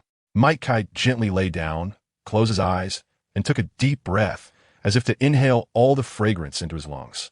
The fragrance, like Qian Renxue herself, was elegant and captivating, making him feel intoxicated. Gradually, his eyelids began to feel heavy, and his thoughts started to blur. On this familiar bed, he felt an unprecedented sense of peace and comfort. Before long, he fell into a deep sleep, as if he wanted to cast aside all fatigue and drowsiness. As night fell, the mansion was brightly lit. Qian Renxue, in the guise of Shui Qinghe, ended her conversation with the leader of the Seven Treasures Glazed Tile School, Ning Fengji. Exhausted, Qian Renxue stepped into the room and immediately sensed a strange presence in the air. Her sharp instincts told her that someone had definitely been in this room. Qian Renxue scanned the surroundings cautiously, her gaze finally settling on the open door of the bedroom. She carefully walked into the bedroom. Her heart stirred as if swept by a stormy wave. When her eyes fell upon the scene on the bed, her originally icy and sharp, beautiful eyes widened in shock and disbelief. Her eyes slightly reddened, glistening tears shimmering at the corners, as if they could fall at any moment. At that moment, Mate Kai had already awakened. He lay on the bed, a faint smile playing at the corners of his mouth, quietly watching Qian Renxue. Under this sudden impact, Qian Renxue almost forgot her disguise. She gently removed her disguise, revealing her true face. That face, as if chiseled from ice and snow, now bore traces of panic and helplessness. She stood there, locking eyes with Mate Kai, as if time had frozen at that moment. Chapter 39. A different BB Dong. The moonlight gently fell, illuminating Qian Renxue's slightly aggrieved and slightly reddened face, resembling the delicate petals of flowers brushed by a light spring rain, about to fall yet hesitant. The moment Mate Kai stepped over the threshold, The opening line he had rehearsed 1,000 times in his heart was instantly dispelled like morning mist by this unexpected tenderness. He slowly rose from the edge of the bed, his movements exuding an irresistible gentleness, gently embracing Qian Renxue in his broad chest. At that moment, all the waiting and longing transformed into unspoken comfort, quietly flowing between the two. "Schwer, I'm sorry for coming to see you only now." Mike Kai's voice was deep and magnetic, like the gentlest starlight in the night sky, softly brushing against Qian Renxue's heart, soothing all her grievances and anxieties. Qian Renxue nestled in his arms, not uttering a word, simply listening to his heartbeat, feeling that warmth and peace from the bottom of her heart. This tacit understanding needed no words, surpassing 1,000 spoken sentiments. As they moved lightly, the two entered the elegantly decorated living room. The candlelight flickered, casting a warm glow throughout the room. The servants had already quietly placed the carefully prepared dinner on the table, and the enticing aroma filled the air, adding a touch of home to this night of reunion. Kai unceremoniously pulled over a chair, his movements natural and smooth, as if this place was inherently a part of him. He smiled as he picked up his chopsticks, ready to enjoy the belated dinner. But his gaze involuntarily fell once again on Qian Renxue. That deep affection and indulgence seemed to soften the air around them. Noticing this, Qian Renxue's eyes flashed with a playful glint as she slightly parted her lips, giving him a charming yet mischievous roll of her eyes, a barely perceptible smile gracing her lips. She gazed at him, who was about to feast heartily, and couldn't help but let out a soft sigh, her tone carrying a hint of indulgence and helplessness. "Wash your hands." The moment the words left her lips, Kai's movement, which was about to dive into the food, froze instantly, as if he had heard the gentlest command in the world. He had no choice but to reluctantly put down his utensils, obediently rise, and head to wash his hands. When he returned, there was a hint of childlike obedience and anticipation on his face. As soon as he sat down, before he could say anything, Qian Renxue skillfully picked up a piece of carefully selected delicacy with her chopsticks and slowly brought it to his lips. Her gaze as gentle as water, softly saying, "Come, open your mouth." The sound was like a warm breeze in spring, brushing across the heart and making one unconsciously intoxicated. Kai looked at the enticing, fragrant food on the tip of the chopsticks.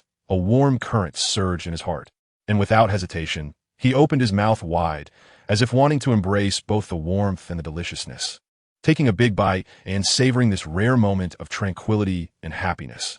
This scene was warm and sweet, as if time had come to a standstill at that moment, leaving only the unspoken understanding and deep affection between the two.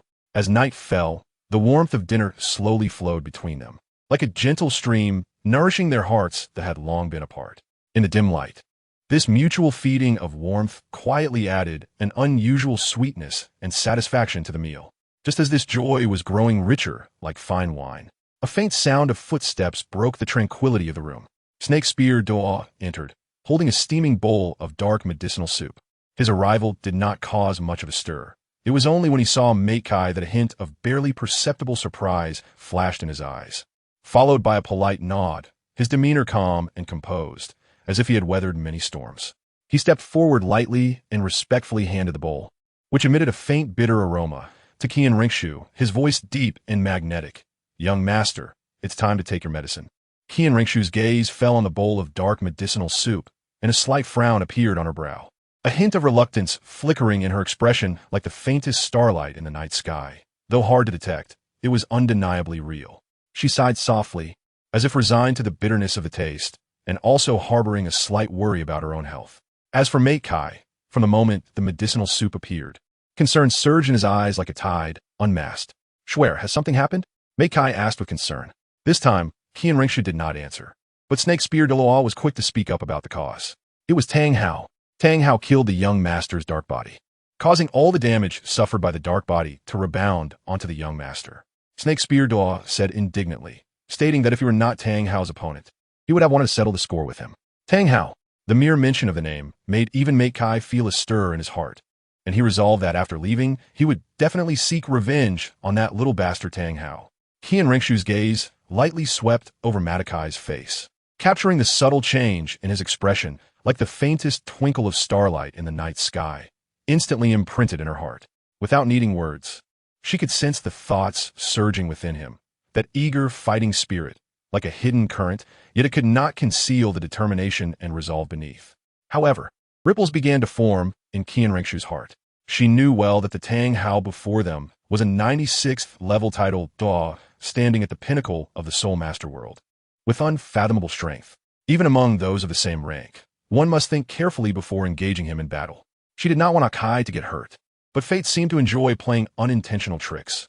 Qian Renxue did not realize that Mei Kai had already crossed paths with Tang Hao before, and not only that, but Mei Kai had also fiercely pinned Tang Hao down. "Ah, Kai," Qian Renxue whispered softly, her tone carrying both persuasion and worry. "Please don't." Her voice was gentle yet firm, like a breath of fresh air in spring, trying to calm the impending waves, but still full of vitality and strength, perfectly expressing her concern and admonition for Mei Kai.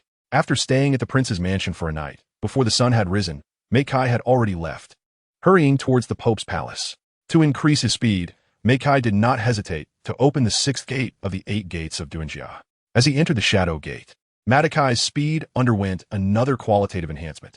Compared to the 3 days it took him previously, this time he managed to reach his destination in less than half a day, and the sun had only just begun to rise. The moment he stepped into the Pope's palace, the morning assembly was just starting. Golden sunlight filtered through the intricately carved windows, casting mottled patterns within the hall, adding warmth and a mysterious hue to this solemn place. Matakai's gaze involuntarily landed on the high throne of the Pope, where Bibi Dong remained seated. However, the once imperious and imposing demeanor was now shrouded in a faint pallor. Her aura seemed weaker than before, revealing an indescribable fatigue and frailty. Yet, such a change did not escape the notice of everyone in the hall. But no one dared to casually raise their eyes to directly confront the hint of vulnerability hidden beneath the Pope's majesty. The Cardinal and the Platinum Cardinals all lowered their heads, focusing on their steps and demeanor, fearful that any extra movement or gaze might disturb this delicate balance and provoke the Pope. After the morning meeting ended and everyone had left, Mei Kai finally revealed himself in the crowd. However, the moment Bibi Dong saw Mei Kai, the hatred in her eyes had dissipated. "You have seen Xiao Shui," Bibi Dong's voice was so calm, as if they had never fought just a few days ago. Mei Kai had some unexpected feelings towards Bibi Dong, but as the saying goes, one shouldn't strike a smiling face. So Mei Kai naturally chose not to directly confront Bibi Dong. Upon seeing her, however, the situation was not good. After some contemplation, Mei Kai still informed Bibi Dong about Qian Renxue's current condition. Mei Kai could clearly see that there wasn't much hatred occupying Bibi Dong's eyes. Bibi Dong was no longer as crazy as she had been in the past few days. This change made Mei Kai feel something was off. "After I fought with you a few days ago, it seems I have awakened," Bibi Dong said with a teasing gaze, speaking slowly and deliberately. "You seem to have shaken me awake. Thinking back, you Xiaojing is so laughable. No looks, no power, no strength. And even his proud knowledge is just copied from the Wuhuan Hall's library. But I don't understand why I fell in love with him." Bibi Dong paused for a moment. However, Mei Kai was completely shocked to learn this news. Bibi Dong, the owner of a twin martial soul, a 97th level tile.Not under 30, and the Pope of the Wuhuan Hall, had actually loved that Waistu Xiaojing. The amount of information was overwhelming, leaving Mei Kai momentarily speechless. But he didn't say anything, just silently listened as Bibi Dong shared everything with him. She recounted their first meeting, how Yu Xiaojing used his silver tongue to deceive her, and how he gradually manipulated her into entering the Wuhuan Hall's library, leading to a series of tragic events. "So you no longer love Yu Xiaojing?" Mei Kai's gaze was fixed on Bibi Dong. Facing his unabashed stare, Bibi Dong met his eyes without fear. "I'm not interested in that waste anymore, but I'm quite interested in you." Upon hearing this, Mei Kai was completely stunned. Interested in him? He was just a bit handsome, a bit strong, a bit muscular. What other merits did he have? Bibi Dong gently stretched her body, standing up gracefully yet with an air of authority. Her steps light but undeniably solemn as she slowly descended the steps. Each step seemed to resonate with the pulse of time, guiding the flow of air around her. Without a martial soul foundation or soul power support, she could still display power comparable to that of a peerless Douluo. Her voice was deep and magnetic, like whispers echoing in an ancient forest, both a question to Mei Kai and a reflection of her own inner astonishment. Such a miracle. How could I not be curious and not give you my deepest attention? Once she finished speaking, Bibi Dong had quietly arrived at Mei Kai's side, their distance so close that they could almost hear each other's heartbeat resonating. In her deep, probing eyes sparkled a light of exploration and appreciation, while Kai, under this sudden closeness, felt his breath become rapid and tense. A subtle tension filled the air, as if even the wind had stilled, waiting for every minute change that might occur next. At that moment, Kai was completely under Bibi Dong's control, his heart pounding violently, every movement of hers pulling at his soul. At this age of youthful vigor, Kai had never experienced such provocation. Kai's face was tinged with a faint blush of nervousness, and the veins in his neck seemed to swell, revealing an unspoken panic. Seeing this, Bibi Dong's lips curled into a gentle yet slightly teasing smile. Her long fingers, like the tenderest willow branches in spring, gently lifted Kai's determined chin, a gesture that carried an indescribable intimacy while maintaining just the right distance. "Huh, it's truly rare to see this," she remarked, our usually stern and impartial law enforcement elder showing such a bashful expression. Her voice was soft and magnetic, laced with a hint of teasing and admiration, adding a subtle romantic tension to the already nervous atmosphere. In that moment, Kai's thoughts seemed to be frozen by an invisible force, his usual calmness and assertiveness dissipating entirely, leaving only the sound of his heart pounding in his chest. However, Bibi Dong's cleverness lay in her understanding of when to advance and retreat. She knew that even the strongest interest should not cross the boundaries of identity, especially considering the subtle and indescribable relationship between her and Kai. He was someone cherished by her daughter. Thus, she timely withdrew her finger, and the almost imperceptible intimacy dissipated into thin air. "I will look into Tang Hao's matter. Anyone who dares to harm my daughter will certainly pay the price." After a moment's thought, Bibi Dong said before leaving, "Go find Nana. I heard that after you returned, he insisted on having you accompany him to obtain his third spirit ring." After leaving this message, Bibi Dong turned and walked into the inner chambers of the palace. After Bibi Dong left, Kai finally gasped for breath, as if he had just experienced a great terror. He could no longer maintain his usual persona of being unyielding and calm. After all, Kai was still a vigorous young man, and anyone would falter when teased by such a mature woman. Moreover, in his previous life, he had been solo for 20 years, and apart from Schwer and Nana, no one had ever teased him like this. Confirming that Bibi Dong had truly left, she gradually slumped to the ground, leaning against the door. Her gaze dimmed, making it impossible to discern what she was thinking. "If only you weren't Xiao Shui's." Chapter 40. Hulaina, brother Kai, when did you come back? There was undeniable joy in Hulaina's voice as she lightly linked her arm with Kai's strong one, their figures appearing particularly harmonious and warm under the sunset. Kai's eyes were filled with affection as he gently reached out, lightly stroking Hulaina's smooth hair, as if silently conveying 1,000 words. "I just got back not long ago. Didn't I hear that Nana has reached level 30? I'm here to take you to get your third spirit ring." Kai's words were imbued with deep concern for Hulaina, making her heart feel as if it were nourished by sweet nectar, creating ripples of happiness. Hearing Kai's words, Hulaina's face flushed, and feeling a bit shy, she turned her head away. "It's not your family's," she softly murmured, so quietly that even Kai could not hear what she said. The two exchanged a smile, requiring no words. Their tacit understanding and deep affection were conveyed without speech. They then gracefully entered the prepared carriage, and as the wheels slowly turned, the bustling spirit city gradually faded away, heading towards the Star-Do Forest. Upon arriving at the edge of the Star-Do Forest, the carriage slowly came to a stop, and since it was inconvenient for the carriage to continue, the two could only proceed on foot into the Star-Do Forest. Once inside, Hulaina quickly recalled the incident when Brother Kai had Elder Ghost bring her back while hunting for her first spirit ring. Remembering this, she released Kai's hand and walked a little sulkily to the side. Kai was a bit confused. Why did this girl suddenly get angry? He tried to reach for Hulaina's hand again, but she dodged away with a quick move. Kai was even more perplexed, completely unaware of what he had done to upset her. Seeing Kai's bewildered expression, Hulaina couldn't help but let out a giggle. Her silver bell-like laughter made Kai recall the previous events. He admitted that it was indeed unethical, but he had no choice but to do it. As night quietly descended, the stars began to twinkle in the distant sky, and deep within the forest embraced by twilight, the two figures continued to weave through the paths. However, time slipped by like fine sand through fingers, silently passing, and the desired prey had yet to show any signs.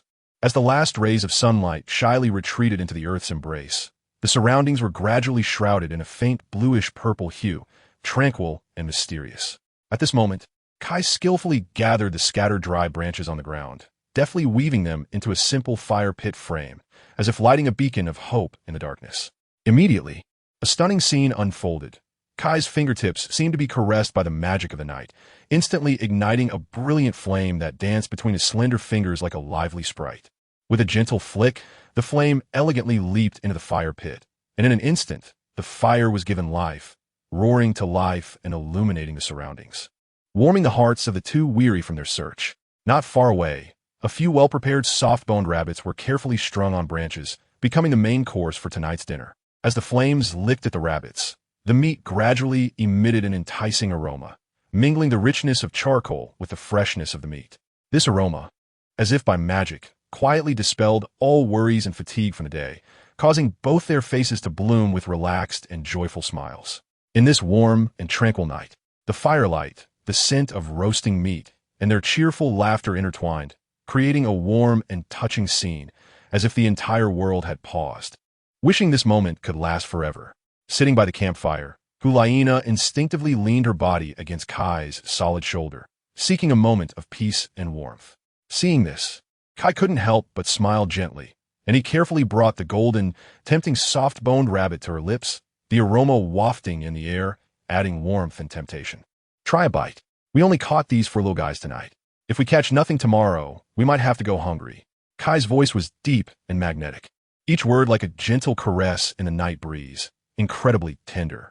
Hulaina's cheeks flushed, her shyness evident, yet she did not directly take the perfectly roasted soft-boned rabbit. Instead, with a nearly playful demeanor, she slightly parted her lips, as red and tempting as cherries, gently taking a bite of the roasted rabbit. The delicate motion seemed to spread a hint of sweetness through the air. As the night deepened, the sky gradually wove a layer of profound blue. Just then, a crystalline raindrop fell silently, landing precisely on Kai's proud nose, adding an unexpected softness to his resolute features. This scene was like the finishing touch in a painting, making the entire setting even more vivid and poetic. Kai slightly tilted his head back, his palm opened gently to welcome the raindrop that leisurely fell from the sky. A trace of worry unconsciously furrowed his brows as his gentle gaze turned to the still snuggling Hulaina. Speaking softly, the heavens seemed displeased. Rain is coming. It might not be suitable to stay here for the night. Upon hearing this, a hint of worry flashed in Hulaina's eyes. Their current situation felt particularly helpless in the face of the sudden storm. Rain always seemed to reveal the fragility and helplessness of the world unexpectedly. Before they could think too much, the sky suddenly split open with a dull thunder, like the whisper of a deity, briefly illuminating the surrounding darkness, followed by a torrential downpour, ruthlessly drenching the world in a hazy curtain of water. Seeing this, Kai acted swiftly and decisively, bending down without hesitation to gently embrace Hulaina, as if cradling the most precious treasure in the world. Then, he pushed off with his legs, leaping gracefully like a cheetah, tracing a smooth arc through the wind and rain, and landing steadily on a relatively dry patch not far away, temporarily finding a sheltered harbor for the two. Kai held Hulaina tightly in a protective manner, nimbly weaving between the treetops in the dense rain, resembling two nightingales unafraid of the storm. The relentless rain soaked their clothes, yet it seemed unable to penetrate the warm barrier created by their intertwined body heat. In Kai's solid embrace, Hulaina felt an unprecedented sense of security and warmth, as if even the cold raindrops had softened. Time quietly passed in the rain until a dark and mysterious silhouette gradually appeared at the edge of Kai's vision. It was a cave hidden in the storm, seemingly a haven prepared by nature for weary travelers. Upon seeing this, a sense of urgency surged in Kai's heart, and he unhesitatingly adjusted his direction, rushing towards that glimmer of hope with Hulaina. Finally, they reached the entrance of the cave. Kai's movements were swift yet gentle as he carefully released Hulaina from his embrace, allowing her to stand firmly on the dry ground. Losing the warmth of his embrace, Hulaina instinctively shivered slightly, her soaked clothes clinging to her skin, bringing a bone-chilling coldness. Kai initially thought of using his skills to evaporate the moisture from his body, but upon realizing he was almost immune to illness, he abandoned the idea. Hulaina also wanted to use her soul power to dry herself, but as a mere 30th level soul master, she couldn't properly control her soul power flowing over her skin. Kai's movements were quick and decisive. With a gentle wave, He flung his outer garment behind him like shedding armor. As the fabric fluttered, his exposed body, marked by the traces of time and interlaced scars, appeared like badges of honor, adding more resilience and toughness to his demeanor. These scars were reminders of his past battles, silently narrating one brave story after another. In that moment, Hulaina's gaze involuntarily trembled, as if drawn by an invisible force. She instinctively raised her hand, gently covering her eyes with her palm, trying to escape the profound shock that pierced her soul. However, curiosity and deep concern for Kai ultimately overcame her shyness, and she slowly lowered her hand, her gaze passing through her fingers, landing on the shocking scars that wound across Kai's back. In that moment, gentle ripples of tenderness filled her eyes, overflowing with endless compassion and pity for him. Seizing the moment while Kai was lost in his own world, Hulaina gathered her courage and gently touched those cold scars with her fingertips, as if trying to use all her warmth to soothe the past pains. Kai, brother. Her voice was as soft as silk, yet filled with deep emotion. These scars must hurt a lot. Each word flowed slowly from her heart, laden with care and concern for Kai, instantly filling the cold room with warmth and tenderness. Kai's senses were lightly touched by the unintentional coolness of Hulaina's fingertips, igniting a strange and subtle tingling sensation, as if electricity quietly climbed from his feet, coursing through his body. Those old scars had long lost the memory of pain through the of time. They were marks of harsh training, each etched with resilience and toughness. It was precisely these seemingly cruel that forged who he was today, making every challenge appear trivial. He slowly turned around, his gaze gently landing on Hulaina's slightly shy face, the blush on her cheeks resembling the softest clouds in the morning light. Without words, Kai naturally took her hand, which was still suspended in the air, guiding it gently to rest on the most prominent scar on his chest. The conversation between them fell into a quiet silence, as if softly swallowed by the night. Kai silently walked around Hulaina, stepping into the depths of the cave to prepare a fire. Although he was not afflicted by illness, the warmth and light from the flames were also an irresistible comfort to him. In the deep cave, Kai's eyes shone like torches, moving through the darkness until he finally focused on several dry branches lying quietly in the dust of time, waiting to be given new life. He gently picked them up, as if selecting precious treasures, skillfully stacking the dry wood together to construct a simple yet hopeful fire pit. As the night deepened, a faint layer of weariness enveloped the cave. Kai did not hesitate to build a small, sturdy tent for Hulaina, a testament to his care and thoughtfulness. However, he chose a stone slab next to the fire as his resting place, not out of laziness or neglect, but because he knew that the second tent had already soaked through in the rain. In the stillness of the night, Hulaina, sleeping, was quietly awakened by an unexpected chill.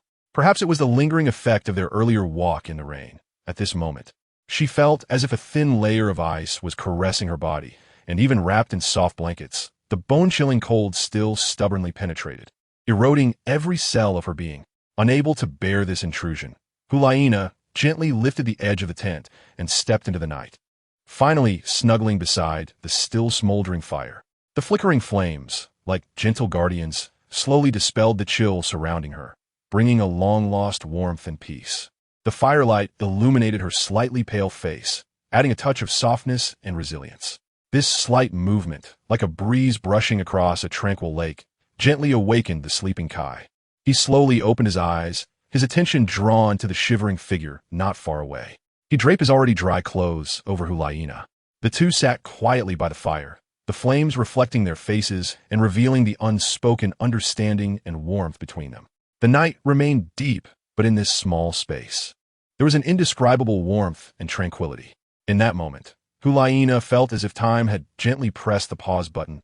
A hint of daze flashed in her eyes, and then her body involuntarily leaned forward, gently sliding into Kai's broad chest like a falling leaf returning to its roots. The surrounding firelight danced, yet it seemed to pale in comparison to the tenderness and reality of the warmth in his embrace, causing ripples of warmth to spread through her heart, making it hard to distinguish whether it was the warmth of the fire or the sudden sense of security. Kai was slightly startled by this sudden embrace. The surprise in his eyes quickly faded, replaced by a subtle tenderness. His body initially stiffened for a moment, as if even his breathing had paused, but then he slowly and firmly raised his arms, tightly wrapping Hulaina's slightly trembling body in his embrace. His movements were gentle yet strong, as if protecting a rare treasure. Don't be afraid, no matter the wind and rain. I'm here. Kai's words were like the sun rising in spring, piercing through the cold night's mist, warm and bright, each word gently landing in Hulaina's heart, transforming into endless peace and strength. In that moment, all fear and unease seemed to melt away in the warmth, leaving only two hearts closely intertwined under the firelight. Chapter 41. Dinner the next morning. Kai's eyes slowly focused like the rising sun as he groggily awakened from deep sleep. His movements were slight and cautious, afraid of disturbing the person beside him. A slight movement made him feel Hulaina lying in his arms. At that moment, a wave of inexplicable tenderness surged in Kai's heart, as if brushed by soft silk. Kai's movements gradually woke Hulaina, who was still dreaming. Her eyes sparkled like morning dew, fresh and bright. At this moment, Kai had already dressed and was sitting beside the extinguished campfire. Hulaina looked at him, a hint of confusion flickering in her eyes. She glanced down at her own barely clothed appearance, feeling a wave of shyness wash over her. Although they had not engaged in any substantive relationship the day before, such intimate contact was a first. Her delicate face turned crimson, resembling a ripe apple, making one unable to resist wanting to take a bite. The two washed up by the stream and continued to weave through the Douluo forest, with Kai searching for Hulaina's third spirit ring. Days passed without any success, until Kai began to feel somewhat frustrated. Suddenly, a white fox with 3 tails leaped out from the bushes in the distance. Upon seeing its appearance, Kai quickly recalled information about this spirit beast. It was likely a 3-tailed snow fox from 1700 years ago. Nana's spirit ring had arrived. As soon as Kai finished speaking, even Hulaina showed a joyful expression. After nearly a week of searching through the Douluo forest, they finally found a suitable spirit beast. The 3-tailed snow fox suddenly let out a long, mournful howl, its 1,000 years of accumulated spiritual power surging forth like a chilling tide, directly targeting Hulaina, causing the air to seem to solidify. Then, that snow-white figure appeared to meld into the surrounding ice and snow, instantly vanishing, leaving only delicate snowflakes slowly falling, signaling the trace of its existence. Kai's gaze was sharp as an eagle's, instantly piercing through the intentions of the 3-tailed snow fox. It felt as if the tree of life within him had awakened, with a faint green steam rising from his body, radiating a vibrant aura.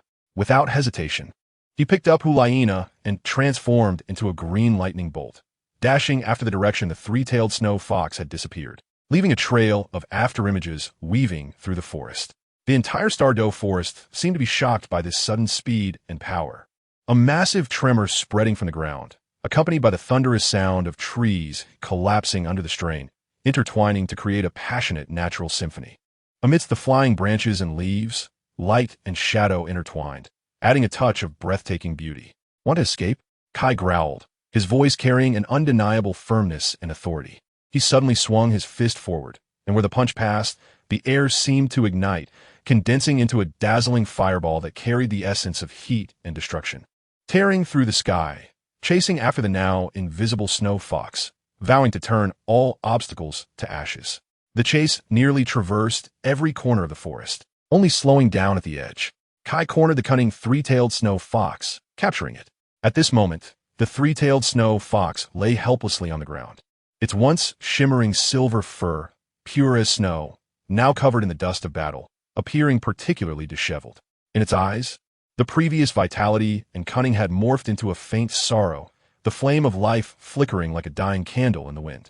Hulaina stood quietly to the side, her gaze complex as she stared at this soon-to-perish creature. Even in its fallen state, the 3-tailed snow fox's beauty remained extraordinary, evoking pity in her heart. Waves of emotion rippled within her, and an inexplicable feeling quietly took root. She wanted to keep this spirit beast. However, reason quickly suppressed this impulse. She understood that as a spirit master, the bond with spirit beasts was often built on power and contracts, rather than mere compassion and selfish desires. Moreover, this 3-tailed snow fox was the result of their week-long arduous exploration and an important step in his journey to become stronger. Thus Hulaina sighed softly, burying her hesitation and reluctance deep within.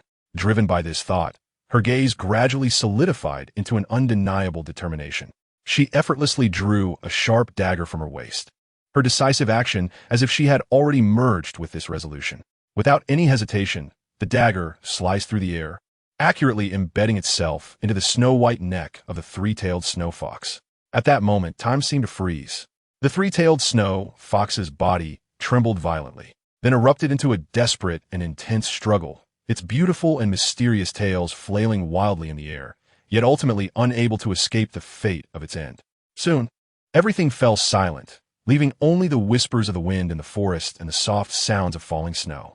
In that fleeting moment of life and death, a deep purple hue slowly rose from the snow fox's body, transforming into a brilliant spirit ring that hovered in midair, radiating an enticing glow. Seeing this, Hulaina immediately sat cross-legged, her eyes slightly closed, fully immersing herself in the absorption of this spirit ring. Her breathing became long and profound, as if merging with the natural aura around her, and all the surrounding noise faded away. Half an hour of tranquility passed, and Hulaina finally slowly opened her lively, water-like eyes, now shining with even deeper and more determined light. Hulaina's eyes sparkled with an unusual brilliance, her tone unable to conceal her excitement as she lightly leaped to Kai's side, like the most agile sprite in the forest, and excitedly declared, "Brother Kai, look, my third spirit skill is called Heavenly Fox Whisper. It's a group control skill. It can quietly weave the deepest desires of each person's heart into illusions, making them unwittingly immersed in that dreamlike world, unable to extricate themselves." Upon hearing this, Kai's gaze flickered with curiosity and admiration. Although he didn't fully understand the intricacies of spirit skills, Hulaina's beaming confidence and joy were enough for him to feel the exceptional nature of this power. He gently stroked his chin, pondering inwardly that this ability was undoubtedly tailor-made for her, aligning perfectly with her cunning and intelligent nature while adding endless mystery. Then, Kai tenderly extended his hand, gently stroking the silky hair atop Hulaina's head, as if soothing a little fox that had just revealed its astonishing talents. His voice was filled with affection and encouragement. "My Nana is truly gifted." Hearing this, Hulaina's cheeks quietly flushed with a hint of crimson, resembling a rose shyly blooming in the morning light. She slightly parted her lips, playfully swatting away Kai's hand that was gently stroking her hair, feigning annoyance. "I'm not yours. Stop saying that." In her words, the shyness and modesty of a young girl fluttered like a soft breeze in spring, evoking a sense of affection. At this moment, she seemed to be blushing with feelings, enveloped in a sweetness and fluster akin to first love, like a little fox just stepping into the world, both curious and bashful. Seeing this, a gentle smile flickered in Kai's eyes, not continuing this playful game, but pondering that it was still early, and returning to the spirit hall was the right path. Thus, the two tacitly embarked on their journey home, traversing the depths and mysteries of the Stardew Forest, ultimately boarding the carriage back to the spirit hall. The carriage passed through the transition of dawn and dusk, 3 days quietly slipping away until the majestic spirit city slowly came into view. In front of the city gate, the solemn silhouette of the papal hall appeared even more sacred under the afterglow of the sunset, as Hulaina and Kai reluctantly bid farewell. After all, the current Kai dared not to meet Bibi Dong. That kind of mature woman was the most formidable for a young boy like him, who had yet to experience the world. After their separation, Kai set off on his journey to the Soul Master Academy, his heart surging with an indescribable emotion. Ever since he placed Zhu Zhuqing into the Soul Master Academy, he hadn't taken care of her. After all, she was his disciple, and he had to fulfill his responsibilities as a teacher.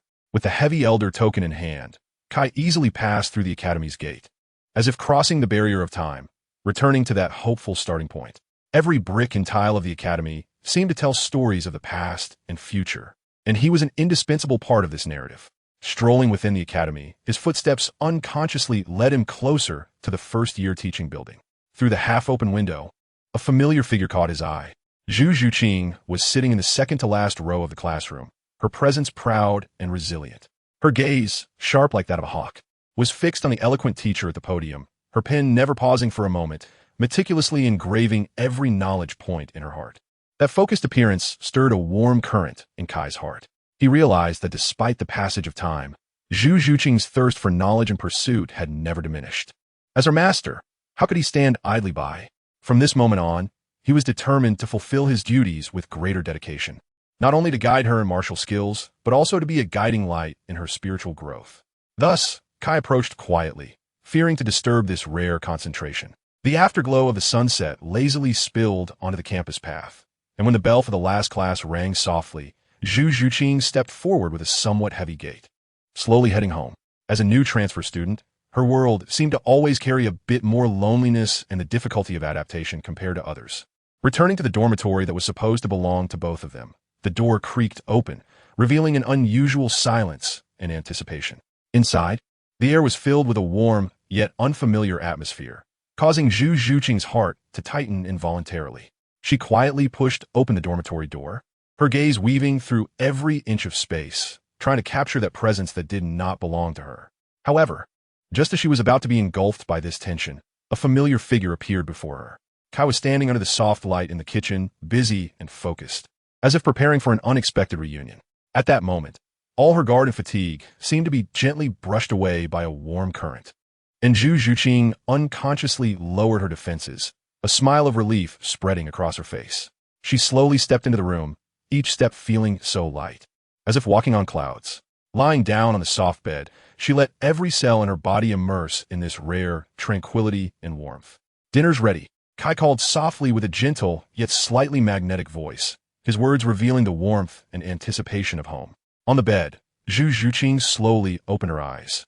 Despite being tightly wrapped in fatigue, she still displayed a barely perceptible resilience, gently lifting the covers and rising to step into the bathroom. Washing away the weariness of the world with clean water, her fingertips lightly touching the water surface, as if cleansing her spiritual exhaustion as well.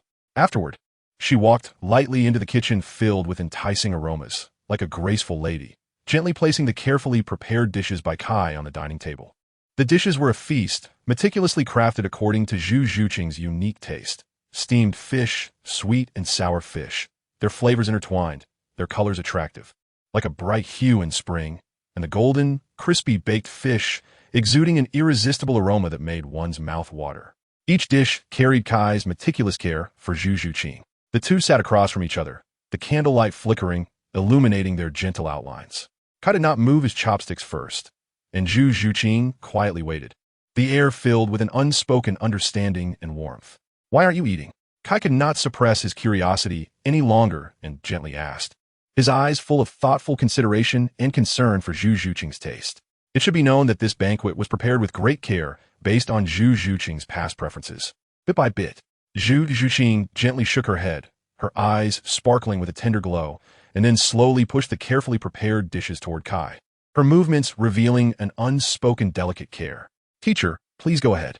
These simple words were like a spring breeze, warmly and subtly conveying her intent. As the warm atmosphere of dinner gradually dissipated, when the last glimmer of the sunset quietly faded into the night, Zhu Zhuqing slightly parted her lips, about to rise to clear the bowls and chopsticks, stepping into the slightly busy kitchen. However, before her actions could fully unfold, a broad hand had quietly rested on her shoulder, carrying undeniable warmth and firmness. "Zhuqing, after a whole day's work, it's time to relax." Kai's voice was deep and magnetic, like the gentlest caress in the night breeze. "Leave these trivial matters to me." After saying this, he gently pressed down on her shoulder in a manner that left no room for refusal. However, Zhu Zhuqing shook her head. It was already unexpected for her teacher to come and cook for her, and if she let her teacher clean up the bowls and chopsticks, then she, as a student, would truly be a bit too much. Kai did not want Zhu Zhuqing to feel like a guest in someone else's home. But Zhu Zhuqing also did not want her teacher to be delayed because of her. As night quietly descended and the warm aftertaste of dinner lingered in the air, Kai quietly tidied up the bowls and chopsticks on the table, preparing to leave. At that moment, a subtle sound of fabric brushing broke the tranquility of the room. Zhu Zhuqing's fingers gently caught the corner of Kai's clothing as he was about to leave, as if she had 1,000 words to say, but was momentarily choked up. Kai's footsteps paused involuntarily, turning around, his gaze soft and filled with inquiry as it landed on Zhu Zhuqing. Her eyes sparkled with complex emotions, wanting to speak but hesitating, ultimately transforming into a shallow smile, which had a barely perceptible hesitation and struggle. "What's wrong?" Kai's voice was gentle and magnetic, like a spring breeze brushing over a lake, trying to soothe the ripples in her heart. Zhu Zhuqing struggled internally for a moment. The words she wanted to express turned around on her tongue, but in the end, they transformed into a silent sigh. She slowly released her grip on his clothing, her actions revealing an indescribable sense of helplessness and relief. "It's nothing." Her voice was soft, carrying a trace of barely noticeable trembling. Then, she gently turned around, immersing herself in the softness of the bed, her back appearing particularly lonely and desolate. Standing at the door, Kai gazed deeply at Zhu Zhuqing, as if trying to see through the secrets in her heart. But in the end, he just gently shook his head, a bitter smile curling at the corners of his mouth, leaving behind an unfinished story to dance with the night as he turned away. The next morning, as dawn broke, Zhu Zhuqing slowly awoke from the soft edge of her bed, her gaze lightly sweeping across the slightly lonely room around her. A barely perceptible sense of regret quietly taking root in her heart. Perhaps she should have kept Kai here yesterday. After freshening up, just as Zhu Zhuqing opened the door to go to class, the person standing outside made her heart skip a beat. At that moment, Kai was holding a few steamed buns in one hand, the other hand still poised to knock on the door. The moment he saw Zhu Zhuqing, a flicker of surprise crossed his eyes, and instinctively, he offered the buns in his hand forward, that natural concern warming her heart like the gentle sun of spring. Zhu Zhuqing was slightly taken aback, and her lips involuntarily lifted, the sudden warmth making her world instantly soft and bright. As Zhu Zhuqing gently opened her lips and took the last steaming bun into her mouth, the look of satisfaction on her face was as if she was savoring the most exquisite flavor in the world. At that moment, the surrounding noise seemed to fall silent, just to witness this simple happiness come to an end. Kai's gaze was gentle and profound, and once she swallowed the last bite, he slowly spoke, his voice carrying an undeniable firmness and promise. "From today onwards, you no longer need to attend classes at the academy. For the next 6 years, you will follow me in cultivation. I will spare no effort in passing on my skills to you." Kai's words were like the first warm rays of sunshine in spring, piercing through the thin fog in Zhu Zhuqing's heart, making her eyes shimmer like stars. She had long heard of Kai's strength, and the desire for power in her heart ignited like a flame, burning fiercely. To receive personal guidance from such a powerful figure was undoubtedly a shortcut to the peak for her. After breakfast, the two walked side by side through the familiar corridor of the Soul Master Academy, which they were about to temporarily bid farewell to, finally arriving at a quiet and mysterious place on the back mountain of the academy. Here, surrounded by mountains and clear waters, it resembled a carefully crafted retreat, quietly exuding endless imagination, precisely the paradise that people dream of. At the peak of the mountains, a curtain of waterfall cascaded down like a silver ribbon, splitting the back mountain in two amidst the roaring sound, its imposing momentum resembling nature's most majestic brushstrokes, freely splashing in this world. Standing in this scene, Zhu Zhuqing's eyes flickered with infinite longing and desire for the special training that was about to unfold, that impatience as if she could already foresee her own glorious transcendence. However, this longing was quickly replaced by the heavy pressure of reality. She saw the blue phoenix Douluo, tall and imposing, exuding an aura of power without anger, lightly waving his sleeve, and the soul power pressure from a peak rank 97 powerhouse swept in like a storm, mercilessly enveloping every corner. Under this vast ocean of soul power, Zhu Zhuqing felt her body sink, as if a 1,000-pound weight was pressing down on her, making it impossible to resist the pull of that power. And in an instant, she was pressed to the ground, unable to move. Time seemed to freeze at that moment, and even the air was filled with an indescribable solemnity and oppression. Although Zhu Zhuqing was in a difficult situation, her eyes did not lose their brilliance. Instead, in this extreme challenge, a fiercer fighting spirit and indomitable will ignited within her. The blue phoenix Douluo wanted to show mercy and was just about to ease the pressure when he caught sight of Kai's serious gaze. "Teacher Qingwan, please do not hold back. After all, this is the path she chose herself. Even if she has to kneel, she will walk this path to the end." Kai's words were resolute and powerful, carrying an undeniable strength. As time flowed on, 6 years passed like a fleeting moment, and this almost brutal journey of cultivation not only did not wear down Zhu Zhuqing's will, but instead gave birth to a magnificent transformation within her. The once immature girl had now transformed into a graceful and extraordinary soul master. The trials of 6 years had witnessed Zhu Zhuqing climb from mere 13th rank soul power to the peak of 37th rank. This was not only a leap in numbers, but also a dual elevation of soul and will. Remarkably, her second soul ring had even absorbed a 1,000-year level soul ring. On the Soul Master Square, the moonlight enveloped like a thin veil, and Kai stood in the center, resembling a silent war god, surrounded by a mysterious purple shadow that flickered in and out, adding an eerie hue to the tranquil night. After 6 years of inhuman training, Zhu Zhuqing's speed had reached an extraordinary level. The 37th ranked soul power she unleashed was not merely a limit of speed, but also a profound understanding of agility. Even when facing a 60th ranked soul emperor level agility type powerhouse, she was not at all inferior, and perhaps even surpassed. First soul skill Nether Strike. Zhu Zhuqing's cold voice pierced the night sky, carrying a resolute and sharp edge that could not be underestimated. In an instant, her hands were covered with a layer of deep purple light, which seemed to devour the surrounding light, reflecting her eyes that shone with determination.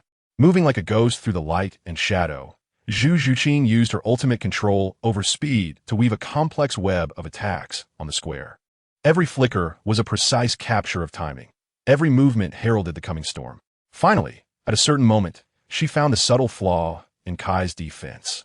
Her figure transforming into a flash of purple lightning, suddenly shooting toward Kai, which was not only a perfect combination of speed and power, but also an explosion of her desire and belief in victory. Zhu Zhuqing's figure flashed, carrying a chilling wind, and a heavy punch ruthlessly struck towards Kai's chest. Yet this full-force strike was like a mud cow entering the sea, failing to shake Kai's indestructible defense in the slightest.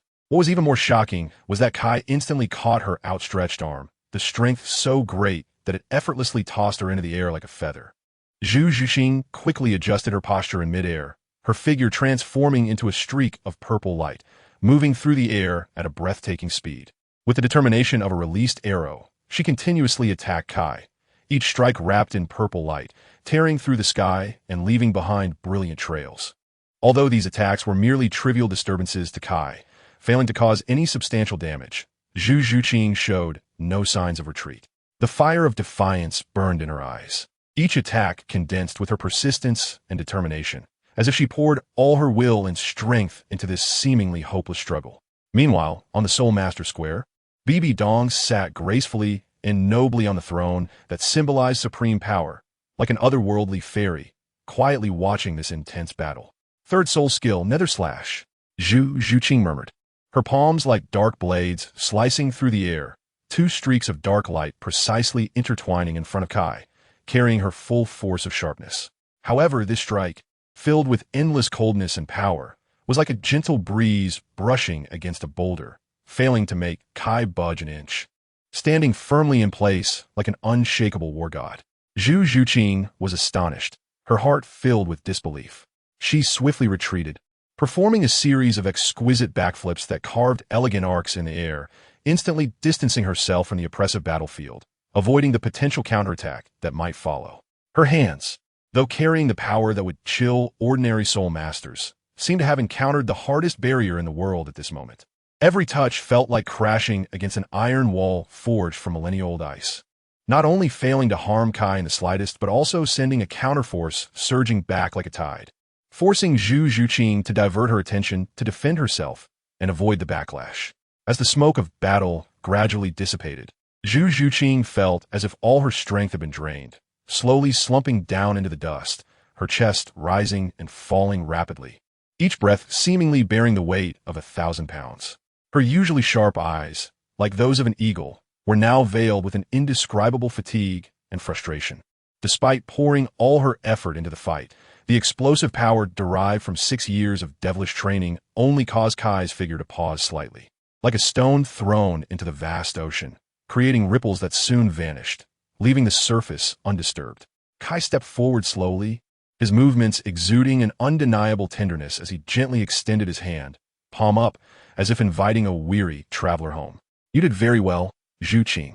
His voice was low and warm, like the gentle sunlight of spring, trying to dispel the gloom in her heart. However, for Zhu Zhuqing, this recognition felt like a distant comfort, hard to reach her innermost feelings of frustration born from her own high expectations. She looked up at Kai, her eyes flickering with complex emotions, unwillingness, confusion, and self-doubt intertwining. "Teacher, am I useless?" Her voice was as thin as a thread, yet each word was heavy, striking at the soul. At this moment, Zhu Zhuqing seemed to stand at a crossroads of self-awareness, with a vague future ahead and a path behind that could not be retraced. Gently brushing through Zhu Zhuqing's soft hair, a barely noticeable tenderness flashed in Kai's eyes, but he deliberately stiffened his expression, feigning anger. How can you belittle yourself so? He asked. Tell me, how many soul emperors on this continent can defeat a level 50 quasi-soul king with mere level 37 soul power like you? Zhu Zhuqing's beauty lay not only in her ethereal looks, but also in her relentless effort, deep diligence, and unyielding resilience in the face of adversity. Each swing of her sword seemed to declare to the world that true strength does not lie in external levels, but in the inner flame and indomitable will. And Yin, since the hopeless pursuit of Hu Laina, had quietly turned his gaze to Zhu Zhuqing. This shift might be a resonance with the heart of a strong person or a deep attraction to her unique charm. Nevertheless, Zhu Zhuqing's figure had silently planted a different feeling in his heart. Her beauty and strength made it impossible for him to look away, especially the significant capital in front of Zhu Zhuqing. After safely delivering Zhu Zhuqing to the threshold of her dormitory, Kai walked with a light step through the intricate corridors of the Spirit Hall, eventually arriving at the majestic and mysterious Pope's Hall. As the hall doors opened slightly, an invisible air of authority and solemnity rushed forth. He stepped inside, his gaze locking onto Bibi Dong, who sat high on her throne. Time seemed particularly kind to her. 6 years had swiftly passed, yet not a trace had marked Bibi Dong's stunning appearance. She remained breathtakingly beautiful, her nobility and cold elegance appearing even more profound and untouchable under the baptism of time. This is my request. Kai's voice was low and firm, each word seemingly imbued with undeniable strength. He knew that what he was about to propose was a request capable of changing someone's fate.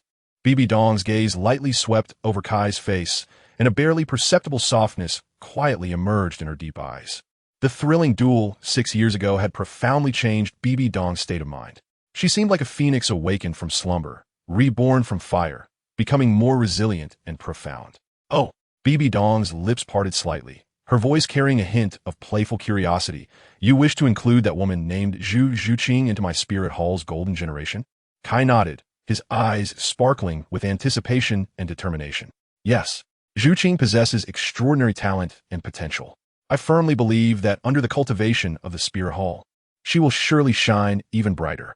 Facing Kai's determination and persistence, Bibi Dong's lips curled into a faint, serene smile. She understood that behind this request lay Kai's deep care and expectations for Zhu Zhuqing. Thus, she slowly nodded, her decisiveness and courage complementing her former queenly authority. All right, I agree. Bibi Dong's voice was clear and powerful, instantly resonating throughout the Pope's Hall. She knew that this decision was not only a response to Kai, but also an important strategic move for the future of the Spirit Hall. Chapter 43. An unexpected encounter with Shrek, however. Zhu Zhuqing did not disappoint Kai's expectations. In an astonishingly short time of 2.5 months, her soul power jumped from level 37 to level 40. Meanwhile, Hu Laina was not willing to fall behind either. She had quietly crossed the threshold of level 50 soul power. This leap not only affirmed her own strength, but also filled Kai with an indescribable joy. He gladly decided to take both of them to obtain their spirit rings right away. As day turned to night and stars changed, after an entire day and night of relentless travel, the three finally reached a quiet town on the edge of the Star-Do Great Forest. Under the setting sun, the tavern in the town appeared particularly warm, like a safe haven on their journey, quietly awaiting the return of travelers. Hu Laina slightly parted her lips, and with a gentle breath, it seemed even the fatigue in the air dissipated. Unconsciously, she stretched lazily, her graceful figure outlined by the sunset, revealing an alluring curve, like a superbly crafted painting that inadvertently caught the eyes of passers-by. Kai sat nearby, lightly holding a teacup, just about to take a sip when he was unexpectedly drawn to this beautiful scene, nearly spilling the tea and leaving a subtle mix of embarrassment and astonishment. Ahem, Laina, we're in a public place. Let's tone it down a bit. Kai gently reminded, his tone carrying a hint of barely noticeable indulgence and helplessness. Upon hearing this, Hu Laina not only did not restrain herself, but instead smiled mischievously. Her eyes, seemingly capable of speaking, blinked lightly, and with a playful glimmer. She showcased her enchanting figure in an unintentional manner, as if silently inviting Kai. Zhu Zhuqing, standing nearby, felt her cheeks involuntarily flush with a hint of crimson. In terms of figure, she was confident she could rival anyone, even surpassing Hu Laina in some aspects. However, her more reserved personality made it difficult for her to display her extraordinary charm openly in front of everyone like Hu Laina did. regarding providing Kai with benefits. Zhu Zhuqing preferred to do so in private. Inside the tavern, under the dim lights, the laughter and conversation of the three intertwined to create a warm and relaxed picture, as if the noise of the outside world had nothing to do with them. Even the envious and curious male gazes directed at them failed to disrupt their peace. However, this tranquility was about to be shattered by an unexpected storm. Just as this warm atmosphere reached its peak, the tavern's door was suddenly slammed open with brute force, producing a deafening crash that instantly attracted everyone's attention. 7 figures, exuding an undeniable dominance, strode into the space, heading straight for an empty table nearby. Among these 7, the most striking was a golden-haired man with starry eyes. He casually propped his feet on the nearest dining table, exuding an air of rebellion and arrogance. As if the entire world lay beneath his feet, he casually tossed the menu on the table to a chubby guy in the group. "Fatty, order whatever you want. This meal is on me, Dai Mu Bai." The man's voice was deep and magnetic, exuding an undeniable boldness and generosity, as if even the air trembled in response.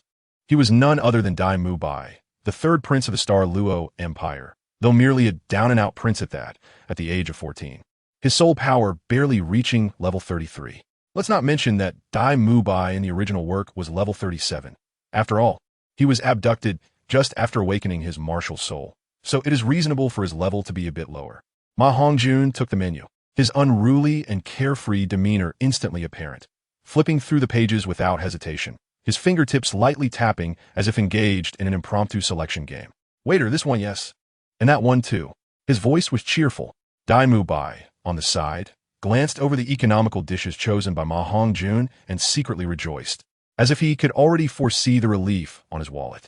However, the joy was shattered before it could fully blossom, like morning dew, by Ma Hongjun's next move. Suddenly, Ma Hongjun changed his tone, a glint of mischief flashing in his lively eyes. "Forget those. I'll take one of everything that's left."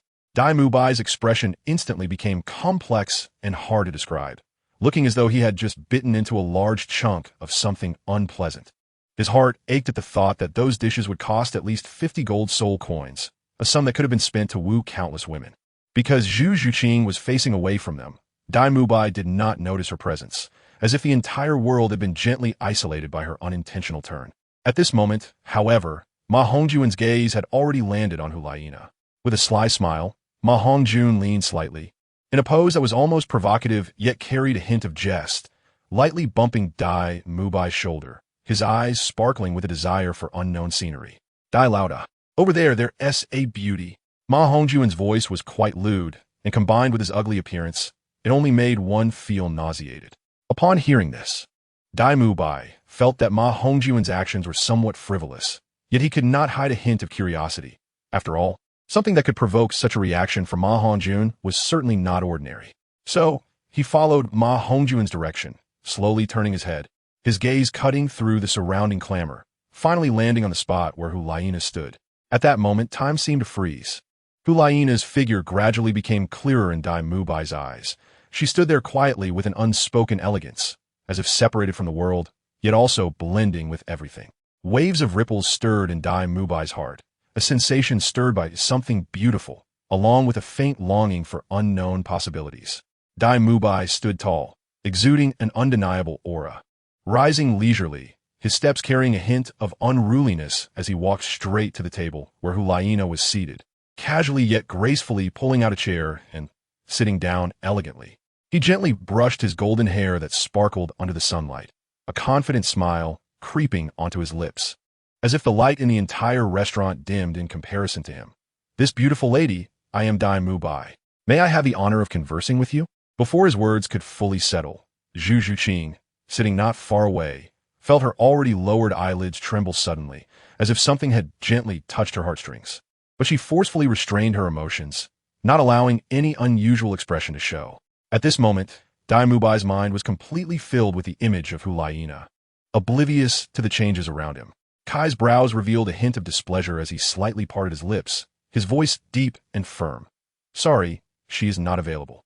This statement was like a cold breeze in spring, quietly adding a chill to the previously somewhat ambiguous atmosphere. With his intervention, the atmosphere in the restaurant subtly shifted, everyone unconsciously adjusting their breathing, as if even the air was filled with an indescribable tension.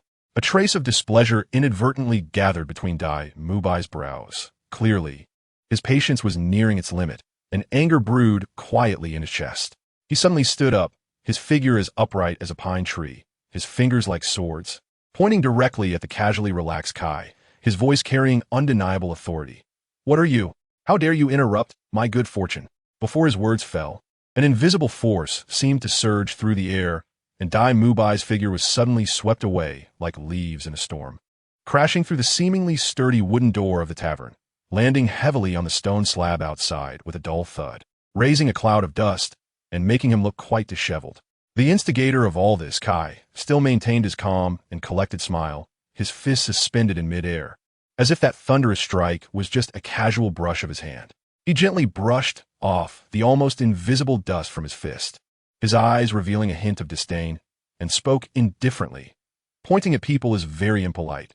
Didn't your parents teach you that? After saying this, he slowly retracted his hand, exuding an indescribable calmness and strength, causing everyone present to involuntarily feel a chill, as if the very air had solidified. At that moment, the situation changed abruptly, like a sudden storm, catching everyone off guard. Dai Mubai's figure seemed to be seized by an invisible force, instantly thrown out of sight. Everything happened too suddenly, and everyone was stunned, unable to react. Just then, a waiter, holding a dish, lightly entered, about to present the delicacy. However, a fierce glint flashed in Ma Hongjuan's eyes as he subtly tripped the waiter, causing the latter to stumble, and the exquisite dish in hand lost its balance, racing towards Kai like a runaway horse. Just at this critical moment, Kai exhibited astonishing reflexes and control, his body moving slightly, like a dragon playing in water, effortlessly catching the out-of-control dish in his palm. Then, a jaw-dropping scene occurred. Not only did Kai remain unfazed, but the next moment, the flying food was firmly caught in his hand, and then suddenly slammed onto Ma Hongjuan's face. The force of the blow was so strong that the plate shattered and food splattered everywhere, catching Ma Hongjuan off guard, hitting him squarely in the face and leaving him in utter disarray. The air was filled with the aroma of food and a barely perceptible tension. As the entire scene transitioned from calm to chaos, then to a subtle balance in the blink of an eye, leaving everyone in awe. In an instant, Oscar, Tang San, and Xiao were all thrown out. Ning Rongrong's gaze was firmly locked on the figure approaching slowly, a tumult of emotions churning in her heart, a sense of indescribable fear quietly creeping in. However, amidst this tense atmosphere, a subtle yet meaningful smile appeared on Kai's lips, and his voice softened a few degrees, as if a spring breeze was dispelling the surrounding chill. "Ning Rongrong, right? The little princess of the seven-treasure glazed tile school." His words carried a hint of playfulness while appropriately revealing respect for her identity, gradually easing Ning Rongrong's fear born from the unknown. Upon hearing the other party clearly state her identity, Ning Rongrong's fear began to dissipate, and the temper of the young lady quickly emerged. "That's right. I am indeed the young lady of the seven-treasure glazed tile school. How dare you treat my classmate like this? Don't you kneel down and apologize." Just as Ning Rongrong's words fell, a loud slap echoed as Kai struck her face. Kai's words were like a blade of cold ice, each word clear and sharp, cutting through the air. "What capital do you have to make me kneel and apologize? Do not say it is you. Even your renowned father Ning Fengji must give me some face." His tone carried no emotional fluctuation, yet it exuded an undeniable authority. Ning Rongrong, the pampered daughter of the seven-treasure glazed tile school, was now like a flower battered by wind and rain, helplessly curled up on the ground. One hand gently caressed her fiery face, her eyes filled with disbelief and shock. That light slap seemed to not only strike her cheek, but also shook the pride and dignity within her heart. "You, how dare you treat me like this? The name of the seven-treasure glazed tile school is not something you can easily insult. If Grandfather Jian and Grandfather Gu knew of this, they would definitely tear you to pieces."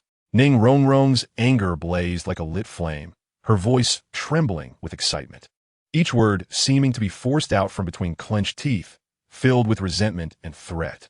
However, just as this fury was about to spiral out of control, a strange wave quietly spread around. The originally inconspicuous blue-silver grass seemed to respond to some kind of summoning, suddenly growing wildly. They entwined and twisted, ultimately transforming into an irresistible force that gently, yet firmly, pulled Ning Rongrong back from the edge of rage. At this moment, Tang San's fingers gently covered her slightly swollen cheek from the anger, and the surrounding blue-silver grass seemed to sense its master's emotions, quietly weaving into a gentle net, silently protecting Ning Rongrong from all possible harm. In his eyes, anger and humiliation intertwined into a complex vortex, as if it were going to swallow the past shadows whole. "My take it's you." Tang San's voice was low and trembling, each word squeezed out with barely suppressed indignation and shock. This name was like a sharp blade, once again cutting through the scar in his heart that had yet to fully heal. Kai slowly turned around. His face, which seemed particularly forgiving with the passage of time, appeared especially resolute and familiar in the glow of the setting sun. His gaze was as calm as water, yet it seemed capable of perceiving the deepest secrets of the human heart, standing in stark contrast to Tang San's eyes burning with fury. An indescribable tension permeated the air, as if even time had come to a standstill. "Brothers, unleash your martial spirits." Their soul rings slowly emerged around them. Tang San placed his hands on his waist and took out several golden needles from within. Kai walked out of the tavern indifferently, as if he didn't regard them at all. No, he simply didn't regard them at all. Chapter 44. Little thief, you don't want Xiao Wu to be harmed, do you? Kai slowly moved his wrists, which had not practiced martial arts for a long time. The joints made crisp and heavy cracking sounds, as if each sound carried the weight of time and the awakening of power, causing the surrounding air to solidify, exuding an overwhelming sense of pressure. Tang San's figure changed suddenly, as if a cheetah preparing to hunt. He suddenly knelt down, palms pressed firmly against the ground. A warm and resilient power surged from within him. The first soul ring flickering at his fingertips, emitting a gentle yet firm blue light. First soul skill, blue-silver bind. He shouted softly, and as his voice fell, the earth seemed to respond to his call. After a slight tremor, dozens of blue-silver grasses burst forth from the ground, quickly and gracefully wrapping around Kai's powerful wrists, as agile and determined as a spirit snake, binding every inch of skin tightly. In the face of this sudden binding, a hint of disdain flashed in Kai's eyes, followed by a faint smile, an expression of derision towards the challenge, and confidence in his own strength. He exerted a slight force, and those seemingly indestructible blue-silver grasses instantly disintegrated. How could the mere extension of blue-silver grass be regarded as a treasure? The name of the first soul skill is indeed just a hollow title. Tang San, you truly let me down. After speaking, Kai suddenly clenched his hand, as if even the air trembled in response. The binding of the blue-silver grass instantly collapsed, and Tang San's figure, as if drawn by an invisible force, involuntarily moved closer to Kai. At this critical moment, a pink whirlwind suddenly swept across the battlefield. Xiao Wu, with her unique agility and swiftness, danced between light and shadow, like the lightest deer in the forest. With each leap, a faint fragrance filled the air, the scent of youth and courage. First soul skill, waist bow. Xiao Wu's voice was crisp and firm, carrying an unassailable authority. Her figure flashed, already one step ahead of Tang San, appearing before Kai, her legs coiled like a spring, suddenly exploding forth with immense force, accurately and powerfully kicking towards Kai's chin. That force was enough to shake solid stone, the air roaring with the impact. Just as Xiao Wu gathered all her strength, intending to intimidate Kai with the power of her kick.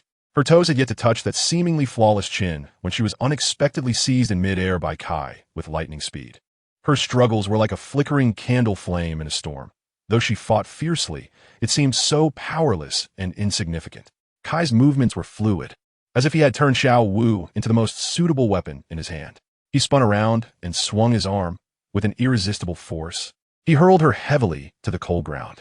At that moment, the air seemed to tremble, accompanied by a cry of pain. Xiao Wu's body fell like a wilting petal, crashing heavily to the ground, a bright red spilling from the corner of her mouth. Xiao Wu. Upon seeing Xiao Wu harmed, Tang San's eyes instantly turned blood red, and the golden needles in his hand shot towards Kai. In that fleeting moment, Kai's figure flickered like a ghost, his speed so fast that the surrounding air seemed to solidify. He effortlessly lifted the unconscious Oscar, as if plucking a fallen leaf from the wind. Tang San's heart sank upon witnessing this, his eyes narrowing in shock, unable to do anything but watch as those slender dragon whisker needles, glimmering with a cold light, mercilessly pierced into Oscar's body. Each needle's landing point was like fate's cruel mockery, instantly filling the tranquil space with tension and oppression. A heart-wrenching scream suddenly erupted, like a wild boar struck by lightning. Oscar awoke in excruciating pain, his wail piercing through the air's tranquility, almost tearing the sky apart, echoing in every corner of the small town, sending chills down the spines of all who heard it. Following that, Kai's actions remained cold and decisive. He casually tossed Oscar to the ground as if discarding a useless object, the disdain and indifference in his posture sending chills down one's spine. Meanwhile, his other foot had silently landed on Xiao Wu's head, intensifying the tense atmosphere on the scene. Tang-san, if you don't want this little girl to die, then kneel and bow your head. Kai's laughter was sinister. At this moment, he resembled a villain. Seeing this, Tang-san's eyes were filled with resentment. But he dared not act rashly. Xiao was more important to him than his own life. Noticing Tang-san's hesitance, Kai swung the blue silver grass in his hand, and it lashed across Tang-san's face like a whip. With a loud crack, a deep whip mark was left on Tang-san's face. Kneel down. Tang-san's eyes flickered with cold light, filled with murderous intent. However, due to the circumstances, he had to suppress the anger in his heart. Just as he slightly bent his knees, ready to submit to this unjust fate, a thunderous roar suddenly resounded from the horizon, like an ancient bell being struck by a heavy hammer, deep and powerful. "Umph! Who dares to lay a hand on my student?" This furious shout broke the surrounding gloom and oppression like a summer thunderstorm. Following the voice, a towering man, as strong as a mountain, stepped forward, surrounded by 7 dazzling soul rings, radiating brilliant light. It was Zhao Wujin, renowned in the Soul Master world and known as the Immovable King. Zhao Wujin's gaze swept across the chaotic scene, noticing that his usually lively students were now like frostbitten eggplants, sprawled on the ground in a miserable state. The anger in his heart was ignited instantly, a look of determination flashing in his eyes. With a low chant, the soul power within him surged, and the 7th soul ring slowly rose, releasing dazzling light, as if the very air froze at that moment. This was not just a display of a soul ring. It was Zhao Wujin's unconditional protection and defense of his students, vowing to eradicate all threats. Great strength diamond palm. Zhao Wujin leaped like a dragon, his massive body moving like a mountain, crashing toward Kai with overwhelming force, creating waves of air that surged around him, signaling the extraordinary nature of this strike. "Ha, come on." Excitement flashed in Kai's eyes. Though small in stature, he harbored astonishing power. Calmly, he slightly clenched his fists and then, with an indescribable composure, slowly pushed out what seemed like an insignificant punch, colliding with Zhao Wujin's gigantic palm under everyone's gaze. In an instant, it felt as if space was torn apart. A deafening sound explosion erupted, shaking the dust around and sending leaves flying. Zhao Wujin's expression changed drastically as an unprecedented force surged from his palm, causing his mountain-like body to involuntarily rise into the air, like a kite with a broken string, uncontrollably flying backward, ultimately crashing heavily against a towering ancient tree nearby, making the trunk tremble and leaves scatter. As the dust settled, Zhao Wujin slowly regained his senses, his gaze filled with disbelief. He looked down at the arm that had clashed with Kai, now twisted to a terrifying degree, the bones inside completely shattered, certain to take at least 1.5 years to heal. Xiao Wu was on the brink of death. Oscar was wailing nonstop. Dai Mubai was unconscious. Ma Hongjun was in a daze, and Ning Rongrong was completely scared stiff. Even Zhao Wujin, a soul sage, had been knocked away by a single punch. At this moment, Tang-san had completely fallen into despair. "Tang-san, I give you 2 choices. Kneel and kowtow, or die," Kai said in a playful tone. Tang-san clenched his fists tightly, his nails digging painfully into his palms, blood seeping from his hands. But this pain was nothing compared to the suffering he was experiencing at that moment. Ultimately, Tang-san finally bent his knee and knelt before Kai. Seeing Tang-san kneel, a smirk of amusement curled at the corner of Kai's mouth. "Kowtow." This command made Tang-san feel an overwhelming sense of humiliation. But at this moment, he had no choice but to comply, his forehead striking the ground hard, blood flowing down from his forehead. Witnessing Tang-san's heart-wrenching appearance, Kai's actions appeared particularly cold and decisive. He casually kicked, as if disposing of an insignificant item, sending the unconscious Xiao Wu into Tang-san's arms. Tang-san hurriedly reached out, catching the soft and heavy body securely. A glaring bloodstain on Xiao Wu's pale face was particularly shocking. An indescribable pain surged in his heart as he gently wiped the blood from the corner of her mouth, his eyes filled with deep affection and worry. Then, Kai turned leisurely and re-entered the slightly chaotic tavern. The people inside, trembling from the earlier incident, dared not make a sound. He smiled faintly, took out several heavy bags of gold soul coins from his waist, and gently placed them on the table, his voice low and magnetic. "Boss, these gold soul coins are to compensate for the losses to your establishment." After saying that, he did not stop, kicking Ma Hongjun out.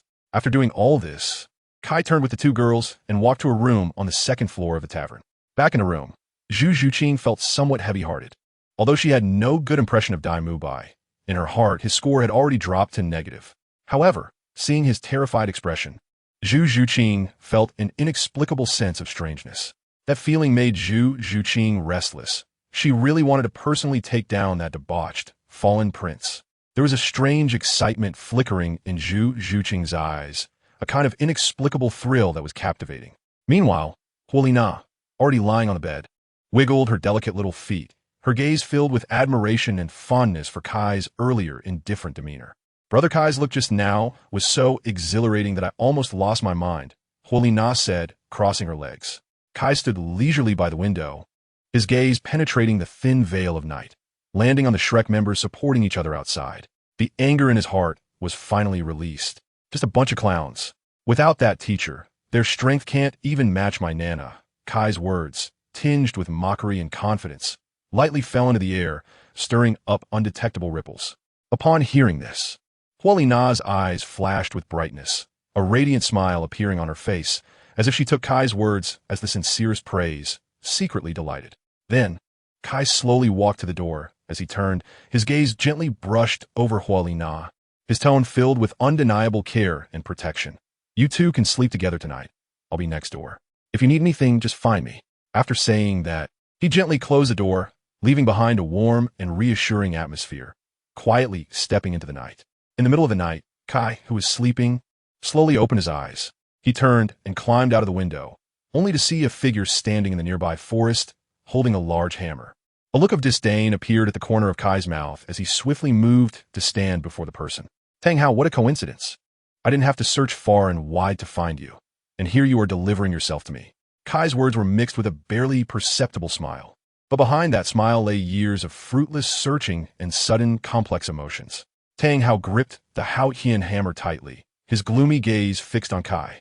"I don't know why you are targeting Xiao San, but those who harm the young will always seek justice from the old," Tang Hao said, and 9 soul rings slowly appeared beside him. Slap! A crisp sound echoed in the night. Tang Hao was stunned for a moment, clearly not reacting to the fact that the other party had attacked without warning. Tang Hao's eyes instantly turned blood red. "You trash from the spirit hall. How dare you humiliate me like this?" With a roar, Tang Hao's figure exploded forward, the Haotian hammer crashing toward Kai with a force that seemed capable of shaking the heavens and earth. However, Kai's figure was as agile as a ghost, swiftly dodging this thunderous strike, and in an instant he closed in on Tang Hao, delivering a precise punch to his chest with such force that the air trembled. Tang Hao was sent flying backward, like an arrow released from a bow, creating a distance of several hundred meters between him and Kai, leaving a fading afterimage in the air. His expression was grave, fully aware that his opponent's strength was formidable. At this moment, Kai's bones emitted a series of crisp cracking sounds, a precursor to the release of his power at its limit.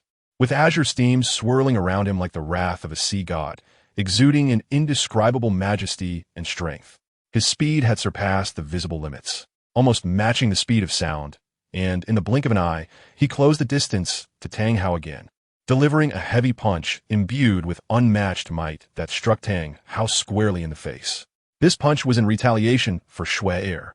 Kai's voice was deep and resolute, each word seeming to be squeezed out from between clenched teeth, filled with undeniable power.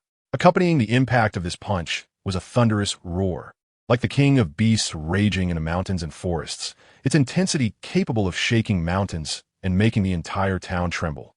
Chapter 45. Reward Settlement. The night was as dark as ink, and amidst the profound silence, a crisp and piercing sound of bones breaking suddenly rang out, like cloth tearing in the cold wind, piercing through the stillness of the night. At this moment, Tang Hao's left arm hung limply like a broken branch, representing not just a severe physical injury, but a heavy blow to his dignity. He appeared especially weak, retreating step by step against Kai's storm-like onslaught. "Haha, Once the sun god Douluo, now you seem like a startled bird, fleeing in all directions. Truly pitiful. Kai's laughter echoed in the empty night, tinged with madness and delight, as if each word was an endless mockery of Tang Hao. His words were like sharp blades, repeatedly cutting at Tang Hao's already battered heart. Sun god Douluo? Upon hearing this, Tang Hao's brow furrowed deeply, a flash of uncontrollable anger and unwillingness crossing his eyes. When had he, the Qian Douluo, ever been so embarrassed? When had he ever endured such unbearable humiliation? This humiliation was more deeply etched than any physical pain. Tang Hao's figure seemed to be caught in an invisible net, constantly shifting as he tried to escape. However, Kai, who had maintained a gentle demeanor until now, showed a hint of displeasure. Tang Hao, if you do not wish to see Tang San fall into deeper danger, then stop now. Kai's voice was low and firm, each word seemingly containing undeniable power. As soon as these words were spoken, Tang Hao's figure miraculously froze in midair, the surrounding air seemingly becoming heavy due to his pause. His face appeared especially gloomy under the setting sun's afterglow, and whenever Tang San's name was mentioned, the calm he had hidden deep within shattered like fragile ice, unable to maintain its surface tranquility. Seeing this, a complex emotion flashed in Kai's eyes, but was soon replaced by determination. He moved swiftly, appearing in front of Tang Hao without hesitation, and with a light wave of his hand, he slapped Tang Hao's face with a loud crack. Though this slap was delivered in a normal state, Kai did not hold back any strength. Even Tang Hao, a 96th level tile.Not, quickly found his face swelling grotesquely under this slap. Then, Tang Hao was thrown to the ground by Kai, as if he were trash. No strength, and still trying to act tough. Do you really think everyone in the world owes you, Tang Renxue, a favor? Kai remarked. At this moment, Tang Hao lay on the ground like a dead dog. The recent explosion of soul rings combined with years of internal injuries had nearly pushed his body to its limits. Kai looked at Tang Hao, who resembled a stray dog, with a hint of disdain in his eyes. Yet, even this slight expression was caught by Tang Hao. A wave of humiliation surged within him, and he even had the thought of wanting to end his own life right then and there. I'm done playing. If you keep running, I have no interest in playing with you anymore. With a change of tone, Kai lifted his foot and stepped on Tang Hao's broken arm. Tang Hao's shrill screams pierced the night like a blade tearing through the sky, relentless. Even Kai, whose temperament was typically sturdy, couldn't help but slightly furrow his brow, covering his ears with his hand in an attempt to block out that piercing noise. Finally, when the cries faded into silence and the surroundings returned to a stifling calm, Kai slowly spoke, his voice cold and resolute. Sun god Douluo, I believe you would not wish for your glory to end in this small place, would you? If you wish to survive, you must tell me where the Qian sect is hidden. As these words were spoken, Tang Hao's previously dull eyes were suddenly reignited with a flicker of indomitable fire. He stared at Kai, a mocking smile forming on his lips, his voice weak yet filled with undeniable firmness. Even if you take my life today, what of it? The might of the Qian sect is beyond your imagination. It will never spare anyone who dares to provoke its authority. Upon hearing this, Kai's brows furrowed tightly, and without hesitation, he kicked toward Tang Hao's groin. Tang Hao's pupils contracted in an instant, as if the brightest star under the night sky had suddenly lost its light. His body, now reduced to dust beneath Kai's unyielding stance, was firmly suppressed, yet the instinct to survive burned within him like a wildfire, driving him to struggle desperately against all odds.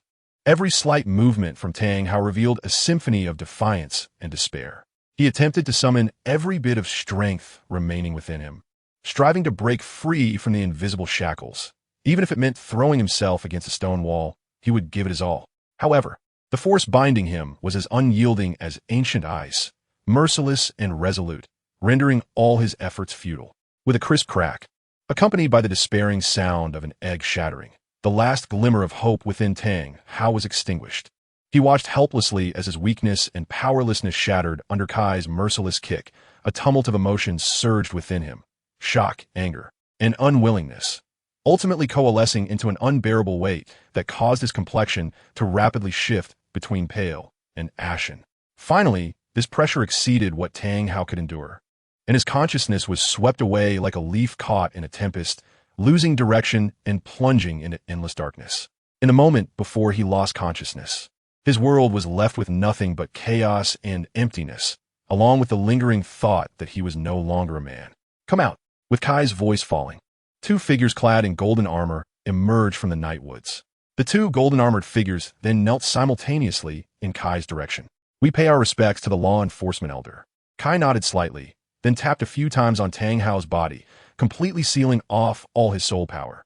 After taking Tang Hao's storage soul guide, he handed him over to the two figures.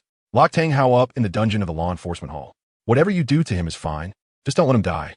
After explaining everything, Kai turned and left. When Tang Hao woke up, he found himself bound by chains and hanging in midair. He tried to pull the iron chains apart with all his might, but there was not a shred of strength left in his body.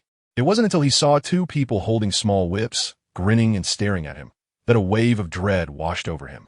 Kai returned to his guest room and looked at Tang Hao's storage soul guide in his hand. No matter what method he used, he couldn't open this soul guide. A layer of gloom inadvertently appeared between Kai's brows as he tightly gripped the exquisite soul guide. It felt as if an invisible power was contained within his fingers. With a gentle squeeze, several crisp and decisive cracking sounds echoed in the quiet space. The once solid storage soul guide now shattered like fragile glass under his palm. As the soul guide broke, a few items slowly slid out from the scattered fragments. Several ancient wooden boxes, a heavy bag of gold soul coins, and a token engraved with intricate and mysterious patterns, exuding an extraordinary aura. They bore witness to this sudden turn of events. The token quietly fell into Kai's hand, with the three characters Haotian sect carved in a powerful script, seemingly carrying the glory and hardships of 1,000 years, clearly discernible. However, this emblem of sect authority shattered into countless fragments with just a gentle grip between his fingers, as if swept away by an autumn wind. Casually tossed into a corner trash bin, he casually gathered the heavy bag of gold soul coins, and his gaze shifted to the two ancient wooden boxes on the ground, a hint of curiosity flashing in his eyes. As he slowly opened the wooden box, a fresh natural aura rushed forth, with blue-silver grass interwoven inside, dripping with vibrant green, yet hiding unknown secrets. As the blue-silver grass gently peeled away, a dazzling azure light suddenly burst forth, like the purest gem in the deep sea, quietly lying there, emanating an enticing aura. It turned out to be a rare 10,000-year soul bone. Kai's pupils suddenly constricted, shock written all over his face. This unexpected surprise crashed into his heart like a roaring tide. He never expected that such an astonishing item was hidden within this seemingly ordinary wooden box. For a moment, even his breathing became rapid. 10,000-year soul bone, he muttered, his voice filled with disbelief and shock. This was the first time Kai had come into such close contact with a 10,000-year soul bone. Although he had seen Snow's angel suit soul bone, the difference between a 999-year soul bone and a 10,000-year soul bone, despite being just a year apart, was like heaven and earth in terms of the effects they expressed. As he stored the soul bone in the system space, the long-lost system voice suddenly rang in his ears. "Detected 10,000-year soul bone. Would you like to analyze it?" Hearing the familiar system voice in his mind, Kai momentarily forgot that he even had a system. After all, the system hadn't appeared for many years, and the options had become fewer and fewer. Analyze. Kai silently thought. Ding. Analysis successful. Item, 10,000-year blue-silver emperor right leg bone. Producer, 10,000-year blue-silver emperor, last owner. Attached skills, flying, wildfire that never dies, spring breeze that brings life anew. Skill effect, flying, literal flying after equipping, allows the soul master to gain the ability to fly. Skill effect, wildfire that never dies. Spring breeze that brings life anew, as long as the absorber does not die immediately. This soul bone will continuously restore the absorber's injuries and vitality. Looking at the introduction of this soul bone provided by the system, along with the two attached skills, Kai's breathing became somewhat heavy. Although he was powerful, his only two weaknesses were his inability to engage in prolonged battles and to fly. Yet, this blue-silver emperor right leg bone could perfectly solve these two problems for him. For a moment, Kai even felt that this soul bone was specifically created for him. Thinking of this, Kai continued to ask the system in his mind. System, can I absorb this 10,000-year soul bone without soul power? Ding. The absorption of soul bones does not have strict requirements for soul power. Even a soul master without an awakened martial soul can absorb soul bones. Hearing the system's explanation, Kai breathed a sigh of relief and quickly sat cross-legged, bringing the soul bone close to his right leg to begin the absorption. This was Kai's first time absorbing a soul bone, so he was still quite nervous in the early stages. However, once he fully began to absorb the soul bone. A surging vitality continuously flowed into his body from his right leg. As this vitality nourished him, the tightly furrowed brows of Kai seemed to be gently smoothed by a spring breeze, slowly relaxing, replaced by an indescribable sense of peace and tranquility. It was an unprecedented experience, gentle and profound, as if he were in a forest path at dawn, surrounded by faint floral scents and the fragrance of earth. Intoxicating and allowing one to forget the hustle and bustle. This power not only reshaped Kai's physique, but also, in an invisible way, touched the depths of his soul, awakening a long-lost profound understanding of the essence of life. At this moment, he seemed to have reached a wonderful resonance with this world and the continuous force of life, his soul experiencing an unprecedented cleansing and sublimation. Even the life force that had been depleted during the battle with Tang Hao began to recover at an astonishing speed. The absorption of the soul bone had already ended by morning, and Kai quickly activated the first ability of the soul bone. His body slowly floated in midair, and with his control, he began to drift around the room. This was the first time he felt flying so vividly, and it inevitably brought a special feeling to his heart. After a night of nourishment, all the life force consumed during the night had fully recovered. It could be said that he could now almost infinitely enter the state of the 7th gate, although the 8th gate would still be a bit challenging. Open panel, ding, panel opened, host, Mei Kai Yi Kai, gender male, martial soul, none, soul power, none, soul bone, 100,000, year blue silver emperor right leg bone, strength, 17,400, full capacity 20,000. The highest for soul masters in Douluo can reach 11,000. Speed, 15,900, full capacity 20,000. The highest for soul masters in Douluo can reach 10,000.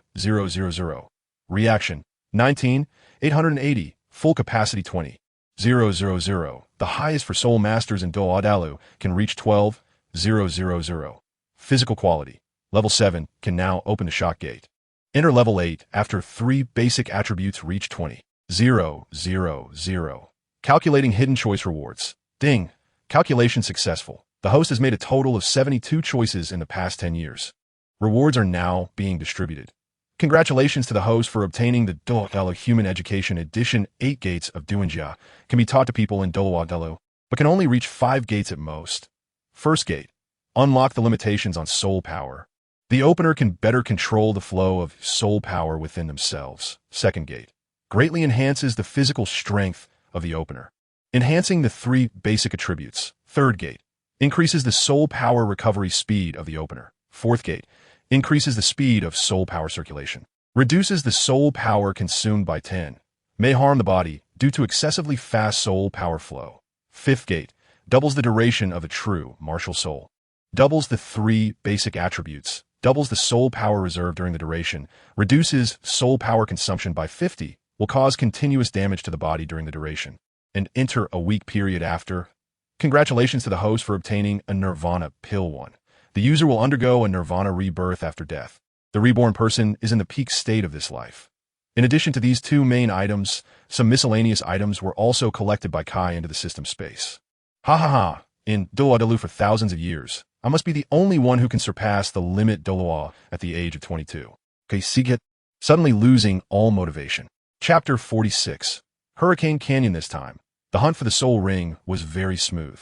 Coupled with the previous small conflicts with Shrek Academy, it took only 3 days in total.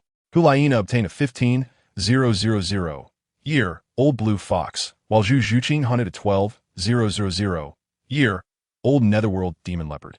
Marking the end of this trip, in the martial Soul Plaza, Hulaina and Zhu Zhuqing stood tall, like 2 beautiful maidens standing side by side, exuding an undeniable aura in silence. After a while, Xiaoyu and Yan arrived together, their steps carrying an unignorable tacit understanding and tension. The moment Yan's gaze met Zhu Zhuqing's cold and beautiful visage, he instinctively wanted to approach, as if drawn by some invisible force. However, before this impulse could turn into action, Xiaoyu swiftly pulled him back, interrupting the budding frivolous thought. Brother Xiaoyu, what do you mean? Why are you stopping me from going to reminisce with Miss Zhuqing? Yan asked, puzzled, scratching his head, his eyes full of confusion and grievance. Xiaoyu chuckled lightly poking Yan's shoulder with his fingertip, then subtly gesturing to the side. Following that indication, Yan looked over and saw a faint blue color entering his sight. Kai had now changed into his signature attire, the robe interwoven with light blue and gold threads, appearing solemn yet authoritative, as if even the dust in the air fell silent for him. In this solemn and dignified moment, Kai stepped into everyone's view for the first time in such a formal identity. Each of his steps seemed to carry an indescribable weight. Hulaina, Zhu Zhuqing, Xieyu, and Yin, though filled with confusion and curiosity, lowered their proud heads in unison, offering the highest respect to this law enforcement elder. "We have met the law enforcement elder," the force said in unison. Kai nodded slightly, his composure and authority seemingly able to perceive the deepest waves in people's hearts. He then slowly took out an ancient-looking booklet from his waist. Though the booklet was unremarkable, it seemed to contain endless mysteries and power, prompting people to imagine wildly. There are still 2.5 years until the Continental Advanced Soul Master Academy competition. According to the higher-ups' decision, this time, the Martial Soul Hall will offer 4 high-level soul bones over 10,000 years as rewards. Kai paused for a moment. Then his gaze swept over the 4 restrained individuals present. "And the goal I want to give you is total victory." As soon as these words were spoken, an indescribable excitement and yearning seemed to permeate the air. The 4 young talents exchanged glances, their eyes shining with a more determined light. They knew that this was not just a preview of a competition, but also the greatest recognition and challenge of their dreams and strength. Upon hearing this, a light of undeniable confidence flickered in Yan's eyes. He clenched his fists tightly, as if flames were leaping from his palms, a surge of passionate battle intent enveloping him, akin to a flame war God possessed. "Of course, as a standout of the golden generation, I vow to achieve total victory." Yan's tone was very confident. Ever since he was completely convinced by Kai in the past few encounters, he had admired Kai's strength from the bottom of his heart. Witnessing Yan's posture, reminiscent of a hot-blooded anime protagonist, a playful and profound smile unconsciously appeared at the corner of Kai's mouth, hiding his appreciation for Yan's growth and revealing a faint expectation for the upcoming challenges. This competition would be different from the past. The higher-ups unanimously decided to abolish the guaranteed spots for the 2 great empires and the Martial Soul Hall, meaning that you would have to start from the preliminary rounds and enter the finals based on your own strength. As soon as these words were spoken, the light of confidence on Yan's face seemed to be brushed by a gentle breeze, momentarily stagnating, but soon revived with brilliance. Starting from the first match? It's not too difficult. After all, we have 3 Soul Kings, Xieyu said with his characteristic posture, arms leisurely crossed over his chest, his confidence and pride evident without saying a word, as if victory was already in his grasp, the outcome of the entire match already settled in his mind. Meanwhile, the perceptive Zhu Zhuqing keenly captured the subtlety beyond the battlefield. She gently opened her lips, her voice warm, yet imbued with undeniable firmness. "Although our team has at least 3 Soul Kings, from the first match, our intelligence, strategies, and weaknesses will gradually be understood by our opponents, and by then, perhaps our advantages will disappear completely." Hulaina nodded in agreement and said, "I support Sister Zhu Qing's opinion. After all, Sister Zhu Yin is capable of defeating Yin with her quasi-soul sect level. If another such freak appears in the competition, perhaps achieving a complete victory will indeed be quite difficult." Kai's lips curled into a slight arc, and he continued, "Indeed, Zhu Qing is already at level 43. With hard work over the next 2.5 years, she might push towards becoming a Soul King. By then, the Spirit Battle Team will have 4 Soul Kings, which will not only increase our winning odds, but also bring honor to the Spirit Hall in front of the world." Looking at the eager anticipation in the eyes of the 4, Kai's words were like a winter wind, suddenly dissipating this warmth without a trace. "In the next 2.5 years, I will subject you to devilish training, and the location will be the Hurricane Canyon." Upon hearing this, the expressions of the 4 changed drastically. Even Hulaina, who usually clung to Kai the most, couldn't hide her frustration and hesitation at this moment. "Brother Kai, do we really have to go? I feel like my strength has improved." Hulaina's voice was as soft as a mosquito's buzz, carrying a barely noticeable tremble, as she tried to use her last bit of hope to withstand the impending storm. Even Xieyu, who was known for his calm demeanor, couldn't hide the turmoil in his heart. The tightness of his lips and the slight furrow of his brow revealed his unease and struggle against the unknown challenge. Although the Hurricane Canyon was not as harsh as the Death Canyon, its environment was indeed unfavorable. "Haha, everyone, this matter is settled and needs no further discussion. Go home." Pack your things, and tomorrow at dawn, we will meet at the gate of Spirit City. After saying this, Kai turned around and walked away with a carefree demeanor. The four exchanged glances, and a subtle emotion filled the silence. Finally, it was Xiaoyu, with his characteristic calm smile, who gently tore through this invisible veil. Hey, don't look so serious. It's just a trip to the Hurricane Canyon. Back in the day, we dared to step into the darkness of the Death Canyon. How could we fear a mere hurricane?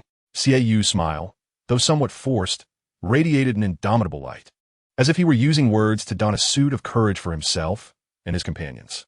The memories of the Death Canyon were like phantoms in the dark night, frightening yet having forged their resilience today. While they held a sense of reverence for the Hurricane Canyon, it also ignited their deep-rooted desire for adventure and conquest.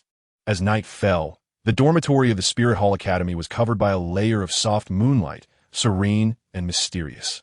In the bathroom, the sound of water flowed gently, as if Hulaina was immersed in a private and comfortable world. On the other side, Zhu Zhuqing sat alone by the bed, silver light cascading down, outlining her cool and resolute silhouette. Soon, a faint sound of wind seemed to penetrate the night as silence. Outside the door, a shadow quietly passed, like a ghost in the night, silent and unnoticed. Zhu Zhuqing's eyes suddenly sharpened. She gently opened the window to let the night breeze brush against her face.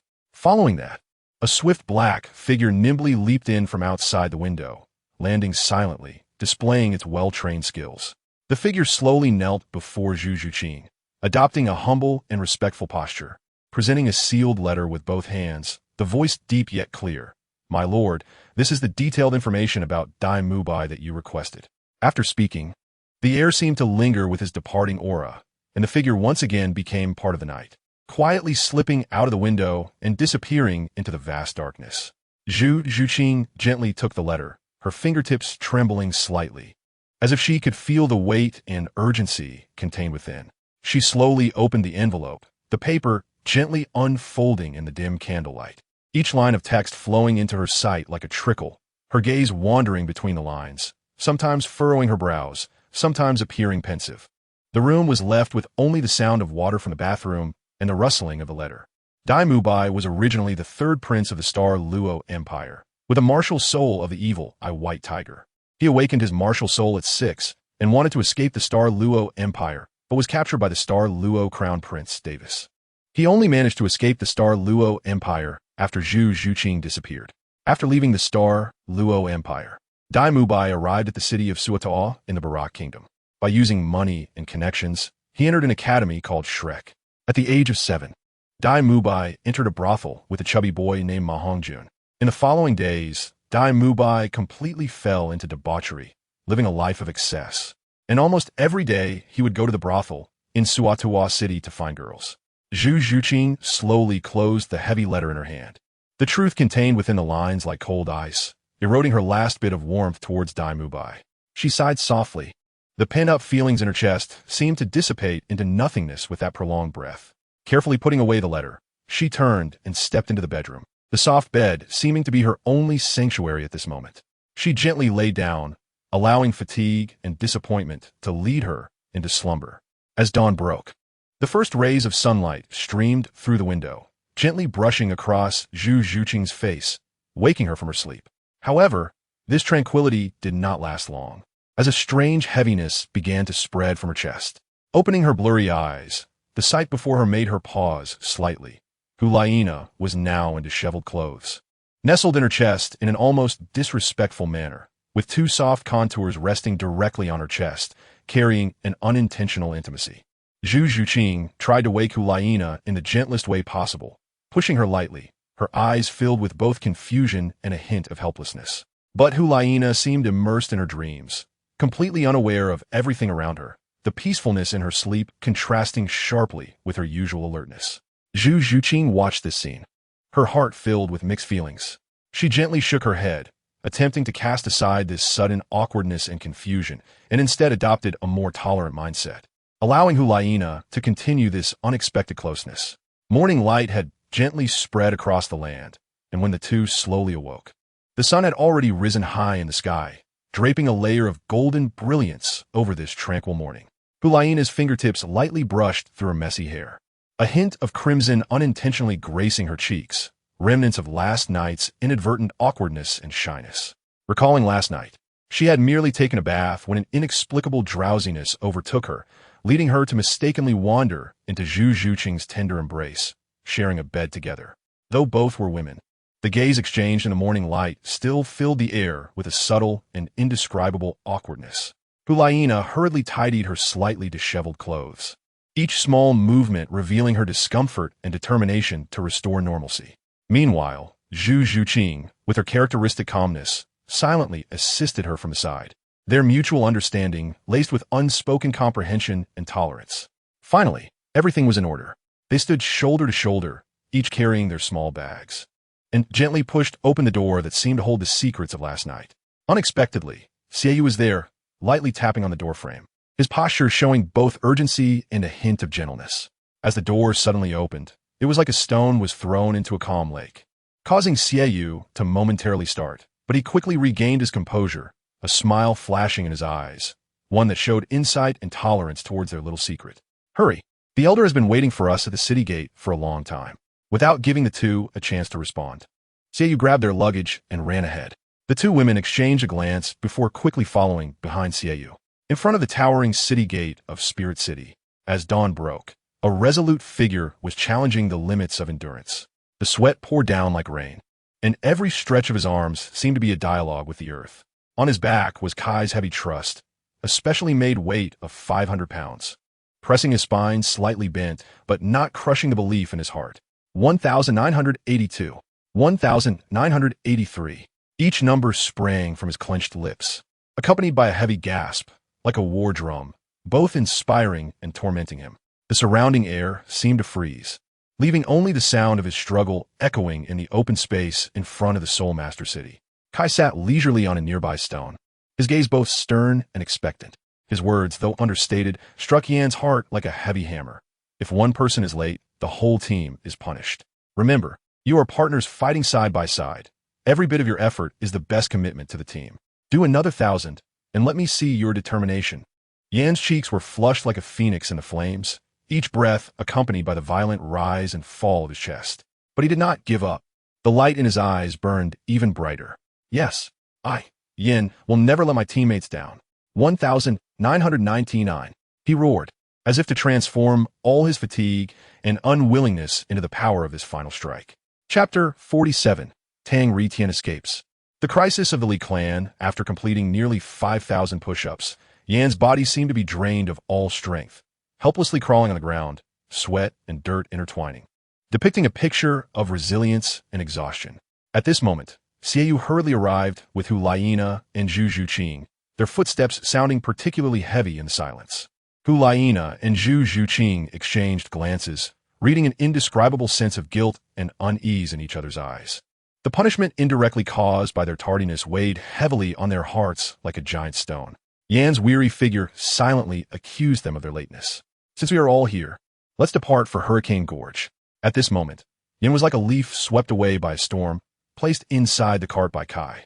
It was a silent care and an acknowledgement of Yan's persistence and perseverance. Meanwhile, Xiaoyu, Hulayina, and Zhu Zhuqing had to run closely behind the slowly moving cart. Kai sat steadily on the horse, the long whip in his hand falling lightly and powerfully on the horse's sturdy body, each swing seeming to dance with the wind, carrying an undeniable authority. Keep up, don't fall behind. If you fall behind, there's no food tonight. His words were deep and powerful, echoing across the wilderness with the rapid pace of the horse, like an ancient war song, inspiring and warning every follower. After speaking, Kai gently tugged on the reins, and the horse seemed to respond to its master's will, galloping forward, instantly creating an insurmountable distance between the cart and the three closely pursuing Xiaoyu, Hulayina, and Zhu Zhuqing. Their figures gradually blurred in the rising dust. Only their indomitable will shone brightly under the scorching sun.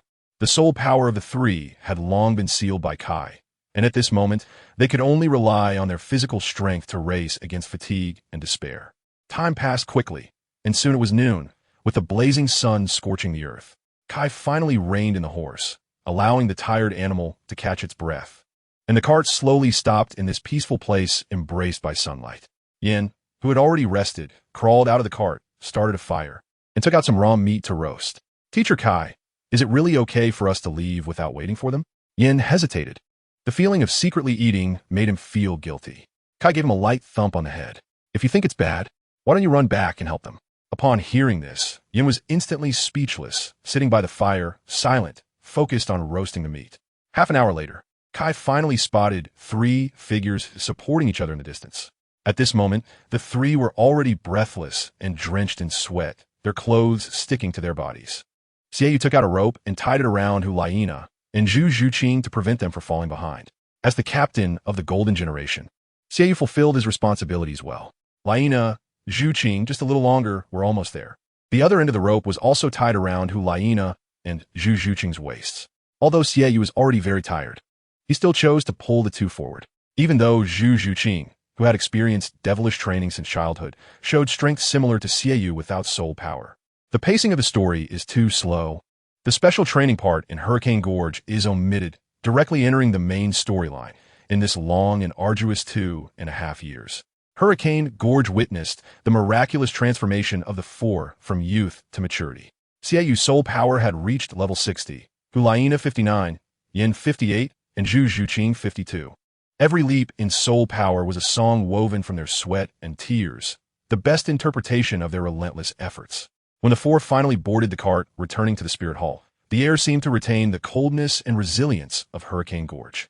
Hulaina, who once smiled like a flower, now appeared exceptionally tired. She unconsciously leaned her head gently against Kai's knee, her voice carrying a hint of coaxing and helplessness. "Brother Kai, does Sister Schwer know how strict you are with us?" Her words expressed both nostalgia for the hardships of the past and gratitude for Kai's deep concern. Outside the cart, the scenery rushed by, while inside, this rare warmth and tranquility seemed to envelop the journey in a soft glow. With the sound of hooves rushing, the return journey was swift, and the outline of the Spirit City gradually became clear in their sight. In just 2 days, they had crossed numerous mountains and rivers. As soon as they stepped through the gates of the Spirit City, Hulaina could hardly contain her eagerness, grabbing Zhu Zhuqing's hand, like a bird returning to its nest, hurriedly weaving through the bustling streets straight to their residence. The door opened slightly, and a warm breath greeted them.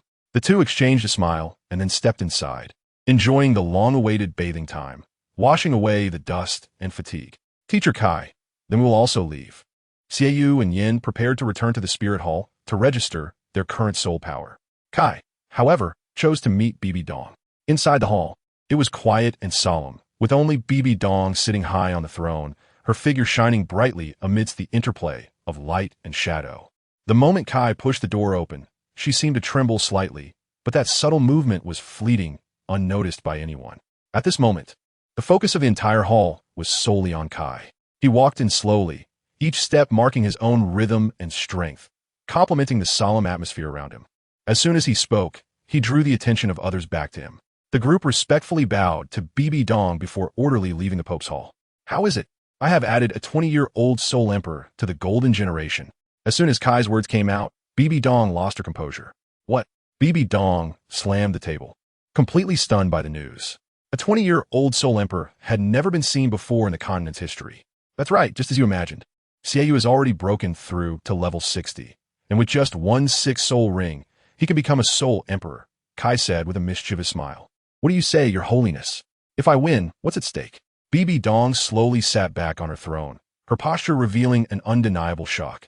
As if the ocean within her chest was surging with waves, each rise and fall carrying incredible emotions. Her fingers were tightly intertwined, the knuckles appearing pale from the excessive force, as if even her fingertips were narrating the tremors of her heart. She slightly parted her crimson lips, biting her lower lip with her pearly teeth, the expression of determination mixed with helplessness eventually transforming into a long and heavy sigh, slowly dissipating into the air. "Enough. I already know. Once a promise is made, it must be kept."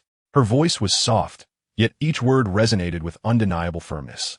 Kai, upon hearing this, curved his lips into a faint, indifferent smile, as if everything was within his expectations. He turned to leave, his steps carrying a carefree detachment from worldly concerns. "Wait." Bibi Dong's voice suddenly rang out, tinged with a hint of barely perceptible urgency and curiosity. "How did you manage to make Xiaoyu's cultivation progress by leaps and bounds in just 2.5 short years?" bridging an 8-level gap that most could hardly hope to reach. The light of inquiry sparkled in her eyes, a curiosity that even someone in a high position found hard to suppress. Faced with BB Dong's question, Kai paused but did not answer immediately, leaving behind a meaningful silhouette as if contemplating how to respond in a way that was neither overly ostentatious nor dismissive of her curiosity. Finally, he slowly turned around, his voice deep and magnetic. Some things require the right timing, favorable circumstances, and harmonious relationships, along with relentless effort and unwavering belief. Xiaoyu's achievements are proof of his own efforts, as well as the result of the wheel of fate turning. With that, Kai resumed his steps, leaving BB Dong with a profound silhouette.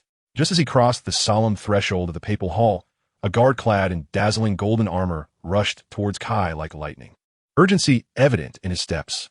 He leaned close to Kai's ear and whispered a few key pieces of information in a volume only they could hear. Then his figure flickered and hurriedly merged back into the night, leaving a series of hurried footsteps echoing in the empty square. What? Tang Hao managed to escape right under our noses. The situation was dire, allowing no moment's delay. Kai's figure surged forward, moving as agilely as a cheetah away from the brilliantly lit center of Wuhuan City, heading directly towards the law enforcement station. In the night, his figure raced with the wind, each step exuding undeniable resolve and power. Upon reaching the law enforcement hall, which once symbolized majesty and order, the scene before him was shocking. The once resplendent and grand hall had now been reduced to ruins. Amidst the broken walls and remnants, the former glory was no more, leaving only desolation and sorrow. The guards who should have stood their post had long lost their breath of life, lying sprawled on the ground, silently recounting the fierce battles that had occurred here. Kai's fists clenched tightly, veins bulging, as if all his anger and unwillingness were coalescing within him. Suddenly, he exerted force, smashing a nearby broken pillar with a punch, and a loud crash echoed as the stone column shattered, dust flying into the air. Just as Kai's rage threatened to sweep away his reason like a storm, a faint yet resilient sound struggled out from the gaps of the devastated ruins, like a glimmer of light piercing through the gloom of despair. The figure appeared to be a warrior in adversity, disregarding the scattered debris and dust, moving inch by inch with indomitable will, ultimately breaking free from the shackles of the ruins, akin to a phoenix reborn from the ashes. Seeing this, Kai's anger was instantly replaced by an inexplicable emotion. He quickly stepped forward, extending his strong hand to firmly lift this traveler who had just returned from the brink of despair, as if saving a soul on the verge of sinking. Senator Brooks, I pay my respects to the esteemed lord. Brooks's voice was thin as a thread, yet every word was clear, exuding undeniable respect and remorse. At the moment he saw the light of day again, the first feeling that surged in his heart was a profound reflection and repentance for past mistakes. Brooks, I remember you are the lord of this branch. What exactly happened here? Kai asked urgently. My lord, about 3 days ago, one of the 4 single attribute clans, the Strength Clan, somehow learned that Tang Hao was imprisoned here, and then this place was attacked. The leader was a soul, with the martial soul of a great strength gorilla. Brooks recounted everything he knew. The Strength Clan? That's not surprising. Upon learning that it was the Strength Clan that rescued Tang Hao, Kai's previous doubts vanished at that moment. The entire Douluo Continent knew that the Strength Clan was Tang Hao's loyal dog. As long as Tang Hao had any hint of news, the Strength Clan would dare to confront even the risk of offending the Wuhuan Hall. Investigate for me. Where is the current location of the Strength Clan? And which academy are the 3rd-generation disciples attending? Investigate it thoroughly. After speaking, Kai turned to leave. Since the Strength Clan chose to openly stand against the Wuhuan Hall, they should also be prepared to bear the consequences of the Wuhuan Hall's retaliation. 3 days later, within the Heavendo Imperial City, the residence of the Titan clan was solemn and ancient, with sunlight dappling on the bluestone path, reflecting the sediment of time. In this tranquility, a hurried sound of footsteps shattered the surrounding peace. Patriarch, the situation is urgent. A clan member rushed in, his expression anxious, as if carrying information of an unspeakable storm. Colliding directly with Titan. Titan's brow furrowed slightly, his voice unconsciously lowering a few notches, showing respect and care for the tranquility inside the room. Was so frantic. Do not disturb our esteemed guest. With that, he led the visibly unsettled disciple into the great hall, where the flickering candlelight illuminated Titan's steady face. He slowly took his seat at the main position, his gaze piercing, exuding an unspoken authority, and asked, "What exactly has caused you to lose composure?" The disciple took a deep breath, trying to calm the slightly disordered breath from running, and then urgently reported, "Patriarch, I stumbled upon a piece of news in the city market concerning the safety of our clan, hence I came to report." Hearing this, Titan's eyes narrowed slightly, a serious expression creeping onto his brow. He knew this disciple would not be so urgent without good reason. Thus, he said in a deep voice, "Speak carefully and leave nothing out. Patriarch, it's bad. Half a month ago, a merchant ordered 500 tons of refined iron from us. But today that merchant refused to pay the remaining balance. Moreover, many merchant associations have chosen to suspend cooperation with our Strength Clan. If this situation continues, the Strength Clan could go bankrupt." The reporting disciple quickly laid out all the details. What? With a loud crash, Titan slammed his palm on the stone table before him, shattering it. "Is the news accurate?" Titan asked urgently. He was most aware of the entire situation of the Strength Clan. They primarily relied on blacksmithing for survival. If they lost these merchants, the Strength Clan could go bankrupt in an instant. Chapter 48 by Chunxiang joins Shrek. In this chapter, a new character will be introduced, as I promised a reader that I would leave a role for him in the book. Please, everyone, do not criticize, but rest assured, the new character will definitely be on the protagonist's side and will have to severely torment Tang-san. Tiando City, Lamba Academy. No, it should now be called Shrek Academy. As dawn breaks, a sea of people is gathered in front of the majestic gates of Shrek Academy, bustling with excitement. "Grandpa, is this the Shrek Academy you mentioned?" A girl with silver-white twin tails shimmering softly and dazzlingly in the sunlight, her delicate features resembling a blooming snow lotus, curiously and yearnfully asked the elder beside her. The elder is Bai He, the current patriarch of the Min family, a soul de law of unfathomable strength. Time has etched its marks on his face, but his sharp eyes still sparkle with extraordinary brilliance. He gently strokes his meticulously groomed white beard and replies in a warm yet firm tone, "That's right. This is the place the old gorilla spoke of." Just as the grandfather and granddaughter were conversing, a student slowly walked out from deep within the academy. He was tall and robust, seeming capable of shaking the mountains and rivers with his strength, creating a stark contrast to the delicate scenery around him. His appearance instantly attracted the attention of the surrounding crowd, and when his gaze met Bai He's, a subtle hint of respect quietly appeared on his rugged face. "Uncle Bai." Talon excitedly waved to Bai He. At the moment Talon's figure came into view, a look of unexpected surprise blossomed on Bai He's face, as if he had encountered a long-lost miracle amidst the passage of time. He slowly walked to Talon's side and affectionately patted his already strong shoulder. His tone filled with emotion. "Talon, it's been years since we last met. You've grown so much." Hearing this, Talon's cheeks flushed slightly as he shyly scratched his head and chuckled. "Hee, Uncle Bai, you've worked hard all the way here. Grandpa specifically asked me to welcome you." At this moment, Bai Qinxiang, standing nearby, her eyes sparkling with recognition, gracefully stepped forward, her voice as pleasant as a clear spring. "Big brother Talon, long time no see. I hope you've been well." Her demeanor revealed the elegance and grace of a well-bred young lady, and even a simple greeting seemed to disperse the surrounding dust, making the air feel fresh again. Talon's gaze was involuntarily drawn to this suddenly appearing beauty.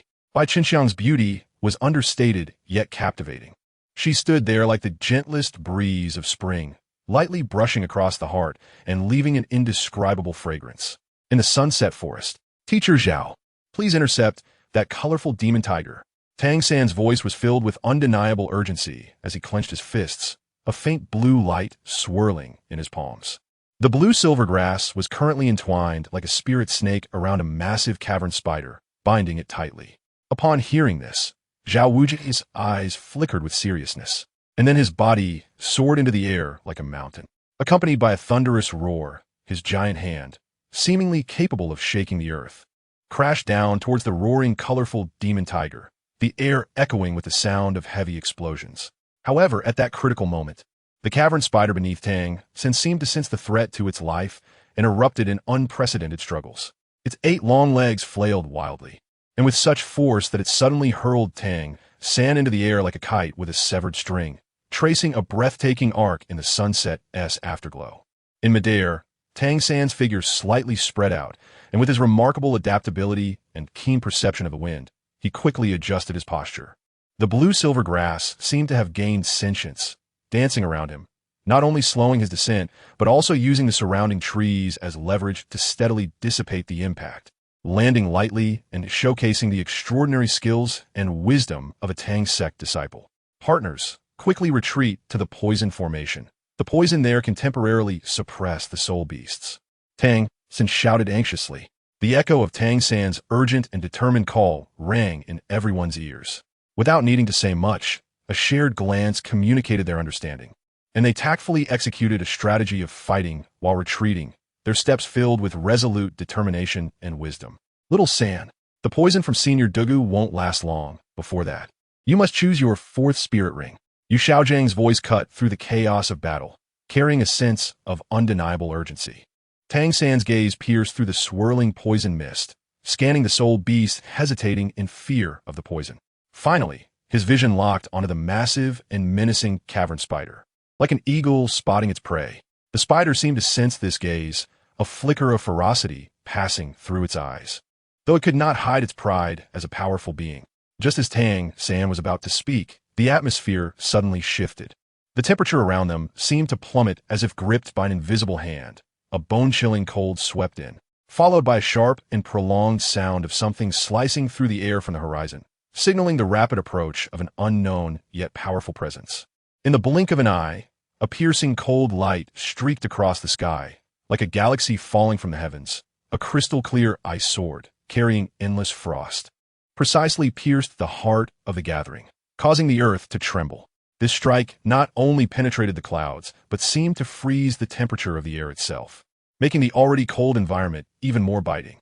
Ning Rongrong lightly parted her lips, her fingertip gently plucking a snowflake drifting down, its translucent appearance causing her to widen her eyes in disbelief, sparkling with a light of incredulity. It's snowing. Her voice was as thin as a thread. Yet in this tranquil and grand scene, it sounded particularly clear, as if nature itself was echoing back gently. Before her words fell, the sky suddenly unfolded into a magnificent scroll, thick snowflakes pouring down like goose feathers from the ethereal void, dressing the entire world in a silver-clad fairyland. This sudden blizzard not only brought a visual shock, but also made the surrounding soul beasts feel an unprecedented chill, causing them to emit anxious roars and scatter in search of a warm refuge. The ice sword became the center of the storm, the surrounding wind and snow seemingly endowed with life, swirling around it wildly, forming stunning and mysterious ice tornadoes. In an instant, the ice tornado suddenly transformed into a vast and boundless wave of energy, gently rippling outward like the morning light breaking through the mist, scattering in all directions. On this land, gently caressed by the cold, Ice Sword stood tall like a forest. Beside them stood a man with hair whiter than snow, his garments billowing, resembling a celestial being descending from the 9 heavens, untouched by dust, radiating an extraordinary aura that evoked involuntary reverence, prompting a desire to kneel in worship. Nangong Dichin slowly lifted his eyelids, his deep blue eyes like the deep sea covered in fresh snow, quietly surveying this completely unfamiliar environment. In his gaze, there was initially a hollow tranquility, followed by a faint hint of confusion that quietly unfurled in his eyes like the morning light breaking through the mist. "Where's this?" His voice was low and cold, devoid of any emotional waves, as if even this inquiry was merely a routine greeting to this desolate space, maintaining an indescribable sense of detachment and indifference toward everything around him. The moment Nangong Dichin solidified in the air, the ice swords that had once been densely embedded in the earth like cold stars miraculously began to melt away one by one, turning into nothingness, leaving only a faint chill lingering in the air. Just as he was about to lightly turn and quietly leave, Lu Erlong's fiery temperament could no longer be contained. With firm steps, she closed in, until one hand landed steadily on Nangong Dichin's shoulder, the force seemingly condensing all her dissatisfaction and reluctance into that touch. "Stop! You've disrupted our plans. How can you leave so easily?" Lu Erlong's voice was intertwined with anger and questioning, sounding particularly forceful. Beside her, Ma Hongjun quietly leaned closer to Dai Mubai, a playful smile on his lips, and whispered in a low voice, "Boss Dai, take a look at this one. In terms of looks, she might not be any less than you." As soon as he spoke, the air seemed to ripple with a subtle tension, acknowledging Nangong Dichin's extraordinary presence while also teasing Dai Mubai's usual charm.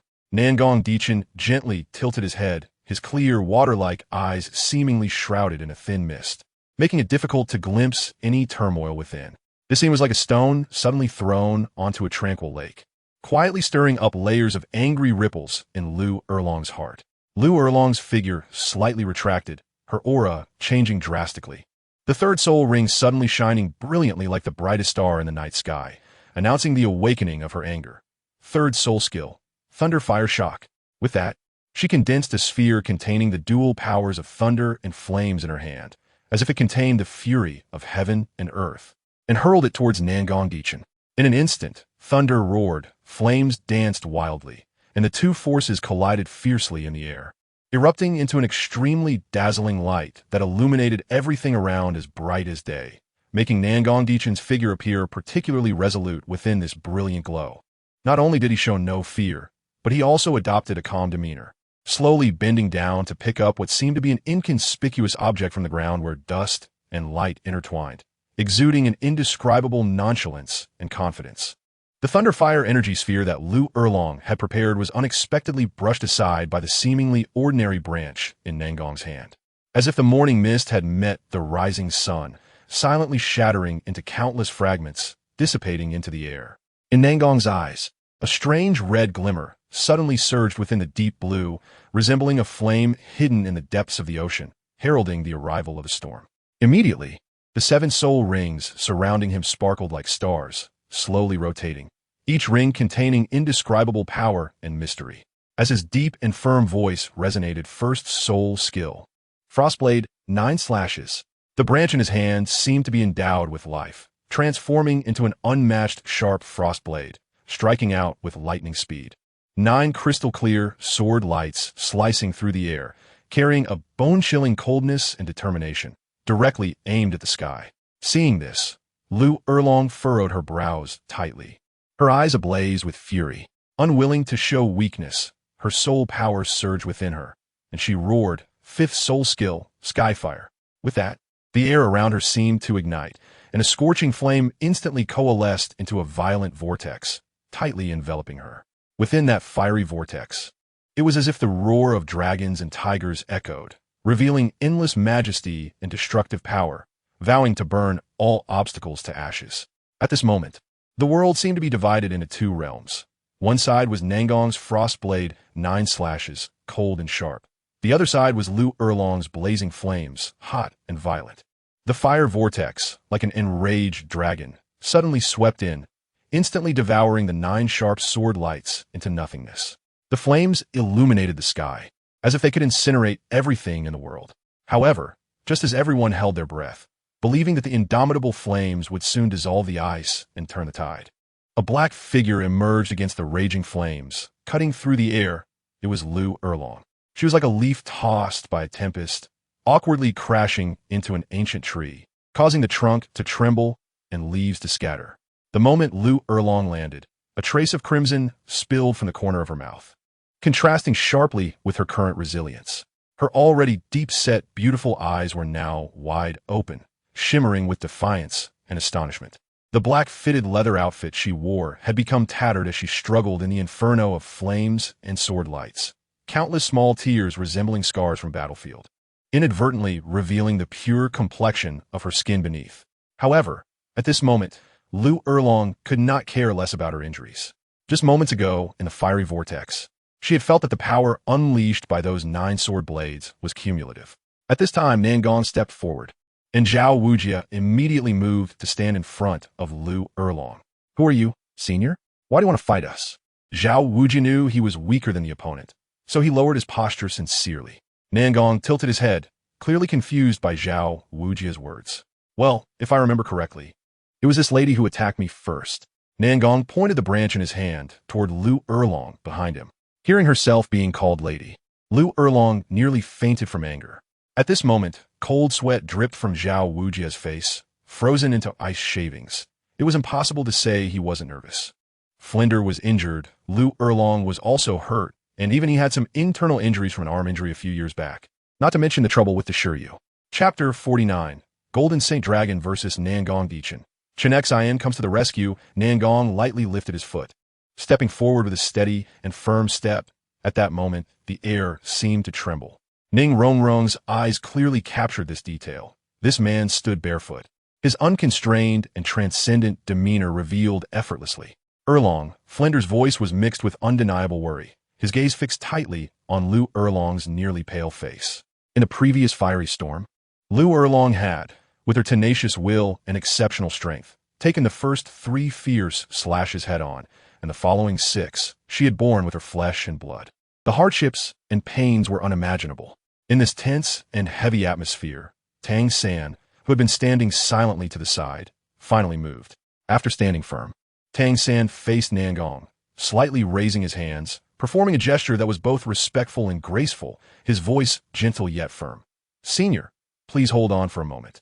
I have something to say."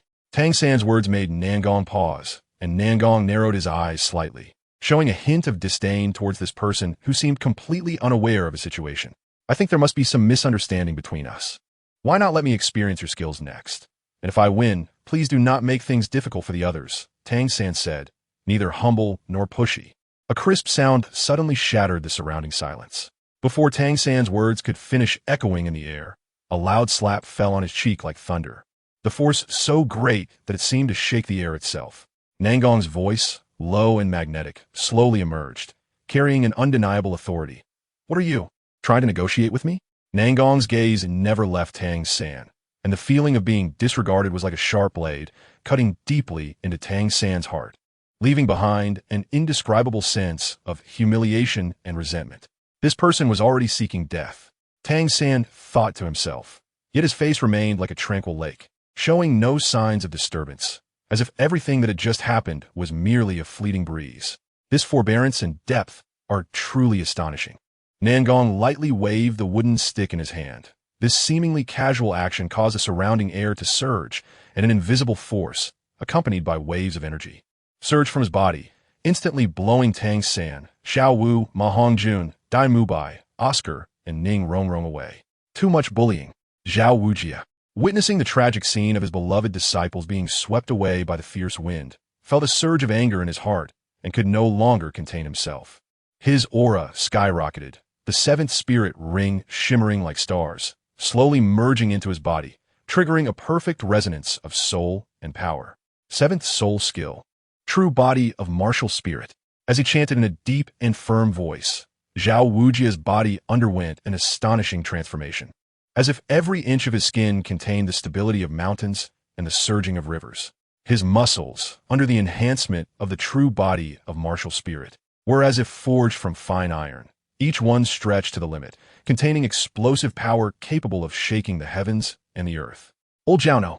Dean Flander was anxious, trying to speak out to stop him, but Zhao Wujia's figure had already shot out like an arrow released from a bow, unstoppable. Lu Erlong, struggling to support her weakened body, slowly stood up, her eyes flashing with determination. "Flander, teacher Zhao has already stepped forward. Can we just stand by?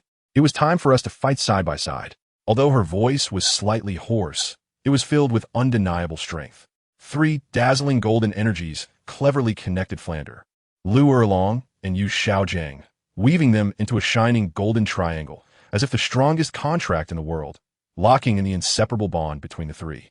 With a deafening roar of soul power, the 3 seemed to awaken like war gods from ancient legends, the soul power surging within them like a rushing river, uncontrollably bursting forth, chanting a soul-stirring incantation together. The sun and moon shine, gold turns. Immediately, a triangular magic array constructed of pure golden light slowly rose, like the protection of deities, tightly enveloping the 3.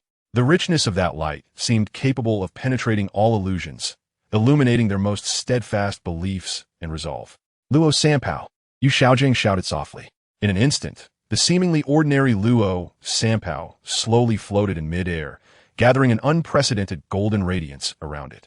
This brilliance, as if guided by an invisible hand, surged wildly into Luo Sanpao's body, each ray of light seeming to give it new life and power. Soon after, a miraculous transformation occurred. Luo Sanpao was no longer the adorable Pai Pai Zhu, but a majestic, shimmering golden holy dragon, soaring between the heavens and the earth shrouded in light. At this moment, Zhao Wujia's body was marked with shocking bloodstains left by the unassuming branch in Nangong's hand. blood gushing out, staining his clothes and adding a touch of tragic grandeur. He gritted his teeth, burning with anger, but suddenly realized that the calm demeanor of his opponent seemed not to have poured out all their strength. This ease was undoubtedly the greatest contempt for him. "Humph, senior, could you show a little respect when fighting with me?" Zhao Wujia's words were mixed with undeniable indignation, each word like a blade, trying to pierce through the invisible web of contempt. Yet Nangong just tilted his head slightly, clearly puzzled by Zhao Wujia's words. "Sorry, I have no weaker sword than this." Nangong shrugged, raising the branch in his hand as he spoke. "Old Zhao, protect the little monsters. Let's meet him." The golden holy dragon, like a lightning bolt cutting through the sky, exuded an overwhelming aura, announcing its arrival, every scale shining with an undeniable brilliance. It let out a long howl, its voice containing endless anger and majesty, shaking the void as if it were about to swallow all challengers in endless flames. Upon seeing this, Nangong remained unperturbed, his heart as calm as still water, raising both hands slightly, murmuring, "Second soul skill, Xianbing mirror." As his words fell, the temperature around plummeted, and the wind and snow seemed to respond to his summons, swirling rapidly and gathering in his palms, rotating and condensing until it formed a crystal-clear, spiraling ice shield. The massive body of the golden holy dragon showed no hesitation. Its dragon tail, capable of shaking mountains, suddenly swept towards Nangong's position with a devastating force. Cracks spread across the ice shield like a spider web, but were instantly filled with new ice, showcasing incredible resilience. Nangong's brow furrowed slightly. He could clearly feel the powerful force rebounding from the ice shield, although it did not hurt him in the slightest. It deepened his understanding of the golden holy dragon's strength. He moved slightly, using the force to dissipate, his body flying backward. The golden holy dragon let out a long howl, its sound shaking the heavens and the earth, as if it could move the firmament. And then it continued its pursuit of Nangong's disappearing shadow unwaveringly. However, at this critical moment, the golden holy dragon seemed to be bound by an invisible force, its speed suddenly decreasing, as if a meteor crossing the night sky encountered a headwind, feeling powerless. In the sky, the previously silent snowflakes seemed to respond to some kind of call, swirling once again, wrapping the world in a silver shroud. This sudden snowfall not only obscured vision, but also added a sense of mystery and a lurking crisis. Sixth soul skill, absolute 0. A deep and dignified voice echoed from the darkest part of the forest, like an ancient incantation, penetrating the wind and snow, directly imprinting itself on everyone's hearts. Even covering their ears tightly could not block the chilling shock. As the words fell, a sword of ice capable of freezing all things appeared out of thin air, slicing through the air with piercing coldness and destructive power, directly aiming at the massive body of the golden holy dragon. Wherever the blade passed, the air seemed to freeze, leaving visible trails of cold air, showcasing the extraordinary and terrifying nature of this strike. Not good. Dean Flander felt a shiver in his heart and exclaimed. Just as he wanted to maneuver the golden holy dragon to dodge, he found its speed reduced by 80. Since evasion was impossible, he could only take it head-on.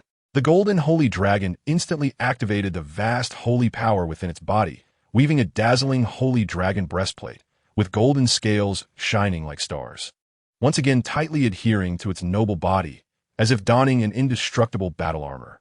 Immediately after, its sharp claws, gleaming with cold light, accurately met the deadly sword light, rushing toward it with an earth-shattering force. At that moment, it seemed that only the dragon and the sword clashed in the world, the air filled with tension and a killing intent. A thunderous roar erupted, deafening, as if the heavens trembled and the stars dimmed. In this clash of power, the protective dragon scales surrounding the golden holy dragon were ruthlessly sheared off, scattering in the air like autumn leaves, beautiful yet tragic. The body of the holy dragon appeared exceptionally fragile at this moment. The once indestructible physique now seemed transparent and illusory, like mist in the morning light, ready to dissipate into nothingness at any moment. Clearly, this strike not only tore through its defenses, but also left an indescribable heavy blow on it. As the wind and snow began to ease, everything around seemed to be gently smoothed by the tranquility of winter. While the ordinary branch in Nangong's hand had transformed in this fleeting moment into a deep blue ice sword, its blade flowing with a profound and piercing cold light, like the essence condensed from the polar abyss. He stepped forward gracefully, walking on invisible winds and lingering snow mist. The 8 soul rings surrounding him sparkled like stars, resembling a cosmic whirlpool, swirling with an ancient and mysterious power that made him appear extraordinary. Nangong raised his head, the ice sword pointing straight to the sky, and his body gradually lifted off the ground, hovering in mid-air, radiating an unassailable majesty, like a celestial being descending from the heavens, overlooking the land washed by wind and snow. With a thought, the 3rd and 5th soul rings simultaneously burst forth with dazzling light, symbolizing the pinnacle of soul power and declaring his strength. 3rd soul skill, heavenly frost descends. Before the words fell, it seemed as if the sky was torn apart by an invisible hand. In the silence, countless ice crystals condensed from the void, transforming into sharp ice cones, carrying bone-chilling cold and destructive power, descending like a storm, tinting the entire space with a faint blue-white hue, beautiful yet fraught with an undeniable sense of crisis. Then came the 5th soul skill, wind chill and snow. With this whisper, a deeper, colder aura surged from Nangong's body, intertwining with the heavenly frost descends. 8 ice tornadoes spiraled into existence, trapping the golden saint dragon without escape. Just at that critical moment, an indescribable majesty surged from the depths of the void, accompanied by a deep and powerful voice, akin to heavenly music, yet carrying an undeniable authority. 6th soul skill, all swords returned to origin. In an instant, the horizon seemed to be torn apart, with tens of thousands of brilliant sword lights condensing from the void, varying in length and sharpness, interweaving into a breathtaking tapestry of swords. This was not merely a display of skill, but a culmination of Qian lifelong cultivation and will in the way of the sword. A symphony of 1,000 swords resonating throughout the heavens. At the same time, Nangong's heavenly frost descends was also ready to unleash. It was a frosty domain formed from ultimate cold, each wisp of chill containing the power to freeze all things. The two forces collided violently in the air, as if it were an ultimate showdown of ice and fire. The shadows of the swords and the frost intertwined, radiating light, and the very space seemed to tremble at that moment. The powers of both were equal, evenly matched. However, beneath this seemingly balanced battlefield, there was an underlying hint of Qian's formidable suppression. His sword was not only sharp, but also contained a profound understanding and relentless pursuit of the way of the sword. Every swing told the story of a swordsman's belief. Qian moved with agility, his 7 kills sword resembling a dragon swimming through the sea. Each swing carrying a chilling sword intent, shattering those bone-piercing ice cones that had not been intercepted in time. As the sword light flickered, the cold air scattered. It was difficult to approach him even a bit. Nangong also displayed extraordinary skill. Facing the woven sword shadows, he remained calm, his long sword dancing lightly. Each strike perfectly neutralizing the offensive, with sparks flying from the clashes of swords. Yet he showed no signs of panic. On the ground, Ning Rongrong's gaze tightly followed that familiar figure. When the sword master Qian appeared in her sight, her joy bloomed like flowers in spring, unabashedly filling her face. "Grandpa's sword," she couldn't help but call out, her voice laced with uncontainable excitement and joy.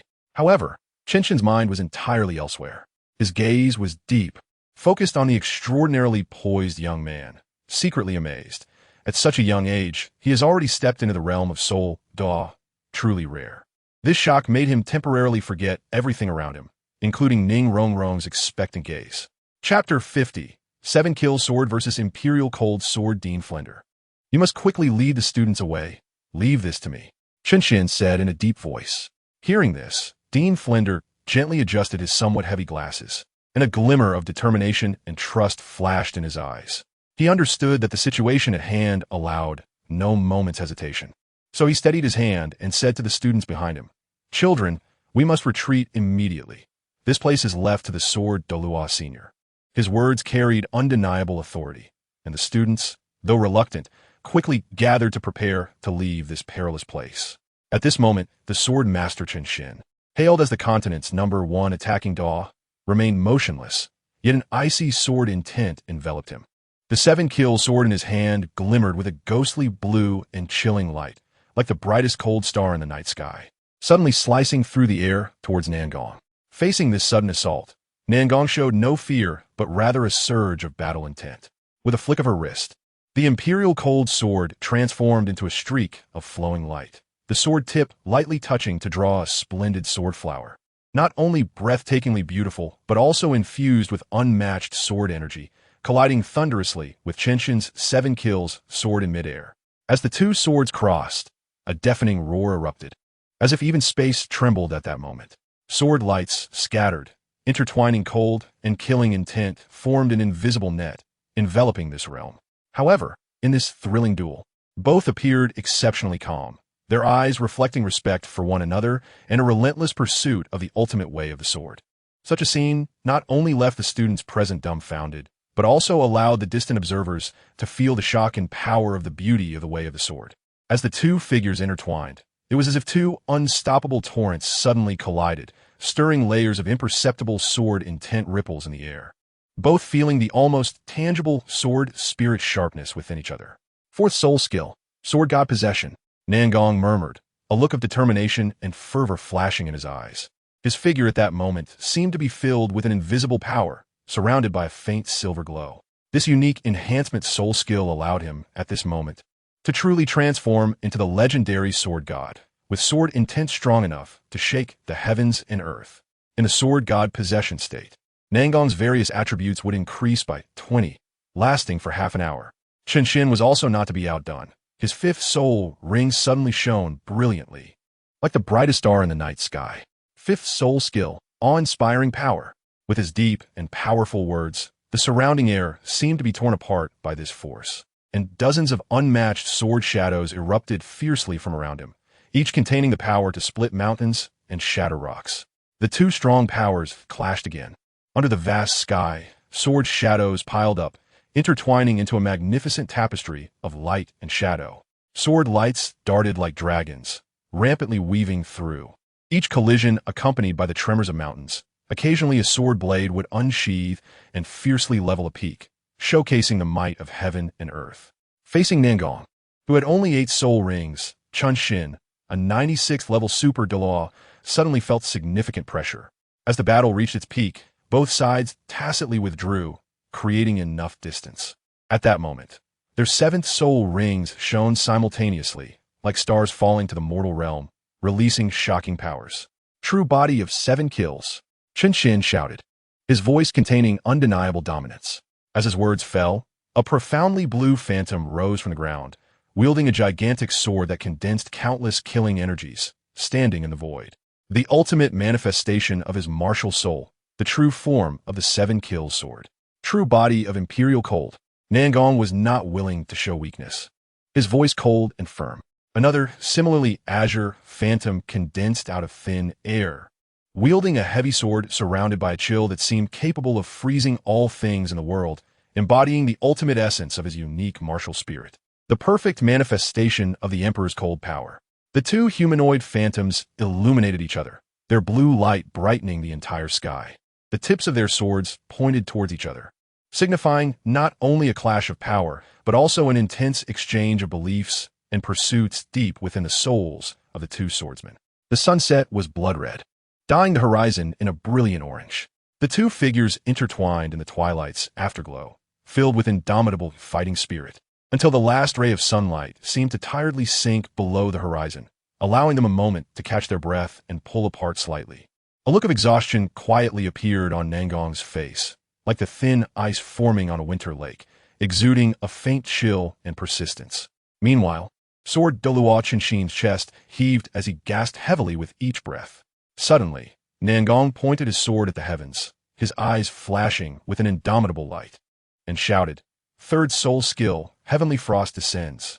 As he spoke, the sky seemed to respond to his call, countless ice spikes condensing from the void, coming at them with a piercing chill and destructive power.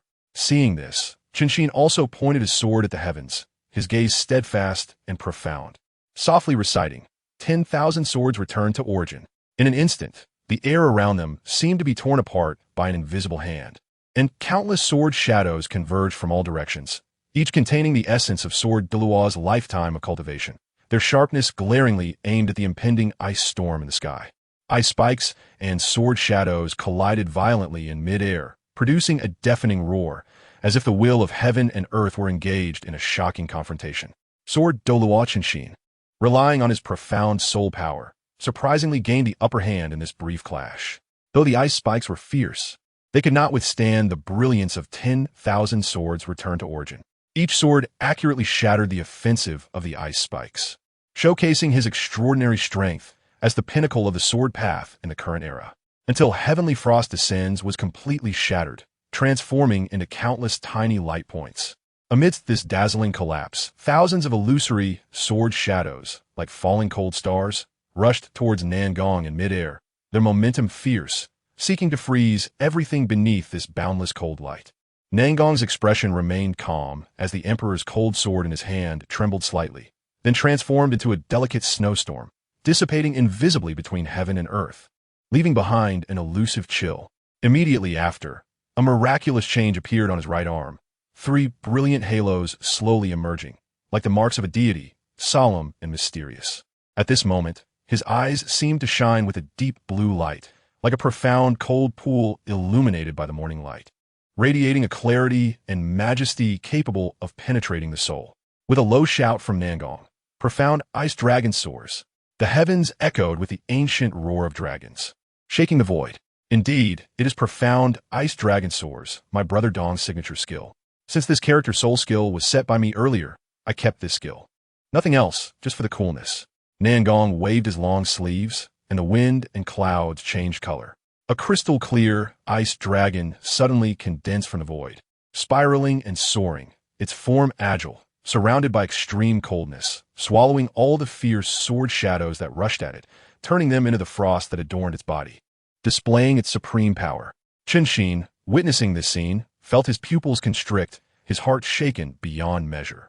He had not anticipated that Nangong hid such astonishing power, and this sudden counterattack completely overturned his understanding of the battle, quietly tilting the balance of the situation. Nangong stood atop the ice dragon, like an emperor reigning over the world, controlling the icy giant dragon, charging towards Qian with an unparalleled demeanor. Each roar and charge of the ice dragon was accompanied by a continuous trail of ice crystals, like a torrent from the galaxy, reflecting not only its supreme majesty, but also weaving an oppressive net that left one breathless. 8 soul skill. After once again creating distance, Qian slowly closed his eyes, as if the entire world had paused at that moment, leaving only him merging with the 7-kill sword intent, immersed in the ancient and profound realm of swordsmanship. The 7-kill thunder surged, one sword breaking through the sky. As Qian's thoughts stirred, he brought his 2 fingers together, a faint sword light swirling at his fingertips, as if capable of perceiving the essence of all things in the world. In that instant, the air seemed to be torn apart by an invisible force, and a sword blade containing endless killing intent shot out from his fingertips, slicing through the sky with a thunderous roar, aimed directly at the seemingly indestructible massive body of the ice dragon. Where the sword blade passed, the space seemed to tremble, leaving behind a dazzling sword mark. It was not only a supreme display of power, but also a profound understanding and interpretation of the principles of swordsmanship by Qian. Just at that moment, the sharp sword light seemed to be drawn by an invisible force, abruptly halting in midair, and was then swallowed by a rising ice dragon, carrying with it endless coldness straight into the clouds. The ice dragon's body was crystal clear, like the purest dream in winter, but in the next moment, beneath the azure sky, it erupted in a breathtaking explosion. Ice shards and cold air intertwined, turning into a hailstorm that mercilessly poured over every inch of the land in the sunset forest, temporarily cloaking this vibrant green world in a silver-white shroud. Taking advantage of this, Nangong pursued, riding the ice dragon, approaching Sword Douluo Continent from behind with an unstoppable force. The ice dragon's eyes sparkled with a ghostly blue light, its sharp claws like cold iron, mercilessly pouncing towards Qian's seemingly unguarded back, with an atmosphere of extreme tension and murderous intent filling the air. At this critical moment, a light blue shield suddenly appeared around Qian, like the first ripple of light on a lake at dawn, gentle yet resilient. The appearance of this shield was akin to the arms of a guardian deity, gently lifting the impending deadly blow, preventing it from advancing an inch. When the attack struck the shield, a cracking sound immediately rang out. Qian quickly used the force to create distance once more. Sword Douluo Continent, you don't think I only have one dragon, do you? Nangong said lightly, as the halo on his right arm suddenly burst forth, dazzlingly bright, like the brightest star in the sky falling to the mortal realm, cold air condensed in midair, transforming into 8 ice dragons. They soared and circled, their dragon roars echoing, and as the ice crystals sparkled, it seemed as if even the air had solidified. Seeing this, Qianxin's expression turned as grim as iron, the sword energy swirling around him, as if time itself had stopped at that moment. He understood well that this was not only a threat from 8 ice dragons, but also a demonstration of Nangong's unfathomable strength. Thus, he took a deep breath, his sword intent boiling within him, lightly tapping the tip of his sword, and instantly unleashed 8 sword blades imbued with killing intent, each one precise and unmatched, aimed directly at the souls of the ice dragons. The sword light and ice dragons intertwined, weaving a breathtaking tapestry in the air. However, just at this critical moment, Nangong's figure moved like a ghost, lightly leaping down from the head of the ice dragon, avoiding the sharpness of all the sword lights. Those 8 sword energies must have almost drained all your soul power, right? There's no meaning in dragging this battle on. How about we settle it with one final move?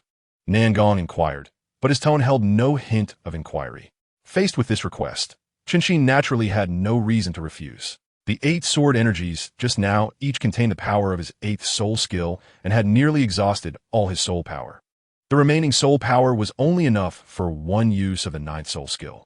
Sword Duo, Qianxin calmly closed his eyelids, and in that instant, his mind seemed to transcend the clamor of the mortal world, immersing in a vast and boundless deep blue sea, surrounded by a gentle yet overwhelming sword intent. The familiar sunset forest was no longer present, replaced by a force that not only shook his senses, but seemed to have an invisible hand gently stirring the shackles of his cultivation, causing subtle ripples in his originally solid 97th level realm.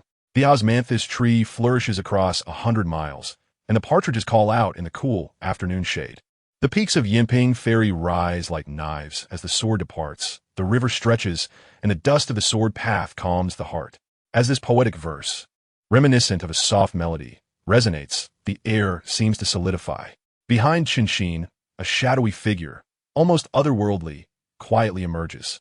Nangong lightly closes his eyes, his mind immersed in a tranquil abyss, until a subtle emotion, like morning dew brushing the surface of a pond, stirs delicate ripples. In this vast world constructed by sword intent, his consciousness drifts far away, crossing the curtain of time and space, encountering once again that woman who had etched his martial soul with a sword as her pen. The Emperor's sword, unmatched in ice, Nangong murmurs, his voice carrying the weight of mountains and rivers. Yet like a gentle breeze, it is enough to shake the heavens and the earth. With this soft call, it seems an ancient deity is awakened at the pinnacle of the horizon, as delicate ripples quietly emerge between the clouds. As if an invisible hand gently stirs the lake's surface, rapidly spreading outward. In an instant, the once heavy clouds seem unable to bear this force, breaking apart to reveal the deep and mysterious azure behind them. Following this, a breathtaking sight unfolds before everyone. A gigantic sword slowly descends from the depths of the clouds, its immense force seemingly capable of severing the firmament, its length appearing endless at a glance, radiating a chilling, ice-blue light that reflects the purest coldness and resoluteness of heaven and earth. To prevent confusion, I should clarify Nangong's background here. He grew up in the extreme north, raised by both the Snow Emperor and the Ice Emperor, so it makes sense for him to possess the skills of the Snow Emperor. The woman who appeared in the artistic conception earlier should also be guessed to be her identity. Don't worry, for the sake of the main storyline, Nangong will not be making a long appearance. Chapter 51, Soul Master Tournament. The conversation of 2 women as the battle smoke dissipated. Jian Dao Qianxin stood at the deep edge of the sunset forest, his upper garments torn to shreds in the storm of battle, resembling the remnants of war, exposing a body honed and resilient through the passage of time. Upon reaching the outskirts of the sunset forest, Qianxin encountered Flinder and the others. Ning Rongrong's spirited eyes instantly caught sight of Qianxin's unusual appearance, her heart tightening as she almost ran to his side. "Grandpa Jian, are you all right?" Her voice trembled slightly, filled with concern and urgency, as if trying to penetrate every subtle expression of Qianxin to find that reassuring answer. Qianxin lowered his head, his gaze as gentle as the warm spring sun, gently placing his hand atop Ning Rongrong's head, an action full of affection and comfort. "Rongrong, don't worry. Grandpa Jian is fine." His words flowed like a gentle stream, gradually easing Ning Rongrong's worries into nothingness. Flinder gently nodded, his eyes flashing with awe as he slowly turned to Jian Dao Qinshin, his tone filled with sincerity and respect. Senior Sword Douluo? Who exactly was that mysterious figure just now?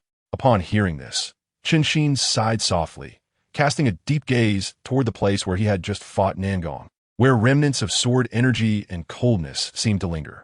I don't know, but I didn't win just now. At these words, a low murmur erupted around them, shock evident on their faces. Even the Sword Douluo, hailed as one of the continent's peak powerhouses, was unable to achieve victory. The strength of that opponent exceeded everyone's imagination, instilling a sense of awe and curiosity toward that unknown existence. Subsequently, Qinshin turned to Flinder. Dean Flinder, regarding Rongrong, I must take her back to the sect immediately. This matter is significant and must be reported to the sect master. His tone conveyed both concern for Rongrong's safety and a sense of responsibility toward the sect. 7 Treasure Glazed Tile School. As soon as Qinshin returned, without a moment's pause, he hurriedly stepped into the sect master's residence. His emotions unsettled as he recounted the heart-stopping encounters from the Sunset Forest to Ning Fengji. Inside the hall, amidst the interplay of light and shadow, a refined and graceful man sat in the sect master's position. His handsome face resembled exquisitely carved jade, and in his hand, he held a silver scepter adorned with brilliant gems, exuding nobility and distinction. This man was none other than the current sect master of the 7 Treasure Glazed Tile School. Ning Fengji. Uncle Jian, that person was someone even you couldn't deal with? A faint layer of worry unconsciously crept into Ning Fengji's brow, his words revealing a hint of disbelief. At this moment, Qinshin had changed into a neat and tidy outfit, emanating a calm and resolute aura forged through the trials of battle. He pondered for a moment, his gaze profound. It's hard to say, but the opponent's soul power is only at level 82, and I maintain my unbeaten status by suppressing them with my level 14 soul power. As he spoke, the atmosphere in the hall grew increasingly heavy, as if an indescribable sense of urgency permeated the air. Upon hearing this, Ning Fengji's eyes narrowed slightly, revealing deep contemplation. Clearly, this wise sect master was weighing the significance of this information. I can feel that my soul power is on the verge of breaking through. Next, I need to enter seclusion to push for 97th level. I might not be able to go with you to the Continental High-Level Soul Master Academy tournament in half a month, Qinshin said. I have an agreement with him. When he becomes a tile.Not, we will spar again, so I must strive for 97th level during this time. Before leaving, Sword Douluo Qinshin glanced back at Ning Fengji and said, the battle in the Sunset Forest against Nangong had subtly touched upon the opportunity to break through 97th level. Upon hearing this, Ning Fengji's joy was almost palpable. All right, Uncle Jian, you can focus on your seclusion. Uncle Gu and I will go to the opening ceremony. Half a month later, today marks the opening day of the Continental Advanced Soul Master Academy competition, held once every 5 years. This time, the competition is different from previous years. The mechanism that guaranteed advancement for the 2 Empires and the Spear Hall teams has been abolished. Every team must start from the preliminary rounds and fight their way up step by step. In the Spirit Hall team's lounge, the 7 members are ready. Captain, Xiaoyu. Martial Soul, Moonblade. Soul Power Level, 62. A powerful attack type, Soul Emperor. Soul Ring Configuration, Yellow, Yellow, Purple, Purple, Black, Black. Team Member, Hulaina. Martial Soul, 5-tailed Demon Fox. Soul Power Level, 58. A Control Type, Soul King. Soul Ring Configuration, Yellow, Yellow, Purple, Black, Black. Team Member, Yin. Martial Soul, Flame Lord. Soul Power Level, 58. A powerful attack type, Soul King. Soul Ring Configuration, Yellow, Yellow, Purple, Purple, Black. Team Member, Zhu Zhuqing. Martial Soul, Nethercat. Soul Power Level, 54. A sensitive attack type, Soul King. Soul Ring Configuration, Yellow, Purple, Purple, Black, Black. Team Member, Sun Chuantao. Martial Soul, Ring Giant Blade. Soul Power Level, 48. A powerful attack type, Soul Zone. Soul Ring Configuration, Yellow, Yellow, Purple, Purple. Team Member, Zhang Ping. Martial Soul, Golden Way Swallow. Soul Power Level, 47. A sensitive attack type, Soul Zone. Soul Ring Configuration, Yellow, Yellow, Purple, Purple. Team Member, Su Yu. Martial Soul, Radiant Golden Staff. Soul Power Level, 46. A support type, Soul Zone. Soul Ring Configuration, Yellow, Yellow, Purple. Purple. In previous Soul Master competitions, Soul Kings were rare, let alone Xiaoyu, who has already reached the Soul Emperor level. At this moment, Xiaoyu and his team are radiating an uncontainable confidence, as if the dawn of victory is already shining upon them. Huaina and Zhu Zhuqing are playing nearby, their silver, bell-like laughter intertwining into the most beautiful melody of youth, adding a touch of warmth to the tense pre-competition atmosphere. Just as this lightheartedness fills the air, the door gently opens, and their mentor, Kai, quietly enters, holding a stack of battle schedules. Everyone, take a look. This is our first opponent. Kai's voice is steady and powerful as he hands the battle schedules to each team member one by one. At that moment, the air seems to freeze, and everyone's heartbeat involuntarily quickens. Zhu Zhuqing takes the battle schedule, her fingertips gently sliding over the cold paper until her gaze settles on the most inconspicuous corner. Spirit Academy team versus Beast Academy. A faint, indifferent smile curves her lips, but her eyes flash with sharp light. Beast Academy, she murmurs to herself, her tone expressing both respect for the opponent and confidence in her own strength. If I remember correctly, they only have one soul zone as their backbone, while the rest are all soul elders. This might be an excellent stage for us to showcase our true strength. Kai gently ruffles Zhu Zhuqing's hair, his tenderness containing an undeniable firmness. His gaze sweeps over the 7 students, and they all share the same glimmer in their eyes, a desire for victory and unconditional trust in each other. Therefore, our first battle will be against Beast Academy. Their core is just a level 40 soul zone, while the rest are soul elders. This configuration is a great opportunity to test our individual strength. Kai's words are calm and powerful, and his gaze finally settles on Zhu Zhuqing, filled with recognition and expectation for her strength. Zhuqing, in this battle, you will have no teammates, but you must not only win. You must defeat the opponent entirely by yourself. As soon as these words are spoken, the surrounding air seems to freeze. The other 6 turn their gazes towards the tall, sharp-eyed girl. Since Zhu Zhuqing joined them, her diligence and resilience have been evident. Every drop of sweat during training, every merciless sparring match has witnessed her growth and transformation. At this moment, her eyes shine with an unprecedented light, an eagerness for challenge and a determination for self-transcendence. She slowly nods. No words are needed. Her confidence and resolve have already been conveyed to everyone present. After the opening ceremony, there will be a usual exhibition match between Shrek Academy and the second team of the Tiando Royal Academy. Of course, the outcome is predictable. Shrek Academy wins. In the Shrek Academy lineup, there are 3 soul zones, while the highest level in the Tiando Royal Academy second team is only 35. Zhu Zhuqing stands at the edge of the viewing platform, her posture as straight as a pine tree, her gaze deep and distant, gently locking onto the scene below that is boiling with victory. Dai Mubai is tightly embracing his teammates, the joy evident on their faces. A barely noticeable cold glimmer flashes in her eyes, quickly covered by her usual cool demeanor, like a cold wind occasionally brushing through the winter morning light, cold yet hidden. At that moment, a warmth quietly descends. Huaina lightly approaches and naturally takes Zhu Zhuqing's cool hand. This sudden touch stirs a ripple in Zhu Zhuqing's heart. A hint of surprise flashes in her gaze, but soon, the surprise transforms into indifference. She does not resist, merely tilting her head slightly, her eyes meeting Huaina's, as if conveying 1,000 words without the need for speech. Zhuqing, did you see a familiar face? Huaina's voice is gentle and delicate. Following Zhu Zhuqing's gaze, she too looks towards the stage illuminated by the glow of victory. In her words, she seems to understand the hidden emotions within Zhu Zhuqing, offering silent comfort and companionship in her own way. Zhu Zhuqing gently shakes her head, her fingertips lightly tapping Huaina's wrist, leading her out of the somewhat oppressive atmosphere, with a hint of subtle avoidance and relief in her steps. No, let's go. I want to relax during this time. Her voice is as calm as a windless lake. Beneath the stillness lies an indescribable emotion. Huaina keenly captures the fleeting shadow in Zhu Zhuqing's eyes, but chooses to remain silent, allowing the unspoken understanding to guide them forward. Until they step into the inn that belongs to Zhu Zhuqing, a warm atmosphere quietly envelopes the two.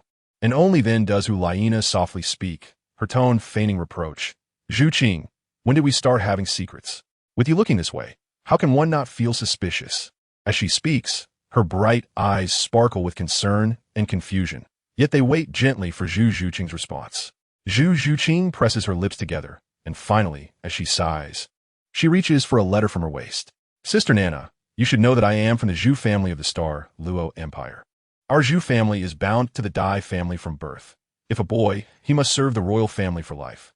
If a girl, she must be betrothed to a prince, like a caged canary, with no freedom whatsoever. But there is only one emperor.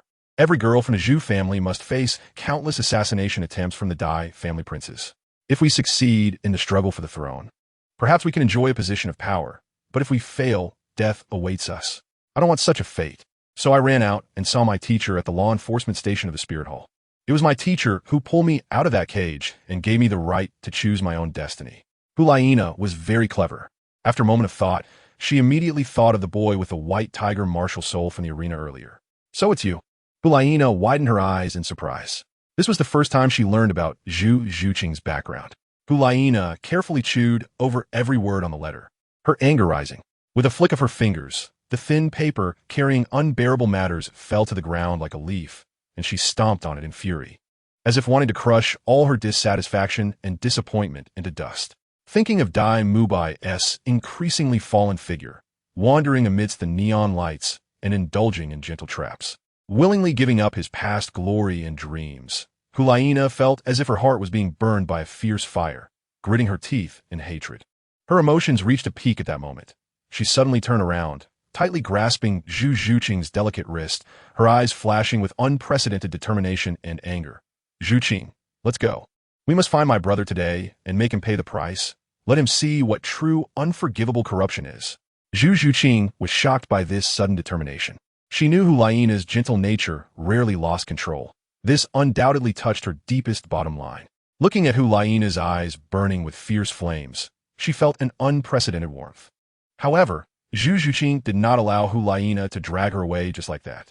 No, Laina, I want to surpass him in the competition. Looking at the fighting spirit in Zhu Zhuqing's eyes, Hulaina helplessly rubbed her forehead. Really, wouldn't it be easier to just take care of that Dai guy online?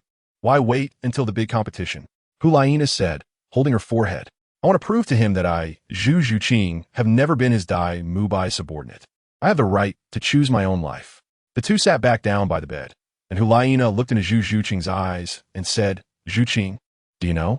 As the holy maiden of the Spirit Hall, I seem glamorous on the surface, but behind this position, isn't it just like you, a bird in a cage?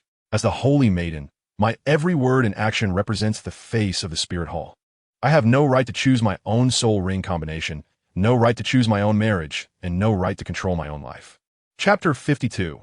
Qian Daolu versus Might Guy. Years have passed, and after several seasons, Kai's footsteps echoed once again on the ancient steps leading to the worship hall, each step seemingly carrying the weight of the past and the future. These steps have witnessed countless glories and hardships, and today, they welcome Kai's return, filled with his determination. On either side stood the 6 great worshippers, Golden Crocodile Douluo, Qing Wan Douluo, Lion Douluo, Light Feather Douluo, Thousand Jun Douluo, and Demon Subduing Douluo. Their imposing figures standing like immortal statues guarding the temple, each exuding a powerful aura that made one's heart race. Their silence was the deepest annotation to the impending change, and the wide road deliberately left in the middle resembled the trajectory of fate, leading Kai step by step forward. At the top, Qian Daolu, the peerless powerhouse known as the King of the Sky, stood quietly on the high platform, holding the dazzling angel holy sword. Facing away from everyone, his back was both proud and solemn, as if he shared longevity with heaven and earth, shining alongside the sun and moon. Every breath of Qian Daolu seemed to engage in some ancient and mysterious dialogue with the world. Kai gazed at the elevated figure with complex emotions surging in his heart. Years of restraint and planning, countless days and nights of hard training, were finally reaching their climax at this moment. The position of the Judgment Elder was the pinnacle of power he had long dreamed of, an indispensable key part of his plan. Once achieved, the entire Douluo Continent's landscape would change because of him. Are you ready? Qian Doliu's voice was gentle yet deep, accompanied by his slow, turning motion, as if the air itself was filled with an undeniable solemnity. Kai nodded slightly, his action containing a firm and confident resolve that seemed to be a silent answer to Qian Daolu. Seeing this, Qian Daolu's lips curled into a barely noticeable smile, and then he turned again, leading Kai steadily toward the solemn duel arena deep within the worship hall. In the duel arena, the air seemed to freeze. The two stood at opposite ends of the field, like twin stars about to clash, each radiating an undeniable brilliance. Surrounding them, the other 6 worshippers stood silently, their presence like a solid barrier, ready to respond and guide the tremendous soul pressure about to be unleashed by the two, to prevent it from affecting the innocent. Then let's begin. Qian Renxue's words fell like the morning bell and evening drum, deafening. At that moment, his eyes seemed to ignite with divine fire, shining with dazzling golden light, containing endless majesty and sanctity, as if it could see into the human heart and illuminate the path ahead. As he spoke, a phantom figure, solemn and ethereal, slowly coalesced behind him. It was the sacred form of the 6-winged angel, wings spread wide, with each feather shining with holy brilliance. It was not only a symbol of power, but also an embodiment of faith, adding a touch of sanctity and solemnity to the upcoming duel. Qian Renxue's posture was graceful, and behind him, 3 pairs of wings spread wide, resembling a deity descending, instantly piercing the sky and soaring into the clouds. The angel holy sword in his hand bathed in brilliant golden light, each ray containing the sacred power to purify all things. With a calm and solemn proclamation, second soul skill, holy light shines. It was as if a blazing sun truly resurrected behind him, golden light pouring down like a tide, covering the entire duel arena, every inch of land being baptized by this holy radiance, and the air filled with an inviolable solemnity and pressure. Kai stood firm on the ground, fists clenched, arms crossed in a cruciform position over his chest, surrounded by rolling green steam, a sign of the boiling potential within him. Facing Qian Renxue's soul-shaking holy light, there was not a trace of retreat in his gaze. Instead, a hotter fighting spirit ignited within him. 8 gates of Douluo. The 6th gate opens. With a low roar, he seemed to break free from the shackles of the mundane, the 6th gate bursting open with a bang. Green steam surging violently, transforming into an unstoppable force that coalesced around him into a solid defense and an offensive stance, vowing to compete with that sacred light. In Qian Renxue's deep eyes, a hint of undisguised surprise quietly passed. He had not anticipated that the invisible pressure released by him at level 99 would not cause the Kai before him to waver in the slightest. This resilience and composure, like a rock, made ripples rise in his heart. In an instant, the air seemed to solidify until a loud bang shattered the tranquility. With a slight movement of his wrist, Qian Renxue's angel holy sword transformed into a brilliant silver streak, accurately blocking Kai's heavy and powerful kick. The clash of sword and foot erupted with a deafening roar, sending ripples through the space that trembled in response. Kai's physical power had surpassed the limits of his understanding. The force of that kick seemed capable of shaking mountains and rivers, forcing even this unparalleled powerhouse to subtly adjust his form in the air to dissipate the terrifying strength. Unyielding, Qian Douluo surged forward like a meteor streaking across the sky, swinging his sword to unleash dozens of dazzling golden blades that interwove into an impenetrable net, howling from all directions towards Kai. This strike not only contained his ultimate mastery of power, but also embodied his profound understanding of the art of combat.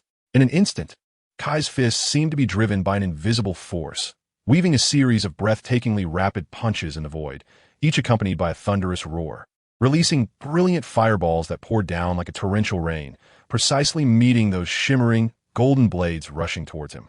The collision of fire and gold resembled falling stars, instantly igniting the passion in the air, stirring up layers of swirling dust that obscured the sky and shrouded the battlefield in chaos. At the core of this chaos, Kai's figure flickered in and out of visibility. He slowly closed his eyes, seemingly isolated from the world, allowing the green steam surrounding him to quietly transform, gradually taking on a deep azure hue. The 8th gate of Douluo, the 7th shock door opens. With a thunderous sound in his heart, the 7th shackle shattered, and the aura around Kai surged like a tidal wave, blue steam swirling around him as if the sea god had awakened, releasing an unprecedented colossal power. At that moment, his momentum reached its peak, as if it could shake the heavens and earth, each breath containing the power to destroy the world, causing the surrounding space to tremble. The 7th soul skill, Angel's true body. Before Qian Renxue's words fell, his form transformed into a dazzling light, his martial soul standing proudly in the sky, tightly gripping the angelic holy sword, as if it could sever all shadows in the world. He confronted Kai with an almost sacred posture. their clash resembling the most brilliant fireworks in the sky. Kai's nunchaku danced in his hands like a spirit snake emerging from its hole.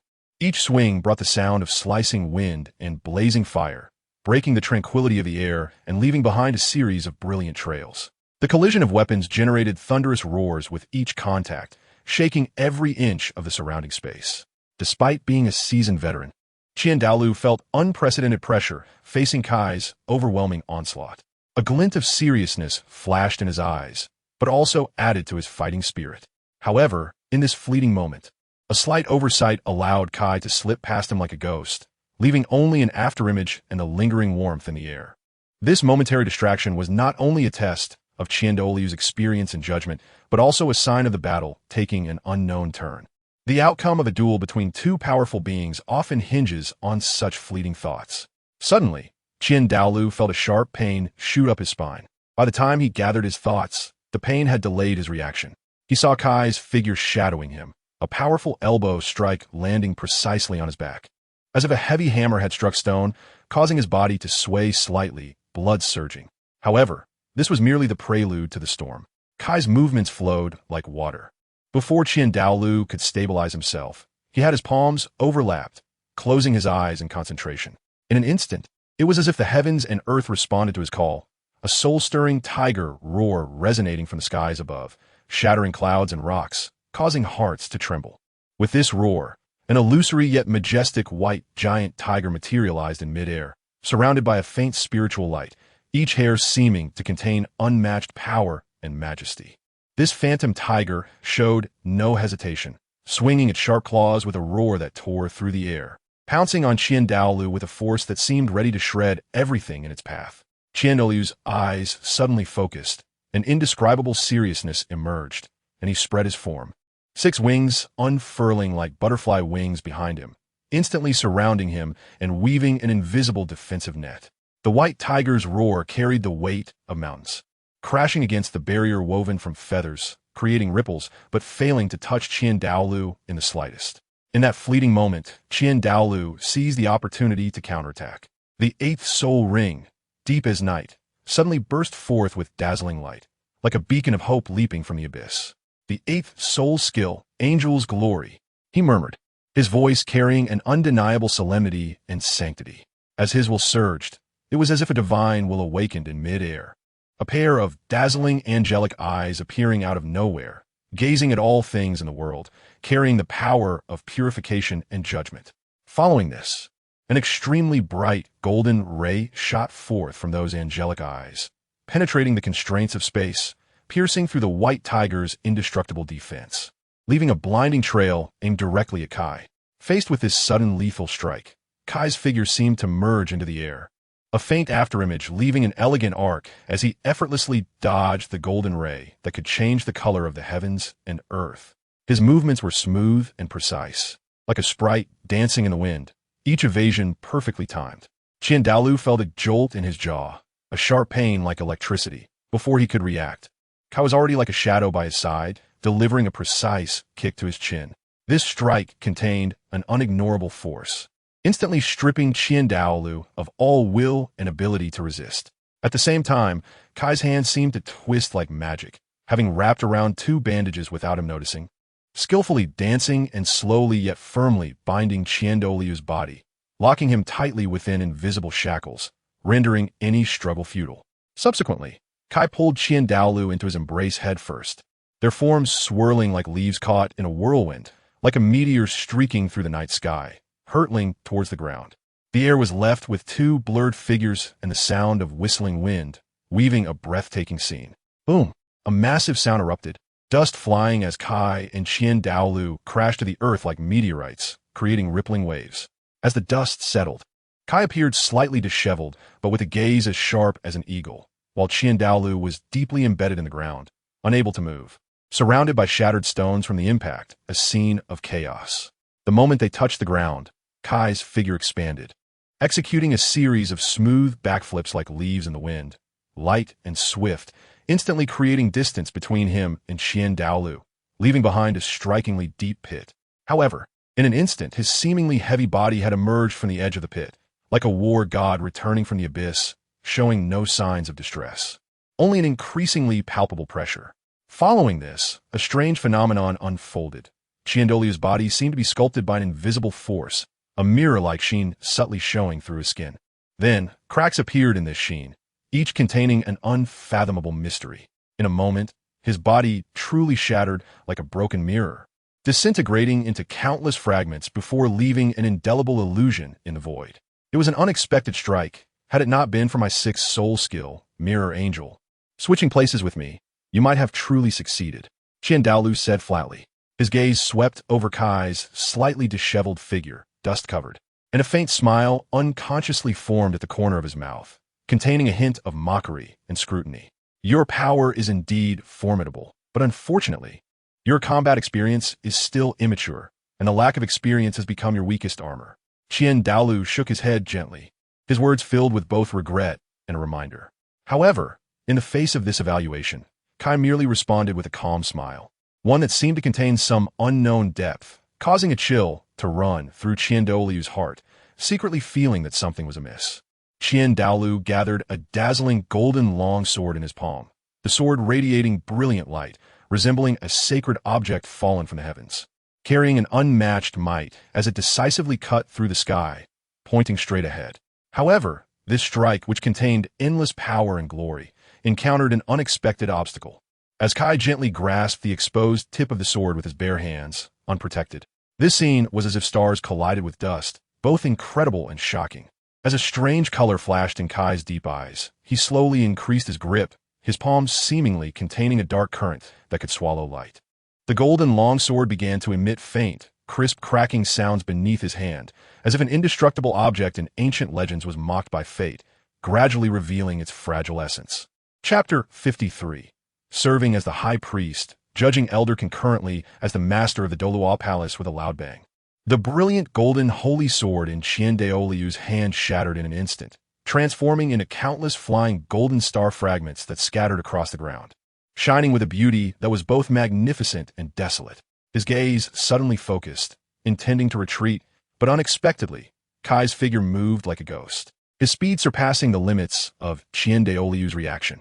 A powerful punch, like a thunderclap, struck directly on Qian Douliu's forehead with such force that it seemed capable of shaking mountains and rivers. Qian Douliu felt an irresistible force surge into his head, causing his whole body to tremble, losing control, like a kite with a broken string being violently thrown away, ultimately landing in a disheveled manner on the ground. As the dust settled, two bright red bloodstains snaked down Qian Douliu's forehead, intertwining with the dirt on the ground, appearing particularly eye-catching. At this moment, it felt as if his mind had been struck by a heavy hammer, blank and empty. The battle intent and calculations from before were shattered by this sudden punch, leaving only endless dizziness and confusion. The air around seemed to solidify, and time slowed down unusually, allowing Qian Douliu to savor the unprecedented defeat and powerlessness in this brief void. He gently touched his forehead, which seemed to bear the weight of 1,000 pounds, his eyes still lingering with a hint of lingering bewilderment. Clearly, that long-lost feeling of defeat surged like a tide, making it hard for him to extricate himself. His figure appeared particularly lonely in the dim light, like a warrior forgotten by time, silently savoring the bitterness of failure. Kai stood by, his gaze flickering with barely concealed mockery and pleasure. He looked at Qian Douliu's somewhat dazed expression, a surge of indescribable delight filling his heart. "Ha, old man. Time is not kind, is it? You had no reason to avoid that punch just now." His words carried a hint of gloating. Upon hearing this, Qian Douliu's mouth involuntarily twitched, a mixture of helplessness and unwillingness forming a curve. "You brat, you really have some skill, going all out without mercy." His voice was deep and powerful, revealing a steadiness born from experience. Before his words fell, Qian Douliu's aura suddenly changed, his deep eyes bursting forth with dazzling light, as if stars were burning within them. Then, the ninth spirit ring on him, a bright red like blood, suddenly lit up, illuminating the entire space with a crimson glow like the most splendid sunset in the sky. Ninth spirit skill, Angel descends, with his low and solemn chant. An immense and boundless power surged from within him, as if an angel truly descended from the heavens, carrying the sacred radiance that purifies all and judges all. As the ninth spirit skill was released with a thunderous roar, Qian Renxue's figure seemed to be completely baptized by the holy light. He was no longer a singular entity but transformed into a magnificent six-winged angel, rising into the clouds, each wing spreading wide, shimmering with dazzling golden light. In this moment, he resembled a war god descending from the heavens, the sword in his hand surpassing the boundaries of the mundane, transforming into a 100-meter-long angelic holy sword, its tip pointing skyward, radiating a pure light capable of cleansing all the filth of the world. The gaze of the six-winged angel pierced through the void, accurately locking onto Kai's figure in the distance, a gaze that transcended physical limits, carrying an uncontestable will. Then it slowly raised the sword, heavy as 1,000 pounds, yet light as the wind, the golden brilliance flowing on the blade, seemingly heralding the impending judgment. Without a hint of hesitation, the six-winged angel swung the sword down, the motion fluid and solemn, like a deity executing a predetermined fate. Wherever the sword light passed, the air seemed to split in two, leaving a deep fissure that almost swallowed all light, directly threatening Kai. This strike was not only the ultimate display of power, but also the highest ode to belief and determination. On the ground, wherever the sword light touched, an eye-catching abyss instantly opened, bottomless, as if even space had been severed by this blow, showcasing an unprecedented shock and might. The fierce battle between the two had long escaped the confines of the spirit city, soaring like a dragon through the 9 heavens. Only the deep valley could contain the battle intent and power they unleashed. Kai's figure shifted lightly, like a dragon playing in water, cleverly avoiding the giant blade's edge that could split mountains and shatter rocks. With a sweep of the giant blade, even the distant towering peaks trembled, leaving a startling crack, demonstrating its unparalleled might. Don't even think about escaping. Angel's judgment. Qian Renxue's voice echoed through the skies, carrying undeniable authority and holiness. In an instant, golden brilliance burst forth from him, shooting straight into the sky, as if even the sun's light was eclipsed by it. The clouds scattered under the impact of this sacred power, revealing the long-lost azure sky. Following this, a dazzling golden, holy sword slowly descended from the depths of the clouds. Its tip aimed directly at Kai, carrying the resolve and power to purify all evil. Standing on the ground, Kai was like a rock in the deep sea, remaining unmoved despite the changing winds and clouds outside. His eyes were tightly closed, surrounded by a faint azure glow, which seemed to contain the endless power of the ocean, slowly accumulating and condensing with the rhythm of his breathing. With each breath, his momentum rose, reaching a heart-pounding peak. At that moment, even the deep blue mist swirling around Kai seemed to quietly brew a sign of transformation into a fiery red butterfly, indicating that his power was about to enter a new realm. Kai's eyes suddenly opened, as if the stars were breaking dawn. A brilliant blue light fleetingly flickered from his deep pupils. That was the pure energy compressed to its limit, silently gathering strength. As his will surged, the invisible yet majestic air cannon burst forth from every inch of his skin, transforming into a sharp blue lightning bolt that sliced through the sky, pointing directly at the heavens. This air cannon not only contained the vast power of nature, but also bore Kai's indomitable will and determination. In the sky above, a giant sword carrying the might to destroy heaven and earth crashed down, its power enough to change the color of mountains and rivers, causing all things to tremble. However, in the face of the air cannon that Kai had concentrated to its utmost power, even the sword's edge had to retract. The two collided fiercely in the air, with the air cannon acting like an invisible net, tightly binding the giant's sword, erupting with dazzling light and deafening roars between them. As time passed, the air cannon, with its unique abrasive force, gradually eroded the solidity of the giant's sword, while the giant's sword refused to back down, attempting to cleave through the binding cage with its sharp tip. Finally, with a deafening boom, it seemed as if space was torn apart. An energy suddenly exploded after rapidly contracting like a tide, resulting in a shocking explosion. At that moment, within a radius of several miles, the heavens and earth lost their colors, and the winds and clouds changed dramatically. The roar of the explosion sounded like the tearing of the sky, its power vast and boundless. Even the spirit city hundreds of miles away was not spared, as hurricanes raged, sweeping in with a destructive momentum. In the streets, the vendor stalls were ruthlessly swept away like autumn leaves, scattered everywhere, as people gasped in shock. Even the powerful soul emperors, with profound cultivation, had to temporarily retreat in the face of this sudden storm, appearing quite embarrassed. At this moment, Qian Renxue's heart was also stirred up with turbulent waves. The power of the explosion exceeded imagination, making it difficult for him to recover from the shock. However, in this fleeting moment, a figure shadowed him closely, and Kai's toes struck heavily on the dazzling forehead of the six-winged angel like a thunderbolt.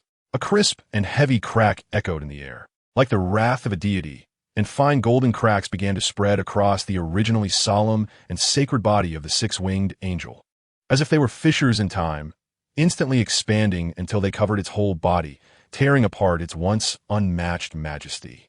Following that, a deafening bang sounded, and the massive body of the six-winged angel collapsed under this irresistible force, transforming into countless brilliant yet shattered lights, dissipating into the sky. Qian Renxue could not withstand the impact of that power either. Suddenly, a mouthful of blood, like rubies, fell, tearing through the tranquil sky.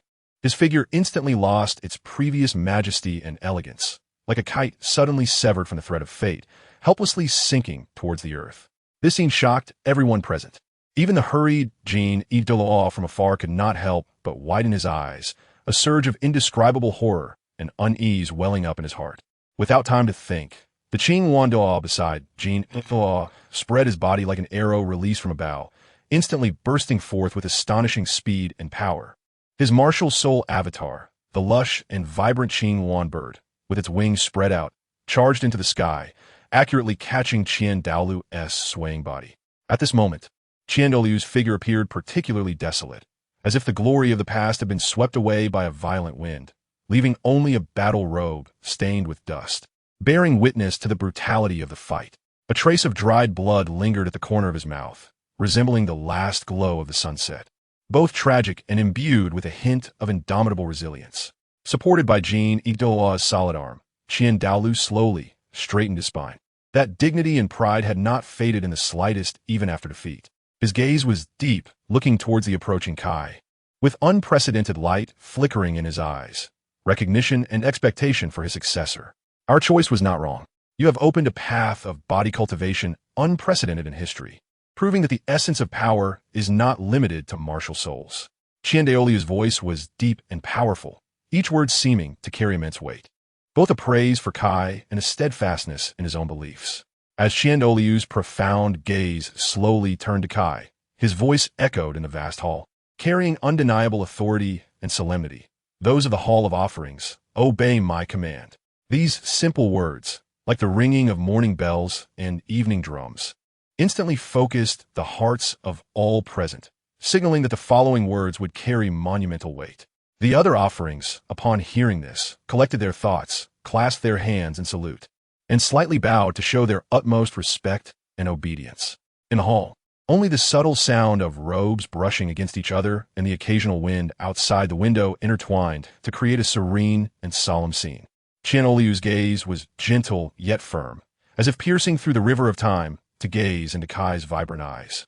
I, Qian Renxue, as the grand offering of the Hall of Offerings, the adjudicator elder and the lord of the Douluo Hall, hereby solemnly declare today that I entrust all the glory and responsibilities I have borne in my life to the hands of Maite Kai. His tone contained both a release of the past and an expectation for the future, a profound emotion that transcended generations, with a predecessor's selfless care and trust for his successor. Little Kai, from this moment on, you are the backbone of the Spirit Hall. The title of Grand Offering, the power of Adjudicator Elder, and the responsibility of the Douluo Hall Lord are all yours to bear. May you uphold justice with iron shoulders and lead our Spirit Hall to an even more glorious future. Qian Renxue's words were like a warm spring breeze, caressing Kai's heart and stirring ripples, echoing endlessly in this solemn hall. At this moment, it was not just a transfer of power, but a continuous inheritance of thousands of years. Once these words were spoken, it was like thunder striking, causing everyone present to tremble in their hearts. Although everything had been clearly stated before the confrontation, hearing this decisive phrase still felt like a cold wind blowing through the heart, making one involuntarily shiver. Qian Renxue couldn't hide a hint of astonishment on his face, but that astonishment quickly faded, replaced by deep respect. He slightly moved, clasped his hands, and slowly raised them to his chest, performing a solemn bow towards Kai, his voice carrying undeniable sincerity. I have met the grand offering. With Qian Renxue leading the way, The other 5 offerings also followed suit, some bending at the waist, others bowing. Their actions revealing infinite respect and recognition for this newly appointed grand offering. The air was filled with an indescribable solemnity and gravity, as if time itself had frozen at this moment to witness this formal transfer of power and status. Dragging his injured body, Qian Renxue stepped forward and patted Kai's shoulder. Now that 3 of the 4 halls of the Spirit Hall are in your hands, you can proceed with whatever you plan to do next, Qian Renxue said solemnly. Kai thought for a moment, but ultimately chose not to conceal anything from Qian Renxue.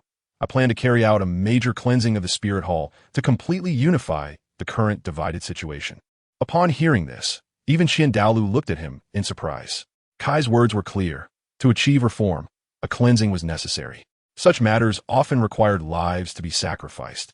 It was foreseeable that the Spirit Hall might not be peaceful in the near future.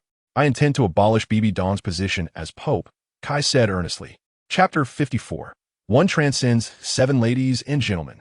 The third round of the preliminaries, the battle between the 10,000 Beast Academy and the Spirit Academy, is about to begin. Let's welcome the members of both teams with warm applause. As the host's voice fell, he elegantly maneuvered the dazzling flying soul guide, tracing a brilliant trajectory in the sky, igniting passion as if it could set the horizon ablaze. The audience's emotions were instantly ignited, with applause thundering like a storm, shaking the entire arena, as if even the stars in the dome were swayed by this force, on the verge of collapse. The first to take the stage was the 10,000 Beast Academy, a team composed of 1 Soul Zone powerhouse and 6 Soul Zone members. Let's give them a round of applause. As soon as the host's voice fell, a wave of excitement surged through the observation platform, and applause roared like thunder, shaking every inch of space, as if even the air was rippling with anticipation and passion. The members of the Beast Academy, dressed in matching battle attire, marched forward with firm and powerful steps, resembling a pack of tigers rushing out of the forest, stepping onto the duel arena that would determine their glory.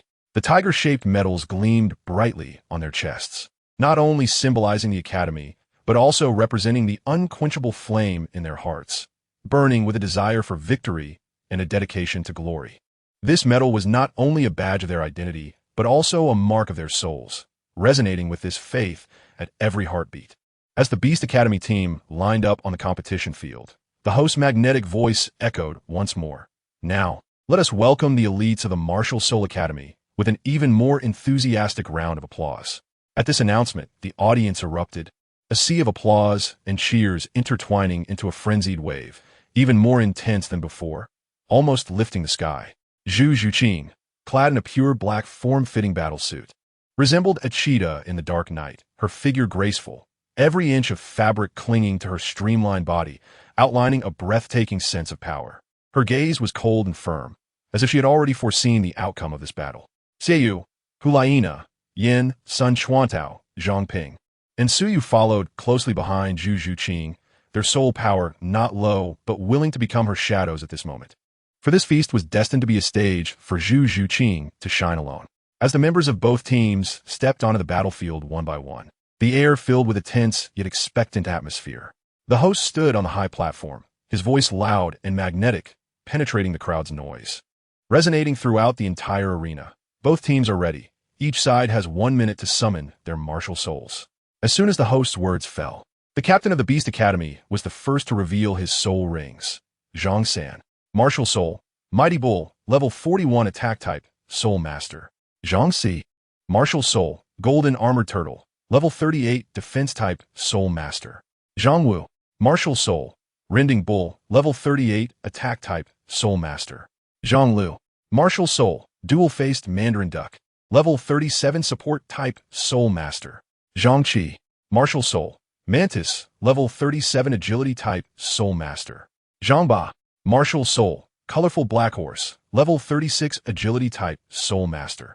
Zhang Jiao, Martial Soul, Colorful Winged Swallow, level 35 healing type, Soul Master. A team consisting of 6 Soul Emperors and 1 Soul Master caught the attention of everyone in the audience, as they recognized that this team was indeed strong. However, apart from Zhu Zhuqing, all the other members of the Martial Soul Academy retreated to the edge of the arena, leaving Zhu Zhuqing standing alone on the battlefield. Before taking action, announcing one's martial soul and soul power level was a sign of respect between both sides, so Zhu Zhuqing began her own martial soul summoning. Zhu Zhuqing, Martial Soul, Nethercat, level 54 Agility type Soul King. The combination of yellow, purple, black, and black soul rings slowly emerged, startling everyone present. While the audience was still immersed in astonishment, Zhu Zhuqing had quietly activated her steps, like a phantom in the dark night, instantly tearing through the silence of the air and directly charging into the seemingly indestructible formation of the Beast Academy team. Her movements were light yet fierce, like a ghostly apparition, catching everyone off guard. In the blink of an eye, the Beast Academy's orderly formation became fragmented under her skillful maneuvering, like fallen leaves battered by a fierce storm, scattering chaotically and losing their former order and majesty. Fifth soul skill, Nether Shadow Connection.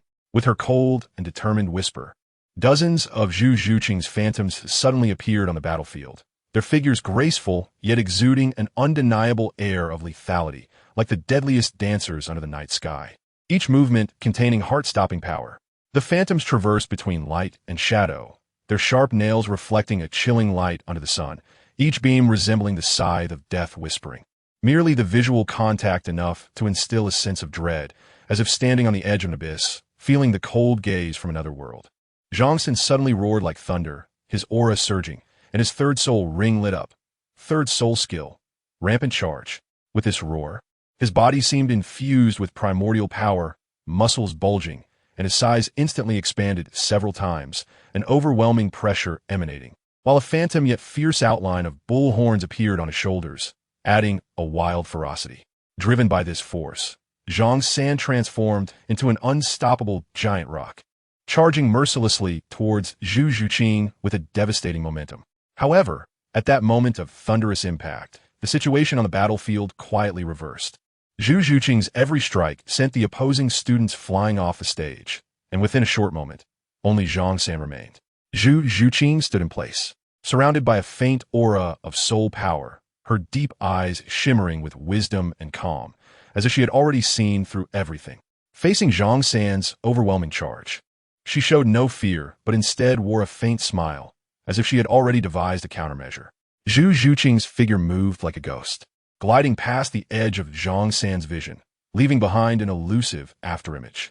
By the time Zhang San regained his senses, he felt a sharp pain at his back, like a cold needle pricking him, and he hurriedly turned around, only to see 3 shocking blood marks glaring on his back. Blood slowly trickling down the texture of his skin, painting a heart-stopping picture. When Zhang San's gaze met Zhu Zhuqing's, he involuntarily filled with an indescribable fear.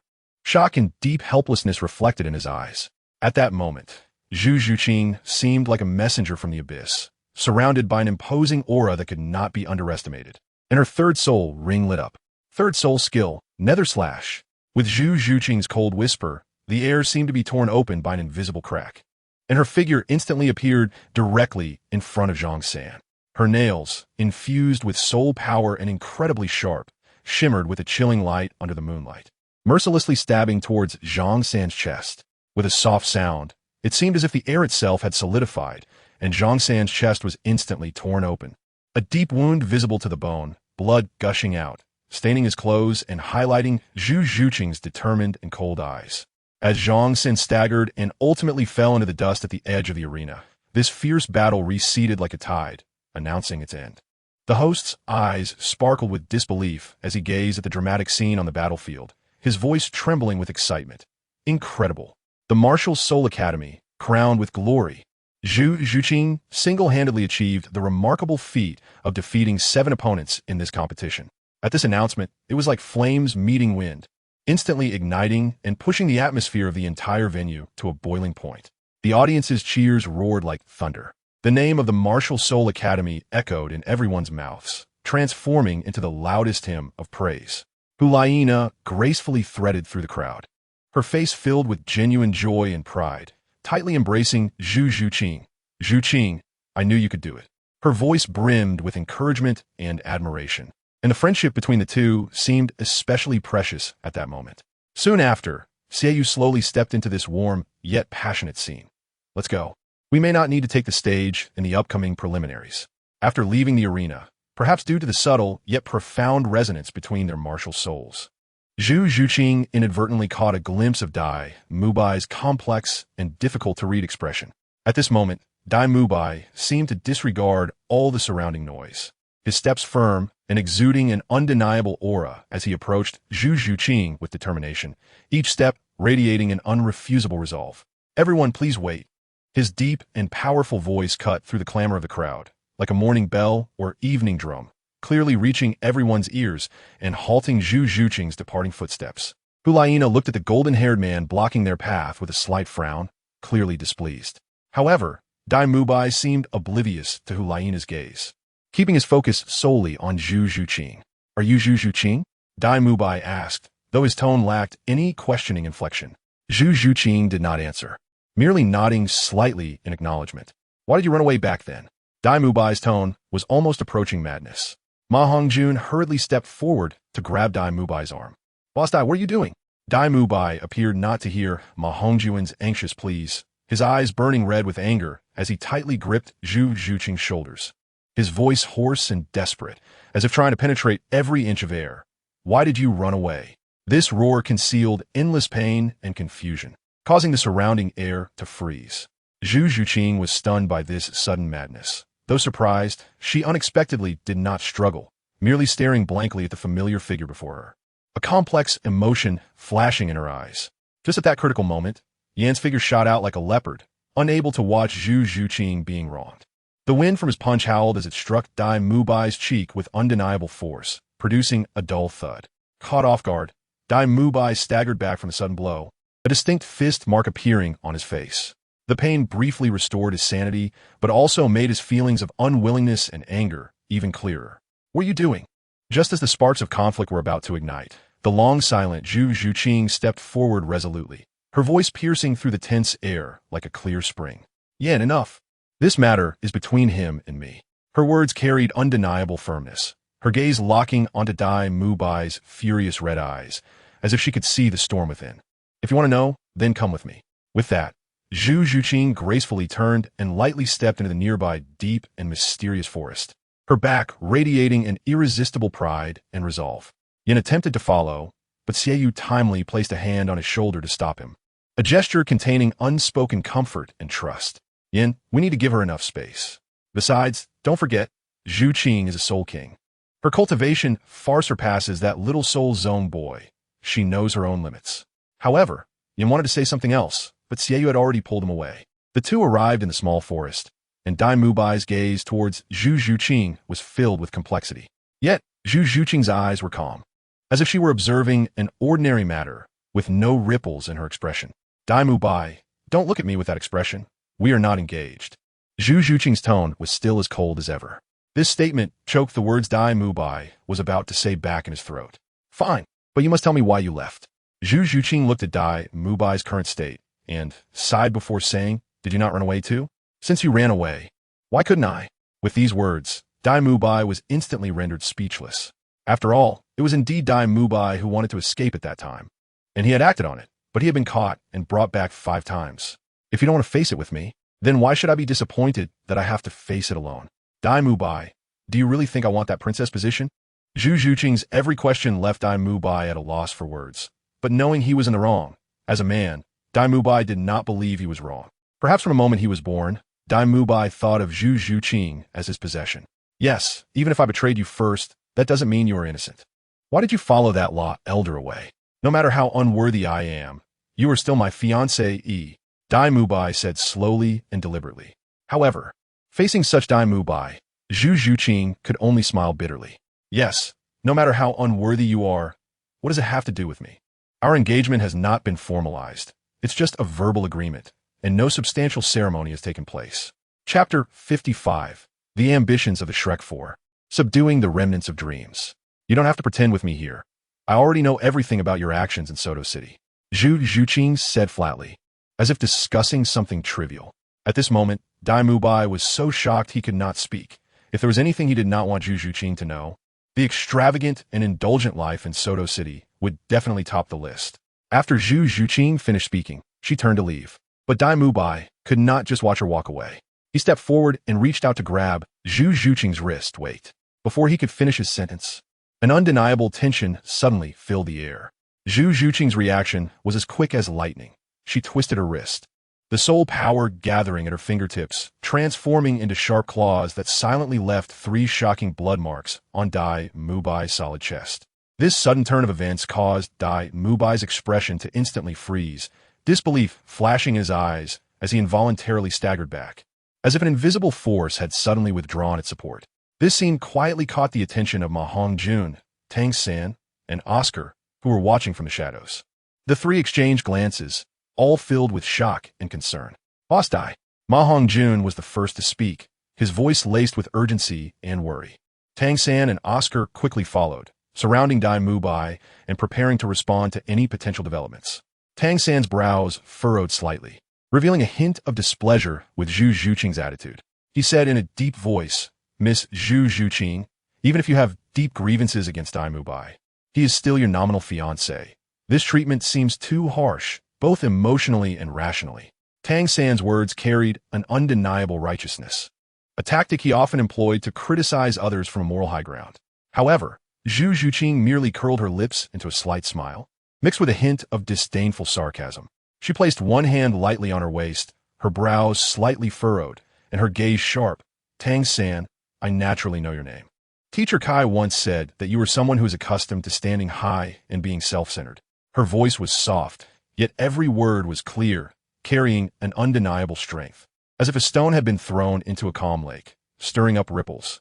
Tang San silently repeated the name Teacher Kai, feeling as though a sudden gust of wind had stirred his heart, and the ripples of memory quietly spread out, involuntarily reminding him of Might Guy. In an instant, Tang San's usually calm face showed signs of turbulence, as if its outline had been twisted by an invisible force, revealing the emotional turmoil he struggled to contain. He took a deep breath, tried to lock away the sudden anger deep within, but even so, the emotion still surged like an undercurrent, difficult to fully quell. "Is the Teacher Kai you mentioned that bastard Might Guy?" Tang San's voice tried to remain calm, but every word seemed to contain long-suppressed anger, and even the slightest tremor betrayed his inner discontent. Beside him, Zhu Zhuqing noticed this and lightly furrowed her brow, a hint of displeasure flashing in her eyes. She understood Tang San's usual steadiness and restraint, and his current loss of composure must have been triggered by the name Teacher Kai, touching on some deep-seated taboo within him. Tang San, Tang San. Zhu Zhuqing gently parted her lips, savoring the name as if each syllable contained untold pasts. Then, a playful smile quietly crept on her lips as she gazed at Tang San, teasingly saying, "Oh, are you the Tang San who was stepped on by Teacher Kai in the soul-hunting forest 8 years ago?" With these words, Tang San's heart stirred with ripples, the gates of memory bursting open. He needed no further questions to conclude that the Teacher Kai in question was indeed Might Guy, who had left a deep imprint in his heart, intertwining hatred within. Might Guy, this name is like a sharp blade, causing him heartache every time he thinks of it. It not only represents the indelible shadow in Tang San's heart from witnessing his mentor being harmed because of him, but it also bears the heavy burden of his father's disappearance mystery. The source of all this points to that powerful opponent. At this moment, Tang San's eyes seemed to be ignited by flames, flickering with uncontrollable anger and unwillingness. Just as Tang San's fingertips lightly twisted, several cold glimmers quietly emerged from his waist. Those were several silver needles, poised to pierce the tranquility of the air. Suddenly, a subtle fluctuation in the air quietly spread from behind Zhu Zhuqing. In an instant, Xiaoyu, Hulaina, and Yen appear behind her like ghosts, adding a touch of bloodthirsty atmosphere to the already tense ambience. Yan's body seemed to be surrounded by invisible flames, every inch of his skin pulsating with a scorching aura. His gaze locked onto Tang San, revealing an undeniable determination. As long as the opponent made the slightest movement, that fiery assault would undoubtedly pour out like a torrential storm. As the leader of this team, Xiaoyu stepped forward steadily, slowly moving in front of Zhu Zhuqing, blocking the line of sight between both sides with an unyielding stance. His voice was deep and magnetic, penetrating the tense air around them. "You're from the Shrek team, right? If there are any grievances, let us resolve them in the competition. If a conflict occurs here, you will be disqualified. Moreover, Zhu Zhuqing is a member of our Spirit Hall's Golden Generation, and I will not allow anyone to bully her." In the face of the immense pressure from the 3 of them, Tang San calmly retracted the silver needles. Tang San exchanged glances with his companions, transforming their grievances and unwillingness into silent sighs, swallowing them down quietly. At this moment, reason was as cold as iron, reminding them that this was not the time for impulsiveness. As the oppressive silence spread to every corner, Tang San finally spoke slowly, his eyes flickering with determination and resolution as he looked at Dai Mubai beside him. Boss Dai, those four are all soul kings, and their strength is unfathomable. But please remember, we must win this battle. Though his voice was soft, every word was resolute, like a fire igniting in the winter, instantly rekindling the fighting spirit in his companions' hearts. Upon hearing this, Dai Mubai instinctively covered the wound that throbbed from the fierce battle, but his eyes shone brightly, as if this pain had become a testament to his resilience. He gently patted Tang San's shoulder, the strength a mix of comfort and encouragement. Little San, no matter how rugged the road ahead or how powerful the opponents, we Shrek 7 monsters have always fought side by side, fearless. In this battle, let us prove to everyone with our actions that we will return our shame with interest. A week later, ever since the Spirit Hall Academy displayed a Soul King powerhouse, the schools they encountered over the next 2 days all chose to forfeit unconditionally. As a result, the entire preliminary round saw Spirit Hall Academy only engage in battle once. In the Spirit Hall Academy's lounge, Yin lay exhausted on the sofa. After a week of not fighting, he was pulled out by Xiaoyu for practice today, and the outcome was self-evident. He was severely beaten by Xiaoyu. Just as Yin was immersed in self-doubt, the lounge door was gently pushed open, and Xiaoyu entered with an undeniable authority. His gaze swept across each teammate's face, noticing their post-battle fatigue, and he couldn't help but frown slightly. Then he coughed deeply, a low and powerful sound. Ahem, everyone, perk up. Don't forget, Teacher Kai will be arriving soon. This statement seemed to be an invisible force, instantly cutting through the room's gloom and fatigue. At the mention of that strict yet caring Teacher Kai, the team members' eyes reignited with light, as if nourished by morning dew, quickly straightening their backs and putting on expressions of determination and anticipation. On the once bustling, spacious streets of Tiando City, Kai's steps appeared leisurely. Yet each step was laden with subtle schemes. At first, he immersed himself in the tranquility, as if the entire world was making way for him, but gradually, an indescribable sense of unease crept into his heart. The surrounding scenery began to subtly distort, and the space rippled with delicate waves, like a lake shrouded in morning mist, or the blur at the edge of a dream. The street that should have been bustling and lively was now, as if gently brushed by an invisible paintbrush, transformed into emptiness and silence, with only the whisper of the wind passing through the alleys. Kai's heart raced with alarm. He secretly gathered his energy, his steps seemingly casual, yet secretly guarded, every minute action revealing his extraordinary sharpness and calmness. Just as he was about to step out of the city gate into the unknown, he suddenly halted, turning his back to the empty street, his voice steady and penetrating. "Come out, friend. I'm sure you've grown tired of following me all this way." As soon as the words were spoken, the air seemed to solidify, and then a chilling aura seeped from the void, accompanied by a low and hoarse voice, like a call from the netherworld. The lead teacher of Spirit Hall Academy is indeed well-deserved of his reputation. Even in this silent street, you can sense my presence. This voice contained both admiration and a hint of barely perceptible threat, instantly shrouding the entire scene in an air of mystery. Beep. Congratulations to the host for triggering a choice. Choice 1. Kill the Remnant Dream Shinian and obtain a complete set of Mental System Soul Bones. Choice 2. Subdue the Remnant Dream Shinian and obtain a complete set of Mental System Soul Bones. The long-awaited trigger of a choice made Kai's heart stir. After all, he had not triggered a choice for nearly 2 years. Kai casually rotated his wrist, as if performing an elegant prelude. Then he casually reached out towards the void. The originally intangible air seemed to be gently stirred by an invisible hand, and the sound that followed suddenly became sluggish. He exerted a slight force, as if unraveling silk from the void, and forcibly pulled Shinian from midair. At this moment, Shinian's expression was one of utter shock, his face tightly gripped by Kai's hand, which seemed to contain endless power, causing his features to distort slightly from the pressure. His eyes filled with disbelief and struggle. He exerted all his strength, trying to break free from this sudden restraint, but Kai's grip was like an iron claw, holding him firmly at the edge of reality. Remnant Dream Shinian, Spirit Wraith, Level 76 Soul Sage, Vice President of Tsanghue Academy. My intel is still accurate, right? Kai's voice was deep and magnetic, each word precisely landing on Shinian's heart, stirring up ripples. His gaze was profound, as if he could see into the deepest secrets of the human heart, staring intently at Xinian, leaving no room for avoidance. Yet Xinian remained immersed in the shock of having his illusion ruthlessly torn apart. The sudden blow nearly made him forget to resist, merely allowing the incredulous emotions to surge in his heart, unable to calm down for a long time. How could you break my illusion? How could you capture my true self? Is it difficult? In the face of absolute strength, any means are futile, Kai said flatly.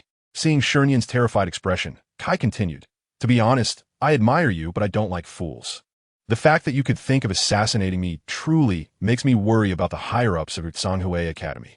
Under Kai's irresistible power, Xinian fell like a leaf swept by a storm, powerless as he crashed onto the cold ground, his limbs struggling in vain, only adding to the atmosphere of despair. At that moment, time seemed to freeze until Kai coldly released his grip, allowing him to fall into the abyss of fate.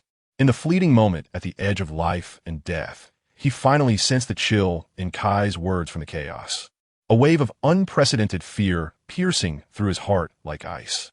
Before he could steady himself, he found himself kneeling involuntarily, the sound of his knees hitting the ground heavy and despairing, mirroring his current mood. His forehead struck the hard ground heavily, each impact seeming to declare his surrender. "Please don't kill me. I am willing to serve you." His voice was filled with both fear of death and a desire for life, every word earnest, every sentence heartfelt, all in hopes of gaining a sliver of life in the unpredictable thoughts of Kai. The illusion shattered, and he had no ability to resist. "Not enough," Kai said indifferently. Xinian was a smart person and immediately reacted. He raised 3 fingers and vowed, "I, Xinian, swear by my martial soul to follow you from this moment on. If I have any thoughts of betrayal, my martial soul will shatter and I will die." In other worlds, such a vow could easily be broken. But this was Douluo Continent, a world governed by the way of heaven, where swearing by one's martial soul would incur severe punishment if betrayed. "Speak. Whose idea was it to assassinate me? It can't be that you thought of it, because your head was in the water, right?" Kai asked. He truly expressed concern for the intelligence of the person who came up with this idea. After all, the team leader of the Martial Soul Academy must at least be the Soul Daw. Sending someone like Xinian, who was only level 76, to assassinate someone was impossible, no matter how strange his martial soul was. "Reporting to you, my target this time is to assassinate someone named Tang San, because Shrek Academy is our opponent in the next match." Chapter 56. Farewell to Qian Renxue and the bet with Ning Fengji Tang San? Kai pondered, looking at Xinian's fawning face. "Assassinate Tang San? I really don't know whether to call you smart or foolish. Do you think that as long as you assassinate Tang San, Sanhui Academy will be able to advance? What if you face the Armored Academy? Will you continue to use assassination? I fear that by then, you won't need me. That old man Huyenjun won't let you off either." Kai lightly turned around, his gaze deep as a cold pool, sweeping over the kneeling Xinian, his tone devoid of any warmth. "You may leave. I will treat this matter as if I have not witnessed it. As for the follow-up regarding Sanhui Academy, you should know it well enough without my further words." After he spoke, that unassailable authority made Xinian tremble all over, cold sweat pouring down, as if even the air had solidified. Once Kai's figure faded into the distance, Xinian dared to slowly rise, his legs still trembling, his heart filled with the relief of surviving a catastrophe and a deep awe for the unfathomable power. Kai did not rush back to the Martial Soul Academy's lounge, but instead strolled toward the residence of the Tiando royal family. Just as he was about to step into the solemn gate, 2 guards in splendid armor stood like guardian deities, their long spears crossed, forming an insurmountable barrier, politely yet firmly blocking his path. This sudden obstruction not only did not cause Kai's steps to falter, but instead added a touch of recklessness and mystery to him. "This is where His Highness the Crown Prince resides. Please do not enter without permission." One guard stood tall like a pine, his spear slightly raised, his tone carrying an undeniable authority. Kai's gaze lightly swept past them, a barely perceptible indifference flashing through his eyes, but he did not show it on his face. He understood that this place was extraordinary, so he retracted his sharpness and adopted a humble demeanor, bowing deeply to the guard. Speaking earnestly, "Please inform my brother that an old friend, Akai, has an important matter to discuss with His Highness." "Akai?" The guard furrowed his brow slightly at the mention, the name echoing gently in his ears, but he couldn't immediately trigger any memories. After confirming that there was no direct connection to this name in his memory, he still upheld his duty and turned to report. As the guard's footsteps faded away, the surrounding air seemed to be tinged with a faint sense of anticipation and mystery. With a gentle push, the door opened quietly, and a hurried figure stepped in, the soldier who had rushed to report. His gaze quickly swept across the room, immediately capturing the sight of the crown prince Shueqinghe, who sat in the center, exuding an extraordinary aura, and Ning Fengji, the master of the Seven Treasure Glazed Tile School, who was leisurely sipping tea with a calm expression. The soldier paused, then knelt on one knee. Cupping his fist with both hands, his voice filled with a mix of awe and seriousness. Greetings to His Highness the Crown Prince, and to Master Ning. I have an important matter to report. Shueqinghe slightly frowned, although he felt a bit displeased by this unexpected interruption, as the heir apparent. His good upbringing and demeanor quickly reigned in his emotions, maintaining a gentle and refined smile. What matter is so urgent? Please, go ahead. His voice was warm, yet powerful, like a spring breeze, but carried an undeniable authority. Upon hearing this, the soldier lowered his head even further, his voice sounding even more respectful, reporting to His Highness. There is a person outside, named Kai, seeking an audience. With a sudden roaring sound, as if the sky had split open, releasing a deafening thunder. This unexpected noise coincidentally followed the mention of the name of Kai, stirring up 1,000 waves in Shueqinghe's heart, creating ripples that trembled incessantly. His inner excitement was hard to contain, and even the slight tremor was as delicate and imperceptible as a spring breeze brushing over the surface of a lake. Yet Shueqinghe, with his extraordinary self-control, quietly buried it beneath his calm facade. Even someone as experienced as Ning Fengji could not perceive a hint of it. Quickly invite him in. Shueqinghe's voice was low and firm, each word containing undeniable power. His words seemed to have a magical quality, instantly calming the subtle fluctuations in the room. Upon hearing this, the guard again bowed respectfully, stepping steadily out of the room, leaving behind a space of tranquility and unresolved mysteries. Ning Fengji's sharp gaze swept over Shueqinghe's face, catching a hint of something unusual that was hard to detect, and a touch of concern arose in his heart. Your Highness, have you been feeling unwell due to the recent busy government affairs? His voice was gentle and considerate, revealing deep concern for Shueqinghe, yet still maintaining the proper measure and respect of the subject. Shueqinghe looked at Ning Fengji. Teacher, just call me Qinghe. It's just that seeing an old friend, I cannot hide my excitement. Ning Fengji's eyes involuntarily flickered with a hint of subtle curiosity, giving rise to a desire to inquire about the old friend Shueqinghe mentioned.